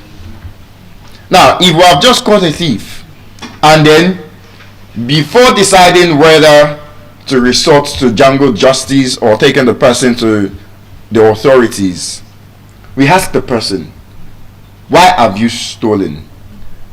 Why did you steal this? Why did you take this? And then the person says, well, my firstborn is very, very sick. They have just lost their grandmother. Their mother is also suffering from cancer. They have minus 10 naira in their bank account. He says, my children have just been sent away from school. And then he breaks down in tears. And then he now starts feeling pity and starts trying to understand why he has done what he has done. Now you see, this is why philosophy is very important and why we must understand many of these philosophical concepts. And that is why sometimes, especially when I'm in a lecture hall, I would like to tell my students, you see, sometimes if a philosopher talks, it would seem as if the philosopher is heartless. Because many a times we understand these fallacies, and so we are able to decipher when a person is speaking out of fallacy or logic. Now, to a normal human being, you might probably be tempted to release the thief. You'd say, oh well, his mother is not feeling fine, they've sent his children away from school, he's suffering from stage 2 cancer, this and this, that and that, this is why he came to steal. You might even do a crowdfunding for him. But that, ladies and gentlemen, is the fallacy of emotion. Argumentum ad misericordiam.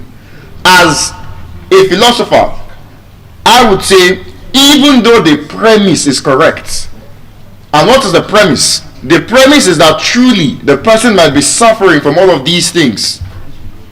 But even though the premise is correct, the outcome, the conclusion is wrong, which is the fact that the person has stolen. The premise does not justify the conclusion. And that is exactly why it's a fallacy. The premise is correct, but the conclusion remains wrong. It remains morally wrong. argumentum ad misericordiam, appeal to pity. We see this a lot of times. We have that distant friend that suddenly comes into our DM, and the person is billing you, and the person presents all the challenges of their life, and you feel like a bad person if you don't help the person. I'm putting it to you now that is argumentum ad misericordiam in play. They are only appealing to pity and emotion. Now, is this to say that we should become emotionless? Is this to say that philosophy supports heartlessness? Of course not. It doesn't. Instead, it is to make us aware of the situations, the manipulation techniques that humans could sometimes resort to get what they want. And so it's important that you keep in mind these fallacies. Now, the third fallacy is argumentum ad verecundiam. Argumentum ad verecundiam. And this basically translates to appeal to authority, the authority fallacy. I slightly mentioned this during the philosophical bias speech. I mentioned it as the authority bias. And so, the appeal to authority is essentially an error in reasoning resulting from the fact that you trust that information, you trust the premise because it is coming from the mouth of an authority. And so I would quote again, in the words of Oxford mathematician and philosopher of science John Lennox, nonsense remains nonsense even when spoken from the mouth of the greatest of scientists, because that would be appeal to authority. The fact that someone that is in a higher place of authority, or someone who has a lot of charisma, has said something does not make it true. We must be able to verify every element of truth. That is argumentum ad verecundiam. Now, another fallacy which is very interesting is argumentum ad baculum. And argumentum ad baculum simply translates to appeal to force. Appeal to force. And just like the name sounds, argumentum ad baculum, appeal to force, is when your argument is based on the use of force, threats, or sanctions. So basically, your point is being conveyed with a sense of sanction, a sense of coercion. So for instance, I like to use an example which I believe many Nigerian youth can relate to. So for example, many of us might have grown up in homes where parents believed that certain courses, certain disciplines were more important than others. The likes of law, medicine and surgery, accounting, banking and finance, mass communication. And there is that discrimination against certain courses. So now imagine a situation where a parent tells their child, you must study medicine and surgery. It is the best course for you as a science student. If you do not study medicine and surgery, forget about me paying your school fees. Now, that is argumentum ad baculum. Why? Because the argument here, the argument as to whether or not the course is the best or not, from that parent is hinging on the element of force, coercion. If you do not study it, if you do not agree with my point of view, I will not pay your school fees. That is argumentum ad baculum. And again, when we reflect, perhaps as I continue to speak, or in fact after this session, or even after the entire attempt, and when we succeed, because I believe we shall, perhaps you reflect and you begin to see different ways in which you have either been victims of some of these fallacies, or in fact perhaps you have been using them in your own arguments. Then another fallacy which we must also understand is argumentum ad ignorantia. Argumentum ad ignorantia. Now, what is argumentum ad ignorantia? It simply translates to appeal to ignorance. And I particularly believe quite a lot of people are guilty of this fallacy. The appeal to ignorance simply states that the fact that there is no evidence of something, or that you do not know something, or you do not have information or evidence that supports that thing, does not mean it is true or even false. For instance, imagine someone saying, the fact that there is no evidence that aliens do not exist means that aliens do not exist.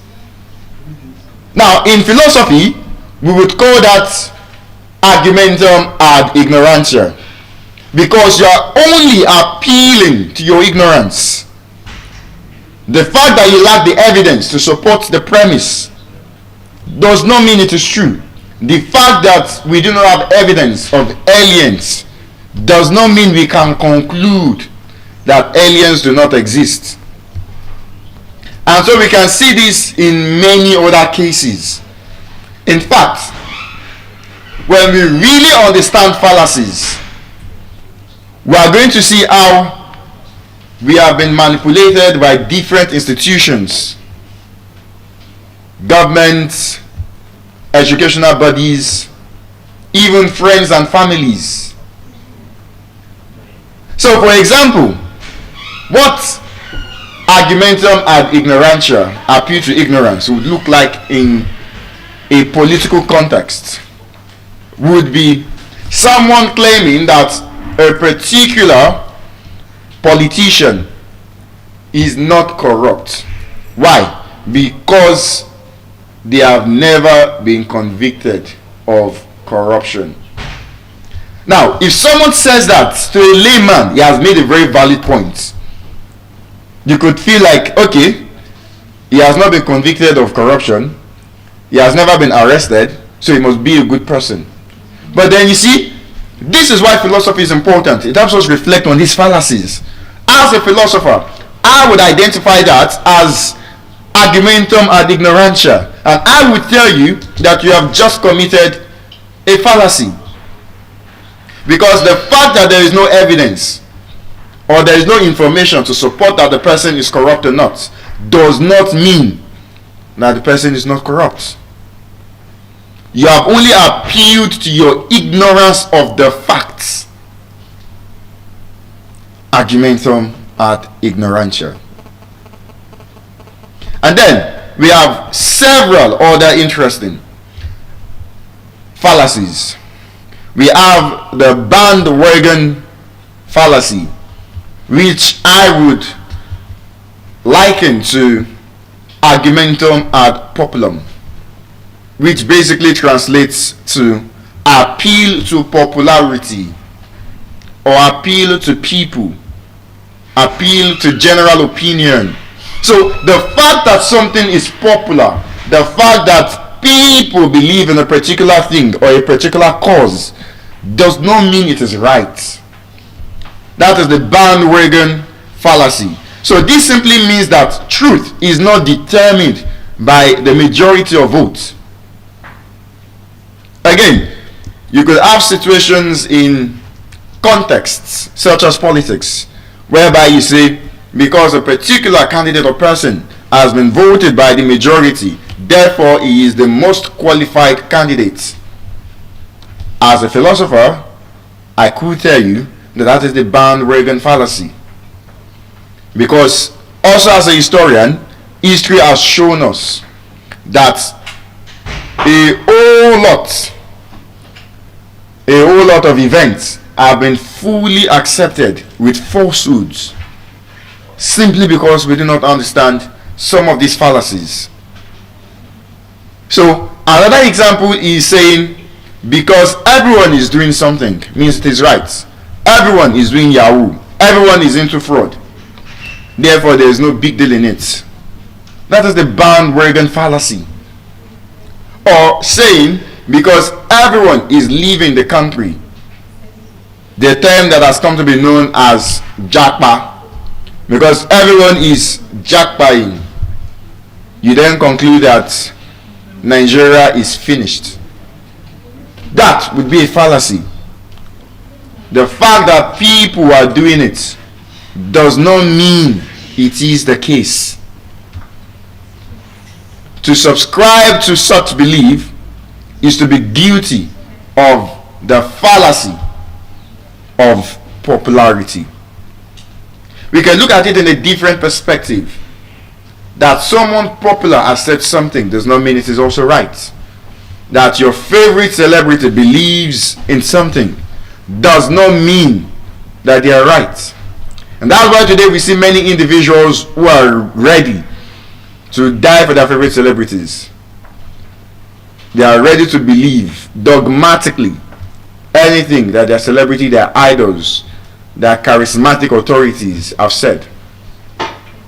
And that is why philosophy teaches us to question beliefs, to ask question. Why is this so? What is the source of this knowledge? How can I claim to know something? These are some of the questions that philosophy strives to answer. And then, in addition to the bandwagon fallacy, is the straw man fallacy. And basically, the straw man fallacy is when you misrepresent someone's arguments, when you weaken the person's arguments, or you make it more extreme than it actually looks. So which means in this case you are not addressing the real argument. You are manipulating the argument to sound in a different case. So for example, imagine someone saying or arguing that we should regulate social media in order to reduce the volume of misinformation out there. Now, that is an argument, we could call it. That is person A.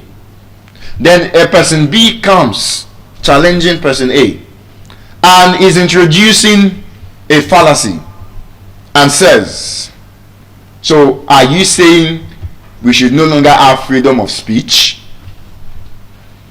What has the person done? The person has weakened the original argument. The argument was not about taking away freedom of speech. It was about curbing or regulating social media to reduce misinformation. And again, that's why I'm saying, when you think about it, we can see these fallacies all around us. The way we argue, the way others argue with us, the way we defend our positions. Many of us use these fallacies. Many arguments are not founded on logic, but on fallacies. And the more desperate the person is to win an argument, the higher the chances of the person using one of these fallacies. So that is the straw man fallacy. Now, another interesting fallacy is the false dilemma. The false dilemma, either or. So basically, the false dilemma oversimplifies a complex issue. It takes life as binary. You are either here or you are there. So now, An example can be saying, if you don't support me, then you are against me. That is a false dilemma. Because why should there be just two options for me? Why should I either support you or be against you? That is a false dilemma. When you narrow the argument so that the person on the other side of the argument is either here or there. Whereas, as we all must know, life is not always black and white. Life is not always this or that. There could be multiple options on the spectrum. And so when a person is oversimplifying an argument, the person becomes guilty of the fallacy of false dilemma. Either this or that. The fallacy of false dilemma. Now, there's also the fallacy of slippery slope. And what exactly is this fallacy? So, this is the assumption that one small step or one small event will eventually lead to something extreme and have great consequence. Again, when we reflect on this, we can see how some of us have been guilty of this fallacy. So this fallacy basically exaggerates the cause and effect without evidence. Cause and effect without evidence. So for example now, this fallacy can come in the form of saying, if we begin to allow students to use phone in class, then students will become unserious. And when students become unserious, they will fail their exams, and then there will be mass failure in the country. Now, this is the fallacy of slippery slope. You are creating a false cause and effect evidence. And in a way, when we think about it, even growing up, we would see that even our parents use some of these fallacies on us. And I doubt that they knew that they were even using fallacies. And even we ourselves might not have known. But now we know. And so that as some of us would become parents, or as some of us have already become parents, we would avoid using these fallacies when engaging with our children and the upcoming generation intellectually. So for example, you'd hear a typical parent saying, keep pressing your phone, no. When you fail your exam, you see yourself. That is the fallacy of slippery slope. Oversimplifying that using phone too much causes failure. Now, of course, this is not to negate the fact that it could be a distraction. It could be a contributing factor. But there are several other students that could use phone all day and still pass very well. And that is the fallacy of slippery slope. So again, the more exposed we are to these fallacies, the more we see how people use them on us and how we ourselves might have unconsciously been using them. Now, in addition to the slippery slope fallacy is the fallacy of generalization, which is quite synonymous with the red herring. Hasty generalization. So basically, this is when a conclusion is drawn from insufficient information or evidence. My favorite example for this is what many women would say: all men are liars, or all men are scum. That is a very good example of hasty generalization. The fact that a particular Yoruba demon has served you breakfast before, it does not mean all men will break your hearts. And the fact that a particular Igbo girl has viewed you before does not mean all women like money, even though I beg to differ. Is there any woman here that does not like money? And But I don't like money. I don't like money. I go lie for you. So that is hasty generalization. When a conclusion is being drawn from insufficient information or evidence. You have experienced something and then you now generalize that it must be this way. So it's like a foreigner coming to Nigeria and then on the first day having perhaps an unpleasant occurrence and then generalizing that this country is a bad country. That would be false, because the person is drawing conclusion based on insufficient information, based on insufficient evidence. So this fallacy is faulty because what it does is it equates a small word to universal truth. You have experienced just a portion of something and then it becomes your universal truth about how you perceive that thing. So it's like going to a bank and then you meet two rude bankers and then you conclude all bankers are rude. Hasty generalization. Many of us are like that. You meet people from a particular tribe and then your experience with them was bad and then you conclude all this, all that are dirty, are unpleasant. That is why again, when we understand philosophy to an extent, we will begin to understand why we do some of the things that we do, and you begin to even understand why others do some of these things. For example, today, if you have ever gone house hunting before in Lagos, in fact that is a very accurate expression, if you've ever gone house hunting, because if you've gone house hunting, you would hear some very ridiculous terms and conditions. No people from a particular tribe, I don't mention any tribe, but then you hear landlords saying only single male Yoruba, only Christian female sisters, must not be a lawyer. You see, if we trace down the source of these conditions, it will fall back to hasty generalization. I can most definitely assure us that either that landlord, that agent, or the caretaker has experienced or had a bad experience with either people from that particular religion or that particular tribe or that gender. They have that misconception about them, and so they create a hasty generalization. And then we have red herring. The red herring is the distraction fallacy.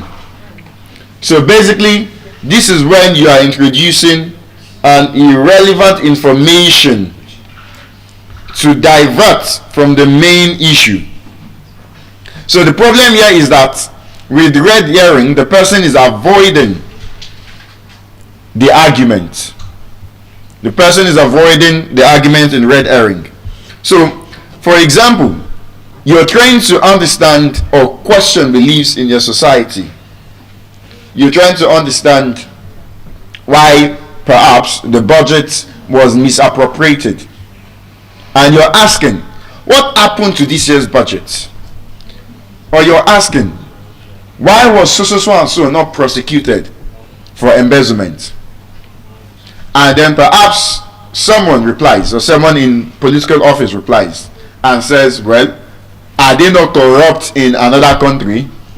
Is so and so country not also facing corruption? What is happening there? Very simple. Red herring.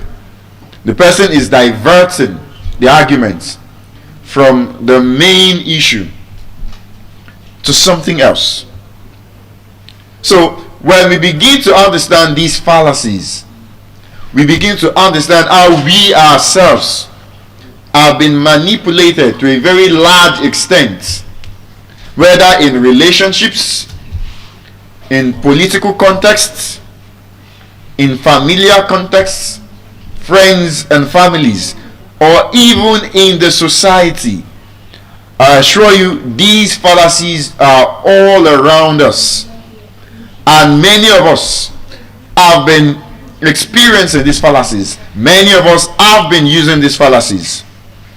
And so, ladies and gentlemen, I would like to implore us again, as we continue these attempts and when we eventually succeed, let us make it a point of mission to ensure that we correct many of these fallacies. Let your arguments be founded on logic. Let your arguments be justifiable knowledge, not fallacy of generalization, not appeal to pity or emotion, not appeal to force, not appeal to popularity, not appeal to your ignorance, not ignorantio elenchi, not irrelevant conclusion. Let your words and your truths be founded on logic and not fallacy. Ladies and gentlemen, having said this, I would now like to pass on the mic to the next speaker. Thank you.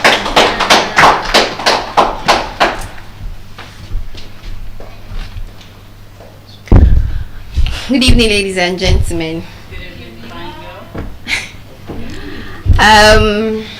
When I was coming up the stage, someone said, "Good evening, our plant biologist," and I realized that all my speeches so far have been around plant biology, nutrition. Somebody said fishes. I saw you. Fish and our environment, basically. But today, I want to open our eyes to the reality of about 35 million Nigerians, me inclusive.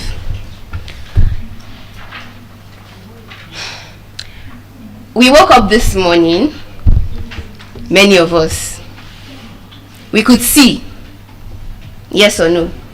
I mean, you opened your eyes, you saw the person sleeping beside you. For us in the hotel, somebody even had the courage to tap me this morning, that's wake up, we have speech to deliver. And my muscles moved, my legs moved, my hands. I was like, oh God, again. And I stood up, I walked to the bathroom, took a shower, bathed, took a bath, yes, before Dr. T will crucify me. Took a bath and we walked to this place. We were even making videos on the way to this place. But for many Nigerians, these things are a luxury. And I'm referring to persons living with disabilities. We have the visually impaired, hearing impaired. Okay, let me ask a question. When you hear the word disability, what comes first to your mind? Anybody? Not able. Not able. But if you were to make a mental picture of somebody living with a disability, what will come to your mind? Brother, please don't be motivational. Let's be realistic right now. Sorry? Okay, you said paraplegic. Okay.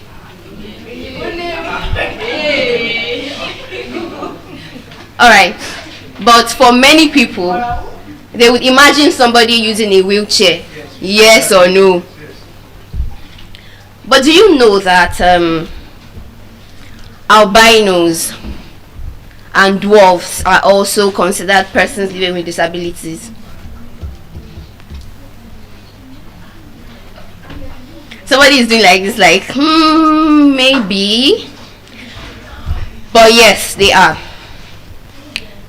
And today I would want to open your minds and tell you that inclusion in our society is not a favor that we do for people living with disabilities, but a fundamental requirement for a society yearning for development. Today I'll be specifically looking at a particular group that is often overlooked.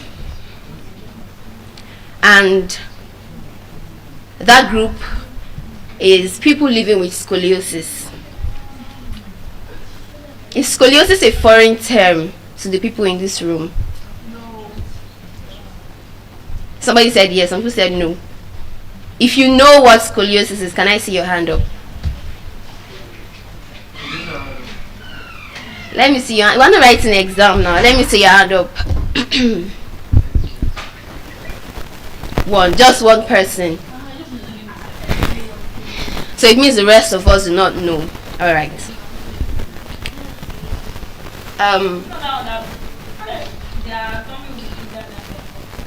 Okay, no. Scoliosis should not be confused with kyphosis, kwashiorkor, or lordosis. I will explain. I'm not a medical student, but I will explain to the best of my ability. Scoliosis is the lateral curvature of the spine. When I say lateral, I mean sideways. Usually, your spine is supposed to look straight from the back when you are looking like at the back. But if you look at the person from the side, it's supposed to be front to back, like an S shape. But if you are standing behind the person, it's supposed to look straight. But someone with scoliosis, the spine is bent to the side, like a C or an S. In more severe cases, a double curve. And it's a struggle for people that live with this condition. Now, there are different types of scoliosis. It could be congenital. When I say congenital, it means you were given birth to that way. From birth, that's how you were. It could be idiopathic. Idiopathic is just a fancy word for medical people to tell you that we don't know what caused it. It's just there, but we don't know how it came to be or what's the cause. Then it could be neuromuscular, maybe from other conditions like cerebral palsy and the rest of them. Now, how do you identify somebody with scoliosis? First of all, they have uneven shoulders. When I mean uneven shoulders, their shoulders are sloping. Or they have uneven hips. When they stand, one hip is higher than the other. Then there's the obvious curving of the spine, which leads to a hump at the side. And when they bend, you can see the hump like from the back. One side of the ribs is always higher than the other. And these people are always fatigued because obviously all muscles in their body are trying to fight for them to be balanced.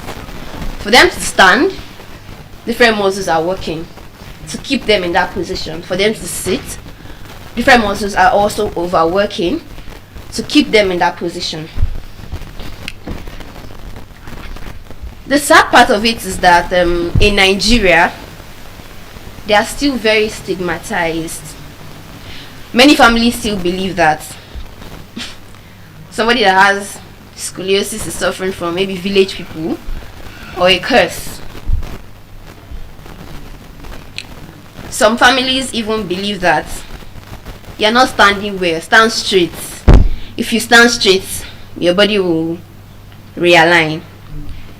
Now I'll tell you a story. It's a personal story, by the way. I think I first noticed this in SS1, if I'm not mistaken. I was called to lead the assembly. I can sing small. Very well. So they said we should come and lead praise and worship. So we're singing praise, we sang worship, then it was time for the national anthem. You know how they will say stand right for the national anthem, right? So I stood with the other person that was leading with me. And the next thing, a teacher came from the back and she pushed me, like, she was like, stand very well, you are slouching. And I was like, I'm slouching, how? So I rearranged myself and I stood properly. Weeks later, after that, a classmate told me, your skirt is not sitting properly. Like, why is one side of your skirt up and the other side is down? I'm like, wait though. I need to critically look at this. Like, this is the second time somebody is saying this to me. But I did not notice, or somehow it slipped my mind. Until I think jam period. You know how we stand on the line now to register for jam? Everybody's standing at the CBT center. I noticed I could not stand for long. I was looking for a chair desperately that day. When I got home, I told myself, something is definitely wrong somewhere. And that was when I noticed. I stood in front of a mirror and I noticed that it felt like one of my leg is shorter than the other. It did not look like it, but it felt like it. Again, you know how you dismiss, you're having a headache, just small headache, and you say, I'll drink water, it will go. I ignored it till I got to the university. And I'm a very, I will not say fashionable, but I like dressing up sometimes. I wore this top and I felt like this clothes is not sitting properly on my body. Then I turned like at the side to the mirror and I noticed that, wait though, the right side of my body doesn't look like the left side. The left side is curved normally, but the right side does not have that curve. Then I went to the clinic and I was told, oh, it's actually normal. You have, or you might likely have scoliosis. You have to go for a scan or a scoliosis series to confirm. Now I went to another hospital and guess what? As at the time, 2023, if I'm not mistaken, that particular x-ray costs 70,000 naira. As a student, where will I find that money? Is it my 5k allowance? That was 2022 or 2023. Is it my 5k allowance I will put? How many of 5k will I put together to get 70,000? I think now it's more expensive, I don't know. But imagine the millions of people living with this condition, and many of them are extremely poor.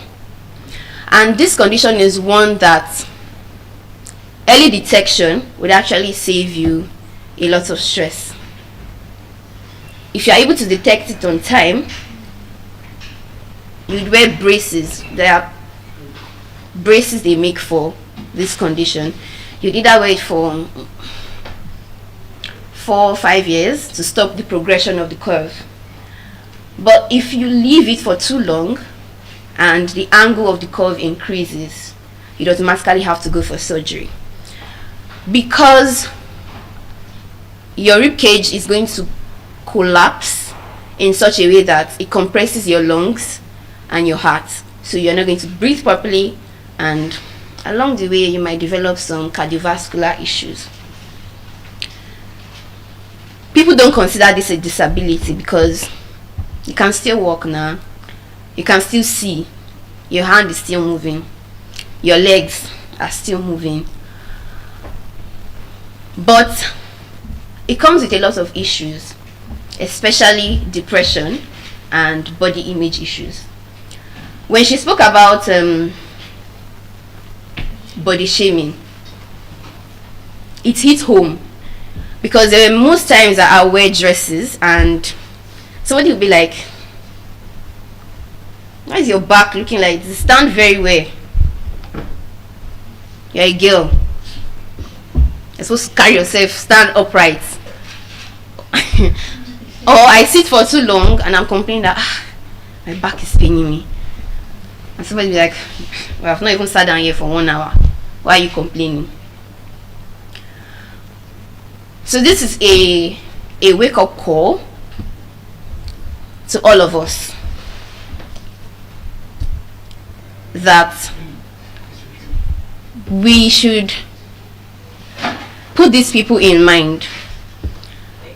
Spinal deformities should also be seen as disabilities, and Nigeria should push for inclusion in every society.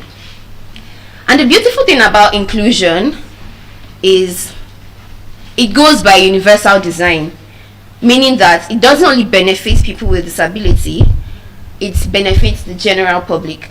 Now let's look away from people with scoliosis. Let's look generally at people living with disability. We've used bridges, what do you call them, pedestrian bridges, right?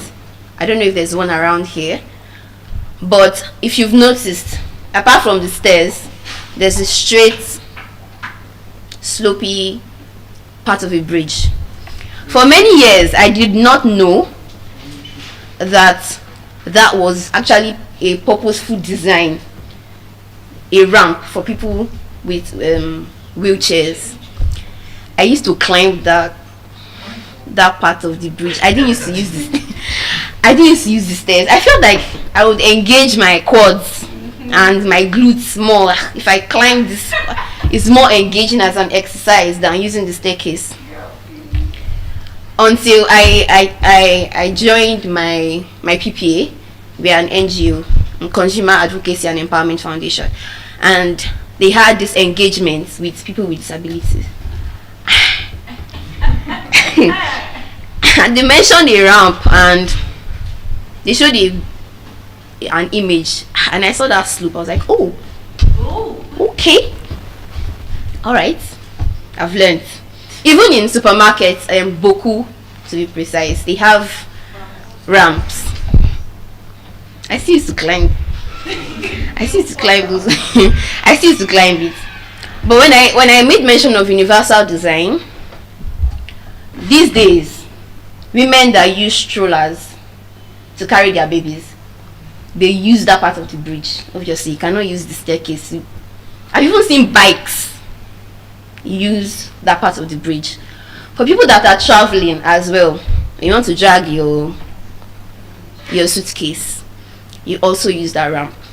So I'm saying that inclusion is not only specifically designed for people with disabilities, it also makes life generally easier for everybody.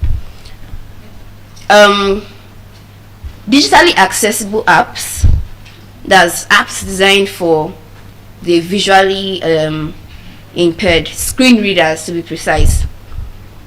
You that can see, if you are driving or you are multitasking, you could actually put your phone in screen reader mode so you can concentrate on whatever task you are doing. So you can see that inclusion generally makes life easy for everyone. Nigeria has a Disability Act that was proposed in 2018, and it had 3 specific rules. That all major companies should have at least 5% of their workforce made up of persons living with disabilities. But to be honest, how many major companies have you seen with persons with disabilities? There are quite a few, but I believe we are making progress on the subject of inclusion in Nigeria, because many people are now speaking up, many people are advocating more for these people. The act also states that apps should be accessible apps and websites. And a couple of our fintechs, OPay, PiggyVest, they are incorporating these into their apps. And the act also states that these people should not be stigmatized. We should embrace them as one of the diversities of human beings. But concerning that, I think we still have a long way to go, not just in Nigeria, in the world generally. In Nigeria, a couple of foundations have started works to make life easy for persons living with disability, and I think that's something that the rest of the world can learn from. We should embrace these people into the society, because disability is made up of two words, and ability is still one of them. In every disability, I believe there is an ability of some sort. So we shouldn't discriminate and say, oh, you can't function here, go and find your people, or this is not your kind of space. These people are smart, they are intelligent, they are willing to work if only you give them the chance. So this is a form of advocacy, so that the next time you see someone living with a disability, you don't pity them. Trust me, they do not want your sympathy or your pity. They really just want to be recognized as a human. And I really hope that Nigeria and the rest of the world gives them a chance. Because a society, a developed society, is not measured by how it treats its strongest citizens. It's actually measured by how it empowers those that are viewed as weak. So the future of Nigeria and the future of the world is not just about the youth. It's not just about technology. It is also about inclusion and accessibility. So when next you are thinking of the next solution in agriculture, or when next you are thinking of ways to address food security, insecurity, when next you are thinking of the next technological innovation, I hope you put these people in mind. I hope you provide solutions that makes everybody enabled in the same way.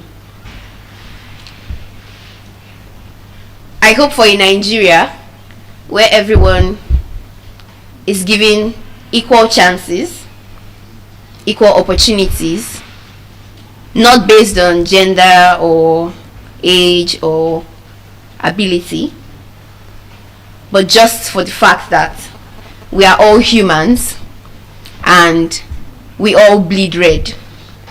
And with this, I will be passing the mic to the next speaker. Thank you. Thank you so much. Thank you so much. Yes, our plant biologist, the fish advocate. So that was a very educative and informative section. So greetings once again, the Dean School of Eloquence, the Eloquence Club family, Nigeria, African, and our international family. My name is Adegoke Felicia Oluwatoyin, and I am going to be talking about why meritocracy fails in Nigeria. Why meritocracy fails in Nigeria. The opposite of meritocracy is nepotism. Nepotism. Why meritocracy fails in Nigeria.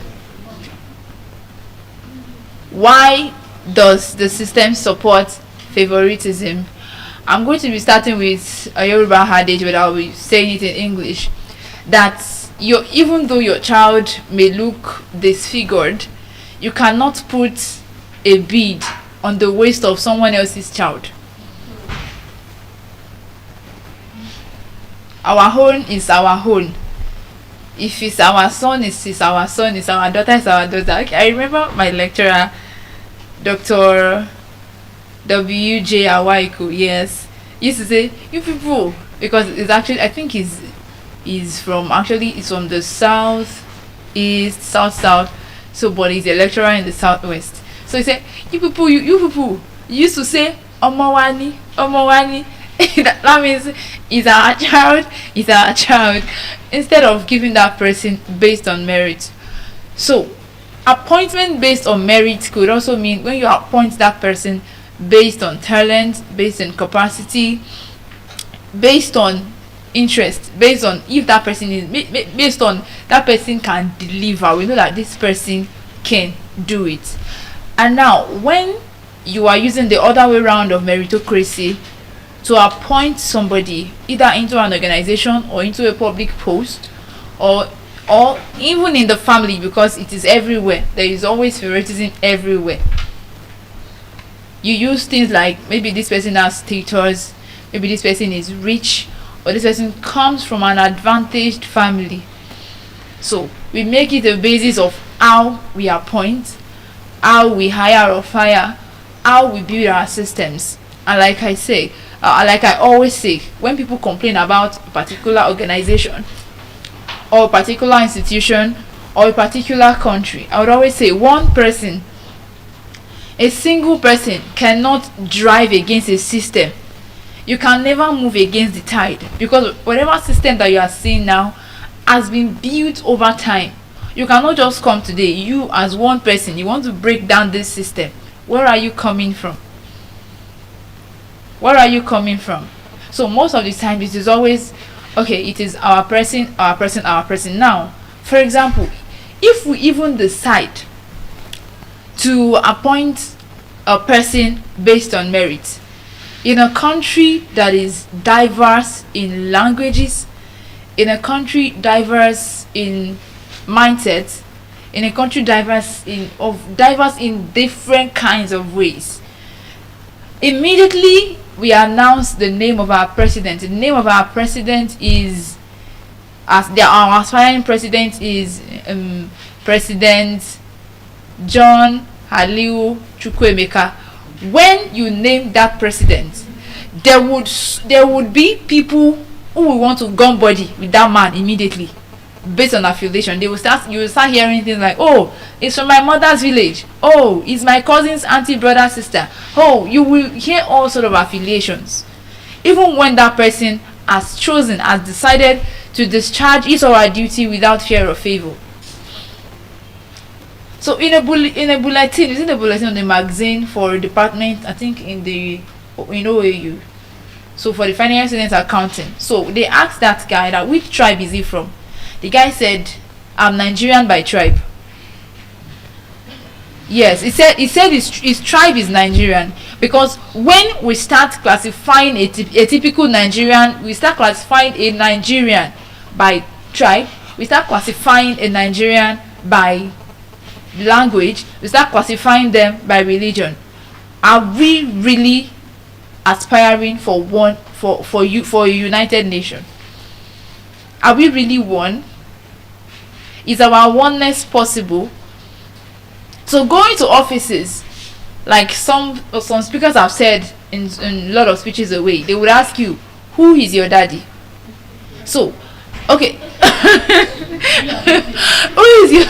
Yes, they would always do that question, even though in most cases they may not ask you directly, but the situations around it will always ask you, where are you coming from? Where are you coming from? Who sent you? Is it based on who sent you? But to an extent, I could also understand that if they are asking who sent you, most of the time, for somebody, I want to use another Yoruba adage, it's comparing a guinea pig to a domesticated pig. Comparing a guinea pig to a domesticated pig, like if a guinea pig has a wild pig, if it should enter into the city or into the village, it will wreak so much havoc. it will wreak so much havoc. Another prototype of that adverb is that of that proverb, of that adage, is that if a slave should become a king, he's going to destroy the whole kingdom. So they want to believe that if you don't have an example of managing wealth, you have not lived a royal life, and you want to come into this inner circle, how would you cope? How would you cope? Now, I was making a statement some time ago how whoever is a leader in an organization, a leader in a setting, or one way or the other, they are the continuation of our personality. They are the continuation of who we are. They are the continuation of who we are. If anybody is asked at random, you know that, for example, somebody that is your friend, maybe you've been friends from the university days, or he has been your neighbor, but if people are still talking, you know very well that that person is not capable of what he's about to do. You know very well, but that this person, I know that he's a nice person, he's my friend, but he cannot really perform in this capacity. But because when my friend gets to that place, he's going to do me better. And most of the time, we put people who are not ready into a position of stress, because that place is a very stressful place. It is easy for you to be a spectator and say, oh, what they're doing is bad, oh, this one is not happening, that is not happening, this is not happening, whereas you are just a spectator. If you get into the boxing ring, you will know what's up.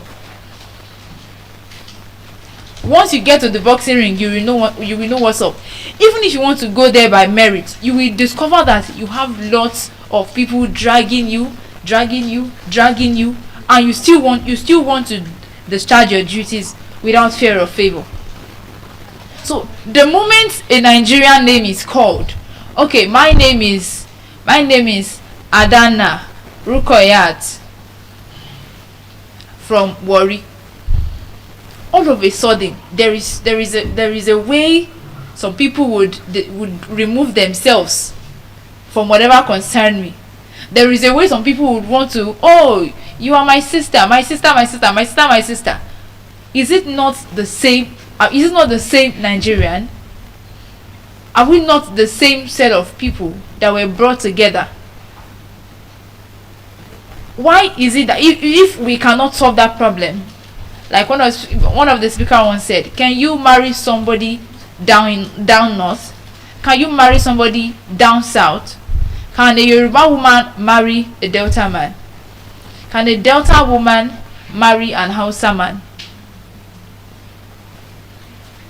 So we would not look like the whitewashed tomb, looking very beautiful on the outside, full of dead man's bones. If somehow you look at somebody and you already deduce, oh, this person is coming from this person is like this, no, I don't think we can cope. And we want to be one, and we really want to be one. Like somebody was saying, if we really want that unity that we are craving for, let us start from this local level, from this state level. And when that lady posted it, everyone was actually laughing in the comments, but in any way it is not funny. It is actually possible. We are not removing our identity. We are just bringing us to a realization that irrespective of our identity, we can still be one. We can still be one. Like a man once said, oneness does not mean that oneness does not equal sameness. Now let us digress from the federal or corporate identity. Now in a family of a woman that has like 4 to 5 children, they would all have different characters. Like this one will be the quiet, this one will be the troublemaker, this one is the homemaker, this one likes scattering things, this one likes cooking, this one likes laundry. So they would all be different. They can never be the same. They can never be the same. They will never think the same way. They would never have the same diet. They would never have the same fashion sense. They would never have the same dress sense. but they can't be united. But they can't be united. But they really can be one. So most of the times, are we confusing? Are we confusing unity for sameness? Are we confusing sameness for oneness? It is a very different thing, because we may not be the same, but we can be one.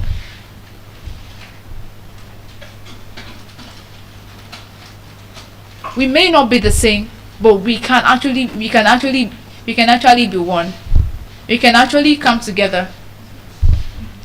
Like a poet once wrote, he said, "This earth, it is house to plow and not to plunder." It is house to plow and not to plunder. Are we plowing the earth, or we are plundering? What does it mean to plunder? Like when you get into a place, you pluck up all the resources, all the mineral resources, all the good thing, the gold, the silver, the diamond, and you leave the land to be a waste. You leave it to be a wasteland. The earth, our dear nation Nigeria, my Nigeria, your Nigeria, our Nigeria is ours to plow and not to plunder. And not to plunder. But is it that when you have somebody, it starts from the little things we do? It is in the system. It is in the system. Now there is a party, and the person who is in charge of either the food or drinks is your close friend. You would somehow expect that person to give you 5 plates of food. Yes. You would expect 5 plates of food or 5 drinks, and it wouldn't go around. I don't want to really make reference to what happened actually at the camp. So if we can do that to ourselves, that means when one person is picked at random, you begin to pressure that person in place of authority. You begin to make demands. We will begin to make demands to plunder our dear earth instead of plowing, instead of cultivating. The earth, our dear Nigeria, our Nigeria, my Nigeria, your Nigeria is ours to plow and not to plunder. Now most of the time when you get there, you will discover that, we'll start saying, this person is not doing this person is not doing that. When she became the executive, when she became the head of women affairs, when she became the head of this, you are complaining. It is easy, like in Yoruba they just say, it is easy for you to use your mouth to prepare a vegetable soup than you preparing it. You stay there where you are in the audience. You could say, that person, she doesn't know how to do it very well. She doesn't know how to say this. She should have said this. She should have said that. She should have not done this. Until you get there. Our Nigeria is ours to plow, is ours to cultivate, and not to ponder.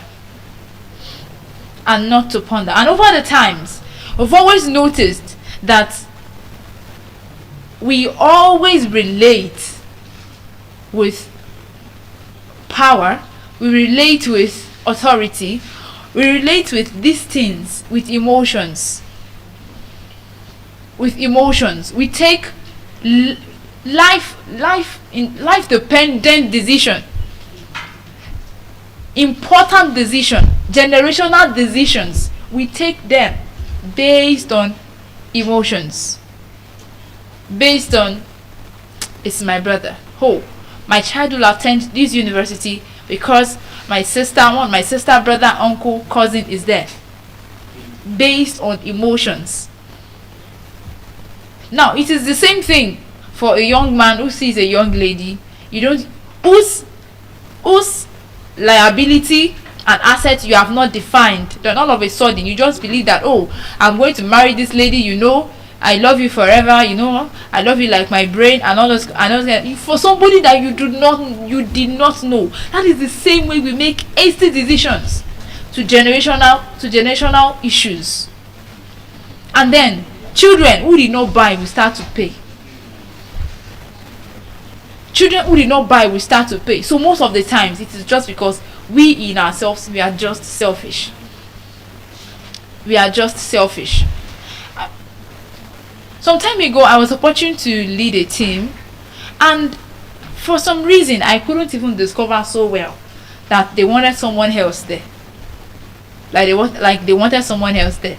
I was not trying to get, why am I getting this reaction? Because I believe that when people do a particular thing, most of the time it is based on a reaction. So I take time to react, because once people take a step or do something to you, it is most times as a reaction. So I begin to connect the dots. Okay, this and this and this and that, and you will discover that people would not actually put you there if you would not satisfy their selfish interest. If we do not satisfy our selfish interest, do we really want the best for our dear nation, or we are just being selfish? Or we are just being selfish? Do we really want the best? Do we really respect the oneness and the national spirit? You know when Nigerians come together to troll a particular sister nation like that, you would see the oneness, you would see the energy, and you would be like, where is all this unity coming from? But when it comes to taking decisions that will serve a generation, you will see us start getting emotional. You start getting irrational. We begin to think like, okay, each person will start protecting their interest, whereas it is a collective interest. We can never be the same, but we can be one.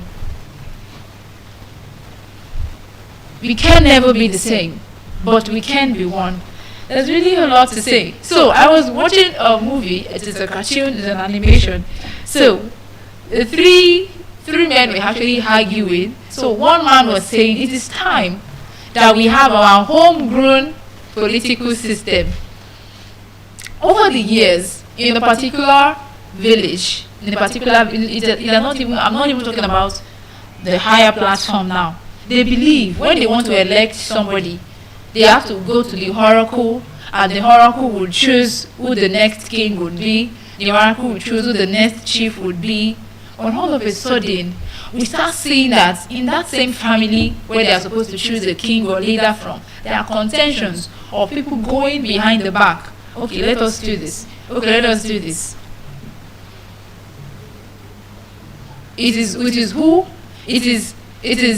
whoever pays the piper that takes the tune. Whoever pays the piper dictates the tune. It is there in our families. It is there in all institutions. As long as this person will not serve my interest, I am not going to support this person. If you are not going to satisfy my selfish interest, I am not going to support you. So most of the times, like I told people who were actually handed over to serve, and I told them that this time you will not rule forever. You will not be here forever. You have to hold yourself. You have to hold yourself, because this position, you think you are so consumed with the will to lead, to be a good leader, to be a good manager. You want to serve, you want to do this right, you want to do that right. But pay attention that most of the people that come to you when you are in this position, they are there to use you for their own interest. So no matter what you do, make sure that you leave this position as a better person. Make sure that you leave this position without losing yourself. Do not lose yourself. Make sure you own yourself. Make sure you own yourself. So ladies and gentlemen, young and old, the Eloquence family, the Eloquence Club, at this stage, I will be sending my good wishes to Nigeria, Africa, and the global community. I would like to pass the microphone to the next speaker.